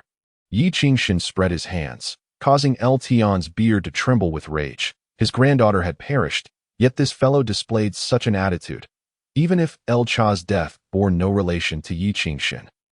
Tian was nearly driven to the brink of fury. Were it not for Yi Qingchen's status, Tian would have been unable to restrain himself from taking action. You little brat, look me in the eye. Have you seen my granddaughter? Tian's eyes bulged, In his mind, Yi Qingshun was one of the prime suspects. Firstly, Yi Qingshun had ascended the mountain closest to El Cha's departure. Secondly, during that period, he possessed the strength and opportunity to kill both El Cha and Jiang Lu. After all, despite being merely a 4th-level martial master, Yi Qingshun wielded an 8-star martial soul. If he were to launch a surprise attack, Jiang Lu would hardly stand a chance that El Cha, being a 2nd-level martial master, would naturally be unable to escape Yi Qingshun's lethal grasp. Yet, all of this remained conjecture. He lacked direct evidence. If Yi Qingshun were an ordinary disciple, El Tian could have easily employed severe measures. But Yi Qingshun's special identity complicated matters. Even as an elder, El Tian could not freely inflict punishment upon him to coerce a confession. That why Yi Qingshun's gaze remained tranquil as he slowly declared, El Cha's death has nothing to do with me. If you believe I am the one responsible, then you have mistaken the culprit. Seeing Yi Qingshun display no signs of wavering or fear, El Tian could only snort coldly. I have but one granddaughter, and she is irreplaceable. I have sworn to provide her with the finest of everything in this world. Yet, she has died before this old man.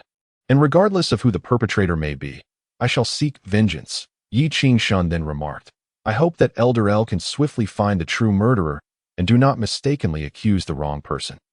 El Tian snorted coldly and, observing Yi Qingshun's calm demeanor, began to believe that this matter had no connection to him. Subsequently, El Tian departed with the law enforcement hall, leaving Yi Qingshun's expression slightly frosty. Although eliminating El Cha had circumvented some troubles, it had not spared him from being targeted. Fortunately, he had left no traces behind. Even if this old man harbored suspicions, they would be of little consequence. Yi Qingshun then resumed his cultivation, preparing for the upcoming expedition into the secret realm. Meanwhile, El Tian, accompanied by the law enforcement hall disciples, proceeded to the residence of the next suspect. Shortly after departing the main peak, he encountered Mei Guchen approaching him. Mei, how fortunate to see you here, El Tian greeted with utmost courtesy. Although a direct disciple, Mei Guchen's status rivaled that of an elder. If he were to ascend to martial spirit in the future, he could easily become a peak leader or an elder of the main peak, his status vastly surpassing that of El Tian. Hence, even as a martial spirit, El Tian treated the great martial master Mei Guchen with great respect. Mei Guchen nodded and solemnly stated, Elder El, I have come to assist you in finding the murderer of junior sister El Cha, and I possess a lead. El Tian's expression brightened with eagerness as he urged, Speak, quickly, Mei. What is this lead you have uncovered? Mei Guchen replied, This is something I obtained from a disciple of the law enforcement hall. It may prove useful to you. El Tian accepted the item, discovering it to be a crimson feather, and inquired in confusion, What is this? It must have been obtained by the first batch of law enforcement hall disciples who surveyed Jiang Lu's death scene. Originally, it was meant to be presented to the sect as evidence, but was suppressed by a certain powerful figure. Hence you have had no clues until now. El Tian was instantly incensed. Who possesses such audacity? The feather was crimson. It might be a decorative item or perhaps a feather from a demonic bird. The latter possibility was significant. If they could find the owner of the feather, they could identify the murderer. Just then, a disciple of the law enforcement hall spoke up. Elder El, I believe I have seen this feather before. Young sect master Yi Qingshun has a crimson demonic bird. This feather seems to belong to that creature. Upon hearing this, El Tian's eyes erupted with a fierce killing intent. If this feather indeed belonged to Yi Qingshun's beast, then he must be the one who killed El Cha. Should it truly be Yi Qingshun? Even if he were the young sect master and a prodigy with an 8-star martial soul, I would risk my life and position as an elder to eliminate him. Observing El Tian's unmistakable fury, Mei Guchen could not help but smirk triumphantly. The feather indeed belonged to Fei Yu, but it was discovered not at Jiang Lu's death scene, but rather within the Qingyun sect. Fei Yu often sneaked out while Yi Qingshun was away resting. These were merely feathers that Fei Yu had shed. With this information in hand, coupled with El Tian's quest for the murderer, Mei Guchen devised a plan. Elder El, you must remain composed. After all, Yi Qingshun is the young sect master. If you intend to deal with him, you cannot act rashly. It would be best to imprison him in the law enforcement hall and then torment him. Mei Guchen presented his suggestion, having already formulated a scheme. Once Yi Qingshun was confined within the law enforcement hall, he would find a way to eliminate him, ultimately destroying the body and fabricating a story that Yi Qingshun had fled rather than been killed. Thus, even if the sect master sought to investigate, he would find no trace. El Tian nodded. Indeed, as expected of a direct disciple, if we proceed in this manner, even if there were walls of iron, he would have no chance of escape. Chapter 61. Who was following him? As an elder of the law enforcement hall, Tian knew that once Yi Qingshan entered the hall, there were 100 ways to eliminate him without consequence. For the sake of avenging his blood kin, Tian was unconcerned with the aftermath. Meanwhile, Mei Guchen observed Tian, who radiated an aura of vengeance, and inwardly sneered. He was uncertain whether Yi Qingshan had truly acted with malice in the mountains. But that was of no importance, that as long as Tian believed him to be guilty, that would suffice. With this thought, Mei Guchen chuckled coldly within, believing that no matter how much Yi Qingshan had awakened his 8-star martial soul, he was still but a pawn in his hands.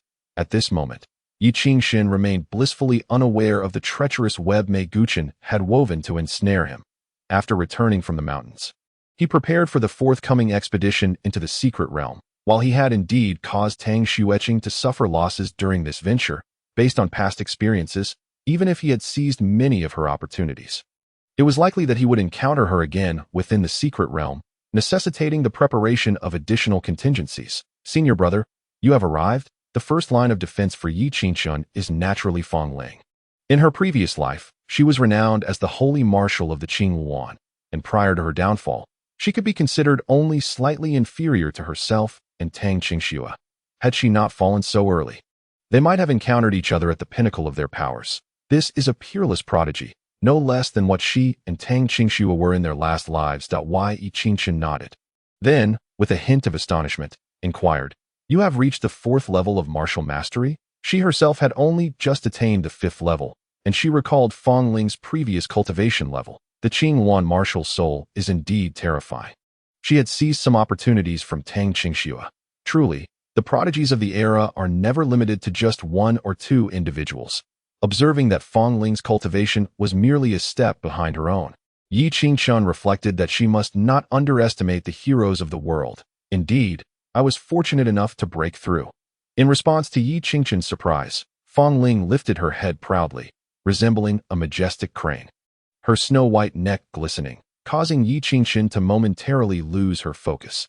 Noticing Yi Qingshan's distraction, Fong Ling, who had been anticipating further praise, felt a wave of shyness wash over her. In Yi Qingshan's eyes, her autumn-hued gaze reflected the shallows of a river. Very impressive, Yi Qingshan remarked as she regained her composure. There is no need to feel embarrassed. It truly is a lovely shade of white.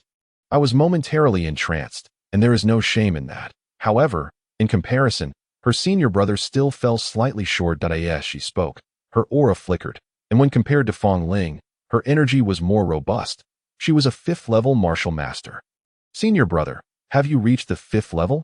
This time, it was Fong Ling's turn to be astonished. She understood that her own 4th-level cultivation was due to the blessings of the Qing Yuan martial soul, a secret of her martial soul that should not be disclosed. According to her understanding, this gift should have allowed her to traverse smoothly before reaching the martial spirit stage, unmatched by anyone else.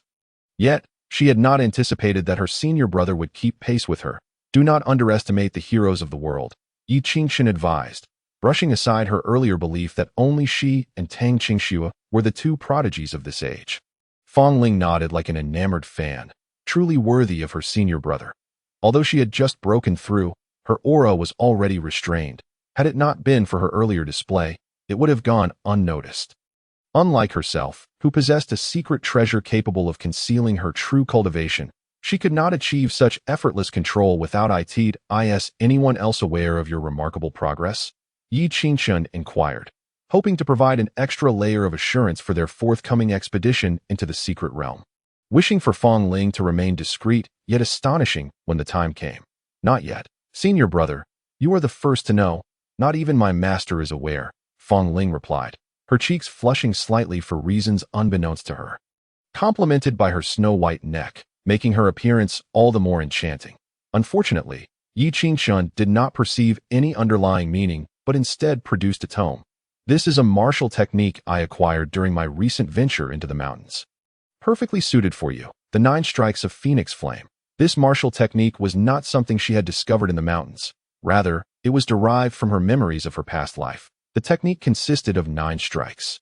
each possessing immense power. More importantly, when combined with a phoenix-type martial soul, its potency would be exponentially enhanced, capable of unleashing, based on Fong Ling's 4th-level martial mastery, the destructive force of a 6th-level martial master. If unleashed suddenly, even an ordinary 7th-level martial master could be severely injured. What is this martial technique? Fong Ling, who had initially dismissed it, gazed in surprise at the technique before exclaiming in delight. This skill was tailor-made for her, and given her recent rapid advancement, she was indeed in need of martial techniques that Yi Qingxin seemed to know precisely when to offer a pillow to one who was sleepy. Focus on your cultivation and keep your progress under wraps. The impending journey into the secret realm will be your moment to shine.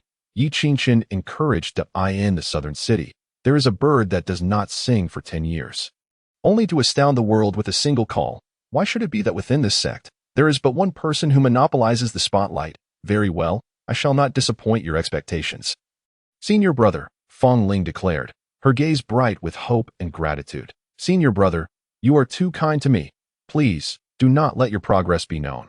Observing Fong Ling's demeanor, Yi Qingxin smiled warmly. Agreed. Fong Ling nodded. Seeing her in such good spirits, Yi Qingxin smiled and gave her a nod before turning to leave. She had arranged this layer of protection expertly. Who would have thought that Fong Ling, who had just awakened her martial soul, had already reached the 4th level of martial mastery?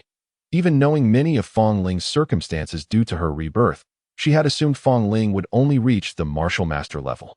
Prodigies are indeed prodigies.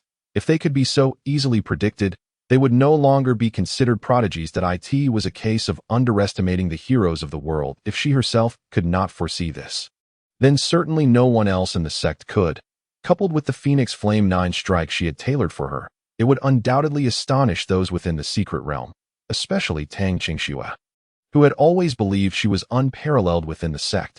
Now, apart from herself, she would never have imagined that someone like Fong Ling awaited her. The folly of underestimating the world's heroes should not be borne alone.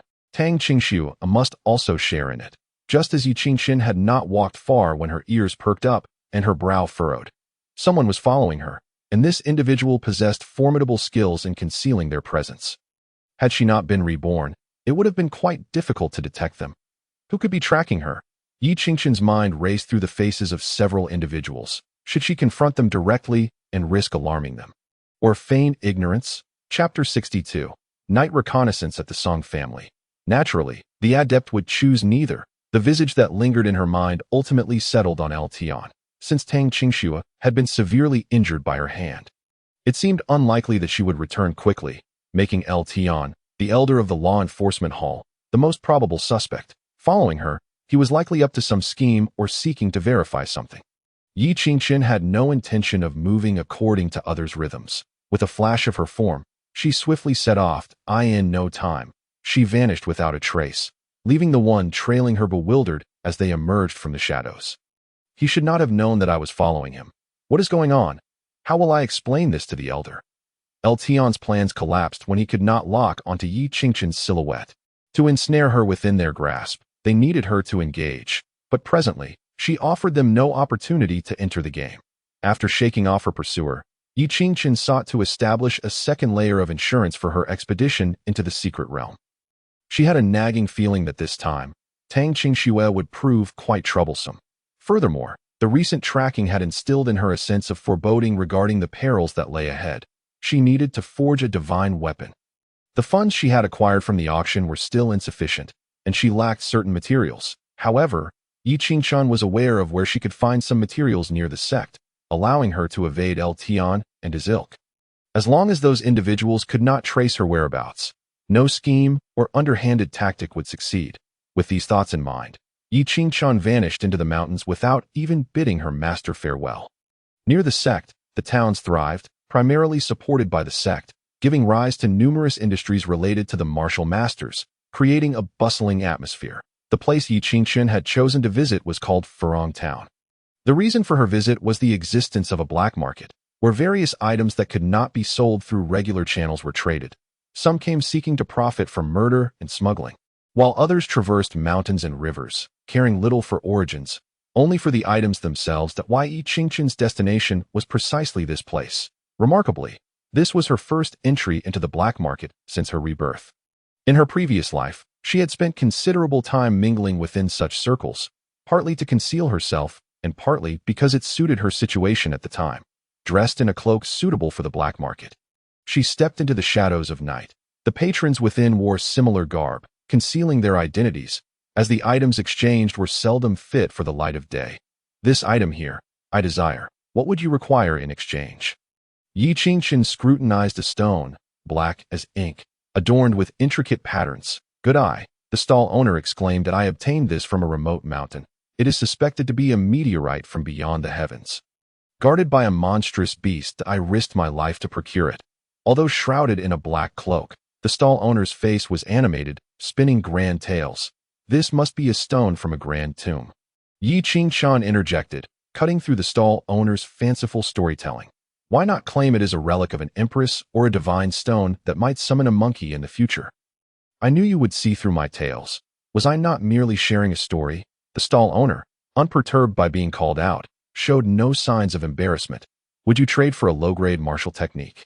Yi Qingqian, not one to linger unnecessarily, spoke directly, stating that the spirit stones he possessed were unusable, yet he had an abundance of low-level martial techniques, which were as common as dirt that I in such a place.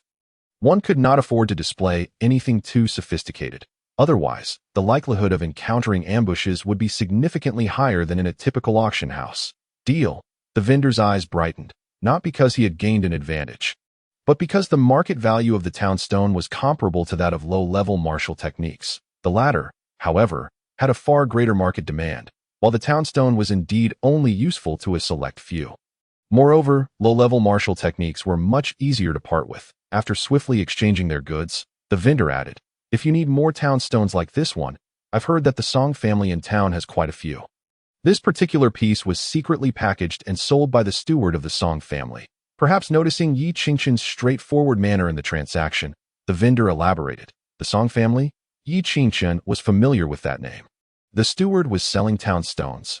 These few sentences revealed a wealth of information.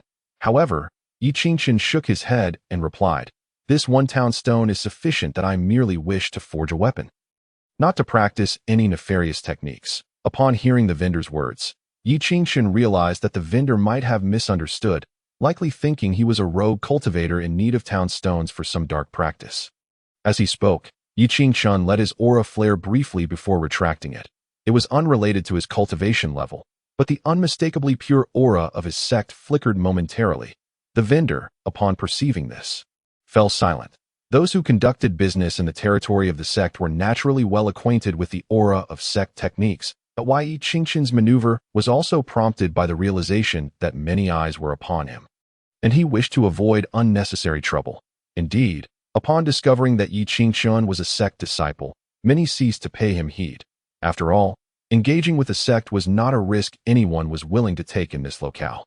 Once the transaction was concluded, Yi Qingqian made a hasty exit point. One of the unspoken rules of the black market was to refrain from purchasing too many items.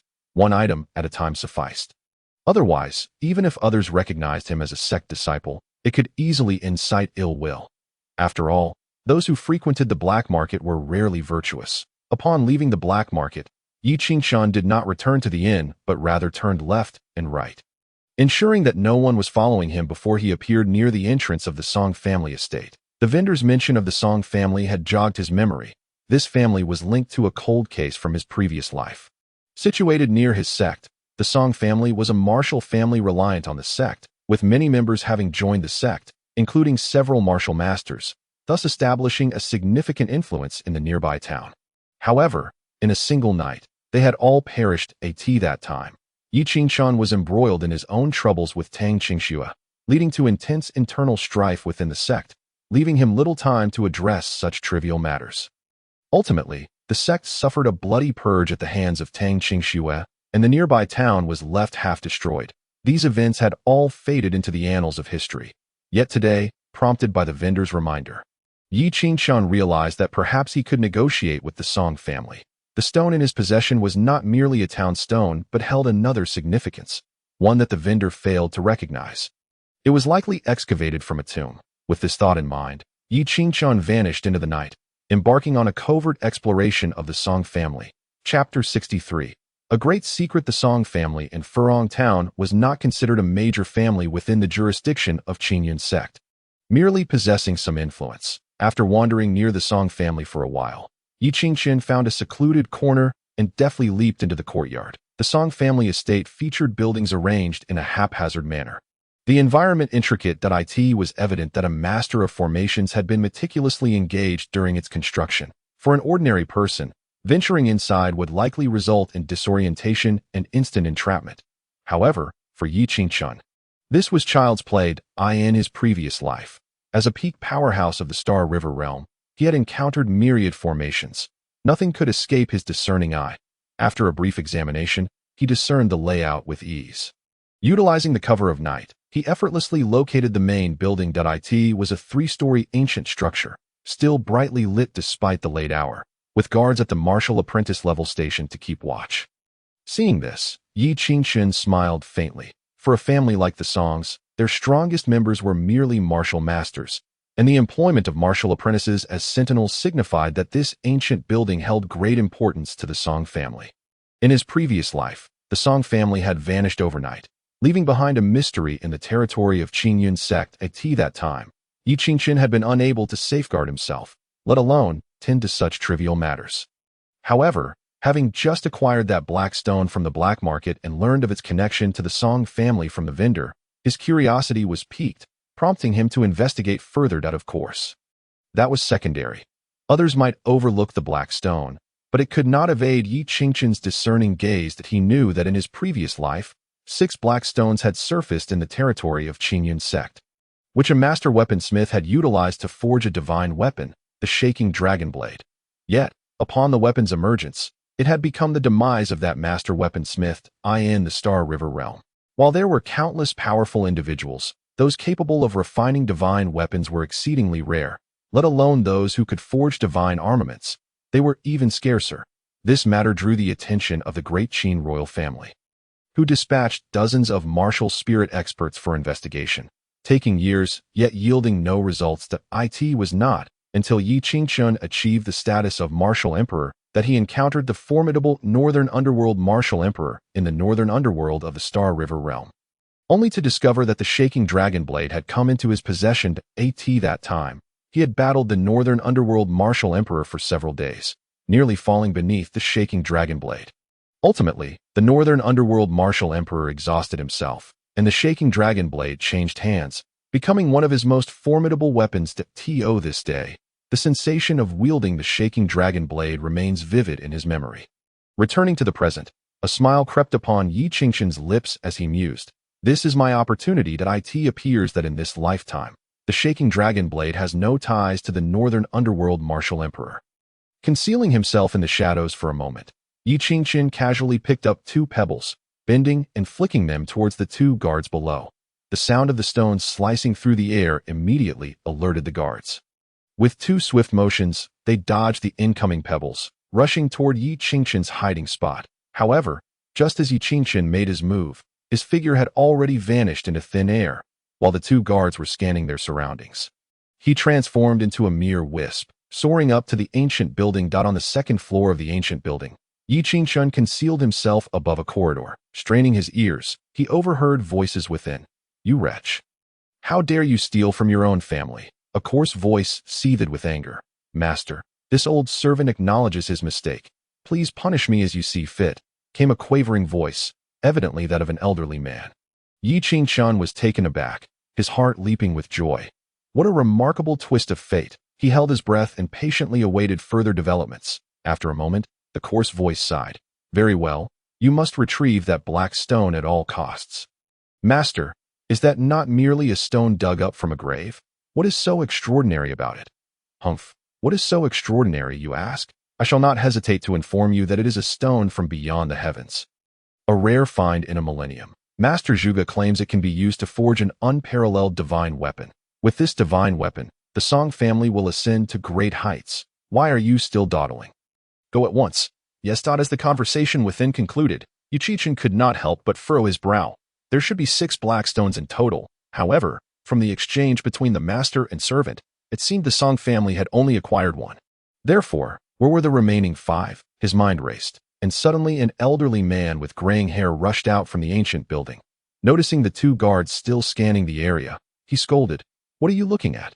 If the master catches you, you'll be in trouble." The 2 guards hastily nodded, eager to please. "We have seen the esteemed steward." The elder, evidently disinterested in their flattery, strode away with purpose. Seeing this, Yi Qingqian's figure flickered, and he became a mere shadow. Disappearing into thin air, the steward hurried along but did not leave the Song family estate. Instead, he circled around to a separate courtyard in the back, glancing furtively before entering through a door. After a brief moment, Yi Qingqian appeared outside the door of the separate courtyard. With a quick motion, he scaled the wall and slipped inside. Within the courtyard was a small room, lights spilling from the window, casting 2 shadows upon the window pane. "Young Master Mei, the head of the family has learned of my theft of Song family property for sale in the black market." The steward's voice emerged. "And what of it?" A familiar voice replied, echoing in Yi Qingqian's ears. That why Yi Qingqian froze in surprise. The individual speaking with the steward was none other than Mei Guqian, which left him utterly astonished. The steward chuckled with pride. "Well, it's not much of a concern.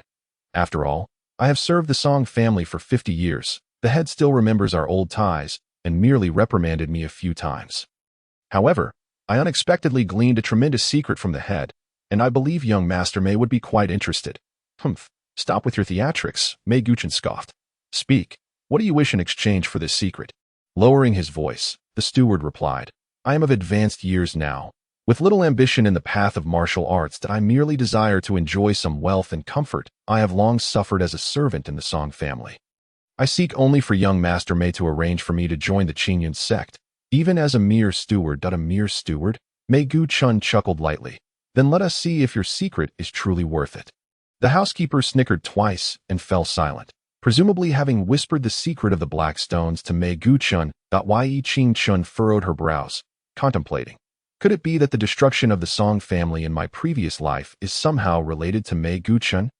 At that moment, the door opened, and the housekeeper emerged. He turned back to the room and said, "Young Master Mei, I hope you will honor your promise." The sound of disdain came from within.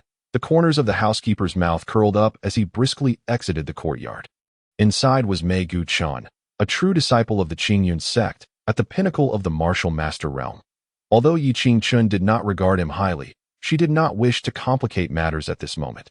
She quietly departed, trailing behind the housekeeper to uncover the whereabouts of the other 5 black stones. She could only start with the housekeeper as for whether Mei Guqian was responsible for the future annihilation of the Song family. There was no need to waste thought on that for now. Chapter 64. Unraveling the truth, Yi Qingqian followed the housekeeper through several narrow alleys until they arrived at a secluded courtyard. The housekeeper cautiously surveyed his surroundings before pushing the door open. "This old fellow is indeed prudent," Yi Qingqian mused. She did not rashly follow him inside, but instead employed her agility to maneuver to the rear of the courtyard. By the light of the moon, she discerned that this was a dilapidated residence, its walls mottled and overgrown with weeds. It appeared to be the old man's private abode. Just as Yi Qingqian prepared to infiltrate and investigate, she suddenly sensed a familiar aura rapidly approaching. Her brow furrowed as she swiftly concealed herself in the shadows. Moments later, a figure gracefully descended. It was Mei Guqian. So soon? Yi Qingqian felt a twinge of surprise. Clearly, Mei Guqian was intent on uncovering the secret mentioned by the housekeeper. Without hesitation, Mei Guqian pushed the door open, and a panicked voice from within exclaimed, "Young Master Mei, what brings you here?" "Less chatter. You better divulge the whereabouts of those 5 black stones honestly." Mei Guqian coldly interrupted. Yi Qingqian's interest was piqued. Indeed, the whereabouts of the other 5 black stones were concealed here. She crept closer, intending to listen intently to those. The housekeeper stammered, "Speak." Mei Guqian slammed his palm on the table. All right, I'll tell you." The housekeeper trembled. "The 5 black stones are indeed with the Song family, but only the family head knows their exact location." "Then take me to see the head of the Song family." Mei Guqian sneered. "With your status in the Song family, it shouldn't be difficult to arrange, should it?" "Beep." The housekeeper's expression soured. "The family head has been acting mysteriously lately. Even I find it hard to meet him. Is it unwillingness or inability?" A glint of coldness flashed in Mei Guqian's eyes. The housekeeper shuddered and quickly explained, "Young Master Mei, please understand. The family head has been entering the underground secret chamber alone every night. I do not know what he does in there. Upon hearing this, Yi Qingchen pondered thoughtfully. It seemed likely that the 5 black stones were hidden in the underground secret chamber. Underground secret chamber? Mei Guqian's interest was piqued. Where is it located? It is right beneath the main building. The housekeeper hesitated for a moment before revealing. Lead the way, Mei Guqian commanded, preparing to depart. Now, the housekeeper exclaimed in surprise. But the family head is in the secret chamber. Perfect timing. Mei Guqian sneered. I wish to see what he is concocting in there. But the housekeeper hesitated. What? Are you reluctant? A murderous intent flickered in Mei Guqian's eyes. I wouldn't dare. The housekeeper hastily waved his hands. This old servant will lead the way right away. Yi Qingchen watched the two leave, the corners of her mouth curling into a cold smile. The mystery of the Song family's annihilation from my previous life is likely to be unveiled tonight. Quietly following, Yi Qingchen noticed that the two were heading directly back to the Song family. The housekeeper skillfully evaded the patrolling guards, leading Mei Guqian to the back of the main building. The entrance to the secret chamber is right here. The housekeeper pointed to an inconspicuous stone slab on the ground. Just as Mei Guqian was about to lift it, his expression suddenly changed as he turned sharply to Yi Qingchen was already prepared and swiftly concealed herself in the shadows. What's wrong? The housekeeper asked anxiously. Nothing, Mei Guqian replied, retracting his gaze and opening the door. The housekeeper nodded and activated the mechanism. The stone slab slowly shifted, revealing a stone staircase leading downward, just as Mei Guqian was about to step forward. A hoarse voice echoed from the darkness, in the dead of night. May I ask what brings you two to my humble abode? The housekeeper's face turned pale. Family head. Yi Qingchen turned her gaze toward the voice and saw a stern-looking elder standing not far away. It was Song Yuanshan. The head of the Song family. Mei Guqian remained unfazed. Family head Song. I have come uninvited to discuss a matter of great importance. Song Yuanshan laughed coldly. In the middle of the night, sneaking into my Song family's underground secret chamber, what could possibly be of such importance? You need not worry about that. Family head. The housekeeper trembled as he explained. Silence, Song Yuanshan bellowed. You treacherous traitor. The housekeeper shrank back, not daring to speak further. There is no need for the family head to be so enraged, Mei Guqian said indifferently. I am here solely for those 5 pieces of black stone from beyond the heavens. If the family head is willing to part with them, I assure you, there will be ample rewards. Black stones from beyond the heavens. A glint of light flashed in Song Yuanshan's eyes. How did you come to know of this? There is no need for the family head to concern himself with that, Mei Guqian replied. Perhaps you should first consider whether or not to engage in this transaction. After a moment of silence, Song Yuanshan suddenly looked up and laughed heartily. A transaction? Ha! Mei Guqian, you are too naive. His laughter abruptly ceased, and a murderous glint shone in his eyes. These 5 black stones are of great importance. How could someone like you dare to covet them? Now that you have stumbled upon this matter, do not blame me for being ruthless. Before his words had fully settled, a powerful aura erupted from Song Yuanshan's body. He was, in fact, a peak martial master. Yi Qingchen's gaze sharpened. A peak martial master. Mei Guqian's eyes flashed with surprise. He had not anticipated that the head of the Song family would conceal such depths.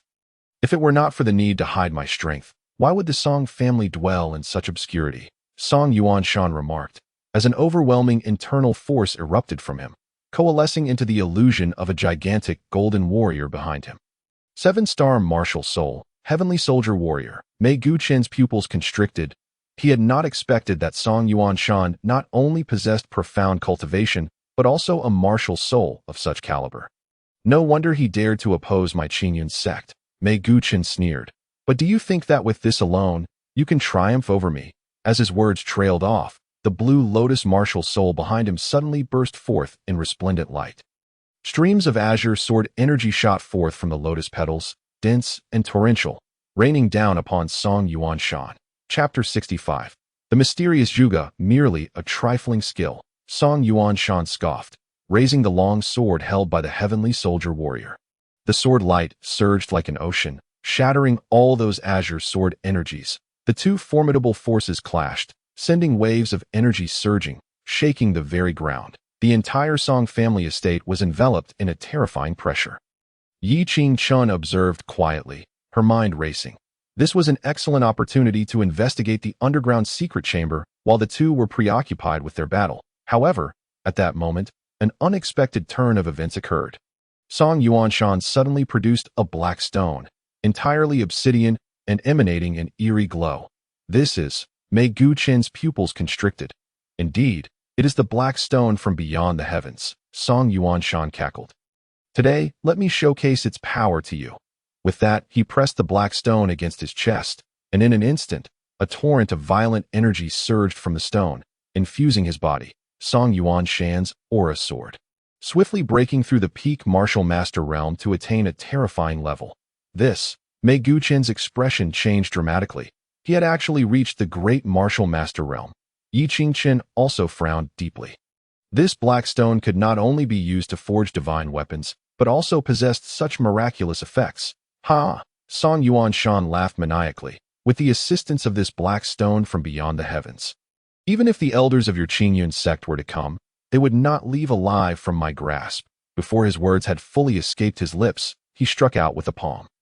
The terrifying force of his strike transformed into a beam of golden light, shattering Mei Guqin's Qinglian martial spirit in an instant. This was the true power of Haishi. A frenzied glint flickered in Song Yuanshan's eyes. And when I refine the strength of these 6 pieces of Haishi, it will mark the day my Song family reigns supreme over the Qingyun sect. Struggling to rise, Mei Guqin's face was ashen. You've lost your mind. How could the Song family possibly challenge the Qingyun sect? Ha! Song Yuanshan laughed heartily. Once I receive Master Zhuge's assistance and forge that divine weapon, what is the Qingyun sect to me? Upon hearing this, Yi Qingchen finally grasped the situation. The sudden downfall of the Song family in his past life was likely due to the ambitions of this Song Yuanshan, who sought to oppose the Qingyun sect with the power of Haishi and the divine weapon. Yet, who exactly was this Master Zhuge? As Yi Qingchen pondered, the battle had already escalated to a fever pitch. Empowered by the Haishi, Song Yuanshan's strength surged, completely overpowering Mei Guqin, just as it seemed Mei Guqin would meet his demise. Yi Qingchen had no intention of intervening, setting aside their enmity. Allowing these two to suffer mutual destruction was the most advantageous outcome for him. However, the unfolding events took everyone by surprise, just as Song Yuanshan was about to deliver a fatal blow to Mei Guqin. An unexpected turn occurred. A glimmer of chilling light flashed in Mei Guqin's eyes as he unleashed a desperate life-forging martial technique. The Qinglian martial spirit erupted with its strongest radiance, unleashing waves of sword energy that roared forth like dragons. This time, Song Yuanshan was struck in the chest by the sword energy, causing him to spew blood and collapse. You shall not die a good death. Song Yuanshan fell to the ground, his eyes still brimming with resentment. Mei Guqin approached with a cold smirk, still defiant at death's door. Tell me, where are the other pieces of Haishi, and who is that Master Zhuge? Want to know? Go to hell and ask. Just then, Yi Qingchen, who had been lurking in the shadows, suddenly moved. His eyes narrowed, and as he shook his wrist, a sharp sword energy sliced through the air. The strike came without warning, and the exhausted Mei Guqin had no time to react as his chest was instantly pierced. Su, Mei Guqin's expert the leader bellowed furiously. In an instant, over a dozen individuals simultaneously unleashed their martial spirits, their auras surging dramatically. Fong Ling felt an immediate increase in pressure, yet she gritted her teeth. Steadfast in her resolve, Junior sister, allow me. Yi Qingchen gently placed a hand on her shoulder and stepped forward. A golden dragon silhouette manifested, and the terrifying might of the dragon enveloped the entire area in an instant. The onlookers felt as though they had plunged into an icy abyss, their legs weakening to the point where they could hardly stand. What manner of martial spirit is this? The leader gasped in horror. Yi Qingchen wasted no words and directly unleashed the supreme palm of the 9-5. With a single strike, the group was sent reeling, all of them spitting blood. Now, you may divulge who is behind you. Yi Qingchen stated coolly. The individuals exchanged glances before collectively shouting, retreat. Before the words had fully left their mouths, they hastily consumed black pills that Yi Qingchen, quick on his feet, seized one of them. But the person had already ingested the pill, and soon after, foamed at the mouth, succumbing to death. A self-inflicted demise. Fong Ling exclaimed in astonishment. Why would they choose such a fate? Yi Qingchen did not respond. Instead, he meticulously examined the corpse. Soon, he discovered a jade token nestled within the person's grasp. The token bore the character Zhu, Zhuge Sword Workshop. Yi Qingqian's gaze sharpened. It appeared these individuals were indeed dispatched by Master Zhuge. They clearly had knowledge of the black stone fragments. Senior brother, Fong Ling began. Hesitating. Yi Qingqian understood her mind was teeming with questions. But this was not the time for explanations. That we must return to the sect, he declared. It is unwise to linger here. Fong Ling nodded, obediently following his lead. The journey was silent, and they soon arrived back at Qingyun's sect. Junior sister, do not speak of this matter to anyone for the time being, Yi Qingqian advised as they parted ways. Understood, Fong Ling replied. You must also take care. Watching her retreating figure, Yi Qingqian fell into contemplation. The events of the night were far more intricate than he had anticipated. Not only was there Mei Guqing and the mysterious cloaked figures, but now the involvement of Zhuge's sword workshop added an additional layer of complexity. It seemed a visit to Xianyang City was imperative. Just then, a communication talisman suddenly soared toward him. The tournament has been moved forward? Yi Qingqian read the message, his brow furrowing. The martial arts competition, originally scheduled for a month later, was now set to occur in just 3 days. Such an abrupt change seemed suspicious. Could it be connected to the events of tonight? Yi Qingqian's thoughts raced. However, the pressing matter at hand was to prepare for the tournament, as it was crucial for entering the secret realm. Leaving no room for error, the issue of the black stone would have to be set aside for now. Upon returning to his quarters, Yi Qingqian immediately entered seclusion to prepare. Although 3 days was a brief span, it was sufficient for him. Having returned from rebirth, the priority was to solidify his cultivation at the pinnacle of the 5th-rank martial master. Sitting cross-legged, Yi Qingqian began to circulate the supreme 9-5 Xian body technique. Internal energy surged within him like a rushing river, continuously cleansing his meridians. At that moment, Fei Yu flew in and nuzzled against Yi Qingqian's arm. Go guard me, Yi Qingqian instructed softly. Fei Yu obediently nodded. Vigilantly standing by his side, with its current strength, even a 7th-rank martial master would find it challenging to gain an advantage. Chapter 67. The tournament commences the following morning. A lively atmosphere enveloped the Qingyun sect. Young sect master, Mentor Chu requests your presence, an attendant announced from outside. Yi Qingqian opened his eyes. It appeared his master had matters to discuss with him. Upon arriving at Chu Yao's residence, he indeed found her waiting. I heard you went out last night. Chu Yao spoke directly. Yi Qingqian nodded. I had some matters to attend to. Was it related to the tournament? In a way, Yi Qingqian replied ambiguously. Chu Yao scrutinized him. Be cautious. The tournament's rescheduling is likely more complicated than it seems. Yi Qingqian's heart stirred. What does master know? I am not entirely clear. Chu Yao shook her head, but I have heard that the Jiutian sect has exerted pressure for it to be held earlier. Jiutian sect? Yi Qingqian's eyes narrowed. Their sudden involvement. Could it be tied to the black stone? Moreover, Chu Yao continued. Have you noticed Fong Ling's rapid progress in cultivation? Do you know the reason? Yi Qingqian was taken aback. Why does master ask about this? Her advancement is too swift, Chu Yao mused. Even for a prodigy, such speed is unusual. Yi Qingqian's heart raced. It seemed his master had also recognized Fong Ling's extraordinary nature. Perhaps she has awakened some special ability, Yi Qingqian suggested vaguely. Chu Yao regarded him thoughtfully. Let us hope that is the case. After departing from Chu Yao, Yi Qingqian remained pensive. His master's warning was astute. The Jiutian sect's intervention was likely not without ulterior motives. Furthermore, Fong Ling's remarkable performance could easily attract unwanted attention. Resolving to visit Fong Ling, he was soon met with the sounds of a commotion upon reaching the 5th peak. Following the noise, he discovered a crowd of disciples encircling Fong Ling, including several elite inner sect members. Junior sister Fong, we hear your cultivation has surged. How about a friendly spar? A young man proposed with a grin.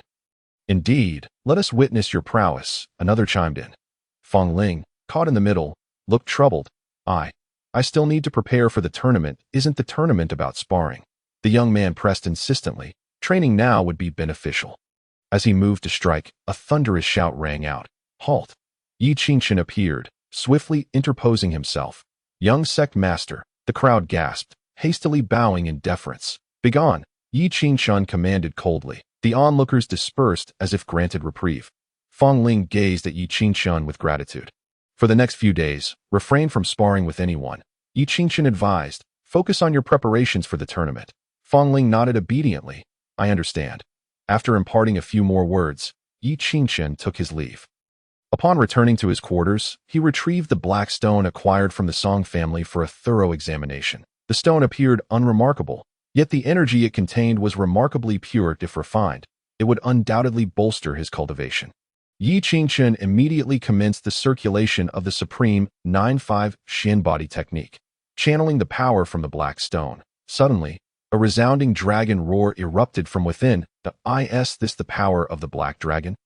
Yi Qingchen's eyes lit up. It seems this black stone is the essence of the black dragon. No wonder it possesses such formidable power. Regrettably, Song Yuanshan had been unable to harness this power. Otherwise, the force unleashed by the black stone would have been sufficient to obliterate any martial master of the third rank or higher. Yi Qingchen mused, if he could integrate this black dragon power within himself, it would undoubtedly enhance his physical strength significantly and elevate his own realm substantially. As the energy from the black stone surged forth, Yi Qingchen felt a tremor throughout his body. He hastily directed the energy into his form. However, the black dragon power within the stone was exceedingly ferocious. Fiercely resisting his efforts, the glint of cold light flashed in Yi Qingchen's eyes. The celestial devouring cauldron radiated a mysterious resonance, directly consuming the black dragon power. With a thunderous boom, Yi Qingchen's aura became even more profound. Not only that, but his physique transformed dramatically, his flesh, blood, and bones undergoing continual metamorphosis. Deep within his dantian, a colossal black dragon silhouette began to manifest. This dragon, entirely ebony and faintly crackling with lightning, was the black dragon formed from Yi Qingchen's absorption of its power. Moreover, the essence of the black stone was now becoming evident. Yi Qingchen's cultivation continued to ascend. 5th rank martial master, 6th rank martial master, 7th rank martial master. At last, he reached the pinnacle of the 7th rank. Overjoyed by this elevation, Yi Qingchen felt the spiritual energy within his dantian becoming increasingly consolidated, even showing signs of liquefaction. It is noteworthy that only a grand martial master could achieve the liquefaction of spiritual energy. Yet, he was merely a martial master and possessed such high-quality spiritual energy. Should this knowledge reach the ears of outsiders, they would surely be astounded. Thus, another day passed, and on the third day at dawn, the atmosphere within Qinyun's sect was abuzz with excitement. The martial tournament was about to commence, and disciples from various peaks converged upon the martial spirit square. Yi Qingchen arrived early at the square, soon spotting many familiar faces. Chu Liayuan, Fong Ling, Tang Xueqing. Wait, Tang Xueqing? Yi Qingchen's gaze sharpened. This woman had truly returned, and judging by her vibrant complexion, her injuries had evidently healed, and her strength surpassed her previous level. At that moment, an unexpected figure also appeared. Greetings, everyone. I am Chun Song from the Jotian sect. The newcomer was none other than Chun Song, the individual whose cultivation Yi Qingchen had previously crippled. Not only had he restored his strength, but he had also advanced to the 7th rank martial master. Such rapid changes were astonishing. Yi Qingchen's heart raced with alarm. That it seemed this tournament would indeed be far from simple. Chun Song's cold gaze swept over Yi Qingchen, a knowing smile curling at the corners of his mouth. That why Yi Qingchen's heart sank. Chun Song had not only regained his cultivation, but also exhibited an unsettling wave of energy. This aura felt eerily familiar, reminiscent of the Tao fruit of the 9 Nether Demon Emperor from his past life. The enigmatic 9 Nether Demon Emperor has long been orchestrating events from the shadows, subtly linked to his own downfall from years past. It appears that the involvement of the Jotian sect in the grand competition is likely connected to the demon clan. Disciples from each peak gather. Elder Chio's voice interrupted Yi Qingchen's thoughts. The martial arts tournament officially commenced, with disciples arranged according to their respective peaks. This time, the rules have changed. Elder Chio surveyed the crowd, stating that to select true elites, an elimination format would be employed. All participating disciples would be randomly grouped for combat. Victors would advance while the defeated would be eliminated. Ultimately, the last 10 remaining would earn the privilege to enter the secret realm. Upon hearing this, the audience erupted in discussion. The new rules are indeed quite stringent. Previously, one could qualify for the secret realm after winning at least 3 consecutive matches. Now, one must triumph until the very end. It is said that this was the intention of the Jotian sect. Yi Qingchen pondered. Such rules are, in fact, advantageous for him, as they eliminate the worry of anyone infiltrating the secret realm. Let the drawing of lots commence. Elder Chiu commanded, and the disciples stepped forward in succession to draw their lots. Yi Qingxin drew number 37, facing an inner sect disciple from the 8th peak. Fong Ling drew number 12, her opponent being an elite disciple from the 3rd peak. As for Tang Xueqing, she drew number 5, her opponent being the genius Lin Fei from the 1st peak. Qinsong drew number 1, facing Wang Feng from the 2nd peak. Alright, the first match, Qinsong versus Wang Feng. Take the stage. With Elder Chiu's declaration, the first duel was about to begin. Yi Qingxin stood at the sidelines, his gaze fixed intently upon the arena. He was eager to see the means by which Qinsong would restore his cultivation. Qinsong stepped onto the stage with a smile, while Wang Feng appeared grave as an elite disciple of the 2nd peak. Wang Feng was certainly aware of Qinsong's reputation. However, he remained undaunted. Being a master at the 6th level of martial arts himself, please, Wang Feng clasped his fists. Qinsong, however, sneered coldly, foregoing pleasantries and launching his attack directly. Suddenly, an eerie black aura erupted from within him, enveloping the entire arena in an instant. The chilling presence was so oppressive that it left a sense of breathlessness in its wake. This is, Yi Qingxin's expression tightened. Indeed, this was related to the demon clan.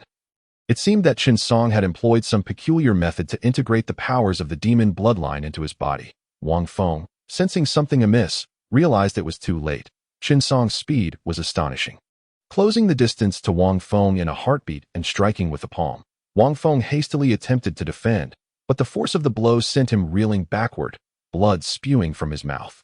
What kind of power is this? Wang Feng was horrified.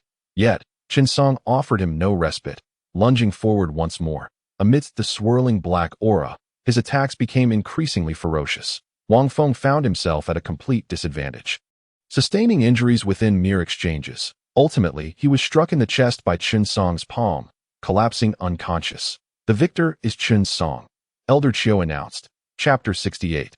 The Might of the Dragon Armor. A wave of astonishment swept through the audience. The battle had concluded in an instant, with Qinsong demonstrating overwhelming strength. Yi Qingxin's eyes flickered. Qinsong's power had indeed surged, yet that demonic energy was anything but benign. Moreover, the two races of humans and demons were sworn enemies. Should the powers of the demon clan be revealed, what consequences would Qinsong face? Yi Qingxin found himself intrigued. Soon, the second round of matches commenced. Intense battles unfolded one after another, with the strong emerging victorious. In no time, it was Tang Xueqing's turn to compete. She ascended the stage with a calm demeanor, while Lin Fei opposite her wore a solemn expression. As the genius disciple of the 1st peak, Lin Fei had heard tales of Tang Xueqing's formidable reputation, especially the recent rumors that were nothing short of extraordinary. Please, Lin Fei clasped his fists. Tang Xueqing nodded lightly, then summoned her martial spirit. 7 massive fox tails swayed behind her, radiating an enchanting glow. It was the 7-star martial spirit, the enchanting celestial fox. What a powerful martial spirit! Lin Fei was taken aback. However, he quickly steadied himself and summoned his own martial spirit. A green sword shadow materialized behind him, revealing the 6-star martial spirit, the azure rainbow sword spirit. Whoosh! Lin Fei struck first, his sword light shooting toward Tang Xueqing's throat. Yet, in that moment, an unexpected turn occurred. Tang Xueqing's 7 foxtails suddenly erupted with a bewitching pink light, engulfing the entire arena in a mesmerizing illusion. Lin Fei felt a blur before his eyes, plunging him into a strange state. When he regained his senses, he found himself sprawled on the ground, utterly immobilized, with a palm print on his chest. The victor is Tang Xueqing. As the 3rd round concluded, it was Fong Ling's turn. Her opponent was an elite disciple from the 3rd peak, at the 5th level of martial arts. To everyone's astonishment, Fong Ling defeated her opponent within 3 moves. Her fierce swordplay and dominating flames were truly breathtaking. This girl, Yi Qingxin, silently nodded. It seemed Fong Ling had deeply grasped the essence of the Phoenix Flame 9 strikes. Thus, the rounds of battles progressed. Finally, it was Yi Qingxin's turn to take the stage. He stepped onto the arena, where his opponent awaited. I am Sun Yun of the 8th peak. Please enlighten me, young sect master. His opponent clasped his fists in greeting. Yi Qingxin acknowledged him. Sun Yun was an elite disciple of the 8th peak, at the 6th level of martial arts, and his strength was not to be underestimated. Begin. Elder Chio's command resounded. Sun Yun immediately launched his attack, the 5-star martial spirit, the Haotian hammer, manifesting as he swung it down towards Yi Qingqian. Yi Qingqian stood firm, unwavering, and summoned the dragon armor. Golden scales enveloped his body, emanating an intimidating pressure. The Haotian hammer struck the dragon armor with a resounding impact, only to create a ripple of golden light, failing to inflict any harm on Yi Qingqian whatsoever. What kind of defense is this? Sun Yun was taken aback that Yi Qingqian offered no explanation, delivering a powerful strike, the 9-5 Supreme overturning palm. The palm force descended like a mountain, bringing with it an overwhelming force as it crashed into Sun Yun's chest. Sun Yun spat blood, propelled backward to the ground, rendered unable to continue fighting. The victor is Yi Qingqian. The audience erupted in applause that Yi Qingqian's display of strength was truly awe-inspiring, particularly the mysterious dragon armor, which left many yearning for its power. However, what truly captured Yi Qingqian's attention was the faint, watchful gaze from below the stage that it belonged to a mysterious figure cloaked in black, exuding a repressed aura. Had it not been for Yi Qingqian's keen perception, he would have nearly remained oblivious. Could this be the force behind the black-clad figure from the Song family? Yi Qingqian's heart stirred. Before he could contemplate further, the first round of matches concluded. The advancing competitors swiftly prepared for the second round. The opponents were stronger, and the battles intensified. Yi Qingqian's opponent was a master at the 7th level of martial arts from the 6th peak. Yet, with the dragon armor's protection and the 9-5 Supreme overturning palm, Yi Qingqian triumphed with ease. Fang Ling faced a formidable adversary, but with the essence of the Phoenix Flame 9 strikes, she narrowly emerged victorious. Tang Xueqing, in this round, showcased astonishing prowess, flawlessly controlling the enchanting Celestial Fox's abilities while also grasping a unique martial skill. Her 7 foxtails transformed into 7 swords, each embodying different sword intents. This elusive and unpredictable method of attack left her opponent defenseless, leading to a swift defeat.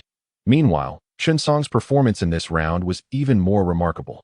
His eerie black aura grew increasingly potent, causing the air itself to stagnate wherever he passed. Under the influence of this aura, his opponent's strength diminished, allowing Chen Song to easily claim victory. By the time the final round arrived, only 12 contestants remained. These 12 would compete for the last 10 spots. The decisive showdown would take the form of a free-for-all. All 12 would enter the arena simultaneously, eliminating one another. Elder Chio announced the rules, and the last 10 standing would gain access to the secret realm.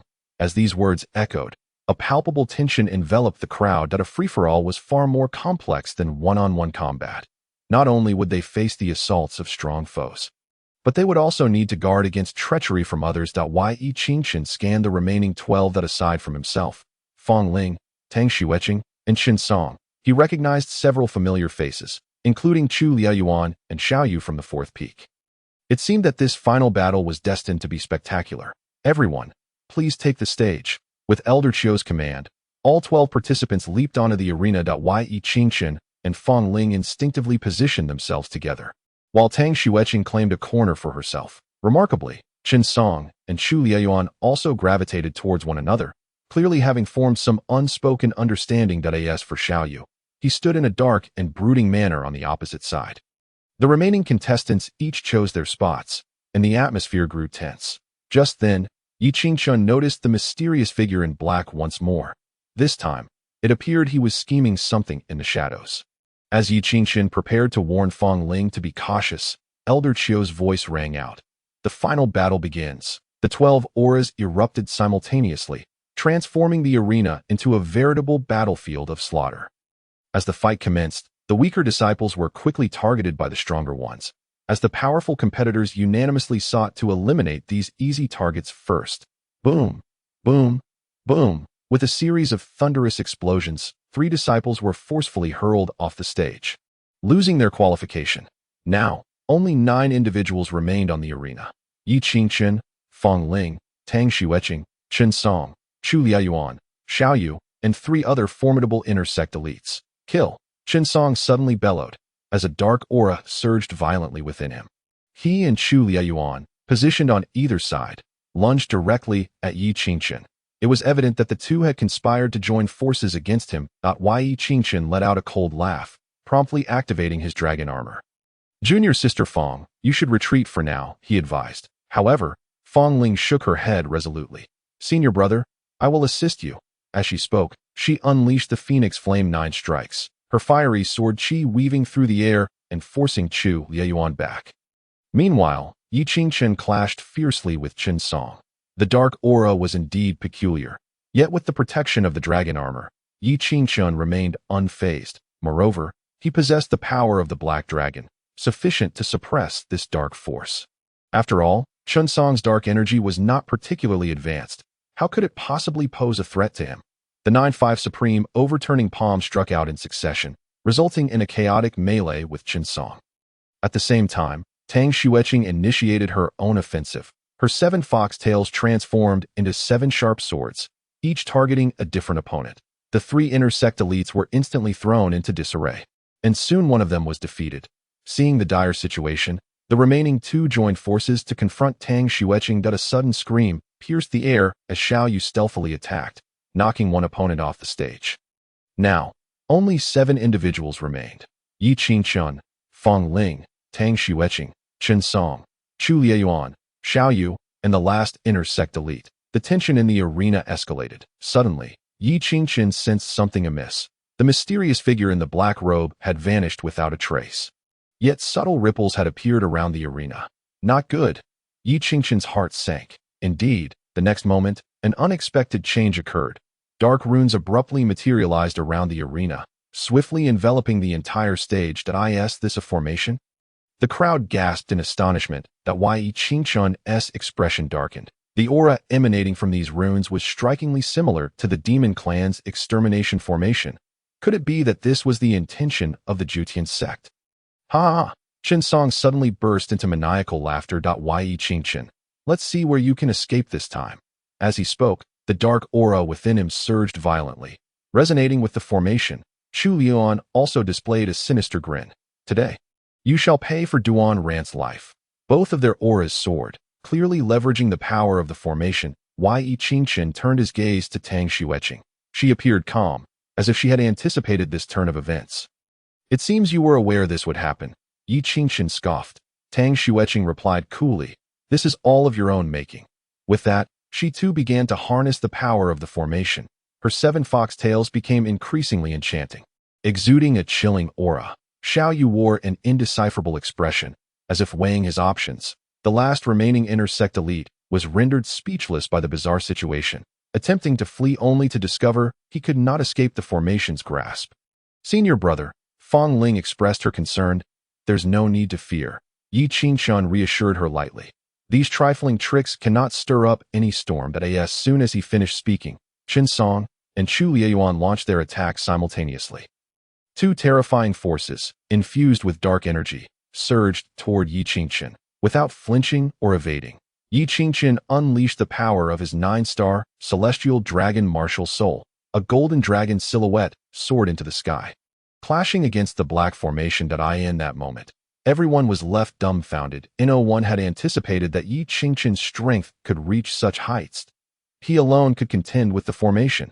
However, even more astonishing events were yet to unfold.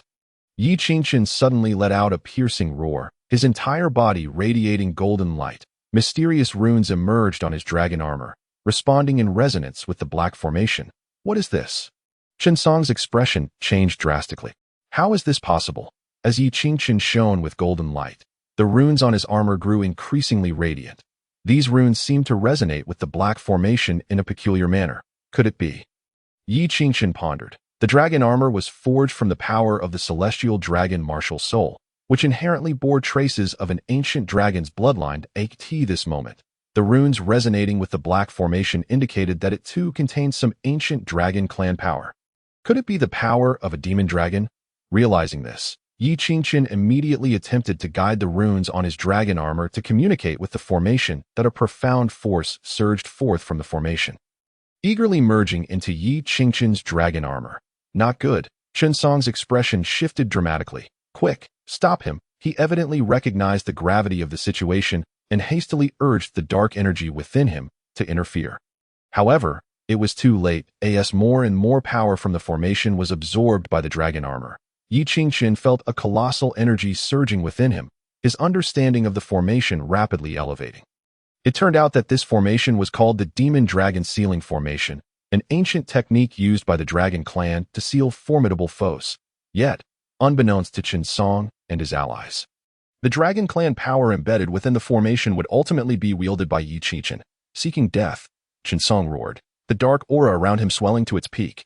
Chu Liaoyuan also exerted himself fully, unleashing a torrent of inner strength. Tang Xueqing remained a detached observer, seemingly waiting for something. Yi Qingchen stood firm, allowing their attacks to strike him. The terrifying force erupted upon the arena, creating waves of chaos. However, when the dust settled, the crowd was left in stunned silence. Yi Qingchen remained unyielding, the runes on his dragon armor glowing even brighter. Chen Song and Chu Liaoyuan's attacks were completely thwarted by an invisible barrier. How is this possible? Chen Song's pupils contracted. How can you control the power of the formation? Yi Qingchen laughed coldly. That's a question you should ponder regarding what formation you are using. As he spoke, he activated the runes on his dragon armor, unleashing a surge of righteous energy. Chen Song felt his dark aura spiral into chaos, his face turning ashen. Not good. Retreat, he shouted, but it was already too late. Yi Qingchen struck out with a palm, and an overwhelming force from the formation cascaded downward. Both Chen Song and Chu Liaoyuan were struck, spitting blood as they were sent flying. This force not only severely injured them, but also purified the dark energy within them. The spectators below were left in disbelief. Who could have imagined that the formation set by the Jiutian sect not only failed to trap Yi Qingchen, but instead, he had turned it against them, delivering a crushing blow to Chen Song and Chu Liaoyuan. At this moment, Yi Qingchen turned to Tang Xueqing. What's wrong? Aren't you going to make a move? Tang Xueqing replied with a chilling smile. I thought you would show me some surprises. Turns out, you're just mediocre. Before her words had fully faded, she activated the enchanting celestial fox. Her 7 fox tails swelling simultaneously, an eerie force enveloped the entire arena. Seemingly attempting to seize control of the formation, Yi Qingchen's pupils narrowed. This woman had indeed kept a trump card, and it appeared she possessed considerable insight into the formation. Nevertheless, he was not concerned. With the dragon armor shielding him, this formation was his domain. With a delicate shout, Tang Xueqing's 7 fox tails merged into one, transforming into a luminous barrier that shielded her. The two forces collided, generating waves of shock. This strike resulted in a stalemate. Indeed, she was formidable. Yi Qingchen's eyes sparkled with determination. He understood he could no longer hold back. Tang Xueqing's strength exceeded his expectations. Come forth. Yi Qingchen's body radiated golden light. Let me see what surprises you can bring. With that, he once again summoned the power of the celestial dragon martial soul and the dragon armor, merging the forces of the formation into his own. Yi Qingchen, today you shall understand the chasm that lies between us. Tang Xueqing mocked, unleashing the fox demon transformation once more, her 7-tailed fox appearing increasingly enchanting. At this moment, it seemed as though the world was dominated solely by the presence of this enchanting fox. Chu Yao and the others were profoundly awestruck by Tang Xueqing's prowess. She possessed the combat strength of a second-tier great martial master. Tang Xueqing was nothing short of a prodigy. Feng Ling wore a worried expression, her gaze fixed on Yi Qingchen's back. Yi Qingchen remained composed, unperturbed by the spectacle. This woman's strength far surpassed that of Chen Song and the others, and she appeared to have a deep understanding of formations. Indeed, this woman harbored significant mysteries. Yi Qingchen narrowed his eyes. In his previous life, Tang Xueqing seemed to have received the favor of fate, sailing smoothly through life. Any man would inexplicably sacrifice everything for her, and she would encounter various grand opportunities. This was beyond mere charm. At this moment, it seemed Tang Xueqing had acquired further fortuity, granting her this level of strength. Yi Qingchen mused to himself. Fortunately, I have obtained the power of the black dragon from the black stone. Otherwise, I would indeed find myself in a predicament. Tang Xueqing observed that Yi Qingchen's expression remained unfazed, igniting a simmering fury within her. After she had demonstrated such formidable power, should not Yi Qingchen be weeping inconsolably? Kneeling before her in supplication, Yi Qingchen, meet your demise. As the words left her lips, the 7-tailed demon fox howled into the fray. Yi Qingchen inhaled deeply, channeling the power of the formation and the might of the black dragon into his dragon armor. A radiant golden light enveloped him, and a magnificent golden dragon phantom emerged. What? This aura? Tang Xueqing gasped in disbelief. How could you have acquired the power of the true dragon clan? With a furious roar, Yi Qingqian propelled the golden dragon skyward. This strike was the culmination of the fusion of his martial soul and dragon armor, his most potent attack. Die. The golden dragon tore through the heavens, hurtling towards the seven-tailed demon fox. Tang Xueqing's complexion shifted. She had not anticipated that Yi Qingqian could unleash such terrifying power. Daring not to underestimate him, she swiftly unleashed her strongest techniques. The seven-tailed demon fox was enveloped in a silvery light, exuding an otherworldly aura. Roar! In the next instant, the golden dragon was upon them. Boom! The clash of their terrifying powers shattered the arena into rubble. Clad in dragon armor and bearing the heavenly dragon martial soul, Yi Qingqian stood like a war god amid the wreckage. Opposite him, Tang Xueqing lay in tatters, blood trickling from the corner of her mouth, evidently gravely injured. Feng Ling was overjoyed, gazing at Yi Qingqian with admiration. Brother Yi has actually triumphed. The other disciples looked on in disbelief at why Yi Qingqian is truly this powerful. Puffed. Tang Xueqing, her face contorted in incredulity, exclaimed, "How can this be? How could you be so strong? I had clearly utilized the power of the formation. Why do I still fall short of Yi Qingqian?" She refused to accept it. Yet, no amount of resentment could alter the fact that she had been bested by Yi Qingqian's sword. Yi Qingqian slowly approached Tang Xueqing, his sword gleaming coldly in his grasp. Sensing his chilling intent, Tang Xueqing's pupils constricted sharply, a flicker of fear crossing her delicate features that Yi Qingqian truly intends to kill her. Standing before Tang Xueqing, he regarded her bleeding form with an impassive expression, raising his hand at Yi Qingqian. "You will regret this. By killing me." The entire Qin as the glimmer of the sword faded, the true form of the visitor was revealed. An elderly figure with a youthful visage and eyes that sparkled like lightning stood before them. None other than the Grand Elder of the Qingyun sect. Yi Tao hastily recounted the events that had transpired. The Grand Elder's gaze was piercing as he surveyed the assembly of Qingyun sect members, his tone stern. "They have already dared to act against us, and yet you all remain silent? Where is your spirit as warriors?" Wu De opened his mouth to retort, but the overwhelming presence of the Grand Elder rendered him mute. He could only lower his head, unable to meet the elder's eyes. The Grand Elder turned to the elegantly dressed youth. "Young one, do you truly wish to declare war on the Qingyun sect?" The youth replied haughtily, "I believe you are unaware of my identity. I am Chun Xingyuan, the young master of the Jiutian sect. Among the three great sects of the Great Qin Empire, only my Jiutian sect has the emperor's support. The Qingyun sect is merely the beginning. The Jiutian sect will one day sweep away all opposition and unify the martial arts sects of the Great Qin Empire." The title of Young Master of the Jiutian sect explained his audacity.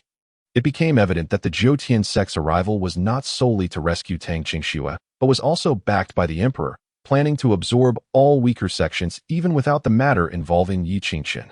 The Qingyun sect could not escape this calamity. The Grand Elder laughed, a wild grin upon his face. What a bold scheme! However, at my age, I do not mind taking a young master down with me before I depart this world. Chun Xingyuan's heart tightened. You, a half-step martial king, could temporarily tap into the martial king realm by burning their lifespan. And although Chun Xingyuan had the protection of martial king elders, he feared the Grand Elder's potential final act of madness. The Grand Elder spoke solemnly. "I am aware of the Qingyun sect's impending doom. That I, in light of this, I hereby swear by the foundation of the Qingyun sect that 1 year from now, all our disciples and experts must enter the battlefield of 10,000 races, fighting to the bitter end against the Jiutian sect, until one side is utterly vanquished." At this proclamation, the crowd erupted in uproar. The battlefield of 10,000 races was fraught with peril, a place where survival was uncertain. Furthermore, once war commenced, the passage would only close upon the annihilation of one faction. Typically, such a scenario would only arise from a deadly confrontation between two sects. And many disciples of Qingyun sect wore expressions of dread. They had no desire to meet their end alongside the sect. Yi Qingqian was somewhat taken aback. She had not anticipated that the Grand Elder would go to such lengths for her sake. The Jiutian sect members were clearly unprepared for the Qingyun sect's resolute response, momentarily caught off guard. After a brief contemplation, Chun Xingyuan finally nodded in agreement. "Very well. We shall meet at the battlefield of 10,000 races a year from now. 1 year would suffice for him to reach the martial king realm, thus enhancing his confidence in facing the Qingyun sect. Chen Xingyuan cast a lingering glance at Yi Qingshun before declaring, "Let us depart." As they watched Chen Xingyuan and his companions stride away, a pall of despair enveloped the entire Qingyun sect. The Grand Elder noticed the unease among the disciples and remarked gently, "Now that the Qingyun sect faces the threat of annihilation, those who do not wish to share in our fate may leave at any time. I will not compel you." Upon hearing this, some began to stir restlessly. Yet, it remained unclear whether the Grand Elder's words were sincere. If it were merely a ruse to intimidate, those who stepped forward would be courting death. Wuda hesitated, but seeing the Grand Elder's earnestness, he sent his subordinates to probe the situation. When they confirmed that the Grand Elder indeed allowed the departure, he felt reassured that Wuda clasped his fists. A wise minister chooses his ruler, and a good bird selects its tree to roost in. The Qingyun sect has reached the end of the road. If any of you choose to follow me, I promise you a bright future. Yi Qingshun observed coldly that Wuda's words were eloquent, but they were merely an attempt to recruit more followers for the Zhoutian sect to bolster his own power. Yet, allure of benefits was a powerful motivator. Many present chose to follow Wuda's lead and departed in an instant. The Qingyun sect lost over half its members. However, this turn of events might not be entirely disadvantageous. Those who remained were steadfast and loyal to the Qingyun sect. Wuda reveled in his triumph as he led away a significant portion of the Qingyun sect's elders and disciples. Envisioning a favorable status within the Zhoutian sect, he cast a disdainful glance at Yi Tao before departing with his entourage, even secretly taking away numerous resources. Yi Tao seethed with indignation at Wuda's smug expression. The Qingyun sect had treated them well, yet in times of crisis, they not only offered no assistance, but also added to their troubles. Yi Qingshun offered words of comfort. "Father, adversity reveals true character. It is better that these petty individuals leave. They would only be a source of annoyance for us." Yi Tao considered her words and found them to hold merit. Thus, he straightened himself and addressed the remaining elders and disciples with a solemn bow. "I thank you all for staying and facing this peril alongside the Qingyun sect." The remaining elders and disciples, filled with fervor, responded, "Sect Master, this life is given by the Qingyun sect. How could we abandon it in this dire hour? It is merely death. 1 year from now, we shall fight to the death against the Zhoutian sect." Gazing at his loyal comrades, Yi Tao felt his eyes moisten. This was the true essence of a sect. The Grand Elder spoke with gravity. "In this year, the resources of the Qingyun sect will be fully unlocked, leaving no stone unturned to elevate everyone's strength." Yes, Yi Tao nodded vigorously. The Qingyun sect was on the brink of collapse. Holding onto these resources would only benefit the Zhoutian sect. After the crowd dispersed, Yi Qingshun sought out the Grand Elder's secluded abode, respectfully stating, "Grand Elder, I have urgent matters to discuss with you." The Grand Elder regarded Yi Qingshun with curiosity. "Have you come to seek guidance on your cultivation?" Yi Qingshun shook her head, speaking earnestly. "I possess a method that can enable you to attain the martial king realm." The Grand Elder was taken aback. "You can lead me to the martial king realm?" Initially skeptical, he pondered whether this youth was simply boasting. Achieving the martial king status required a fusion of martial souls into a pill, a perilous endeavor that demanded immense fortune. He had spent a lifetime in pursuit of this knowledge, but had yet to uncover the means. How could a mere martial master like Yi Qingshun possess such a pathway? However, seeing the seriousness in her demeanor, the Grand Elder clung to this last glimmer of hope. "Do you truly have a way?" Yi Qingshun nodded earnestly. "Indeed, given your declining lifespan, even if you were to enter seclusion, progress would be elusive. Your only hope lies with me." Thus, he spoke earnestly. "Please, elaborate." After a moment of contemplation, Yi Qingshun began to expound. "I possess a technique acquired during my travels, known as the Tianwu Secret Classic. This method reaches the heavens above and delves into the depths below, safeguarding the 3 talents. With the yellow as the field of blessings she recited the essence of the technique. The Grand Elder's skepticism evaporated entirely, and his eyes gleamed with excitement. Remarkable, truly remarkable. The Grand Elder could distinctly sense the barriers separating him from the martial king realm crumbling piece by piece. Once Yi Qingshun had recounted the method in its entirety, the Grand Elder felt a profound clarity wash over him regarding the martial way. Was this a low-tier celestial technique? The Grand Elder soon regained his composure, astonished as he gazed at Yi Qingqian. However, he refrained from inquiring how she had come by such a technique. Instead, he marveled internally at the fortune that had befallen the Qingyun sect, discovering such a prodigious talent. Yet, the complexity of the technique left him bewildered, prompting him to express his confusion to Yi Qingqian. For instance, he was particularly concerned about the timing of the martial soul fusion for someone like Yi Qingqian, who had been reborn as a martial emperor. This was a trivial matter that Yi Qingqian explained meticulously. In the midst of it, you shall blend the yin and yang, knowing when to return and when to proceed. Without regret or hesitation, embrace the yellow while returning to the dantian, illuminating the dark chamber and illuminating the sun's gate. The Grand Elder gazed at Yi Qingqian in astonishment. She articulated these crucial points as if she were recounting her own experiences. It was remarkable. How could a mere martial master possess such understanding? How could he, a half-step martial king, struggle with concepts that she seemed to grasp effortlessly? Was it possible that such a prodigy existed in this world? Someone who could comprehend without a teacher? Yi Qingqian discerned the Grand Elder's doubt and fabricated a response. In truth, during my travels, I encountered an extraordinary master, and all of this knowledge was imparted to me by him. The Grand Elder accepted this explanation wholeheartedly. After all, he could not fathom how Yi Qingqian had come to understand the martial king techniques without the assistance of a great master. Excellent. Truly splendid. The Grand Elder laughed heartily. I never imagined you would have such fortune. Heaven is indeed aiding our Qingyun sect. The Grand Elder looked at Yi Qingqian with excitement, inquiring, do you know where this esteemed master is now? And what his name is? Yi Qingqian shook her head. The Elder preferred not to reveal his name, so I am unaware of his whereabouts or identity. Alas, the Grand Elder sighed. Such a high-caliber individual would naturally come and go without a trace. You may leave for now. I shall enter seclusion, the Grand Elder declared solemnly. With this technique in hand, I have over a 90% chance of attaining the martial king realm. Understood. Yi Qingqian nodded. After departing from the Grand Elder's abode, she resolved to find her father and share some techniques and combat skills with him, fully committing to enhancing the combat strength of the Qingyun sect. He, on the other hand, sought to venture forth and seek his own fortunes. With the looming threat of the Judianzong, he must hasten his cultivation progress. The secret realms no longer sufficed to meet his needs. Within the secluded chamber of the Qingyun sect's leader, Yi Qingqian sat cross-legged before his father, earnestly stating, Father, what I am about to disclose must not leave this room. Speak freely. I shall keep your secret.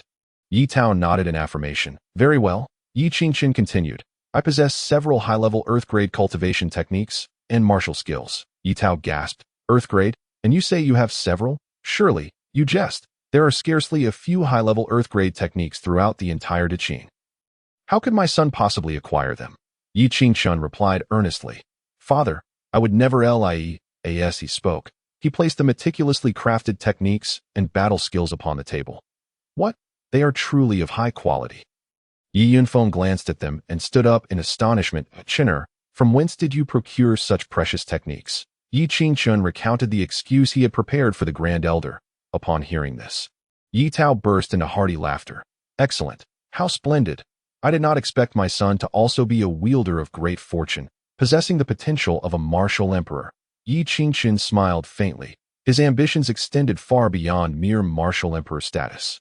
Yi Tao patted him heavily on the shoulder. Qin'er, you have accomplished a great feat this time. With these techniques and skills, the foundation of our Qingyun sect will double, and our chances of victory in the myriad races battlefield will increase significantly in a year's time. Yi Qingqian understood that this was not a guarantee. He desired absolute certainty. Only by elevating his own strength to a level where all would bow before him could he adequately protect those he cherished. Father, I have one more matter to discuss. I wish to travel abroad and hone my skills. That Yi Tao was taken aback, then revealed a look of contentment. Very well. Your father consents. A true man aspires to explore the world. You have reached the age to venture forth. Yi Qingqian was somewhat surprised at how readily Yi Tao agreed. Yet, Yi Tao, feeling a twinge of concern, cautioned. However, the outside world is not like home. You must proceed with caution. Understood? Understood. Yi Qingqian replied with a smile. I will ensure my own safety. Not wishing to witness the sorrowful farewells associated with parting, he quietly departed with Fei Yu. As he glanced back at the silhouette of the Qingyun sect. Stepping into the morning sun, Yi Qingshun smiled freely, embarking upon the world of verdant mountains and vast skies. At the borders of Deqin, in the western regions, the Heiyue desert lay ahead, accompanied by Fei Yu. Yi Qingshun diligently trained and refined himself, soon arriving at the fringes of Deqin. Gazing upon the boundless desert before him, a hint of nostalgia flickered in his eyes in his previous life.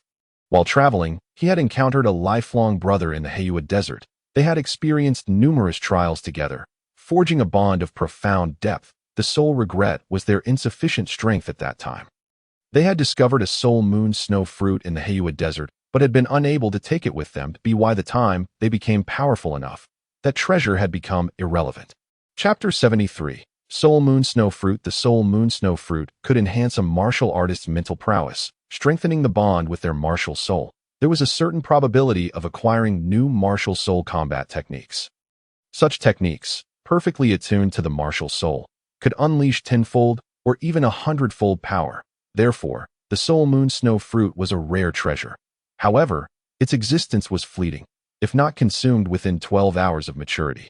The seeds would sprout and lose their efficacy. Yi Qingshun murmured, but relying solely on myself is insufficient. Haisha City, a settlement established by humans within the Heiyue desert, served as a hub for merchants. Upon entering the city, the cacophony of hawkers filled the air. Yi Qingshun observed the surrounding stalls with a sense of nostalgia, for it was here that he had first met his good brother. Guided by his memory, he soon located a large merchant establishment. The shop was lavishly decorated, bustling with activity. A keen observer would easily discern that all present were martial artists. The Sihai Merchant Guild was indeed the stronghold of Qinbai. Yi Qingshun mused to himself, I wonder if he will be pleasantly surprised to see me this time. What may I assist you with, young master? Our establishment is the largest in all of Haisha City. If you can imagine it, we likely have it. Just as Yi Qingshun prepared to step inside, a young attendant clad in a green vest approached him with a welcoming demeanor. Yi Qingshun replied nonchalantly, I would like to see your black blade fish. Upon hearing this, the attendant's eyes brightened. Please, follow me. He led Yi Qingshun into a private chamber, revealing a large water tank housing several peculiar fish.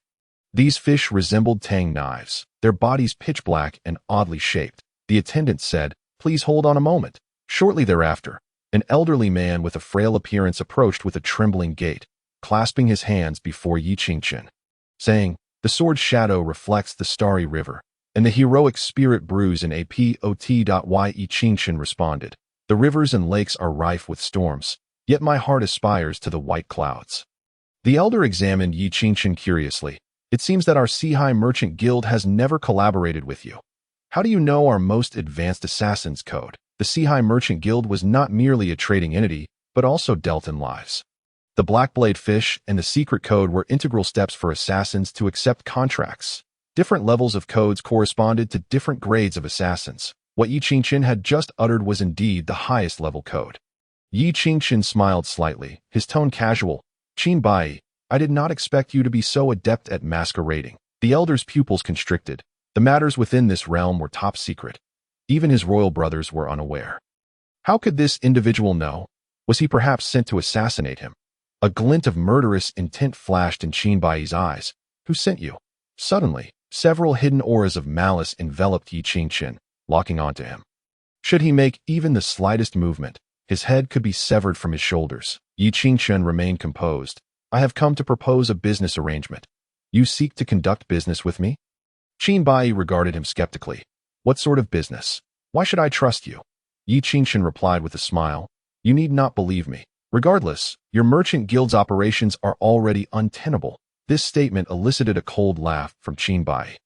Do you truly believe that possible? The Sihai Merchant Guild is among the foremost powers in Haisha City. How could it possibly falter? Yet, in the next moment, an anxious confidant rushed in, upon hearing whispered words. Qinbai's expression shifted dramatically. How can this be? But he quickly regained his composure. Who exactly are you? Qinbai fixed a steely gaze upon Yi Qingshun, his tone frigid. What is your purpose? Yi Qingshun replied coolly. I can help you become the emperor of the Deqin Empire. Qinbai's face was one of disbelief. Just by you? a mere 9th-level martial artist can influence the imperial throne of Qin? Yi Qingchen had not wasted time during his journey. In just a few days, he had ascended to the 9th-level martial artist realm. If others were to learn of this, they would surely be astonished. Yi Qingchen spoke with a calm demeanor. Your father will ascend to the heavens within a year. If you do not act swiftly, the throne may fall into another's hands. Qin Bai's countenance changed dramatically. Silence. His father was a half-step martial emperor, the mightiest being in Qin, and the most likely candidate to become a martial emperor. Such a powerful existence could not possibly perish within a year. The surrounding experts felt the rising malice. Their curiosity piqued. This person dared to speak of the emperor's life and death. Did he not fear the annihilation of his entire clan? Qin Bai scrutinized Yi Qingchen, seemingly attempting to see through him. But he failed. That Yi Qingchen was like an abyss, calm, yet capable of consuming all. None of his probing stirred even a ripple. Such a person could not be a fool. To speak such words, he must possess some form of backing. Qin Bai stated solemnly, I have no interest in the throne. You have sought the wrong person. Yi Qingchen chuckled. Is it truly that you lack interest? Or is it that you dare not express such interest? Or perhaps you lack the strength to reveal your desires? Yi Qingchen moved closer to Qin Bai, his aura overwhelming, instilling a sense of fear within Qin Bai. It was a fear of being firmly grasped in Yi Qingchen's palm. This left Qin Bai astonished. He was a formidable martial artist, yet he felt fear before a mere martial artist. Moreover, he was a prince of Qin. Such an idea was utterly preposterous. What do you truly seek? Qin Bai inhaled deeply, no longer daring to underestimate Yi Qingchen. This individual was anything but ordinary. Yi Qingchen slowly articulated, I merely wish to assist you. Qin Bai scoffed, clearly disbelieving that Yi Qingchen's intentions were so simplistic. If you genuinely wish to help me, then resolve the crisis facing the Seeheim Merchant Guild. Just moments ago, his confidant had relayed alarming news. Several top-tier experts of the Seeheim Merchant Guild had been annihilated by the demon race. Furthermore, the demon race had issued a dire warning. Anyone who dared to collaborate with the Seeheim Merchant Guild would face extermination of their entire clan. If it were merely this, he would not be so anxious. The crux of the matter lies in the fact that a vital resource has been monopolized. That resource is the spiritual water. In the Black Moon Desert, even martial artists require a high concentration of spiritual water to nourish their bodies. Otherwise, they may perish from dehydration caused by the Black Moon. This part is rather straightforward. Yi Qingchen snapped his fingers, leaned closer to Qin Bai's ear, and whispered, We only need to do this. Chapter 74. Schemes. Qin Bai's pupils constricted, and after a long pause, he asked, Is this really feasible? Won't many people die? What if they fall for it? Rest assured, once the greedy floodgates are opened, no one will escape unscathed. Yi Qingchen replied with a calm smile. Merchants are driven by profit. They will certainly follow suit. Very well. Qin Bai took a deep breath, aware that his situation was dire. Should this business venture fail, he would have to abandon the Four Seas Trading Company and return to the imperial capital as a prince. Seeing Qin Bai agree to cooperate, Yi Qingchen dropped another bombshell. At the source of the spiritual spring, there exists the soul moon snow fruit. What? Qin Bai's face was filled with astonishment. The soul moon snow fruit. Are you speaking the truth? Naturally. Yi Qingchen nodded slightly. Qin Bai furrowed his brow, suddenly comprehending why someone had monopolized the spiritual water. The spiritual water in the Black Moon Desert is distinct from that found elsewhere. It is the spiritual water from the oasis within the Black Moon Desert, capable of momentarily suppressing the laws of the Black Moon, thereby averting the peril of dehydration. The higher a martial artist's power, the more they are suppressed by the Black Moon, and consequently, the more spiritual water they require. This results in a scarcity of powerful individuals in the Black Moon Desert, as the suppression of the Black Moon is overwhelmingly formidable. Even a martial king cannot unleash much of their strength. This is also why Qin Bai chose the Black Moon Desert as his base of operations. Among the numerous princes, his faction is the weakest. His maternal clan is impoverished and unable to provide assistance, and due to his uncle's involvement in a major case, he has suffered greatly. Thus, he has few formidable allies surrounding him. Coming to the Black Moon Desert, on the contrary, offers a measure of security. Consequently, the life-saving spiritual water has become the most crucial resource in the Black Moon Desert. The monopolization of spiritual water can yield enormous profits. However, This may incite widespread outrage, leading to collective retaliation. That if the sole motivation is to profit from spiritual stones, the risk is excessively high and detrimental to long-term development. Yet, if it is for the sole moon snow fruit, the situation changes entirely. Although the sole moon snow fruit only benefits martial artists, paving the way for heirs is of utmost importance to those prominent families. Violence is the cornerstone of order. In this world where martial prowess reigns supreme, a family must inject powerful new blood to endure through the ages. If the sole moon snow fruit truly exists, Qin Bai's eyes gradually brightened as he began to grasp Yi Qingshan's strategy. Once this news leaks, countless individuals will undoubtedly vie for it.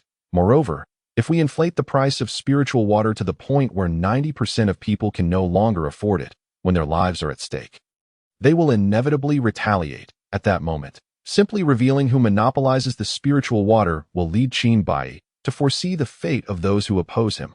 Contemplating this, Qin Bai's gaze towards Yi Qingshan grew complex.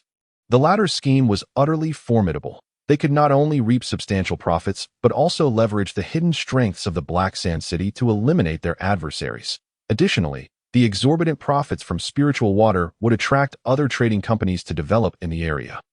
Coupled with the allure of the sole moon snow fruit, it is likely that numerous prominent families would flock to Black Sand City. The threat posed by the demon race would also diminish. After all, those who are not of our kind must have different intentions. The human race's attitude towards the demon race is far from friendly to them. Demons are either food or playthings. Similarly, the demon race feels the same. Once these powerful individuals surge into Black Sand City, the waters there will become thoroughly muddied, and the Four Seas Trading Company will be able to profit immensely from this. After all, where there are people, there will be consumption. This plan, with its interconnected intricacies, made Qin Bai increasingly convinced that Yi Qingshan was not to be trifled with. In truth, the plan itself was not the crux of the matter. The essential point was that Yi Qingshan had control over the information disparity.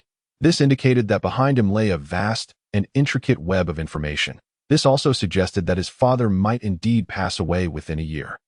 Surviving the fierce palace intrigues, Qin Bai was no fool. In an instant, he thought of many things. His gaze towards Yi Qingshan softened, now imbued with a hint of mirth. After this matter, I shall allocate 30% of all profits from the Four Seas Trading Company to you. Qin Bai proactively offered a share of the profits. 30% may seem modest, but in reality, it was quite substantial. After all, this was merely profit. Once costs and distributions to others were deducted, along with expenses for other connections, the 30% share was nearly equivalent to what Qin Bai would retain. This gesture signified that they would share the profits equally. Excellent. Yi Qingshan did not engage in pleasantries, accepting the offer directly. After all, being overly courteous at this juncture would only lead to displeasure. A foolish act. Seeing Yi Qingshan's prompt acceptance, Qin Bai's smile gained a touch of sincerity. Then, here's to a prosperous collaboration. A prosperous collaboration, Yi Qingshan responded with a slight smile. Shenbo, arrange for the best top-tier room for our guest. All expenses will be charged to my account, Qin Bai declared. Shenbo promptly stepped forward, respectfully stating, My lord, please. Yi Qingshan nodded slightly and followed Shenbo, observing the aura emanating from the leading Shenbo. Yi Qingshan realized he was a martial spirit expert. It seemed that Shenbo was monitoring him on Qin Bai's behalf. Yi Qingshan understood that Qin Bai had not fully placed his trust in him. This was only natural. If Qin Bai were to trust him outright, it would be akin to folly. Presumably, Qin Bai had begun verifying his claims and might even investigate his identity. Mr. Yi, please come in. Shenbo led Yi Qingshan to a top-tier room. The room was adorned with an antique charm, featuring a plant that exuded a delightful fragrance, greatly uplifting one's spirits. Is there anything else you require? Mr. Yi, Shenbo inquired. Yi Qingshan produced a piece of paper filled with countless rare herbs. Please gather these medicinal materials for me. Certainly. Shenbo glanced at the list of over 1,000 medicinal ingredients, his lips twitching slightly, but he quickly regained his composure. Internally, he could not help but grumble about how Yi Qingshan did not seem to regard the Four Seas Trading Company as outsiders. Mr. Yi, do you have any other requests? Shenbo asked, his face adorned with a humble smile. Yi Qingshan shook his head. Then, I shall not disturb you. If there is anything, do not hesitate to inform me. Chunbo cupped his hands in farewell and exited the room, reporting the matter to Qinbai. Chapter 75. Blood Jade Bone Forging. When Qinbai learned of the medicinal materials listed, his brow furrowed. These ingredients seem to be primarily for physical enhancement. Does he require so many materials? Could he be a pill master? Chunbo spoke slowly. This individual is not simple. My martial spirit is the ethereal spider, which grants me a heightened sense of danger. I perceive a faint, almost imperceptible threat from him. Moreover, he appeared too calm in my presence, unlike an ordinary martial artist. I have already uncovered his identity. He is the young master of the Qingyun sect, Qinbai remarked, casting his gaze upon the documentation on the table, his expression grave. Previously, he was considered a waste.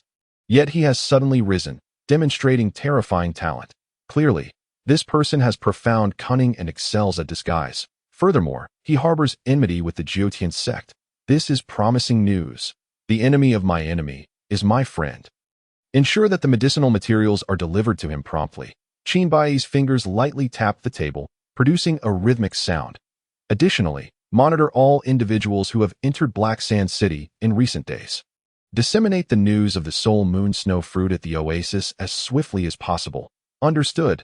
Chunbo nodded. At Yi Qingshan's residence. Chunbo's efficiency was remarkable. The requested medicinal materials arrived shortly thereafter, along with an extra supply of spiritual stones. Observing the other party's attitude, Yi Qingshan could not help but inwardly commend. This Qinbai knows how to handle affairs. Yi Qingshan did not hesitate. Sealing the room with a formation and having Fei Yu guard him, he then commenced alchemy. In his previous life, he had achieved a high level of expertise in alchemy. After all, the resources required for physical enhancement were vast. He had to rely on himself to be self-sufficient. This time, Yi Qingshan was concocting the blood jade pill. Yi Qingshan formed hand seals, extracting the essence of the medicinal materials within. Simultaneously, the swallowing heaven divine cauldron began to awaken. A bronze pill furnace with 3 legs and 2 ears materialized that it exuded an ancient aura, adorned with intricate patterns that conveyed an air of profound mystery. Condense, with a commanding shout from Yi Qingshan. Streams of medicinal liquid shot forth within the furnace, swirling together. Gradually, they coalesced into individual pills. As he continued his actions, the spiritual energy within the furnace grew increasingly potent. Under the influence of these celestial divine cauldrons, the efficiency of alchemy would not only increase, but the quality of the elixirs would also see a remarkable enhancement. Yi Qingshan gazed at the elixir in his hand, which bore 5 swirling cloud patterns, emanating a captivating fragrance that a perfect third-tier elixir. Yi Qingshan murmured to himself, not too shabby. The quality of elixirs is categorized into 5 levels: inferior, medium, superior, exquisite, and perfect. Yi Qingshan swallowed dozens of blood jade pills in one go. The overwhelming medicinal power dispersed within his abdomen, enveloping his body in a swift wave of warmth. Were it anyone else using such a method to consume this quantity of blood jade pills, they would have surely exploded from within. However, Yi Qingshan was far from ordinary. With the 9-5 Supreme Shin body skill, the blood jade pill refined his bones. The sound of his bones cracking echoed like popping beans. Yi Qingshan continuously executed various body refining techniques, extracting every last bit of medicinal power. He was determined to forge a flawless foundation. After all, a towering building rises from the ground up. He could not afford to leave any potential hazards. Yi Qingshan's alchemical prowess was undoubtedly unmatched by others. His rate of absorbing medicinal power far surpassed that of fellow practitioners of the same tier, even rivaling that of fierce beasts. What a delightful sensation! Yi Qingshan exhaled a breath of turbid air. He could feel the explosive force coursing through his flesh. My physical body should have reached the 5th level of Grand Martial Master. Now, I possess the capability to employ certain secret techniques for self-preservation. Yi Qingshan was in high spirits as he fed a handful of blood jade pills to Fei Yu. Fei Yu immediately began to digest them. Overwhelmed by the massive medicinal power, it nestled into Yi Qingshan's embrace. Drowsy and ready for a nap. It was time to venture out. Yi Qingshan's voice carried a hint of mischief. I presume that the holy maiden of the Serpent Demon clan is on the verge of being betrayed. In Black Sand City, at the Misty Rain Tower, the place belonged to the Misty Rain commercial firm. Black Sand City is dominated by 3 major commercial firms, standing in a tripartite balance. Among them, the Misty Rain firm is the oldest, with its influence deeply rooted in Black Sand City. The Four Seas firm, having risen in recent years, possesses great momentum but lacks the foundational depth on the highest floor of the Misty Rain Tower. A faint scent of sandalwood filled the air, and the interior decor was both elegant and serene. Holy Maiden, I have dispatched the news, a servant, dressed in formal attire, softly reported within the room. Should they be willing, they will proceed to the Oasis Spirit Spring. Very well. You may go. A gentle and melodious voice emerged from behind the screen. Yes, the voice resembled a golden aureole emerging from the valley, strikingly crisp and pleasant. Behind the screen, a figure could be faintly discerned. It was an extraordinarily beautiful woman, dressed in a flowing white gown. Her long hair cascaded down to her waist, and her skin was fair as snow. With willow-like brows, sparkling eyes, a delicate nose, and lips as red as blood, she captivated the gaze of anyone who beheld her. Her aura was refined and elegant, reminiscent of the tranquility that follows a fresh rain in the mountains.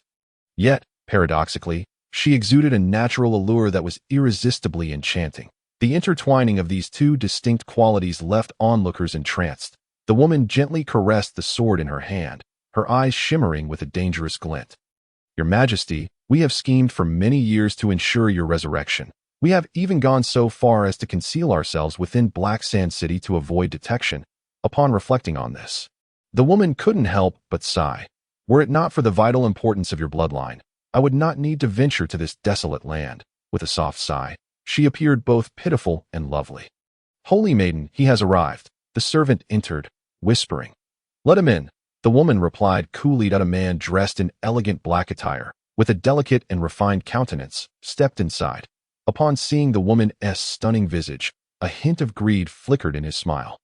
But it quickly vanished as he clasped his hands and said, Holy Maiden, you grow more beautiful by the day. The woman replied with an air of indifference, How goes the task? The man responded with a hint of melancholy. It has not proceeded smoothly. The matter of the soul moon snow fruit has been exposed, and it is causing quite a stir outside. Moreover, the Four Seas firm has significantly raised the price of the spirit water, seemingly aiming to make a final profit. Let the waters be muddied. The woman replied nonchalantly, continuing to focus, particularly on Qin Bai, for the bloodline was of utmost importance. Rest assured, he cannot escape. The man chuckled lightly. Holy Maiden, why not marry me? A strong alliance would benefit us both. Qin Shou, our relationship is merely one of cooperation. The woman's tone grew colder. Qin Shou smiled. Ji Ryue, I am a prince of the great Qin. Your marrying me would be a stroke of good fortune for you. Why cling so stubbornly to the resurrection of the so-called Demon Emperor? Ji Ryue's pupils constricted suddenly. How do you know? Chapter 76. The blood of the Demon Emperor. Qin Shou's expression was playful. Of course. How did you come to know? Ji Ryue's gaze turned frigid. This matter was known only to a select few within the demon clan. It was a secret not meant to be disclosed. Naturally, I revealed it to His Highness. A figure slowly emerged from the shadows, eyes glinting with mockery. Itsu. Upon seeing the face of the intruder, Ji Ryue's expression turned to fury. Ji Bujan, as a scion of our clan, how dare you betray your kin? Are you not afraid of the consequences should this matter come to light? Ji Bujan chuckled coldly. Betrayal? I am saving our entire clan.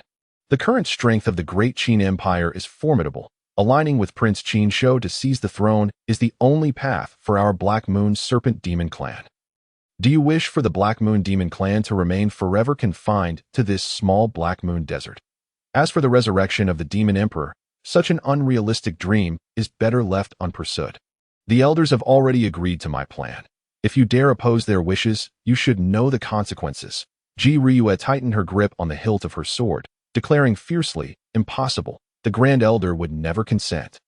Well, he is dead. Qin Shou's smile was sinister, his gaze dark and devoid of the previous lust for Ji Ryue's beauty, now solely fixated on his ambitions for the throne as a prince. How could he be swayed by mere beauty? His earlier performance was merely a ruse to make her underestimate him. Having achieved his goal, Qin Shou laid his cards on the table. The blood of the Demon Emperor, Tsk. If refined into an elixir, it could undoubtedly enhance my innate talent. Even my dear elder brother's gifts would likely pale in comparison. You dare? Ji Ryue's face turned ashen. She had never anticipated that the Grand Elder, who had always supported her, would be dead. Yet, her gaze quickly hardened again as she activated her martial skills, moving like a startled swan, rushing towards the exit. The adversaries were prepared. She could not afford a direct confrontation. The resurrection plan for the Demon Emperor, even if she stood alone, must be fulfilled. But as she began to channel her spiritual power, an overwhelming sense of fatigue surged through her. Her form became somewhat vague. Ji Ryue, she suddenly glared at the sandalwood, her expression growing increasingly furious. The adversaries had actually replaced the sandalwood with ethereal incense. When did this happen? You don't think I was merely here for idle chatter, do you? Qin Shou shook his head with a smile. You would do well to agree to be on the same boat with us. Otherwise, I will have to resort to certain measures. Ji Ryue's lovely face turned cold as she poured all her strength into her spiritual energy. Dashing towards the outside of the Misty Rain Tower, young master, Yi Qingchen entered the courtyard, and Chun Bo approached him. Upon seeing the young man before him, Chun Bo's pupils contracted. He sensed a powerful aura emanating from the youth, subtly overshadowing him. Yet, upon closer inspection, he felt nothing at all. This was due to Yi Qingchen's recent breakthrough, resulting in his control over his aura not being entirely refined. Furthermore, with Chun Bo's martial soul being the dark spider, his perception was exceptionally keen, allowing him to notice that Yi Qingchen noticed Chun Bo's unusual expression and gradually circulated the 9-5 Supreme Xian body technique to suppress his aura. Chun Bo observed as the young man before him returned to an ordinary state. His eyes filled with astonishment. This method of concealing one's aura was quite remarkable. Yi Qingchen paid no mind to Chun Bo's gaze. A strategic reveal of some skills could enhance his bargaining position and mitigate unnecessary troubles. Is there something you need? Yi Qingchen raised an eyebrow and inquired that a significant figure just arrived. The young master has requested me to invite you to join. Chun Bo replied respectfully that a significant figure? Yi Qingchen's heart stirred at this juncture. Who could be considered a significant figure? Their appearance had caused a butterfly effect, altering the present course of events. Thus, he was uncertain of the identity of this significant figure. However, he still prioritized the Holy Maiden of the Black Moon Serpent clan. She was the only one capable of locating the blood of the Demon Emperor in his past life, after Qin Shou obtained it. His cultivation soared, leading him to seize the throne and achieve imperial success. Moreover, the blood of the Demon Emperor, combined with the Soul Moon Snow fruit, would maximize the elixir's efficacy, laying a perfect foundation. As for how Ji Ryue managed to lead Qin Shou to find the blood of the Demon Emperor, he was unclear about the precise process. Additionally, the Black Moon Tide was soon to arrive. This was an opportunity by making good use of the Black Moon Tide. His chances of success would undoubtedly increase. I must attend to a very important matter now. We shall meet again later. Yi Qingchen, having spoken, departed without hesitation. Observing her retreating figure, Chun Bo squinted slightly, but did not intervene at the Misty Rain Tower. Ji Ryue was drenched in blood, her loyal guards having been annihilated by Qin Shou.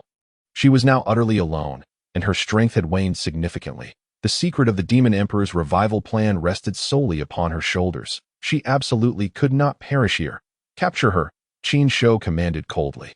Despite Ji Ryue's grievous injuries, he was unaware of her hidden trump cards. Thus, he dared not take excessive risks. Most crucially, he desired to capture her alive.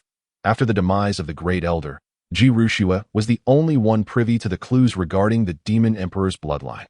If he could extract that artifact from her, it would undoubtedly augment his martial spirit, elevating his talents and positioning him as the foremost candidate for the new crown prince, overshadowing the other heirs of the Qin Empire.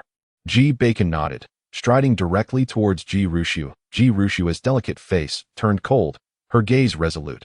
She had resolved to embrace death, preparing to self-destruct her martial spirit. Suddenly, a dark serpent shadow emerged behind her. Fearsome and terrifying. The black serpent martial spirit manifested. A powerful aura erupted from Ji Ryue.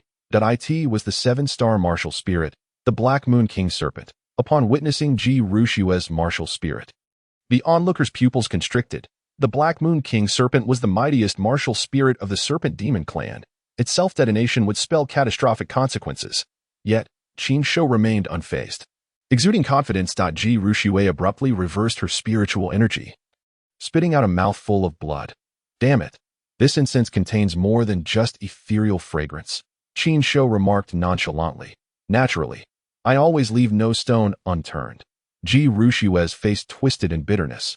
She never anticipated she would be unable to take her own life.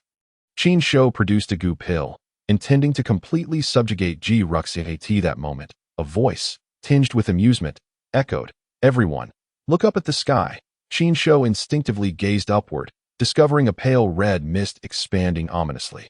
"Quick, seal your acupoints," Qin Shou barked. Amidst the distraction, Fei Yu seized Ji Rushue and fled outside. "Those who dare to steal from me are courting death." Qin Shou summoned his martial spirit, the 7-star martial spirit, the soul-eating centipede, unleashing a stream of venom towards Fei Yu. His martial spirit bore deadly poison. To touch it was to perish. Yet, to his astonishment, Fei Yu flapped his wings, conjuring a fierce wind that dispersed the venom. And with astounding speed, he darted away in the blink of an eye. The crowd gasped in astonishment. Chapter 77. The Black Moon Tide. This demon beast, though appearing cumbersome, possessed formidable strength that it was capable of dissipating Qin Shou's venom.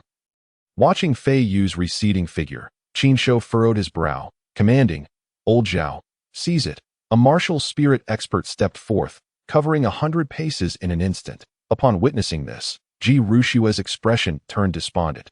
How could this seemingly clumsy demon beast possibly contend with a martial master? However, to her surprise, Fei Yu's speed matched that of the expert, maintaining the distance between them. Damn it, this is no ordinary demon beast. Otherwise, it wouldn't possess such velocity. Qin Shou's countenance darkened. The martial spirit expert was among the pinnacle of warriors in the imperial capital of Qin, holding a position of great esteem. Yet, now he was being delayed by a mere demon beast. Nevertheless, old Zhao was indeed a martial spirit expert. Fei Yu was still in his juvenile stage, merely a great martial master. Once old Zhao unleashed his martial spirit, the gap between them began to close rapidly. Old Zhao grinned savagely at Fei Yu. "Just wait. I shall roast you like a chicken." The phantom demon wolf martial spirit manifested behind old Zhao, exuding a ferocious and domineering aura. This was the 6-star martial spirit, the phantom demon wolf. Qin Shou smiled faintly, as expected of the guards bestowed by his father. Their prowess was formidable. Fei Yu, a mere great martial master, stood no chance against a martial spirit expert. He could almost envision Fei Yu being crushed to death by old Zhao's claw. Suddenly, Fei Yu emitted a strange cry. Engulfed in crimson flames that radiated a powerful aura, with a mighty roar, Fei Yu's speed surged exponentially, instantly creating distance from old Zhao. Yet, it was still insufficient. Ji Rushue's pupils widened as she witnessed the demon wolf slashing a dark claw towards Fei Yu's head. In that split second, a sharp, glimmering azure sword pierced through the air. The strike was silent and swift, akin to winter sun melting snow.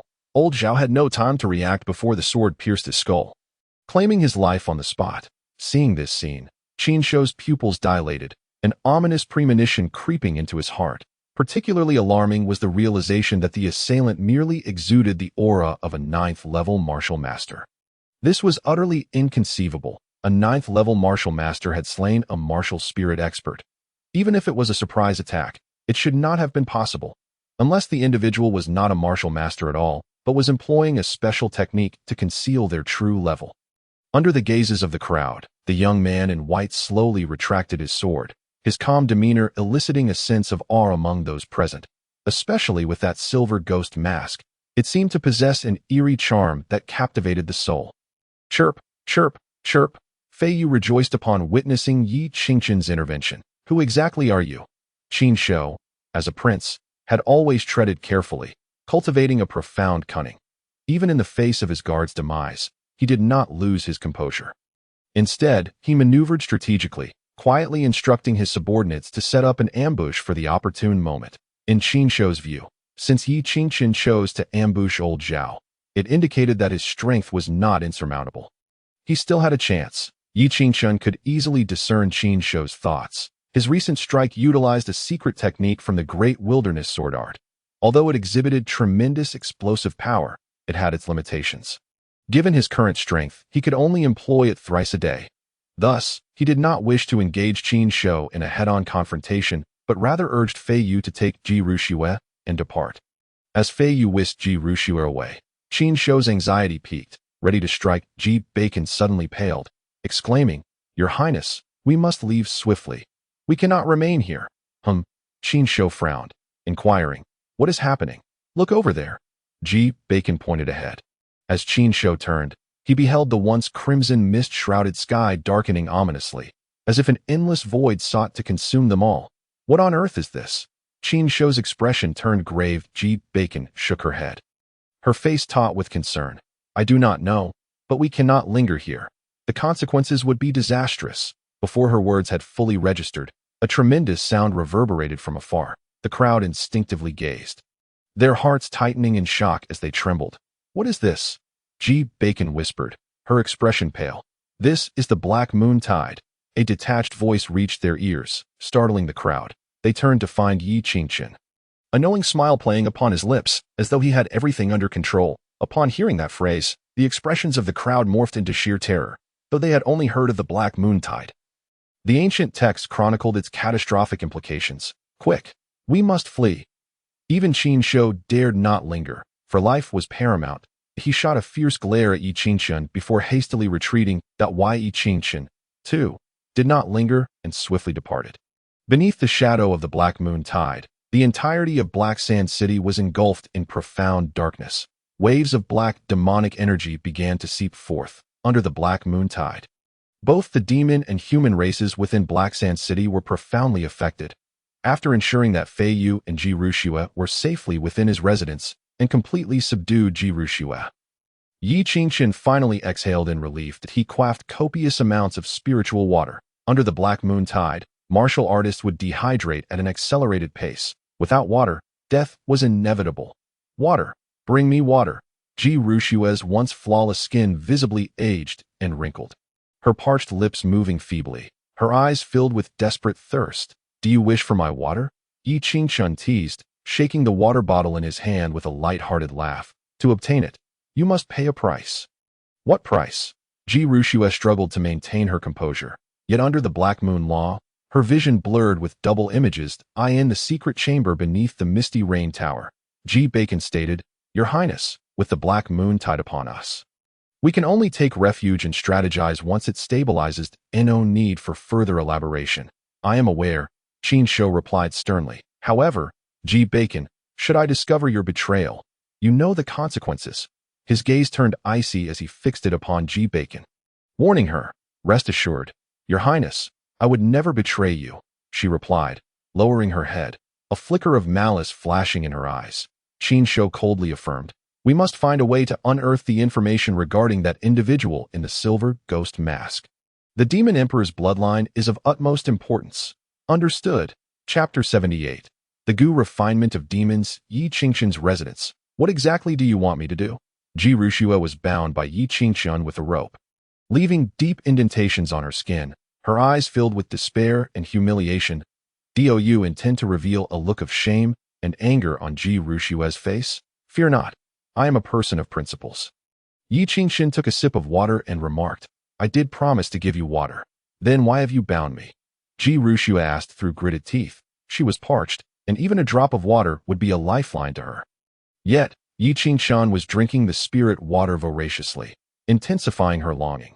Just when Ji Rushua could no longer endure, Yi Qingchen finally poured some water for her. Ji Rushua quickly opened her cherry blossom-like mouth, not daring to miss a single drop. However, a significant amount of water spilled into the snowy valley, causing her heart to ache. With the moisture of the spirit water, Ji Rushua felt her entire being rejuvenated, her previously wrinkled face regaining some vitality. Yi Qingchen coolly inquired, "Tell me, where is the bloodline of the Demon Emperor?" Ji Rushua narrowed her eyes, knowing that the other party could not have come to rescue her without reason. "I will not divulge anything," Ji Rushua replied coldly. Yi Qingchen chuckled, "That may not be up to you." In her past life, Ji Rushua had enmity with him. The final fate of Qin Bai was not pleasant and was also related to Ji Rushua. He would show no mercy to his enemies. Ji Rushua sensed a hint of killing intent and shivered at the depth of Yi Qingchen's gaze. Yi Qingchen possessed knowledge of a secret technique known as Gu Lin Yao, a method for refining demon creatures into goo. The process was excruciatingly painful. In her previous life, Even the martial emperor could not withstand such torment. Of course, the success rate of refining demon creatures into goo was exceedingly low. This technique eventually transformed into a means of torturing demon beings. Today, he intended to employ this method to pry open Ji Rushue's mouth. Yi Qingqian retrieved a jade box from his bosom, containing the materials he needed for goo refining. All these materials were sourced by Qinbai. The over 1,000 types of herbs were all substitutes found by Yi Qingqian. Upon seeing the jade box, Ji Rushue's face turned pale. She understood that this man was serious and would not spare her. However, if the bloodline of the demon emperor fell into the hands of others, the Black Moon Serpent clan's grand scheme, spanning a millennium, would be utterly ruined. How could she possibly agree? Yet, the next moment, as Yi Qingqian inserted a crimson centipede into her ear, she began to regret her decision. Intense pain surged through her, as if her mind were being shattered. And this was merely the beginning. Ah! Ji Rushue screamed in agony, and after an indeterminate amount of time, her will completely crumbled. You wish to know the whereabouts of the bloodline of the demon emperor? Ji Rushue took a deep breath and weakly asked, If I tell you, will you set me free? Yi Qingqian nodded. Ji Rushue, it gritted her teeth, and declared, The bloodline of the demon emperor is not with me.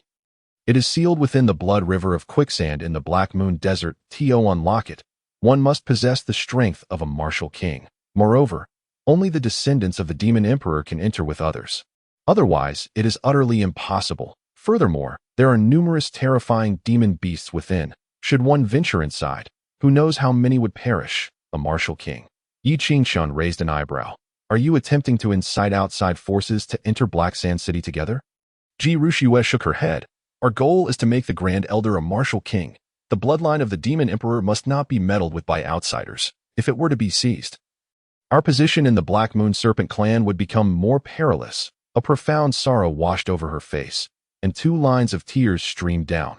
But now the Grand Elder is already dead, and the Soul Moon Snow Fruit is about to ripen. We fear it may be too late. The Soul Moon Snow Fruit could refine the bloodline of the demon emperor into a soul. Although upon revival, it would only possess the strength of a martial disciple, its potential for growth and talent would be extraordinarily terrifying. Before long, it could lead the Black Moon Serpent clan to rise. Alas, the prolonged wait for the Soul Moon Snow Fruit, and the fact that no one in the Black Moon Serpent clan had yet broken through to Martial King, had caused many to harbor ulterior motives. Consequently, many within the Black Moon Serpent clan were now looking to ally with the Great Qin for protection. Yi Qingqian stroked his chin. If only a Martial King and the descendants of the Demon Emperor could collaborate to unlock the seal. Then this news must be disseminated. Only when the waters are muddied can he fish for opportunities. Consume this. Yi Qingqian placed the antidote into Ji Rushue's mouth. The success rate of goo refining was too low. Ji Rushue still held value and must not perish. However, this antidote was also a poison. She would need to take the antidote every 7 days. Every 7 days, I shall administer the antidote to you. Yi Qingqian stated coolly. Of course, this is contingent upon your obedience. Yes. Ji Rushue nodded obediently. The agony of goo refining left her too terrified to oppose Yi Qingqian at least. That was how it appeared on the surface. Yi Qingqian instructed Fei Yu to watch over Ji Rushue while he ventured out to find Qinbai. The task of spreading rumors would naturally fall to Qinbai at that moment. Qinbai was receiving powerful individuals from prominent families to Li Changsheng of the Li family. The Great Qin had 5 prominent families and 7 surnames, with the Li family being the most formidable. The dynasty flowed like water, while the aristocracy remained steadfast. This underscored the substantial worth of noble families. Li Changsheng was a half-step martial king, here to seek the Soul Moon Snow Fruit for his descendants. Your Highness, this Soul Moon Snow Fruit, I must acquire, Li Changsheng stated calmly. Qinbai nodded. Naturally, I have arranged everything. 3 days hence, we shall go together to retrieve the Soul Moon Snow Fruit. What are the other great families? Shouldn't your Highness consider them? Li Changsheng inquired. Qinbai replied nonchalantly. Of course, the more, the merrier. There is more than one Soul Moon Snow Fruit. He did not possess such grand ambitions. Nevertheless, the news must be spread. Only in this manner could chaos ensue in Black Sand City, allowing him to seize more benefits. As Qinbai and Li Changsheng plotted the details, Yi Qingqian, guided by Chun Bo, entered. Qin Bai immediately introduced Yi Qingqian to Li Changsheng. This is Yi Qingqian, a prodigy among men. This is Li Changsheng of the Li family, a half-step martial king. Li Changsheng scrutinized Yi Qingqian, noting that he was merely at the 9th level of martial disciple. While achieving this level at such a young age was not insignificant, it could hardly be deemed top tier. At this age, attaining the 9th level of martial disciple was already his limit. Unless aided by divine elixirs, his descendant, Li Wuxia, had already reached the 2nd level of martial grandmaster. However, Yi Qingqian had not yet broken through to martial grandmaster, partly to utilize the soul moon snow fruit and partly due to his focus on body refinement. His body refinement alone had already reached the 5th level of martial grandmaster. Li Changsheng regarded Yi Qingqian with some skepticism, wondering why Qin Bai placed such importance on him. During their previous conversations, he had frequently mentioned Yi Qingqian, Yi Qingqian sensed Li Changsheng's gaze, maintaining a calm demeanor. This Li Changsheng had previously supported Qin Shou, yet now found himself aligned with Qin Bai, and it was likely due to his guidance of Qin Bai that he was aware of the latter's schemes. At this moment, he had come not only for the soul moon snow fruit, but also to assess whether Qin Bai was worthy of his allegiance. Your Highness, Yi Qingqian clasped his fists and said, I possess a secret piece of information that requires your attention. This information was something he had no desire to act on himself. Thus he needed Qin Bai to take the lead. Qin Bai inquired, what is the information? Yi Qingqian recounted the details Ji Rushua had imparted. Li Changsheng was taken aback. The second prince has also arrived at Black Sand City. Is the dual dragon battle truly about to commence? Li Changsheng was still somewhat indecisive about whether to support Qin Bai in vying for the crown prince position. After all, Qin Bai's influence among the other princes was not the strongest. Had he not learned of Qin Bai's strategic maneuvers in Black Sand City, he would not have come. However, now that Qin Bai had gained control over Qin Shou's movements and acquired the whereabouts of the bloodline of the Demon Emperor, his displayed power was extraordinary. Li Changsheng's gaze toward Yi Qingqian now bore a hint of admiration. Though his strength was average, his intelligence network was indeed formidable. Upon hearing this, Qin Bai burst into hearty laughter. Addressing Li Changsheng, Li brother, what else could this be but fate? Li Changsheng narrowed his eyes and said coolly, is your highness intending to utilize this information to garner more support? Qin Bai nodded, precisely. Not only that, but we must also draw in more individuals, since my second brother aims to ally with the Demon Clan and seize complete control of Black Sand City. I can only stir the waters. Moreover, the two clans have always been at odds. When those great families with grievances against the Demon Clan arrive, will my second brother still be able to maintain control? Some matters are best kept in the shadows. If Qin Shou quietly brings the Demon Clan under his wing, it would not be an issue. But now, it is different. Li Changsheng's smile was radiant. Yet his eyes revealed a profound calculation. Congratulations, your highness. You are favored by destiny, and the future is promising. Although the scales in his heart had tipped in favor of Qin Bai, the struggle for the throne is notoriously brutal. He had to tread carefully. The most crucial matter was how to extract greater benefits from this situation. Qin Bai was not unaware of Li Changsheng's intentions. Li brother, I am willing to share the blood and bones of the Demon Emperor and the soul moon snow fruit with you to plot great affairs. May I ask what your thoughts are? Li Changsheng smiled like a cunning old fox. Your highness, I certainly desire to conspire with you, but perhaps we can discuss the details further once we have secured the Demon Emperor's blood and the soul moon snow fruit. Qin Bai cursed silently. Recognizing this old fox was clearly looking to gain advantages while placing his bets. Nevertheless, he still needed strong allies to stand by him, and thus could not refuse.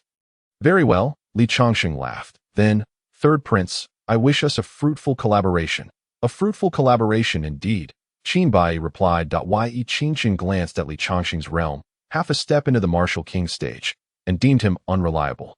Moreover, if Li Changsheng were to turn against them, it would pose significant trouble. Therefore, after their conversation concluded, Yi Qingqian discreetly sought out Li Changsheng. Upon seeing Yi Qingqian approach, Li Changsheng's expression displayed a hint of surprise. Yet he maintained a courteous demeanor. Mr. Yi, may I inquire about the purpose of your visit? Although he appeared polite, a trace of aloofness and disdain lurked beneath the surface, which Yi Qingqian quickly discerned. However, he remained unfazed and got straight to the point. I can help you step into the martial king realm. Li Changsheng chuckled. Young man, you surely jest. Becoming a martial king is no simple feat. He considered his own talents remarkable, having lingered at half a step into the martial king realm for many years without achieving the title. Yi Qingqian replied nonchalantly, "Is it not simply a matter of will?" Li Chongqing's eyes narrowed slightly, anger flickering within. Had Yi Qingqian not been an ally of Qin Bai, he would have already struck him down. "Humph, if you have come merely to mock me, you may leave." Noticing the moment was ripe, Yi Qingqian continued, "I possess a method that can elevate you to the martial king realm, albeit with considerable risk." Li Chongqing's brow furrowed. "Oh, what method?" Yi Qingqian calmly replied, "Demon beast poison." Li Chongqing was taken aback. That poison is notoriously lethal. Even if one were to survive, they would become a grotesque half-human, half-beast. Surely, you jest with me. For an ordinary martial artist, consuming the demon beast poison would likely result in immediate death. The physique of a martial master could hardly withstand such toxins unless their realm was sufficiently high. Yet, even a half-step martial king would struggle to endure the subsequent side effects, becoming a half-human, half-demon monstrosity. What significance would there be in becoming a martial king then? Seeing Li Chongqing's skepticism, Yi Qingqian pressed on. This demon beast poison has been specially processed, and when combined with the appropriate techniques, it can indeed be managed. If you doubt me, you may find someone to test it. Li Chongqing, though still apprehensive, felt a stir of eagerness. If this method proved successful, he would ascend to the martial king realm. It was akin to soaring to the heavens. Moreover, a martial king's lifespan would be significantly extended. This was an irresistible allure for him. Observing Li Chongqing's hesitation, Yi Qingqian remained unhurried. He had intentionally provoked the man to incite strong emotional reactions, rendering him less composed. Such a state would make it easier to elicit unwise actions. Furthermore, martial artists are inherently gamblers. If the potential reward is substantial enough, the risks become trivial. Indeed, Li Chongqing slowly spoke. "Very well. If this method succeeds, I shall reward you handsomely. Of course, I do not intend to offer my assistance for free." Yi Qingqian casually listed his demands. "I require diamond sand and Luoyan grass." "What?" Li Chongqing exclaimed in shock. "Are you attempting to rob me here?" Yi Qingqian replied calmly. "Most of these are materials for refining the special demon beast poison, and part of them is what I require." Achieving a martial king-worthy demon beast poison naturally necessitates an abundance of treasures. Among them, the most precious is the royal blood of the demon race, which I have already provided. You are already benefiting immensely. Had it not been for the need for a martial king to bolster our presence, do you think I would have offered it? Li Chongqing pondered this and realized that although these items were indeed precious, he could manage to part with them with some reluctance. However, he felt something was amiss. Yi Qingqian seemed to know precisely how many resources he possessed, pressing him to the limits of his capacity. It must be said that Yi Qingqian was astute. The resources he demanded were within Li Chongqing's means yet pushed him to his limits. Once these resources were secured, Yi Qingqian smiled and said, "Tonight, I will bring the demon beast poison and the cultivation method to you." "No," Li Chongqing firmly rejected. "You must refine it now. What if you flee?" "Agreed."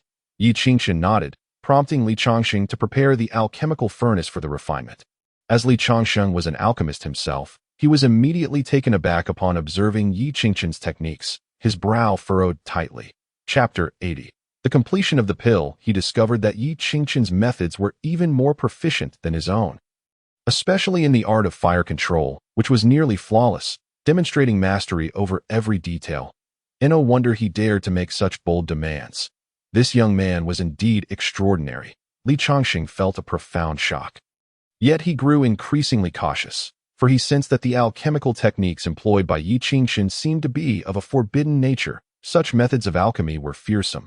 Yi Qingqian's expression remained serene as he declared, "The pill is complete." As soon as the words left his lips, a rich fragrance wafted from the furnace. Along with the emergence of the pill, a tempestuous aura erupted violently, surging forth like a wild beast. Bang! The nearby tables and chairs were instantly shattered. The power unleashed upon completion of the pill was astonishing. Li Chongqing's expression shifted slightly, channeling his spiritual energy to quell the tumult. Once tranquility returned to the courtyard, he cautiously inspected the furnace. Inside lay 3 plump and radiant pills, radiating a dazzling glow. Upon them were 4 distinct pill patterns. An extraordinary fragrance wafted through the air, What a formidable demon beast poison! Li Changshan's pupils constricted as he recognized the pill. Named the Demon King Breaking Yuan Pill, a concoction that only a fifth-tier alchemist is qualified to refine. Moreover, even a fifth-tier alchemist faced the risk of failure. Rarely would one succeed on their first attempt. Observing Yi Qingshan's ease, it appeared as if he had merely sipped water. Furthermore, a single pill was worth a fortune. The value of these 3 demon beast poisons was simply unfathomable. Li Changshan looked at Yi Qingshan with a glimmer of admiration in his eyes. Strength commands respect, regardless of the setting. That a young fifth-tier alchemist such as this was a tremendous windfall. Previously, he had felt a twinge of reluctance in offering those resources, but now he felt utterly justified. Mr. Li, you may now find someone to test the pills, Yi Qingshan said, producing the 3 demon beast poisons with a warm smile. Li Changshan laughed heartily. No need for testing. I am an alchemist myself. These pills are beyond reproach. These 3 pills are as if I have purchased them. Here are 5,000 mid-grade spirit stones as your handling fee. 5,000 mid-grade spirit stones. Yi Qingshan raised an eyebrow. Surprised by Li Changshan's generosity, he had not anticipated such a lavish offer. However, the Li family was a prominent clan. In matters of social etiquette, they were naturally adept. Yi Qingshan accepted the stones with a smile. I shall graciously accept this. In the future, should Li require any pills to be refined, do not hesitate to seek my assistance. Li Changshan's smile grew ever brighter. By presenting such a substantial sum of spirit stones, he was effectively awaiting this very response. As for forcibly taking Yi Qingshan away to serve as a tool for alchemy, that would be far too risky. Yi Qingshan's willingness to reveal his alchemical prowess meant he had some form of assurance. If Li Changshan were to act rashly, he would likely suffer dire consequences. In truth, Yi Qingshan had indeed prepared a contingency plan. During the alchemical process, he had added a special herb known as cleansing spirit grass. This herb, when consumed, could refine spiritual energy and offered numerous benefits. However, it would leave the user in a weakened state for a short period, rendering them incapable of employing combat techniques, should Li Changshan dare to act against him. Even a half-step martial king would meet their demise. Yi Qingshan had experienced far too much treachery in his past life. Even kin would turn against one another over a single pill or a precious sword. How much more so with a cunning figure like Li Changshan?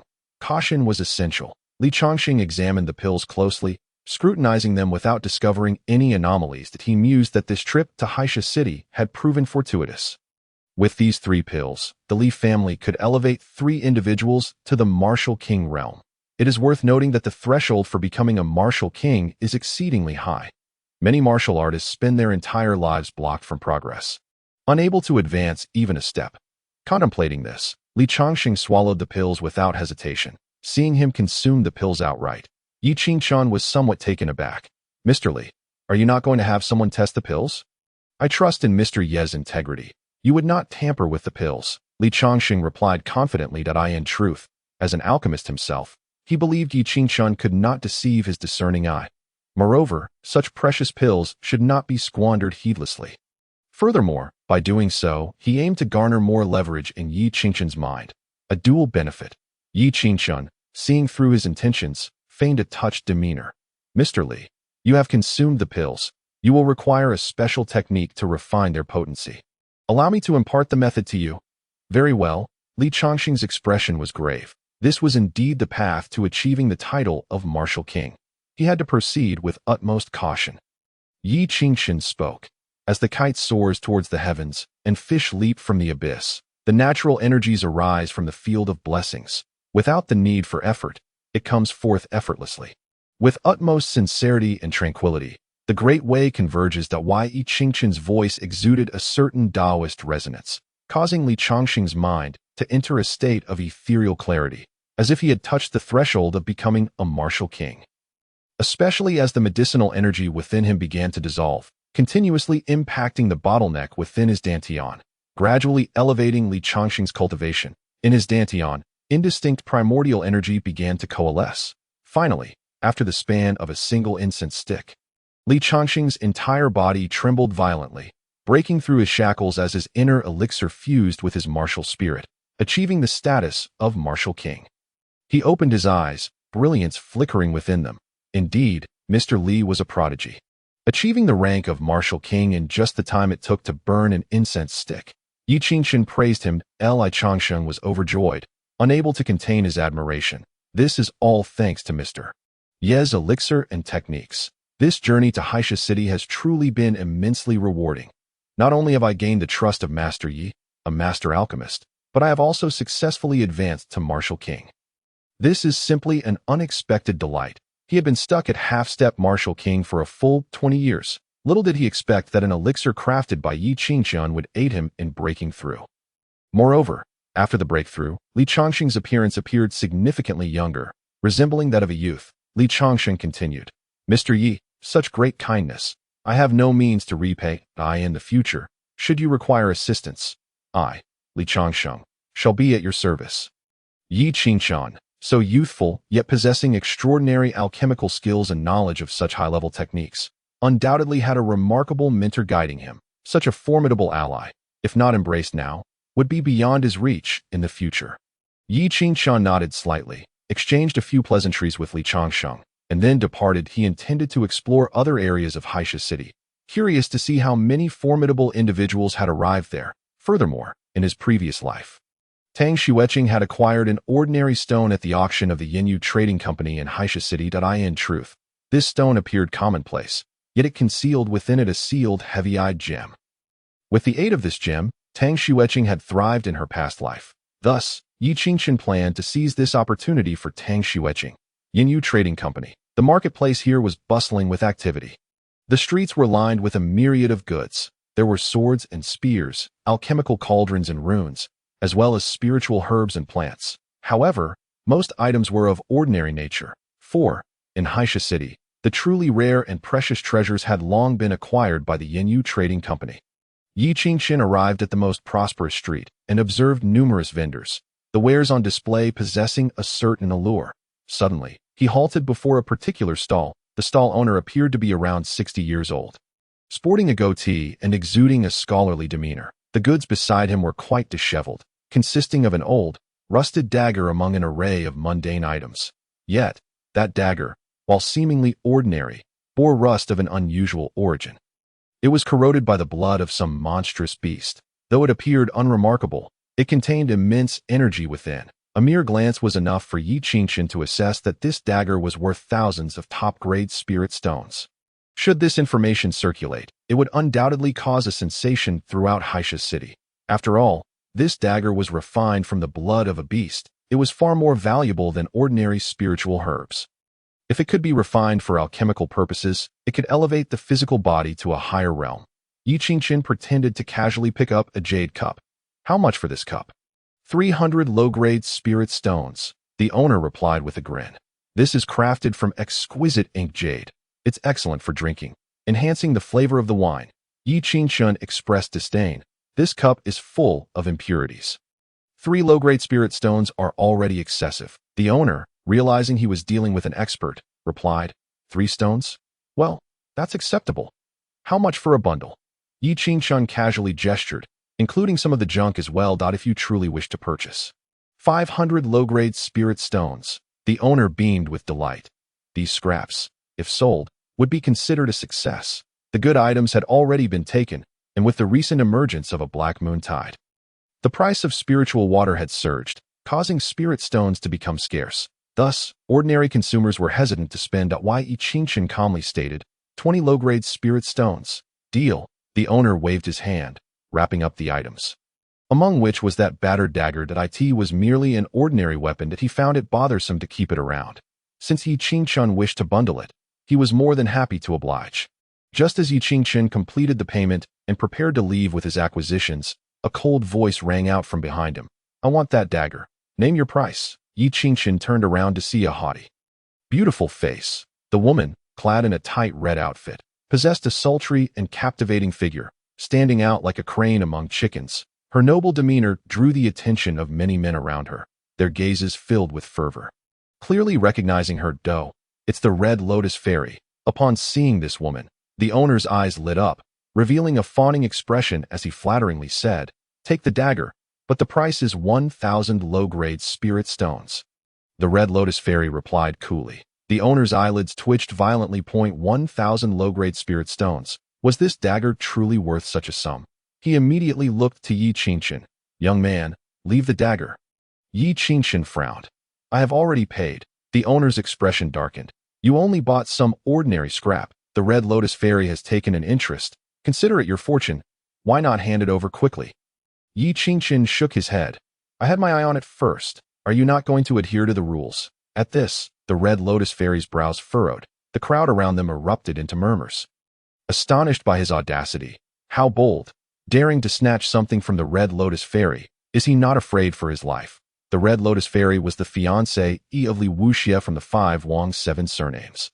A true disciple of the Jiutian sect, her status was indeed exalted. This individual was courting death by opposing her. 1,000 spirit stones. I would have handed it over long ago. The Red Lotus Fairy glared at Yi Qingchen, her eyes seething with rage. Do you know who I am? Yi Qingchen replied indifferently. I do not, but if you continue to create trouble, you will surely regret it. As these words left his mouth, the crowd gasped, considering Yi Qingchen's arrogance astounding. The Red Lotus Fairy's expression darkened further, her eyes aflame. You seek death, do you? Do you believe I won't have someone break your limbs and toss you into the wilderness to feed the beasts? Give it a try. The Red Lotus Fairy seethed. However, at that moment, a cold snort unexpectedly rang out. A mere piece of trash like you does not deserve to provoke Sister Honglian. With that, a youth clad in blue stepped forward. Upon seeing him, the crowd immediately parted, no one daring to obstruct his path. Yi Qingchen glanced up at the youth. His name was Chu Fei, the steward of Yinyu Tower in Haisha City. With a deep background, most importantly, he was a companion of Qin Shou. With this connection, his status was naturally extraordinary. Chu Fei had long coveted Xiao Honglian, and although she was Li Wuxia's fiancée, it did not mean he could not act. Chu Fei coldly fixed his gaze on Yi Qingchen. Hand it over, or die. Yi Qingchen scoffed. It seems you at Yinyu Trading Company have no regard for rules. Then let us see who acts first. Chu Fei was incensed. He had intended to display his might before the beauty, but was taken aback by Yi Qingchen's defiance. Martial spirit. Shadow Knight Mantis. He bellowed, summoning his martial spirit. A massive black mantis materialized in the arena, its blades glimmering ominously, instilling dread in all who beheld it. Hiss. Chu Fei actually summoned it. It was said that the technique he practiced was unique, and his martial spirit was unlike any other. The crowd gasped. Death. Chu Fei roared, launching himself at Yi Qingchen. A mantis? How amusing. Yi Qingchen shook his head slightly and hurled a punch at Chu Fei. This scene left the onlookers shaking their heads in disappointment that Yi Qingchen not only possessed low cultivation, being merely at the martial master level, but he had also failed to summon a martial spirit. He seemed utterly incapable of withstanding a single blow. Cross slash. Chu Fei shouted angrily. In an instant, a cross-shaped blade of light shot forth, resembling a crescent moon, violently cleaving towards Yi Qingchen's head. This move was incredibly swift. In the blink of an eye, it reached Yi Qingchen's chest. The crowd, witnessing this, shook their heads in lamentation. Chu Fei's attack was clearly aimed at Yi Qingchen's life. If Yi Qingchen reacted even a moment too late, he would have become a corpse. A wave of regret washed over the spectators. This boy is undoubtedly doomed. What a pity for such a fine physique. However, in that fleeting moment, Yi Qingchen abruptly sidestepped, evading the cross blade. Bang! The cross-shaped blade struck heavily against the counter to the left of Yi Qingchen, causing it to explode into a shower of splinters. Following this, a punch was unleashed, and as the imprint of the fist expanded, Chu Fei was taken aback. However, the speed of this punch was astonishing. Chu Fei was sent flying, his bones shattered, teetering on the brink of life and death. Chapter 82. A single punch to annihilate silence. The entire street fell into a deathly hush. Everyone stared wide-eyed, their faces etched with shock, as they gazed at Yi Qingchen. How could this be possible? Chu Fei was instantly slain. The crowd was aghast, their hearts filled with disbelief. Chu Fei's prowess was that of a grand martial master, far superior to them. Yet, unexpectedly, he had been obliterated in an instant. What kind of cultivation does this man possess? Yi Qingchen clapped his hands, appearing utterly unfazed. This sort of scum is hardly worthy of discussing rules with me. His tone was ice-cold, showing no regard for the Red Lotus Fairy. Hearing Yi Qingchen's arrogant words, The Red Lotus Fairy's cheeks twitched, nearly spitting blood. How dare he disregard her? Just as the Red Lotus Fairy prepared to strike and eliminate Yi Qingchen, Li Wuxia approached, drawn by the commotion. Upon seeing Li Wuxia, the Red Lotus Fairy immediately acted coy. Brother Wuxia, she playfully stuck out her tongue, appearing sweet and charming. Wuxia, help me deal with this scoundrel. Her gaze turned venomous as she glared at Yi Qingchen, wishing to carve him into 1,000 pieces. Red Lotus, don't rush, Li Wuxia said, smiling as he wrapped his arm around her waist. The Red Lotus Fairy nodded sweetly, resembling a delicate bird. Then, she turned to Yi Qingchen, her expression turning frosty. Hand over that dagger, or I shall turn your flesh into lanterns. Yi Qingchen's patience wore thin. A shameless person always has too much to say. With that, he unleashed a punch. Powerful and domineering, aimed squarely at the Red Lotus Fairy. The guards beside Li Wuxia sprang into action. Initially, he thought that with his own Grand Martial Master level, he could suppress Yi Qingchen. However, the moment he collided with Yi Qingchen's fist, he was sent flying, bones shattered. Li Wuxia's gaze turned savage as he scanned Yi Qingchen. You little brat, you dared to insult my woman as shameless, and now you strike my people in front of me? Are you tired of living? His voice was frigid, imbued with a lethal aura.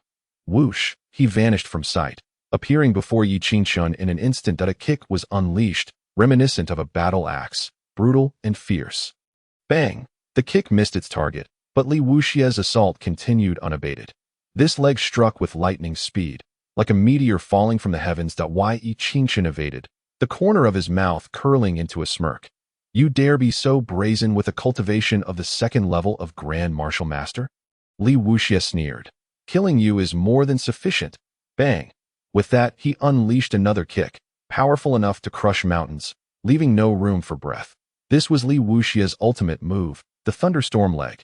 This technique was incredibly formidable. Classified as a low-level Xian-tier martial skill, its might boundless. Bang! Yi Qingchen still dodged effortlessly, remaining unfazed. Humph! Yi Qingchen let out a cold snort, his right fist clenched, and he suddenly struck out. This punch was vast as the ocean, surging with immense force. What terrifying power! Li Wuxia's pupils constricted, revealing his astonishment. Only when facing Yi Qingchen's fist did he comprehend just how formidable Yi Qingchen truly was. Boom! The collision of their fists produced a deafening roar. Crack! A crisp sound echoed as Li Wuxia's right arm was brutally broken.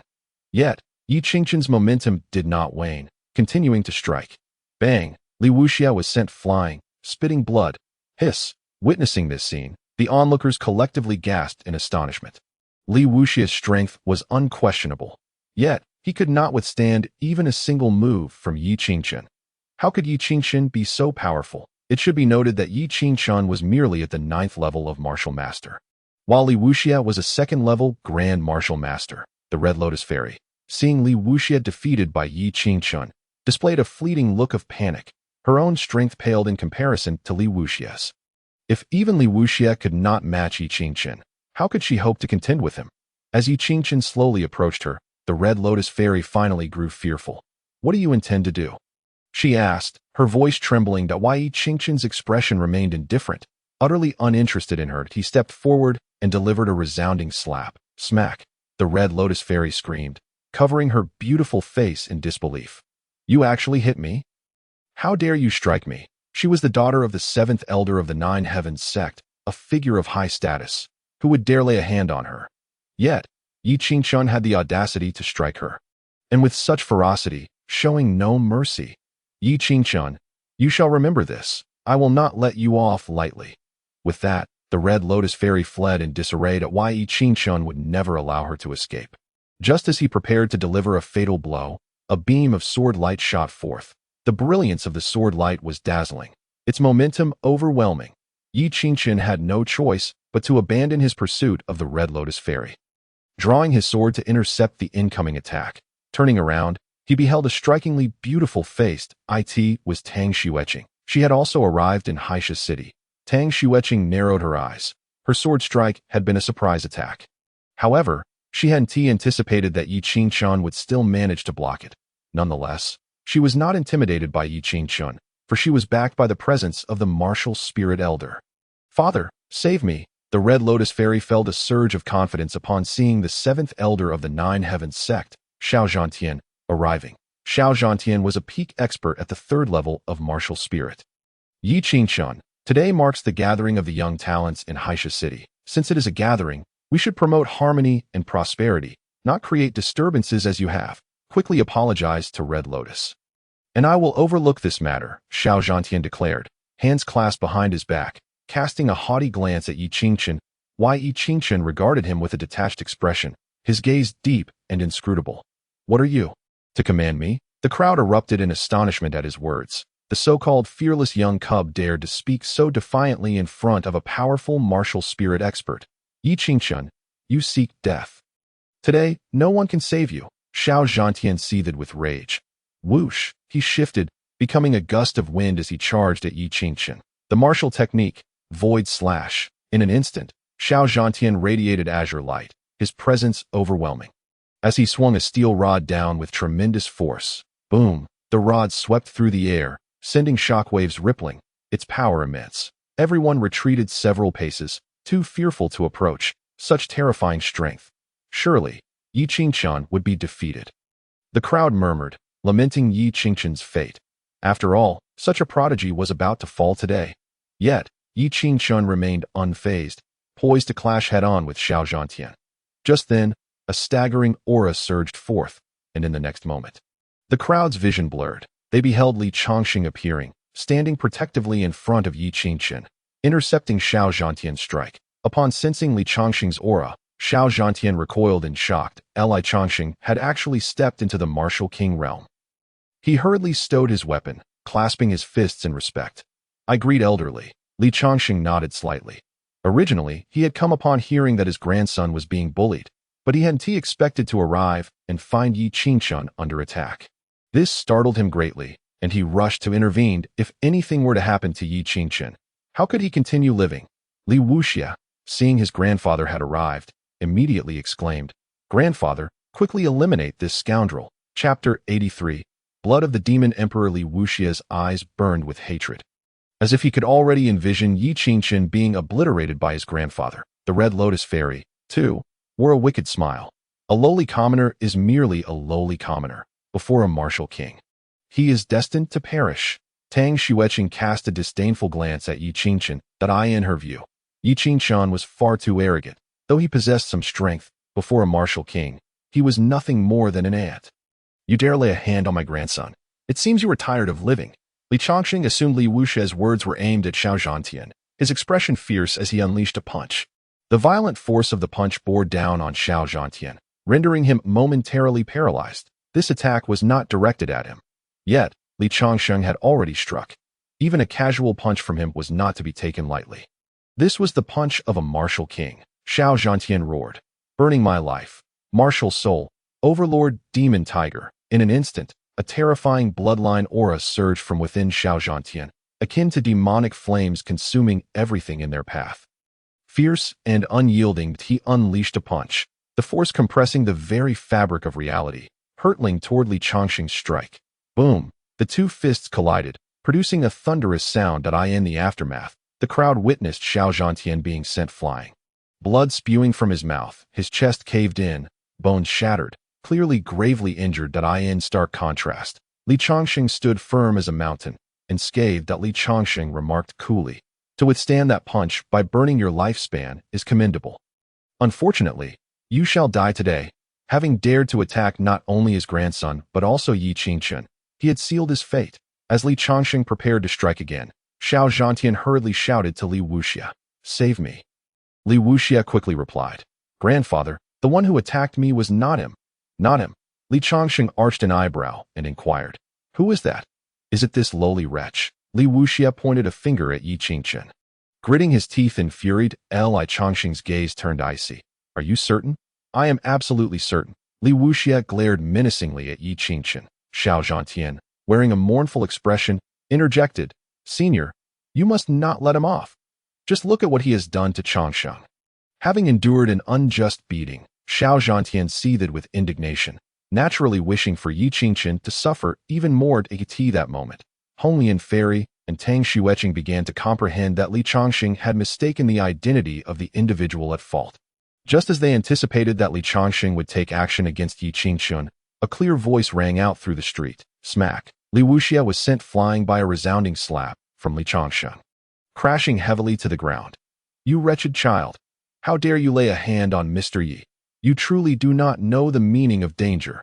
Gasps of astonishment filled the air as onlookers witnessed Li Changxing strike his beloved grandson. Li Wuxia. The shock was particularly palpable for Honglian Fairy and Tang Xueqing, who stared, mouths agape, at the unfolding scene. Li Wuxia, the apple of Li Changxing Si, had just been struck down over a mere waste of space. Li Changxing was actually defending Yi Qingxun. It was utterly unbelievable. Li Changxing barked, "Kneel and apologize to young Master Yi. Otherwise, do not blame me for my ruthless nature." Li Wuxia scrambled to his feet. Disbelief etched across his face. "Grandfather, you are favoring him and striking me. Kneel. Apologize." Li Changxing advanced slowly towards Li Wuxia, his aura growing increasingly formidable. Overcome with fear, Li Wuxia trembled and knelt at Yi Qingxun's feet. Furrowing his brow, Li Changxing commanded, "Apologize to young Master Yi." Gritting his teeth in humiliation, Li Wuxia uttered, "Young Master Yi, I was blind and failed to recognize your greatness. Please forgive my ignorance." Yi Qingxun looked down at the kneeling Li Wuxia, his expression indifferent and unyielding. "You should address me as Grandfather Yi." Li Changxing interjected with a cold snort. Those words. Li Wuxia nearly lost his composure. To call Yi Qingxun grandfather was an unspeakable humiliation. Yet, to quell Li Changxing's wrath, he reluctantly conceded, "Grandfather Yi, I was blind to your worth. Please grant me your forgiveness this once." Yi Qingxun replied with a cold snort, "Considering this is your first offense, I shall spare you. But if there is a next time, I shall not be so lenient." "Yes, yes," Li Wuxia nodded fervently. Meanwhile, Honglian Fairy and Tang Xueqing seethed with indignation, particularly for Honglian Fairy. Her fiancé was kneeling and calling Yi Qingxun grandfather, which was utterly humiliating. Beside them, Xiao Zhantian's expression darkened. It appeared that Yi Qingxun had a closer relationship with the formidable Li Changxing than his own grandson. This was indeed monumental news. He needed to cling to this powerful ally. Xiao Zhantian swiftly approached Yi Qingxun, ingratiating himself. "Mr. Yi, I was blind to your greatness. Please forgive my earlier remarks. Here are 5,000 mid-grade spirit stones as a token of my apology." "Very well." Yi Qingxun accepted the spirit stones nonchalantly, signifying his acceptance of the apology. Honglian Fairy exclaimed in frustration, "Father, why are you giving him spirit stones? He has just humiliated me." "Silence," Xiao Zhantian retorted, striking Honglian Fairy across the face, leaving her cheeks swollen. With tears brimming in her eyes, she dared not utter another word. Her greatest support had just turned against her, and she no longer had the courage to act defiantly. At that moment, the onlookers began to realize that this seemingly ordinary youth, Yi Qingxun, was the most powerful individual present. Their gazes towards him transformed into expressions of adulation and flattery. Tang Xueqing cast a sly glance at Yi Qingxun, a mischievous smile gracing her lips. "Everyone, the rusty dagger that Yi Qingxun just acquired is stained with the blood of the Demon Emperor." "What?" The crowd's eyes glinted with greed. That was the blood of the Demon Emperor, when used for alchemy. It would undoubtedly yield extraordinary results, providing immense enhancements to one's physique.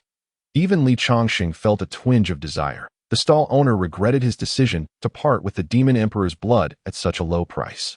Yi Qingxun remarked casually, "Old Li, I do not possess any Demon Emperor's blood.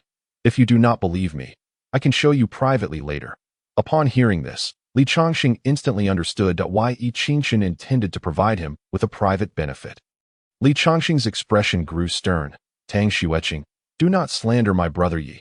Do you think Demon Emperor's blood is so easily obtainable? To claim that a mere trinket from a stall is Demon Emperor's blood is utterly ridiculous.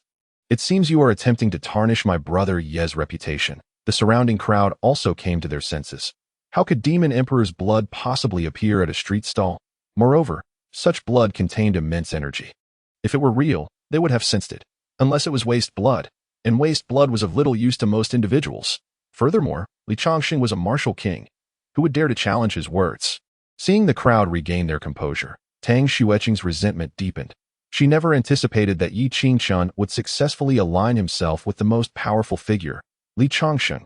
Her scheme had unraveled completely. Yet, she did not dare to confront Li Changshun directly. As she was still merely a 9th-level martial artist, before a martial king, she was far too weak. With a huff, Tang Xueqing turned to leave, and Honglian Fairy hurriedly followed suit. Li Changshun had originally intended to retain Tang Xueqing, but he soon realized that the martial king of the Jiutian sect had also arrived. Surely, it was for the auction at the Misty Rain Tower. This auction was significant, attracting numerous influential figures. Although many were drawn by the allure of the Soul Moon Snow Fruit and the Demon Emperor's Bone Blood, the forces behind the Misty Rain Tower were not to be underestimated. And everyone was keen to show their respect. As the auction commenced, Li Changshun led Yi Qingshun and the others into the venue. With a cheerful demeanor, Li Changshun said, "Brother Yi, if you require anything, do not hesitate to let me know, and I shall secure it for you." "Thank you, Old Li, for your kindness," Yi Qingshun replied graciously, recognizing that deeper entanglements of interest would solidify their alliance. Li Changshun laughed heartily. "Since I am a few years your senior, why not address me as elder brother and I shall call you Brother Qin?" Yi Qingshun nodded in agreement, not declining, and clasped his fists. "Elder brother," Li Changshun beamed with delight. However, Li Wuxia wore a sullen expression throughout, unable to comprehend why Yi Qingshun commanded such importance from his grandfather. The auction began as the host of the Misty Rain Tower stepped forward to address the attendees. "Dear friends, I will personally oversee today's auction, and I hope you all leave satisfied." He then gestured.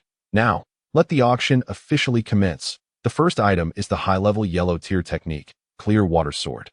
With a starting bid of 50,000 spirit stones, each subsequent bid must not be less than 1,000 spirit stones, 50,500 spirit stones, 52,000 spirit stones. Initially, the items up for bid were rather mundane, primarily consisting of assorted trinkets that Yi Qingshun remained unperturbed.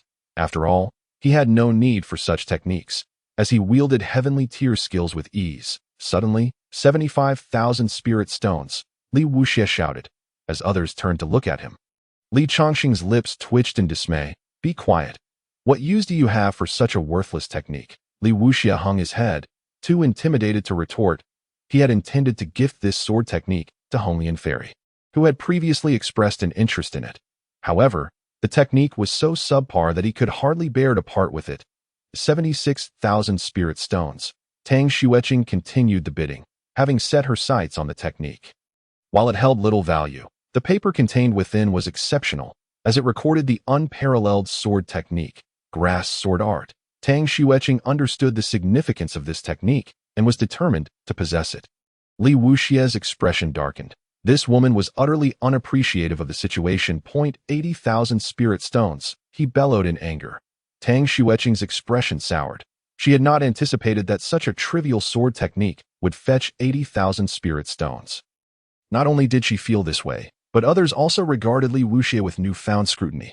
Under the pressure from Li Changshun, Li Wuxia had uttered this price. Beyond this, he could not bid further. Tang Xueqing coldly declared, 90,000 spirit stones. Gasps of astonishment rippled through the crowd. For a mere yellow-tier sword technique to command such a sky-high price was astonishing. "Miss Tang, it would be wise to know when to stop. I advise you to retreat. Otherwise, you will surely regret it," Li Wuxia warned through gritted teeth. Tang Xueqing scoffed. "Are you so afraid I'll take your precious treasure? Do you think this auction belongs to you?"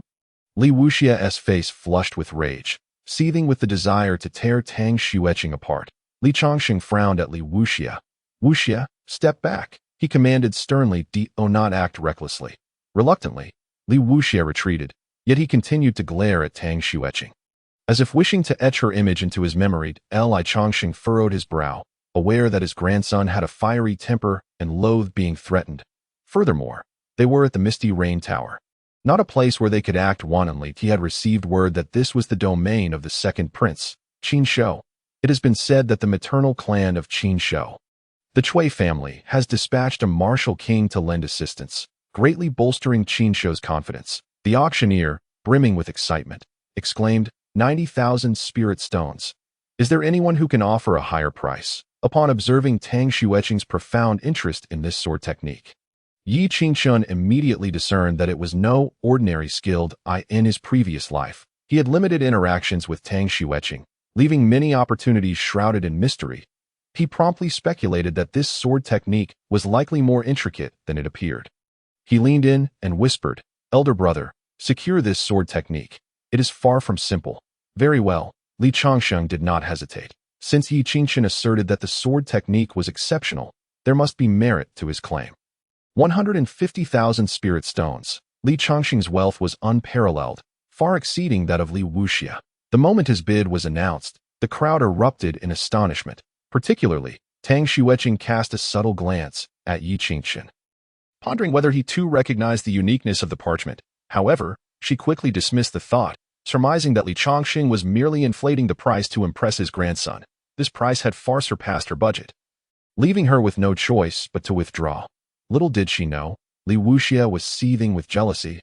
He could not fathom how Yi Qingchen's mere words had compelled Li Changsheng to spend such an exorbitant amount. Soon, the parchment was in Yi Qingchen's possession. Upon touching it, he realized its extraordinary nature. After discreetly securing it, he resumed his nonchalant observation of the auction. Next up was an unassuming raw stone. However, there were many such stones present, and Yi Qingchen was unaware that one contained a heavy pupil. The audience was rife with anticipation regarding the potential treasures hidden within the raw stones. Shortly thereafter, someone purchased a raw stone to test the waters. However, once it was opened, the crowd was left bewildered. It was completely empty. There was nothing inside. What a scam! I anticipated something extraordinary. The audience collectively shook their heads in disappointment. Xiao Zhantian of the Jiutian sect wore a grim expression. This raw stone had been meticulously selected by him, and to find it utterly devoid of value felt like a deliberate deception. Just as this thought crossed his mind, his body trembled violently. The stone cracked open, and a chilling current burst forth, causing the temperature in the vicinity to drop significantly. As the cold dissipated, the crowd was astonished to behold an ice crystal spear materializing before them.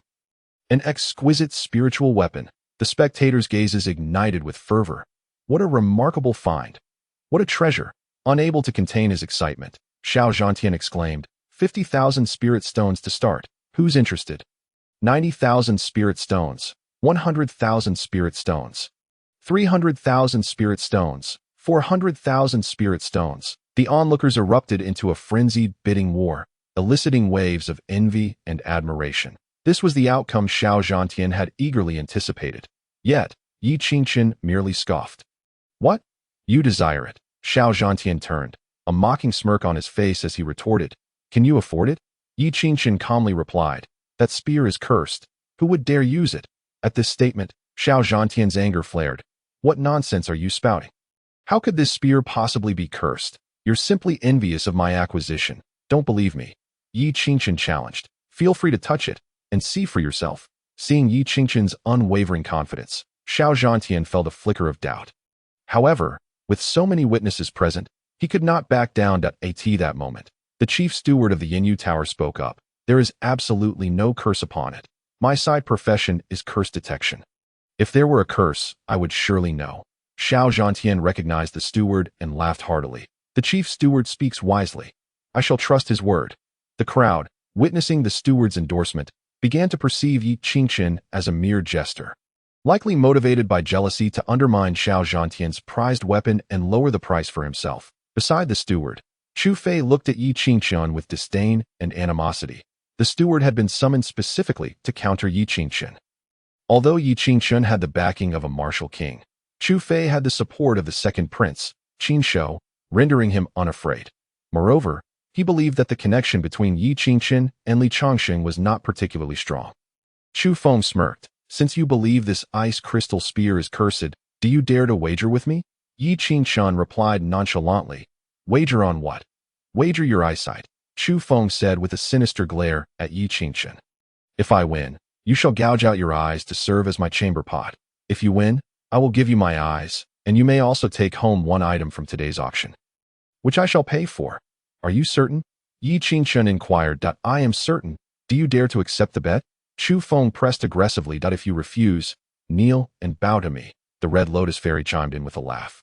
Yi Qingchen, you know nothing of curses. Before the chief steward, you are but a novice. You might as well kneel and beg for mercy to avoid further embarrassment. Very well, I accept the wager. Yi Qingchun replied with enthusiasm. He was eager to see what tricks these two would employ. Xiao Zhantian laughed heartily as he grasped the ice crystal spear. Under the watchful eyes of the crowd, he exhibited no signs of distress. Seeing that he had not been cursed, Xiao Zhantian gazed at Yi Qingchun with a smug smile. You have lost. Quickly remove those eyes. Tang Xueqing spoke coldly. Yi Qingchun, you are exceedingly foolish, self-righteous, and will only bring harm to yourself.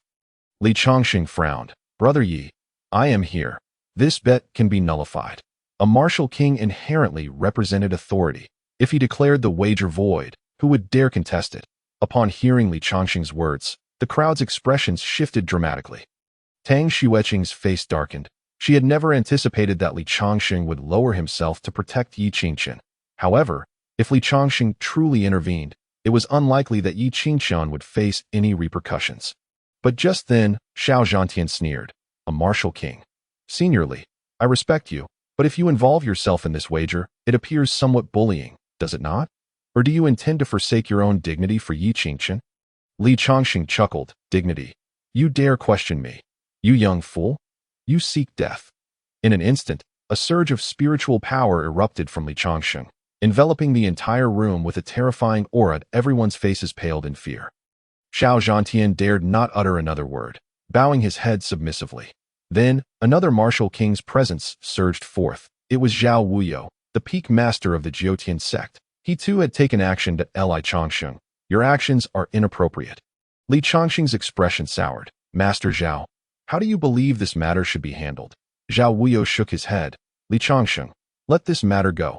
You know that our Jiotian sect and your Li family have historically maintained a peaceful coexistence. Since today's events stem from a misunderstanding, why escalate it further?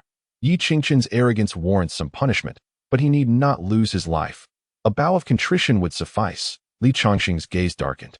Zhao Wuyo was a late-stage martial king, stronger than Li Chongqing, who had only recently ascended to that rank. If it came to a confrontation, he would find himself at a disadvantage. Realizing this, he turned to Yi Qingchun and advised.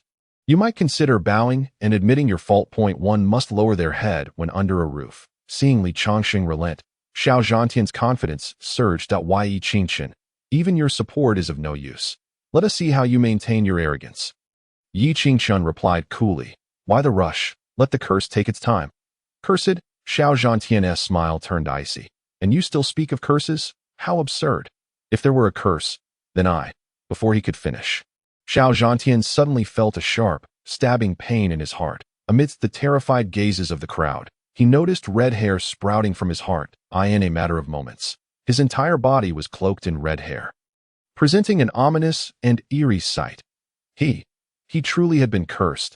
The crowd gasped in shock. The chief steward of the Yinyu Tower wore a perplexed expression, staring intently at Yi Qingchun. How did he know there was a curse within this raw stone? In truth, Yi Qingchun had encountered this curse in his previous life, hence his awareness. The Red Lotus Fairy was nearly frantic. Master, please save my father. Instead of intervening, Zhao Wuyo took a step back, his expression grave. This curse is no trivial matter. Xiao Zhantian likely has no hope of survival. Seeing even the martial king wary of the curse, the crowd dared not approach Xiao Zhantian. In that moment, he was utterly panicked. Master, save me. He rushed toward Zhao Wuyo, seeking his aid. Yet Zhao Wuyo's gaze hardened as he gathered his spiritual energy, unleashing a combat technique. A Jura sword. With a furious shout, a gaping bloody hole appeared in Xiao Zhantian's chest. Xiao Zhantian screamed, collapsing to the ground as blood gushed forth. His life had been extinguished. The crowd stood frozen in horror. Xiao Zhantian was a respected elder of the Jiotian sect, yet he had been so easily slain. It seemed that the curse he had fallen victim to was something even a martial king dared not touch. This scene left everyone in utter shock. Yi Qingchun spoke calmly. Zhao Fengzhu, you have witnessed it. This curse is quite sinister.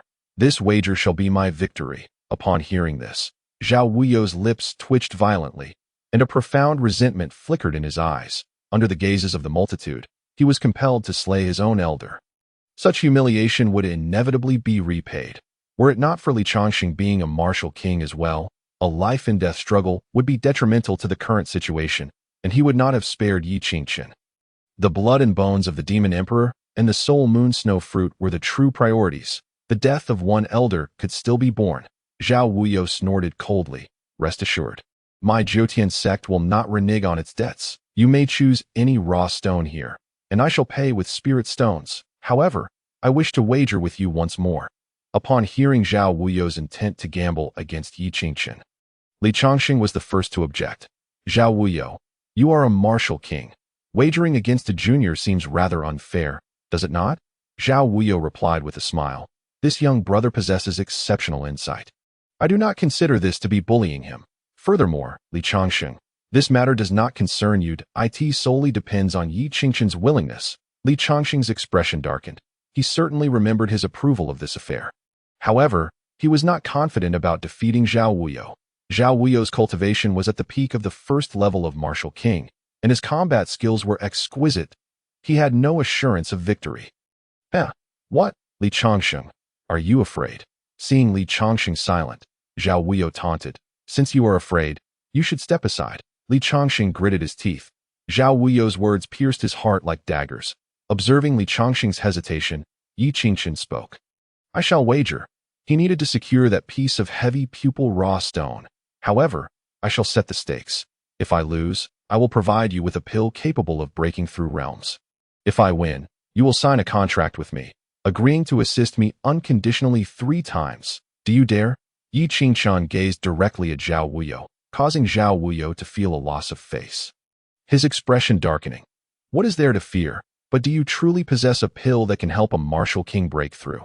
Zhao Wuyo questioned skeptically. The path to advancement for a martial king was notoriously arduous, which was why the Great Qin Empire had not seen a martial emperor for many years. There were even rumors that it was due to an unspeakable curse afflicting the Great Qin Empire. Yi Qingchen's handsome visage bore a tranquil smile. You may inquire with brotherly, and you shall know. Chapter 86. Alchemist Master. Did Zhao Wuyo's pupils suddenly constrict? Li Chongqing, your breakthrough was due to him. Li Chongqing furrowed his brow. He had not anticipated that Yi Qingchen would expose his alchemical prowess, that he found it difficult to comprehend. If Yi Qingchen's alchemical abilities were revealed, would he not fear being captured by major powers to serve as an alchemical slave? Or did Yi Qingchen possess some hidden trump card? Noticing Li Chongqing's silence, Zhao Wuyo squinted, a complex smile gracing his lips. Now it makes sense. No wonder you value him so highly. I shall not wager. As long as you provide me with that pill, I will unconditionally assist you 3 times. The Red Lotus Fairy was left dumbfounded upon hearing Zhao Wuyo's words. Initially, she had hoped Zhao Wuyo would eliminate Yi Qingchen. Yet unexpectedly, he backed out of the wager and even agreed to protect Yi Qingchen. Was this reasonable? Even Tang Xueqing was somewhat astonished. When did Yi Qingchen become an alchemist? Moreover, capable of concocting pills that could aid a martial king in breaking through. Had he always been so remarkable? In an instant, a tinge of regret arose within Tang Xueqing. However, this fleeting regret quickly dissipated, replaced only by resentment. Had Yi Qingchen revealed his strength earlier, she would not have turned against him. All of this was Yi Qingchen's fault. Not only Tang Xueqing felt regret, but the chief steward of the Misty Rain Tower and Chu Fei also shared the same sentiment. This was an alchemist master, one capable of enabling the ascent to martial king and still so young. The news of such a master would incite fierce competition among many factions. Yet now, they were on the verge of falling out with Yi Qingchen. The chief steward of the Misty Rain Tower wore an expression of deep regret. Had it been Li Chongqing who intervened earlier instead of them, Yi Qingchen would have been theirs, in that case. Perhaps their breakthrough to martial king would have been just around the corner, but now, it was too late. With this thought, the chief steward's heart stirred. Young Master Yi, this matter was mishandled by our Misty Rain Tower. I hope Senior Li will not hold it against us. How about we offer this ancient scroll as a token of apology? This was intended as an olive branch. Zhao Wuyo furrowed his brow. His gaze flickering uncertainly. He did not mind, but the others from Jyotian sect were displeased. It should be noted that Jyotian sect had expended considerable resources to participate in this auction. They were here specifically for this ancient scroll. Not only Jyotian sect, but other major powers had similar sentiments. These factions were not lacking in martial kings. They were not intimidated by the Misty Rain Tower at all. However, while they were not afraid of the Misty Rain Tower, they were also reluctant to offend an alchemical prodigy like Yi Qingchen. They wished to curry favor instead at AS for kidnapping Yi Qingchen It was unlikely other factions would agree if that were to happen. It could spark a war, leading to a calamity. Very well, Yi Qingshan readily agreed and pointed to several seemingly ordinary raw stones, stating, I enjoy gambling on stones. How about these few stones as my share? Of course, the chief steward personally packed them into a storage bag, beaming as he handed them to Yi Qingshan that it is better to resolve enmities than to foster them. Forming a connection with such an alchemist master is far preferable to incurring his wrath. Moreover, these raw stones did not appear to be of great value. Tang Xueqing could only watch helplessly as the raw stone containing the heavy pupil fell into Yi Qingshan's hands, as for obstructing him. With so many powerful figures present, and even Zhao Wuyo befriending Yi Qingshan, what could she possibly use to compete against him? Even Chu Fei kept apologizing. After all, maintaining appearances was no longer of importance. Yet, only Yi Qingshan understood that this was merely a superficial harmony. The true crisis had yet to unfold that at present. He and these people had no conflicting interests. In fact, they sought to extract benefits from him. Hence, they were so agreeable. Zhao Wuyo smiled broadly. Young friend Yi, when can I expect that pill? Yi Qingshan replied with a smile. As long as you swear an oath not to oppose me and agree to assist me unconditionally 3 times. I shall provide it to you. Very well. Zhao Wuyo readily agreed. I, Zhao Wuyo, hereby swear an oath. Should Yi Qingshan assist me in breaking through, I shall never oppose him in this lifetime, and will unconditionally assist him 3 times. No one understood the feeling of stagnation for over a decade, even regressing in cultivation. He had painstakingly reached the level of martial king, yet all these years had passed without a chance to ascend to the 2nd level. His lifespan was dwindling, and he could only watch helplessly as death approached. This sensation was profoundly agonizing. Seeing Zhao Wuyo take the oath, Yi Qingshan finally added, the concoction of the pill requires a plethora of materials and must be in alignment with the corresponding techniques. You may list the materials you need. As long as I can procure them, I shall not hesitate. Zhao Wuyo displayed great magnanimity, while Yi Qingshan wrote down the materials he required and handed the list to Zhao Wuyo. Zhao Wuyo frowned slightly. The resources listed were indeed quite precious, yet he did not hesitate, promptly dispatching others to gather them at this moment. Tang Xueqing seemed to recall something and questioned, Fengzhu, do not trust Yi Qingshan. He is merely the young master of the Qingyun sect, a useless individual. How could he possibly be an alchemist? His actions today are undoubtedly to extract resources from you. Zhao Wuyo harbored similar doubts. But upon seeing Li Chongqing, he suppressed them. Given Li Chongqing's circumstances, it was impossible for him to have broken through to martial king. The only possibility was that Yi Qingshan possessed such strength. He rebuked, Tang Xueqing, do you assume you are the only clever one? Am I incapable of discerning right from wrong? Tang Xueqing, reprimanded by Zhao Wuyo, dared not speak further as for alchemy. Yi Qingshan was indeed capable. However, to maintain an air of mystery before the crowd, he requested an alchemy chamber. Zhao Wuyo gazed at Yi Qingshan's retreating figure with eyes filled with eagerness and anticipation. The others merely observed. They contemplated that if Zhao Wuyo succeeded, they would invest in Yi Qingshan as well. In the alchemy chamber, Yi Qingshan retrieved the medicinal materials, and from his palm emerged the swallowing heaven divine cauldron. Transforming into an ancient bronze cauldron one by one, the medicinal ingredients were cast within, refined into elixirs. Following this, Yi Qingshan produced scrolls of alchemical formulas from his sea of consciousness, opening them. Instantly, a wealth of alchemical knowledge surged into his mind. He transmuted this knowledge into his own experience. These were formulas he had collected in years past, including many of martial king level. There were even more formidable recipes. However, those formulas required a higher cultivation level to attempt. Given his current martial master cultivation, it was nearly impossible to concoct them. Before long, the elixir was complete.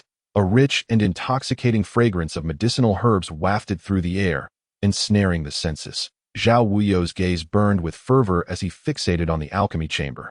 Yearning to behold the elixir at once, others shared his sentiment, yet they dared not disturb Yi Qingshan, aware that a failure would obliterate their investments. Time passed, and after half an hour, an alluring aroma emanated from the alchemy room. Chapter 87. The Black Moon Rampage. This caused everyone to momentarily halt their breaths. Zhao Wuyo could no longer contain himself and hastily pushed the door open. Inside the alchemy chamber lay a violet golden pill. quietly resting in the cauldron, radiating brilliance and dazzling in its magnificence. 5 distinct lines adorned its surface. This was a flawless beast essence pill. Even Zhao Wuyo, with his composure, couldn't help but draw a sharp breath upon witnessing this marvel. Though he had been prepared, he never anticipated such swift success. Truly, the rumors of the young master of the Qingyun sect were well-founded. Zhao Wuyo sighed deeply, filled with admiration for Yi Qingchen. This spectacle evoked envy from the onlookers, particularly from Tang Xueqing, whose eyes burned with resentment. Had she known earlier of Yi Qingchen's alchemical prowess, she would have delayed her expulsion of him. Such a perfect pill, Yi Qingchen was indeed formidable. The crowd buzzed with excitement, their gazes aflame with ambition. Elder Zhao, this pill necessitates a special cultivation technique for consumption. Would you accompany me into the alchemy chamber? Yi Qingchen stated nonchalantly.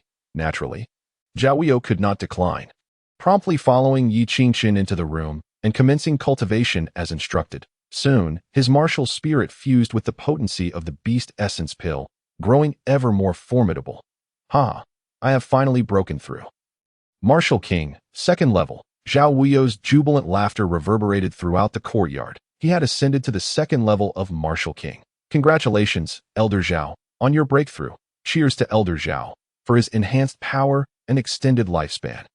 Bravo, Elder Zhao, for your superior strength. The crowd clasped their hands in respect, showering him with accolades. Haha, you are all too kind. In the days to come, let us strive together. However, as we are all friends, I kindly ask for your guidance in nurturing this junior, and I shall repay you handsomely. Zhao Wuyo chuckled. He sought to form a bond with Yi Qingchen. As for the grudges between the Zhoutian sect and the Qingyun sect, he cared little. After all, what could be more important than a breakthrough in martial arts? Rest assured, with our assistance, young Master Yi will undoubtedly achieve a smooth breakthrough. Someone chimed in. Others joined in laughter, echoing their support. A powerful figure from a major faction stepped forward. Grinning, young Master Yi, we too wish to concoct pills. Do not hesitate to request any materials. Furthermore, we can also pledge our oaths. They were keen to seize Yi Qingchen as their personal alchemical tool. However, such a move would undoubtedly provoke a deadly response from Li Changxing and Zhao Wuyo. The others would not stand idly by either. Thus, it was safer to offer some form of compensation. Observing the amicable atmosphere among the crowd, Li Changxing realized that Yi Qingchen had already discerned their ulterior motives. He couldn't help but marvel at the audacity and astuteness of the current youth. Of course, Li Changxing was unaware that Yi Qingchen's true trump card lay in his own strength. Although Yi Qingchen could not yet contend with a martial king, a safe retreat was still within his grasp. At worst, he could simply depart. Listening to the crowd's eager words, Yi Qingchen agreed to their requests one by one. After all, these were free helpers, and he would not let such an opportunity slip by. After crafting pills for several of the strongest martial kings and securing their oaths, Yi Qingchen finally departed under the watchful eyes of the crowd. They gazed upon Yi Qingchen, who was now the center of admiration. Tang Xueqing's teeth nearly ground to dust. She had always been the object of support and jealousy among the masses. Yet now, all the limelight had been stolen by Yi Qingchen. Even the coveted dual pupils had fallen into his hands. In that moment, she contemplated exposing the truth about the dual pupils. However, it was merely an unrefined stone that if she spoke of it, Yi Qingchen could easily deny her claims. Moreover, she was uncertain if it was indeed that particular stone. Without being opened, it was impossible to investigate. All she knew was that it belonged to that batch of stones. At the Sihai Trading Company, Li Wuxia had completely shifted his attitude, gazing at Yi Qingchen with unabashed admiration. Had I known that Grandfather Yi was a master alchemist, I would never have dared to offend him. At that moment, he realized that his grandfather's previous reprimands were far too lenient. This was a master alchemist, an object of contention for numerous powerful factions. Tonight, witnessing those martial kings lowering their stance towards Yi Qingchen, he finally grasped the extent of his previous folly. To think he had dared to provoke Grandfather Yi, it was tantamount to courting death. Grandfather Yi, should you require anything in the future, please do not hesitate to command. I, Li Wuxia, shall face any peril without hesitation, Li Wuxia proclaimed, thumping his chest. His demeanor suggested he might as well be ready to polish Yi Qingchen's shoes. Yi Qingchen found the situation amusing yet exasperating. All right, I trust your sincerity, Yi Qingchen replied with a shake of his head. Though, Li Wuxia said, scratching his head in embarrassment, Yi Qingchun was about to return to his quarters to integrate the dual pupils when Shinbo suddenly approached. Urgency etched on his face. Mr. Yi, you must hide at once. The demon clan is invading. The Black Moon Serpent clan is leading a tidal wave of beasts. They claim to seek vengeance for their imprisoned saintess from Haisha City. Li Chongxing frowned. What vengeance? They are likely after the blood and bones of the demon emperor. Haisha City serves as a crucial line of defense against the oasis that truly conquer the oasis. The demon clan must annihilate Haisha City. With the martial kings from various factions gathered here, I wish to see how a mere Black Moon Serpent clan can withstand us. Outside Haisha City, the yellow sands billowed, and an ominous aura surged. A dark cloud loomed overhead, obscuring the sun. The tide of beasts had arrived. A chilling, terrifying atmosphere enveloped the area, sending shivers down spines. Inside Haisha City, the martial king-level experts had convened. At this moment, their expressions were grave as they gazed towards the city walls. The colossal serpent slithered into view. Its entire body was pitch black, adorned with two sharp black horns on its back, emanating a cold, menacing gleam. Its crimson, vertical pupils shimmered with a cruel and savage light. This was none other than the Black Moon King Serpent, cloaked in swirling black mist. It exuded a fierce and menacing aura. The Black Moon Serpent clan's King Serpent had reached the late stages of the second level of Martial King. Damn it! How did it break through? The Martial Kings within Haisha City wore solemn expressions.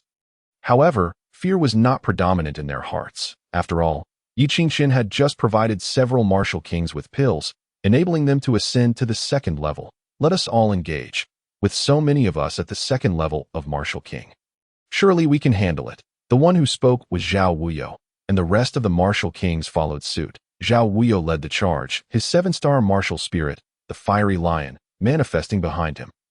He unleashed a secret technique, flames engulfing his entire being, transforming him into a raging inferno. With a thunderous roar, he charged towards the Black Moon King Serpent. Roar! The Black Moon King Serpent bellowed, its tail whipping through the air, creating colossal waves. Boom! Boom! Boom! The clashes between the two sides erupted with deafening explosions. Zhao Wuyo, being the weaker of the two, gradually found himself at a disadvantage after several exchanges. Puffed. Finally, Zhao Wuyo was sent flying by the serpent's tail. Blood sprayed forth as the Black Moon King Serpent roared and unleashed a chilling breath, frost enveloping the area and sweeping towards Zhao Wuyo. Help me! Zhao Wuyo cried out in desperation, casting pleading glances at those around him. Yet, the other martial kings appeared indifferent, some even coldly averting their gazes. They were acutely aware of how treacherous the Black Moon King Serpent's attacks were. Becoming tainted by them would lead to dire complications. Damn it! Zhao Wuyo seethed with fury. He never anticipated that these people would turn on him so swiftly. Boom! Just then, a meteor fell from the sky, crashing down upon the Black Moon King Serpent. This sudden assault caught the serpent off guard, sending it reeling. Who?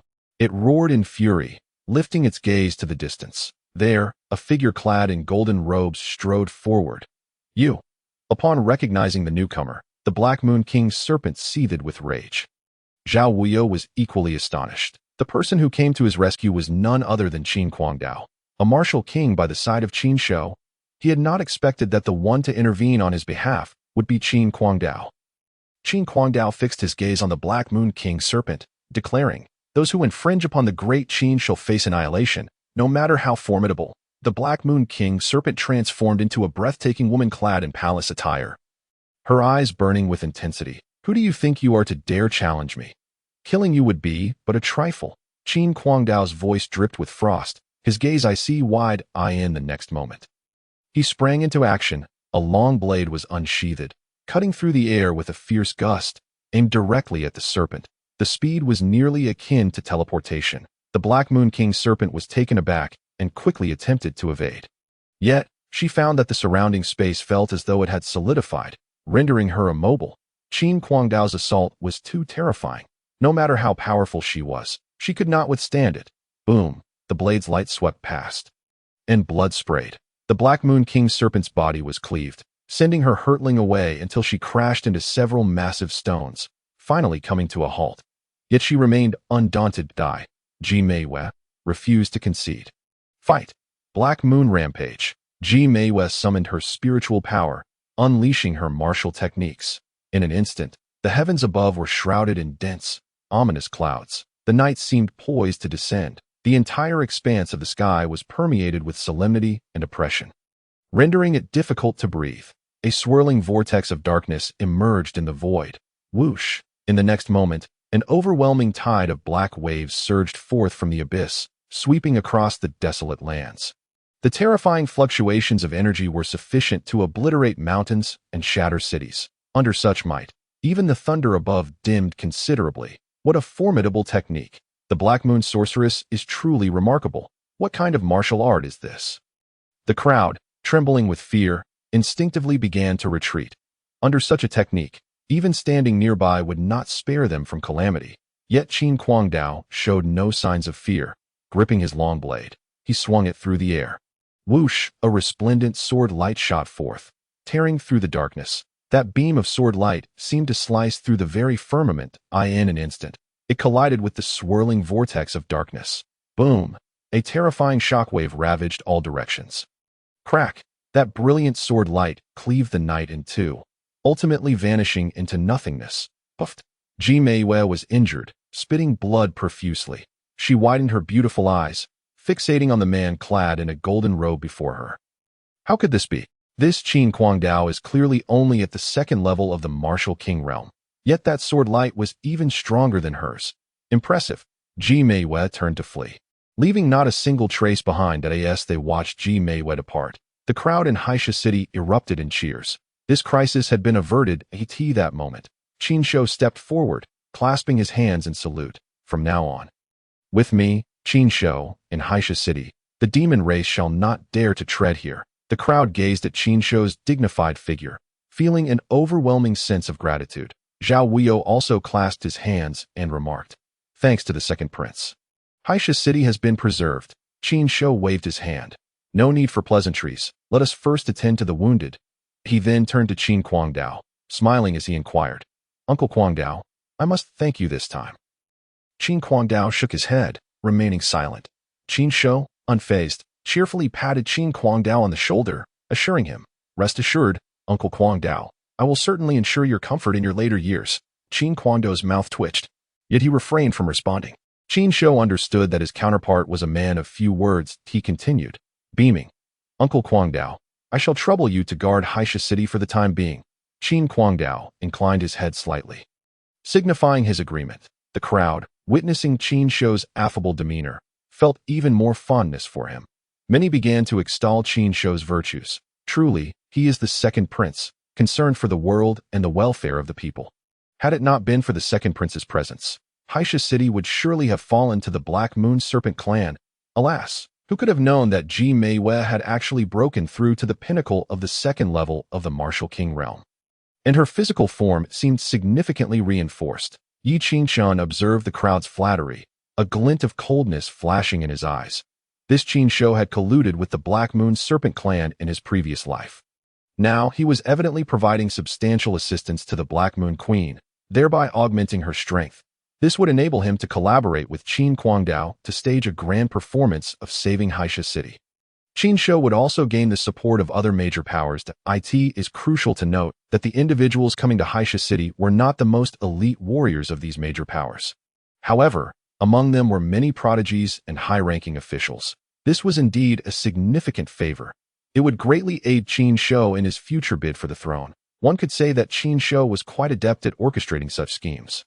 Yi Qingshan exchanged a glance with Li Changsheng, preparing to depart. Remaining here might result in being used as a pawn by Qin Shou. Li Changsheng squinted, sensing Yi Qingshan's gaze, and discreetly relayed, "Is there something amiss with Qin Shou?"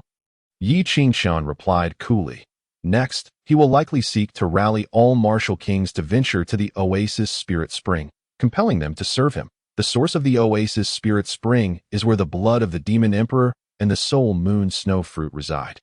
It is exceedingly perilous. With only one martial king under Qin Shou, that is evidently insufficient. Multiple martial kings must unite for success. Do not be deceived by the recent display of power by the Black Moon Queen. In truth, that was due to the lack of unity among these martial kings. Some were lurking in the shadows, refraining from action. Otherwise, the Black Moon Queen could not possibly contend with them. Now, with Qin Shou personally taking the stage, All apprehensions have been dispelled. Furthermore, he is attempting to consolidate the support of the masses, seemingly aiming for collaboration. Li Chongqing's brow furrowed at this revelation. What is he planning? Unable to contain himself, he inquired telepathically. I have no ulterior motives, but this Qin Shou must die. Yi Qingqian's eyes gleamed with cold resolve. Qin Shou must perish. Such a character cannot be allowed to exist in this world, especially given his intricate connections to the enemies of my past life. In the previous life, Qin Guangdao had nearly crippled him. This time, it was clear that he and Qin Shou would not be on the same side. Li Chongqing was taken aback. He had not anticipated that Yi Qingqian would seek to eliminate Qin Shou. After all, he is the second prince. Yet, he found himself aligned with the third prince, Qin Bai. The two were, in fact, irreconcilable adversaries. After listening to Yi Qingqian, Li Chongqing followed him as they departed, just before leaving. They heard Qin Shou rallying the other martial kings. Qin Shou, observing Li Chongqing's retreating figure, immediately called out, "Senior Li, please hold on." Chapter 89. Imperial Blood Demon Pill. Li Chongqing sensed the gazes of those around him fixating on him. His heart sinking. Indeed, he had been rightfully warned by Yi Qingqian. What business does His Highness the Second Prince have? Li Chongqing clasped his fists politely. Qin Shou smiled slightly. I have heard that the Oasis Spirit Spring has revealed the blood of the Demon Emperor and the Soul Moon Snow Fruit. Might I inquire if Senior Li would be willing to join us in seeking this opportunity? Li Chongqing chuckled. The blood of the Demon Emperor is limited in quantity, with 13 martial kings here. Can it truly be divided among us? Upon hearing this, the expressions of the other martial kings shifted subtly. After all, they too coveted the blood of the Demon Emperor. Qin Shou, maintaining a cheerful demeanor, replied, I am not one to make empty promises. Opportunities are reserved for the virtuous. The blood of the Demon Emperor could certainly suffice for 5 martial kings, and who earns the right shall be determined by merit. Given that the demon race is also involved, this opportunity must not be granted to them but should be secured among our human kin. Senior Li, who ultimately claims the blood of the Demon Emperor, remains uncertain. But if we do not unite, we shall be at risk of being overrun by the demon race. Qin Shou's words immediately garnered the approval of many martial kings. The demon race's power was formidable. Should they fail to join forces, they could be systematically defeated. Excellent. Li Chongqing, sensing the pressure of the crowd's gazes, realized that refusing would likely lead to being besieged. Seeing Li Chongqing acquiesce, Qin Shou's smile broadened. And then he turned his attention to Yi Qingqian. That I have heard that you are a master alchemist. Would you be willing to concoct pills for us when the time comes? The gazes of the martial kings fixated on Yi Qingqian with fervor. The blood of the Demon Emperor is best consumed in pill form. Moreover, it would optimize the use of materials. With an alchemist present, the number of individuals who could benefit from the blood of the Demon Emperor would increase. However, being an alchemist is also a perilous profession. After all, should a martial king be denied a pill, out of jealousy, they might resort to violence against the alchemist. Upon hearing Qin Shou's proposition, Tang Xueqing regarded Yi Qingqian with a hint of mockery. This ploy of Qin Shou's was sufficient to place Yi Qingqian in a precarious position. She was eager to observe how this individual would maintain his arrogance. After all, what merit does a mere alchemist hold in her presence? Yet, to her disappointment, Yi Qingqian wore a calm smile, his expression betraying no signs of distress. That it seemed he had anticipated this situation. Yi Qingqian replied, Of course, not only that, but if I take action, I should be able to ensure that 10 martial kings receive the benefits of the blood of the Demon Emperor. After all, 1 pill suffices for consumption. Excess yields no further benefits. Point 10. The martial kings present gasped, their breaths quickening. This meant only 3 martial kings would not receive a pill. The odds were tremendously favorable, enough to incite them to strive with all their might. Splendid. Qin Shou's eyes lit up. You are indeed a youthful prodigy. To possess such prowess at such a tender age, Yi Qingqian continued. However, to ensure my safety, I hope that all of you will vow not to harm me for life, and, within your capabilities, assist me 3 times. Qin Shou readily agreed. Certainly, this is not a difficult request. Securing the assistance of an alchemist is worth this minor price. That it is important to note that there are only 2 alchemists in the Great Qin Empire. Due to their advanced age, their success rates in pill crafting have diminished significantly, and they have not taken action in many years. Others also promptly pledged their oaths, witnessing 13 martial kings swiftly aligning themselves with Yi Qingqian. Tang Xueqing's expression darkened further to prevent retaliation from Yi Qingchen. She immediately utilized a secret technique to make her escape. Then let us proceed to the Oasis Spirit Spring today. Qin Shou could hardly contain his excitement. Yet Yi Qingchen interjected. The materials for concocting the pills from the blood of the Demon Emperor are not yet prepared and my capabilities are limited, and many herbs are inaccessible. I will need your assistance in gathering them. Qin Shou readily agreed. After all, enlisting the aid of a master alchemist undoubtedly requires the provision of materials. Yi Qingchen deliberately listed several hard-to-gather herbs, yet ones that these martial kings could procure with just a little time. For instance, blood spirit fruit and yuan soul leaves. After glancing at the herbs, Qin Shou slowly spoke. Collecting these items will require 3 days. How about we enter the Oasis Spiritual Spring after 3 days? Naturally, once the blood of the Demon Emperor is obtained, the alchemy must commence immediately. Otherwise, its efficacy would be significantly diminished. Thus, no one voiced any objections. Recognizing Yi Qingchen's importance, Qin Shou specially prepared a room for him. Guarded by martial kings, Qin Bai gazed at Yi Qingchen, led away by Qin Shou, with a complex expression that he was uncertain whether Yi Qingchen would betray him or not. Shunbo whispered, "Your Highness, do not take action against young Master Yi. Otherwise, you shall bear the brunt of the wrath of the other martial kings. To act against a master alchemist is a grave taboo, for many seek their favor." Qin Bai shook his head. "I do not wish to take action against him. Rather, I would like to ask you to contact him and inquire about his thoughts that I merely seek his stance." "Understood." Shunbo nodded. Knock, knock, knock. Shunbo arrived at Yi Qingchen's room and rapped on the door. Yi Qingchen opened it, and, upon seeing Shunbo, inquired, "Shunbo, did you come at Qin Bai's behest?" Shunbo nodded. "Young master, your foresight is remarkable that my master wishes to know if your earlier statements have changed." Yi Qingchen shook his head. "Of course not. Please return and inform Qin Bai that I have promised to make him the emperor of the great Qin Empire. And I shall not go back on my word." "Very well." Shunbo sighed in relief and promptly returned to relay the message to Qin Bai. Upon hearing Yi Qingchen's assurance, Qin Bai remained pensive. Although Yi Qingchen was a master alchemist, the endeavor to make him the emperor of the great Qin Empire remained fraught with challenges. Meanwhile, Yi Qingchen took out the herbs sent by Qin Shou and the others. He intended to concoct the Imperial Blood Demon Pill, enhancing his physical body to the 7th level of the Grand Martial Master. This was also a strategy to buy time. One must be formidable in one's own right. While one may leverage external forces, lacking sufficient strength can lead to one's own demise.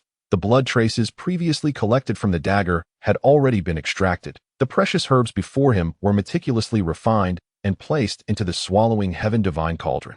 The Imperial Blood Demon Pill, utilizing blood as the guiding force, essence as the auxiliary, and the blood of demon beasts as the foundation, complemented by the alchemical flames to temper the body. Yi Qingchen's eyes shimmered with resplendent brilliance. Regrettably, the blood of the Demon Emperor was tainted, its essence having dissipated far too severely.